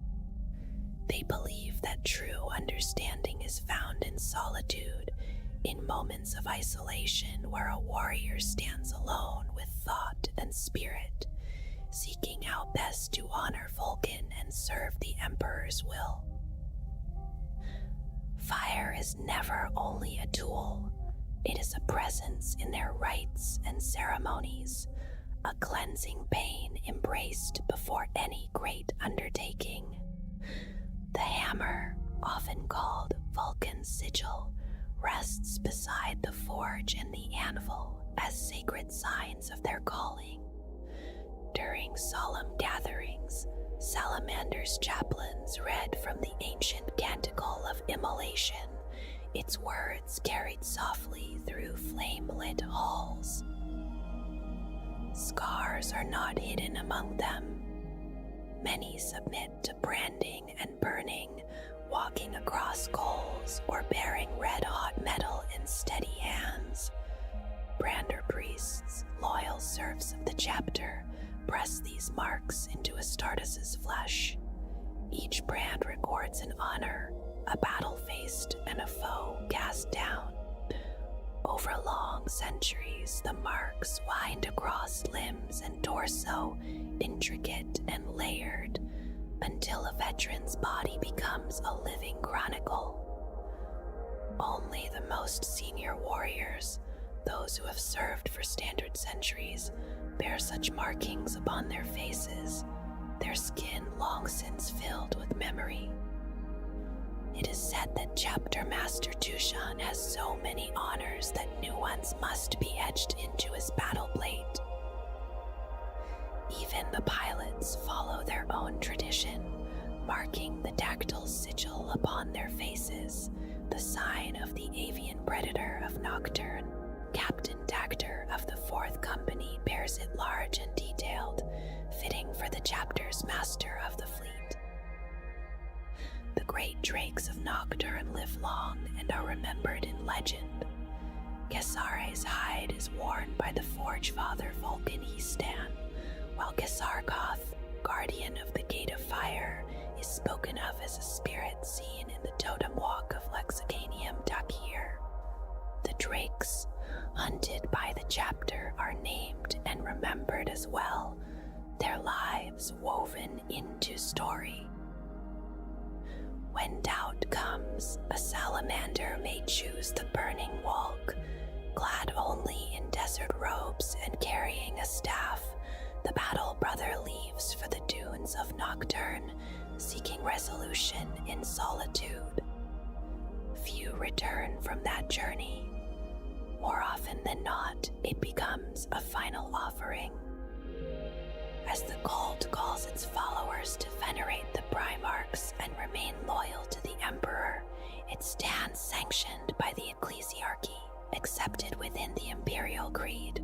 In fire and isolation, In scars and remembrance, the Promethean path endures. Chapter legend speaks of 9 artifacts fashioned or designed by Vulcan's own hand. They were hidden across the galaxy, set beyond easy reach, so that only the worthy might claim them. The Primarch knew that a prize without trial held little meaning, and so he left a challenge in his wake. Since his disappearance over 7 standard millennia ago, one salamander at a time has taken up the mantle of Forge Father. This warrior carries Vulcan's name before his own and searches for the scattered legacy. The quest passes from one hero to the next, guided by clues concealed within the sacred dome of fire, a text revered by both the chapter and the Promethean cult. In the closing years of the 41st millennium, that burden rests with Vulcan Histan, once captain of the 4th Company. Of the 9 relics, only 4 remain beyond reach. Others were recovered through the trials of earlier Forge Fathers, and one was claimed by Histan himself. When he goes to war, he bears 3 of these treasures. The spear of Vulcan burns so fiercely that even ceramite may ignite beneath its light. Kisari's mantle, wrought from adamantium hard drake scales, settles upon his shoulders. At his hand rests the gauntlet of the forge, its built-in heavy flamer unleashing molten fury none can withstand. 2 recovered artifacts remain upon Prometheus, the Salamander's moon. The forge's ship Chalice of Fire sustains vast manufactorums that provide weapons of war. The Eye of Vulcan stands watch as a space-bound defense laser guarding the fortress monastery without rest. The remaining relics are known only by name: the Engine of Woes, the Obsidian Chariot, the Unbound Flame, and the Song of Entropy lie hidden still. Their form and place are sealed within the Dome of Fire, awaiting the moment when Vulcan's prophecies reveal their meaning. Some were set aside by the first Forge Father before the drop site massacre on Istvan V, while others appear to have been fashioned at a later and uncertain time.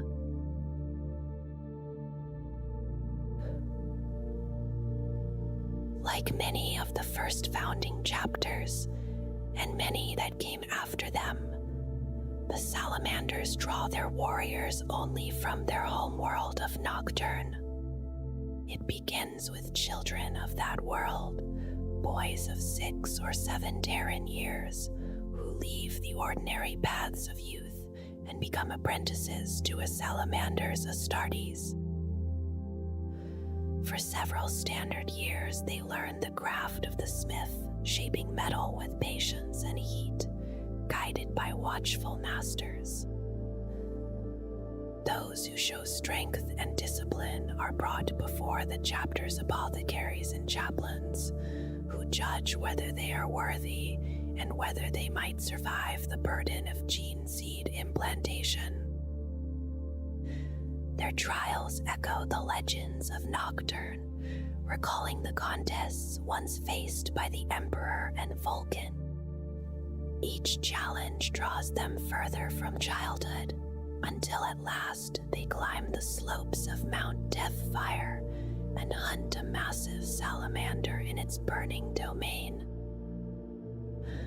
Only those who endure every trial are taken onward, carried to the Salamander's fortress monastery upon the moon of Prometheus. There, in quiet halls of stone and firelight, they receive the biological enhancement and the implanted gene seed that binds them fully to the chapter. During the time of the Great Crusade, the differences within the Legiones Astartes were not accidents. They were part of the Emperor's design. Each legion carried within it the imprint of its Primarch, and this influence shaped not only their methods, but the very transformation from human to transhuman Astartes. Among the salamanders, that influence was unmistakable. It showed itself in temperament, steady and enduring, and in the body as well. Fully developed battle brothers possessed a strength of constitution that surpassed even the already formidable norms of a space marine. They endured extremes of heat without faltering. They resisted radiation with measurable superiority. Their cells repaired themselves with unusual speed. Only the Death Guard were known to surpass them in the ability to process and withstand toxins. There were outward signs, too. Even the earliest Terran recruits of the 18th Legion bore eyes that glowed with an ember-like light. Their skin reacted to prolonged radiation by darkening permanently, turning granite-like, then obsidian, as part of their biological defense. Combined with their size and strength, this gave them a fearsome presence. Other humans, encountering them for the first time, sometimes named them devils in the dark. The proximal Skaver tribes used such words when rebellion brought them face to face with these warriors. On Nocturne, where extremes of temperature and strange radiological phenomena were part of daily life, these traits deepened. Terran legionaries stationed there and newly recruited natives alike were transformed by the world. In that shared change, a bond formed within the Legion, and in kinship with Vulcan himself, who bore the same features. In the 41st millennium, the Magos biologists of the Adeptus Mechanicus have judged the salamander's gene seed to be stable and uncorrupted. There is, however, an unusual observation. Their battle brothers often appear slower in reflex than those of other chapters. The source of this trait remains uncertain. Some suggest it may stem from life upon their high-gravity world. Others believe it reflects the chapter's doctrines, which caution against haste and impetuosity. Yet in power armor, a salamander moves as swiftly as any Astartes, lending weight to the thought that the difference may lie in mindset rather than flesh. The salamanders were always few in number, even among the first founding legions. Their strict indoctrination and the grievous losses suffered at the Istvan 5 drop site massacre reduced them further. In the aftermath, their legion was so diminished that no successor chapters were formed during the second founding. It is said that when Robut Gilliman required the legions to divide, Vulcan secured permission to keep his shattered warriors whole. Through the centuries that followed, scholars noted similarities between the salamanders and chapters such as the Black Dragons and the Storm Giants, wondering if gene seed stockpiles had been used later to create successors. Official records, however, speak of none before the Ultima founding. At that time, Archmagos Dominus Belisarius Call drew upon the true genetic stock of Vulcan to create Primaris Marines for the Salamanders. Several all Primaris chapters were also founded from that source. The Salamanders reached out swiftly, sending chaplains to guide them in the ways of the Promethean cult. The Salamander's gene seed may not be corrupted, yet their appearance is striking. It is shaped by the interplay of their genetic legacy. the erratic gravity and radiation of Nocturne, and the unique heritage of its human population. Together, these forces influence the melanochrome organ within their bodies. As a result, the skin of a salamander's battle brother turns obsidian black. Their eyes burn with a red glow. The effect is almost demonic to those who behold it, an irony for a chapter known for its humanitarian spirit within the Adeptus Astartes. They do not hide this visage. Instead, they wield it carefully. More than one rebellion has faltered at the sight of them, intimidated into submission without the need for destruction. Beneath that fearsome exterior, their gene seed continues to grant greater tolerance to extreme heat and ionizing radiation, sustained by a faster rate of cellular regeneration and repair. Among their unique traits is what they call firesight.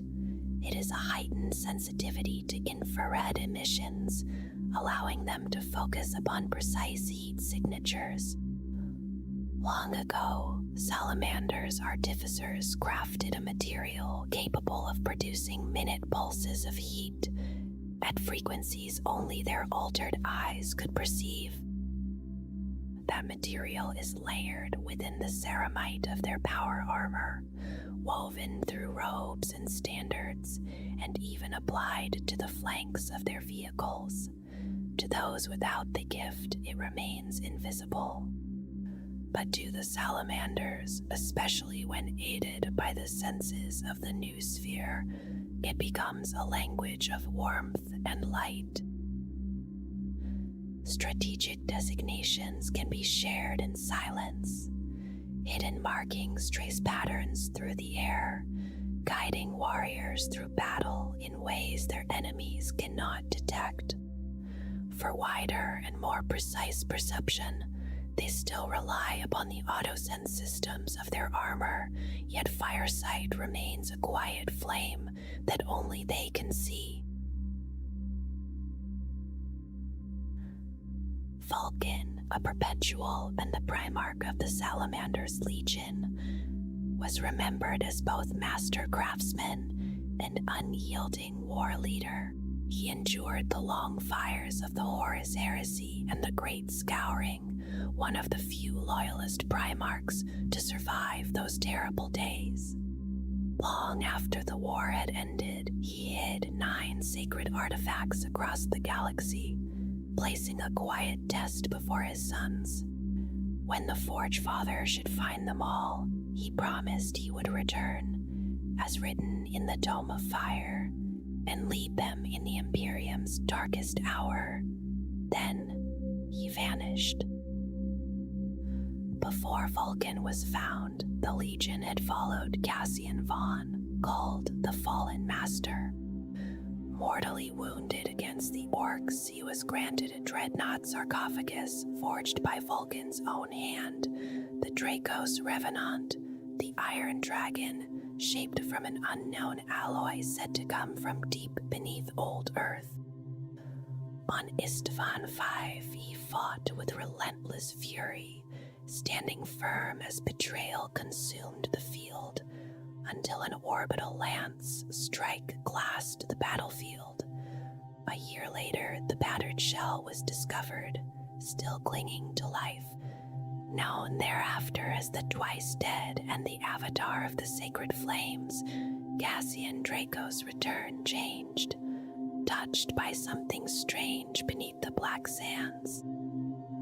Bartellus Numion, first captain and commander of the Fire Drakes, served as equerry and guardian of the Pyre Guard. He survived the drop site massacre and gathered with other loyalists aboard the Fire Ark, striking in sudden raids as they hunted a dark apostle seeking a weapon said to be the Emperor's power made manifest. Betrayal followed, and Numion was left wounded and abandoned. Yet he endured, rejoining his legion, and later persuaded Rabut Gilliman to allow a desperate voyage through the ruined storm to return Vulcan's body to Nocturne. Through hardship and sacrifice, the Brotherhood called the Pyre reached their home. Beneath Mount Deathfire, they performed the rites and waited for their Primarch to rise from the flames. He did not return. After a week of silence, Numion laid aside his armor and walked alone into the ash wastes, offering himself as a final sacrifice so that his father might yet be restored. Elsewhere, Pyre Warden Ari carried precious suits of Primarch forged Terminator armor away from Istvan before the betrayal unfolded. Ordered by Vulcan to flee, he broke through the blockade aboard the Hearthfire and later fought beside the Iron Hand's vessel, Forces, tempering their hunger for vengeance with the calm of Nocturne. Rahazobek, called the Firebearer, remained upon Prometheus while the Legion journeyed to Istvan. When word of Vulcan's death reached them, grief settled heavily, and his warriors became known as the Unscarred, erasing their honors in silent shame. When Numion later returned with Vulcan's coffin, Obek was drawn into a final task, safeguarding 7 relics spared from the Primarch's vault and hiding them within a secret armory called the Rot. Aboard the forged ship Chalice of Fire, Obek and a handful of veterans departed, never to return. At the Rot, they found Mechanicum forces already closing in, led by Regulus, advisor to the War Master. Forge Father Tekel, master of the Legion's craft, had built that hidden vault beneath Mount Deathfire and now faced the ruin of his work. Scrap code infected his augmetics, forcing him to betray his brothers, and in despair he shot himself to burn out the corruption. Captured and drawn into further betrayal by those who sought forbidden knowledge, Tekel ultimately chose sacrifice. Rather than allow the artifacts to fall into misguided hands, he ordered the Chalice of Fire to destroy the vessel he stood upon, giving his life so that his legion's legacy would endure. Lord Chaplain Nomus Ryton, the Voice of Fire, had remained behind at Prometheus at Vulcan's command, guiding the Legion's neophytes and preserving their teachings. Chaplain faced as Varkir stood vigil over Vulcan's body and wrestled with doubt, only finding renewed faith after facing horrors beyond mortal reason. As the Charybdis neared Nocturne and enemy fleets closed in, Varkir remained aboard the doomed ship, defending its bridge, while his brothers bore their Primarch's casket to sacred ground. Siaphus Jur, called the Prophet of Fire, journeyed to Istvan to learn Vulcan's fate. Amid the ruins, his faith deepened and his rituals changed, touched by a power that seemed to shape what was yet to come. That same current would guide him and his disciples of the flame toward a destiny hidden within sealed vaults.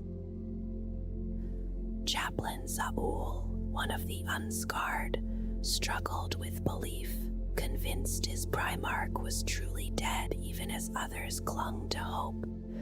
During the struggle at the Rot, he stood vigil over the artifacts, and when the moment came, he wielded the Song of Entropy against a former Raven Guard, preserving Vulcan's legacy at the cost of his own life.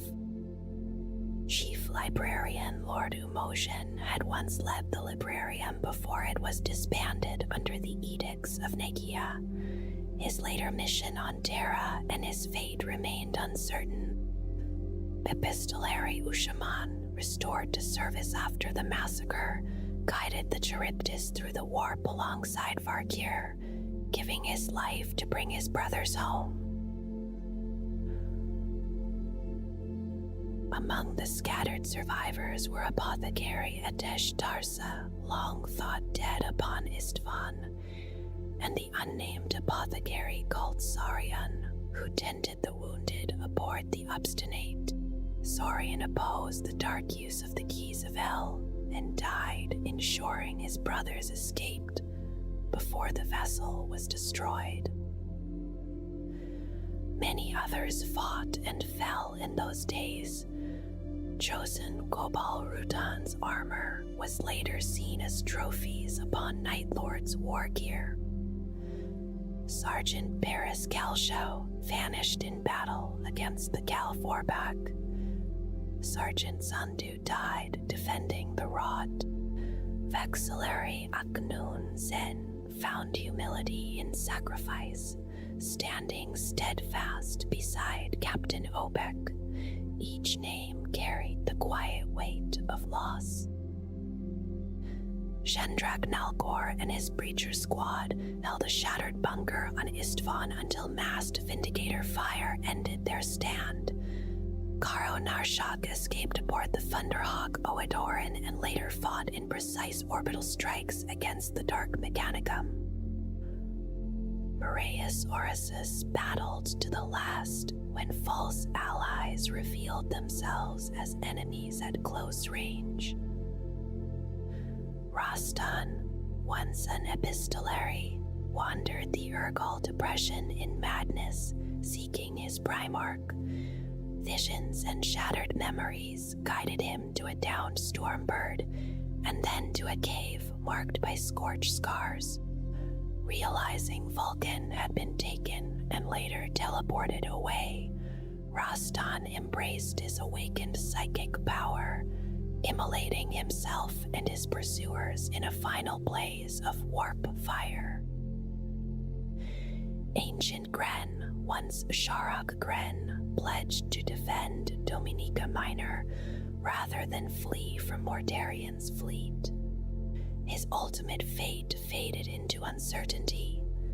Drusiok, the Dragon of Serapis, a Contemptor Mortis dreadnought honored by Vulcan himself, did not survive the drop site massacre, though his self-sacrifice allowed others to escape beneath Night Lord's fire. In later ages, Chapter Master Tushan stood as regent of Prometheus, guiding his chapter with compassion and resolve. During the Third War for Armageddon, he fought to shield refugees and defend the people, earning gratitude from those he saved.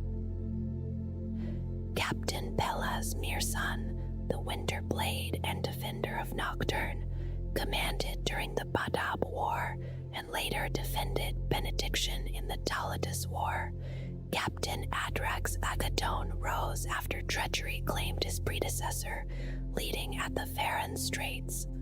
Others bore scars of betrayal, such as Khotan Kadai, slain by the Dragon Warriors.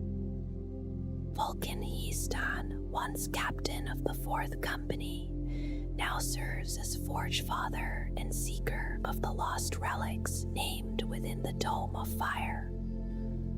For millennia, each Forge Father has pursued that quest, believing that when all 9 relics return to Nocturne, Vulcan himself will come again.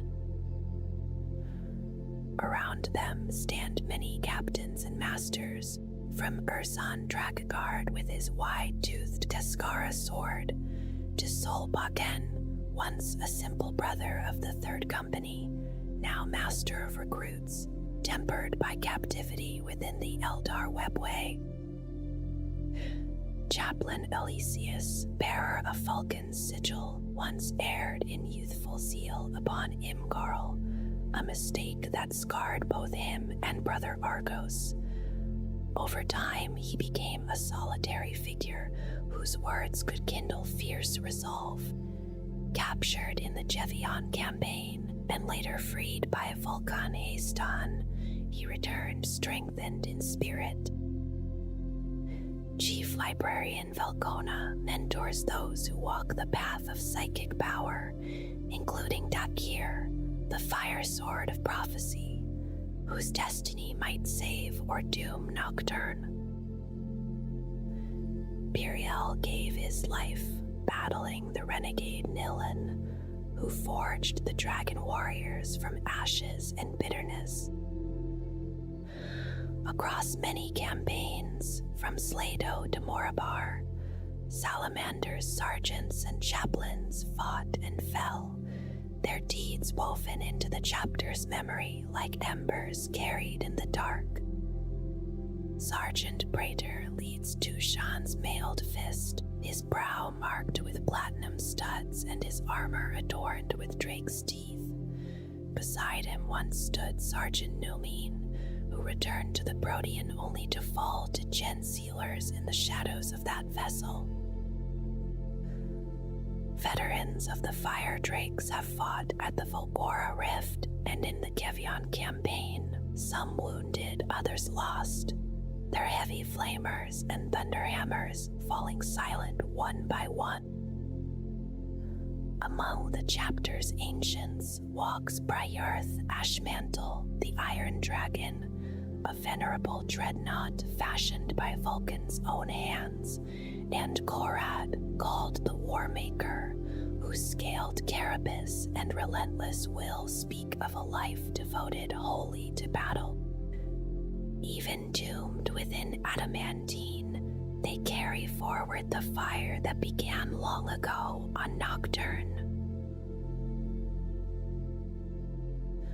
The fleet of the Salamanders moves through the void with quiet strength. It is said to number 2 battle barges, 10 strike cruisers, and 5 rapid strike cruisers, supported by 220 Thunderhawk gunships that carry their warriors where they are needed. Among these vessels, the name of Flamerot is remembered twice. Once as a Gloriana-class battleship that served as the flagship of the Legion during the Great Crusade, drawn into the fierce battle above Istvan V at the opening of the Horus Heresy, and again as a battle barge that now stands as the chapter's flagship, named in honor of Vulcan's mighty vessel. During the Dragon Strife, when Nocturne was threatened by the Chaos Warband known as the Dragon Warriors, this Flamerot held the line in orbit, commanded by Captain Dactor, master of the fleet of the 4th Company, its Nova cannon striking down many enemy ships. The Chalice of Fire remains in orbit around Nocturne, a legendary forged ship and one of the recovered relics of Vulcan. From it come the weapons and munitions that arm the chapter, shaped in steady labor and guarded with care. The Torpidus once served the Legion in the days of the Great Crusade and endured the horrors above Istvan V. It was among the few of the 18th Legion to escape that slaughter. Believed to have been sighted near Fellwatch Keep before reaching Magrog in the Ultima Segmentum, it carried the fallen Primarch Vulcan on his arduous return to Nocturne. Though battered, it rallied the world before being hunted by the Monarchia of the Word-Bearers and the Reaper's Shroud of the Death Guard. Faced with certain boarding, Artellus Numion and his survivors abandoned the ship, descending in a Thunderhawk with Vulcan's body, while the Charpidus fought on, destroying the Monarchia and grievously damaging the Reaper's Shroud before its end. The Pyre of Glory once led the Task Force Gift of Fire under Captain Bellas Mirsan of the 2nd Company during the Badab War. In 911 of the 40th millennium, it became the stage of the Red Hour. Stranded after severe warp turbulence, it was boarded by forces of the Astral Claws and the Executioners. When the Astral Claws slaughtered their captives in a bid to seize the Salamander's gene seed, the Executioner's High Chaplain, Thulsa Kane, renounced the alliance and turned upon them, cutting down their former allies to the last. Vulcan's wrath has carried its name more than once. As a battle barge, it led the invasion of the Dark Eldar city of Kamor-A within the Webway in the 35th millennium. Earlier still, a strike cruiser bearing the same name had been built in the 30th millennium for the Great Crusade. Like the Drake Lord, it remained behind while the Legion journeyed to Istvan V and later joined in the hunt for the Reaper's Shroud. Another vessel now carries the name and serves the Third Company. The Drake Lord itself once guarded Nocturne and later pursued the Reaper's Shroud.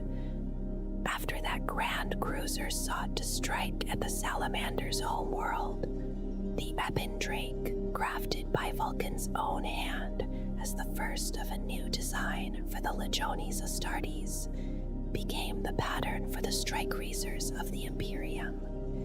Intended for planetary invasion and the deployment of Stormbirds and Thunderhawks, it journeyed to Istvan V under orders from Lord Chaplain Nomus Raitan to learn the fate of Vulcan Nomus Raitan. Though the Primarch's location remained unknown, Chaplain Lieutenant Shahfus Jor and his crew recovered Cassian Dracos, who became their spiritual guide. Known as the Disciples of the Flame, they would stand firm in the bitter siege of Mizoa, the last loyal Forge world of the Coronite Deeps. Other ships pass more quietly through memory. The Forge Hammer served in the 35th millennium under Captain Focus. The Hammer Forge helped defend Nocturne against the Dragon Warriors. The Protean, commanded by Fire Drake Sergeant Numin during a campaign against the Eldar, was lost in the warp and later became part of a Space Hulk. The Serpentine fought with the 6th Company during the Third War for Armageddon. Smaller vessels also carry their stories. The Fire Lord bore Vulcan Eastan and his fire drakes to the Devion cluster in search of Vulcan's sigil. The Forge Hammer, a Nova-class frigate, carried Captain Agatone of the Third Company on his mission to retrieve Sukan from his penitent crusade, and the Hearth Fire present at the drop site massacre was ordered away from Istvan V to safeguard the Vulcan-forged wonders it carried, escaping to fight on with the shattered legions. Together, these ships form more than a fleet. They are memories set in steel and flame, each hull bearing the weight of battles fought and oaths kept beneath the silent stars. The relics of the Salamanders carry the warmth of the forge and the memory of ancient fire. The burning halo, wrought by Vulcan's own hand, surrounds its bearer in a protective field, and when struck it answers violence with a burst of searing flame. High above Nocturne, the Chalice of Fire turns patiently in orbit, a forged ship that supplies the chapter's weapons and munitions, while the Eye of Vulcan hovers over Prometheus, a silent defense laser assembly watching over the fortress monastery. Some relics are weapons of legend. Drake's Smiter is said to have been forged to break the skulls of void dragons upon the moons of Orth, and now it is entrusted to heroes who bring it down upon tanks, monstrous beasts, and even the armor of traitorous titans. Nocturne's fury pours fire across the battlefield like the dragons of old myth, its promethium burning with the heat of a molten world. Surtura's breath, altered with a rare propellant, casts ultraviolet flame at an extended reach, remembered among those who serve in the Jericho Reach. There are relics worn close to the body. Gesari's mantle rests upon Vulcan Heaston's shoulders, and the spear of Vulcan, a great halberd once borne by the Primarch himself, remains in his keeping. The gauntlet of the forge appears as a power fist, yet it is in truth a heavy flamer hidden within an ornate gauntlet.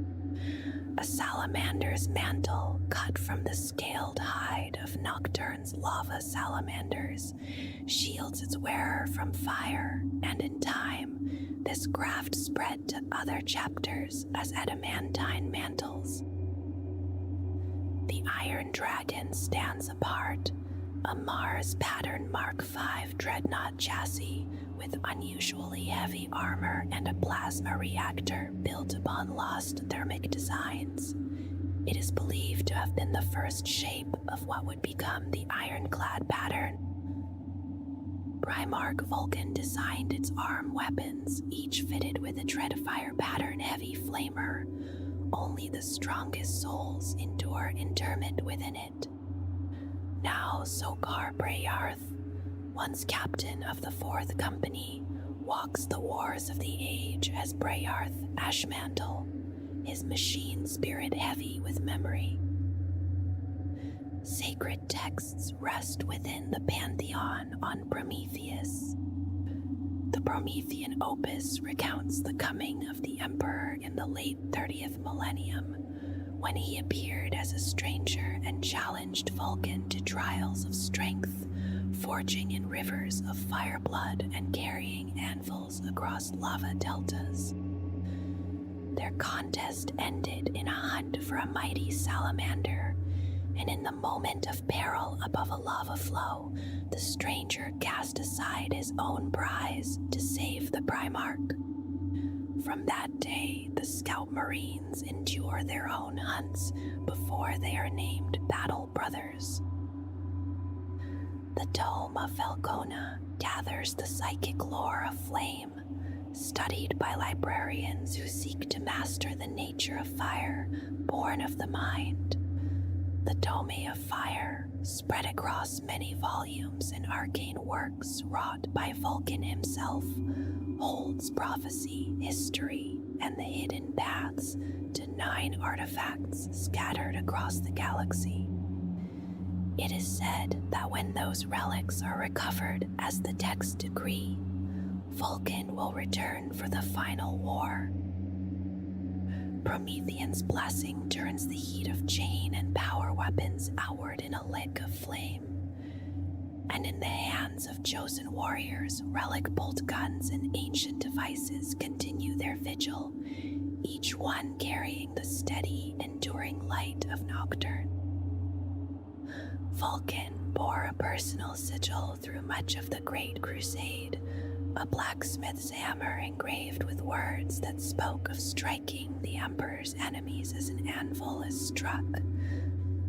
In time, this badge of office became a treasured artifact of the chapter, guarded carefully by its chaplains. It now rests with Chaplain Xavier, once Reclusiarch, remembered as a figure of legend among the salamanders. Wrath of Prometheus has thundered across centuries of war.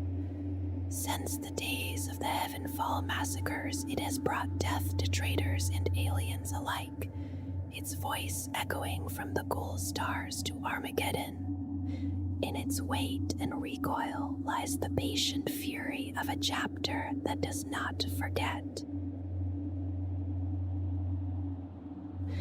The Promethean cult shapes the heart of the salamanders, teaching virtues drawn from the example of Primarch Vulcan. Its symbols appear again and again upon armor and banners, on heraldry and personal marks, carried most proudly by the veteran fire drakes who wear great mantles of drake hide as a sign of their place in battle. The flame is one such sign. Sometimes it is painted a upon ceramite, sometimes carved or fashioned in polished pseudo-gold and worn upon a chain. It speaks of creation in the forge and of destruction in the inferno, and those who bear it are known for a passion that can stand apart from the chapter's usual restraint. Other marks recall the tools of the forge, crossed hammers or the shape of an anvil, their careful design reflecting the skill of the one who fashioned them. The hide of the great dregs of Nocturne carries its own meaning. These beasts are hunted in rites of passage, and to claim such a hide is to show endurance and strength, a memory of the fire drake hunt that gives the first company its name. For those who join the Death Watch and swear the Apocryphon oath, the familiar rites of the cult must be carried in solitude. Many take with them a small brazier and the tools required for honor branding, marking their own flesh after victory, even while standing apart upon the long vigil. They call themselves Fireborn, a name that carries the heat of their volcanic homeworld and the steady glow of the forge. From the beginning of their service, each battle brother learns the patient craft of the smith. It is common for them to carry bolters and war gear shaped by their own hands, or carefully refined across long solar decades of duty. Their armor and weapons often bear the marks of devotion, the hammer and anvil, the steady flame, and the scaled visages of the great lizards that stalk Nocturne. Long ago, their armor shone in bright yellow, broken by black upon backpack, chest guard, and boots. Across that yellow surface ran dark stripes, echoing the living salamanders of their world. In time, the color changed. Now they are most often seen in bright green power armor, edged with green trim, set against black shoulder plates and a black backpack, while a golden Aquila or Imperialis rests upon the chest. Flames are not uncommon upon their weapons and vehicles, a quiet reminder of the forge and of fire. The right pauldron of each warrior reveals his place within the squad, whether battle line, close support, fire support, veteran, or command, and within the battle and reserve companies a low Gothic squad numeral rests over that mark. The left shoulder carries the larger sign of belonging, the salamander head set against a background whose color follows the order laid down by the Codex Astartes. Helms speak quietly of rank. A sergeant wears a white skull at the center. A veteran sergeant bears the same skull, encircled by a crown of fire. Lieutenants carry a white stripe and a bone-white skull, while captains display a white skull of their own, and both are further set apart by changes to the right pauldron. Above all, their chapter badge endures, a colored silhouette of the armored and spiked head of the legendary Nocturnian salamander reptiles from Mount Deathfire, a sign carried into battle as steadily as the memory of flame. From the hidden fires of their creation, through the depths of the Tempest Galleries, to the black sands of Istvan and the long centuries that followed, they have endured what would have broken others. They were betrayed, shattered, and scattered, yet never truly extinguished. Even their Primarch walked through flame, death, and darkness, and still returned. Across worlds cleansed, cities defended, and civilians shielded from horror, their purpose remained constant. They fight not for glory nor for pride, but but to stand between the innocent and the fire. Like Nocturne itself, they are harsh and unyielding, yet shaped by compassion and restraint. Tested in fire and darkness, they continue to burn, steady and resolute, waiting for the day when all trials are complete and their Father returns to judge them worthy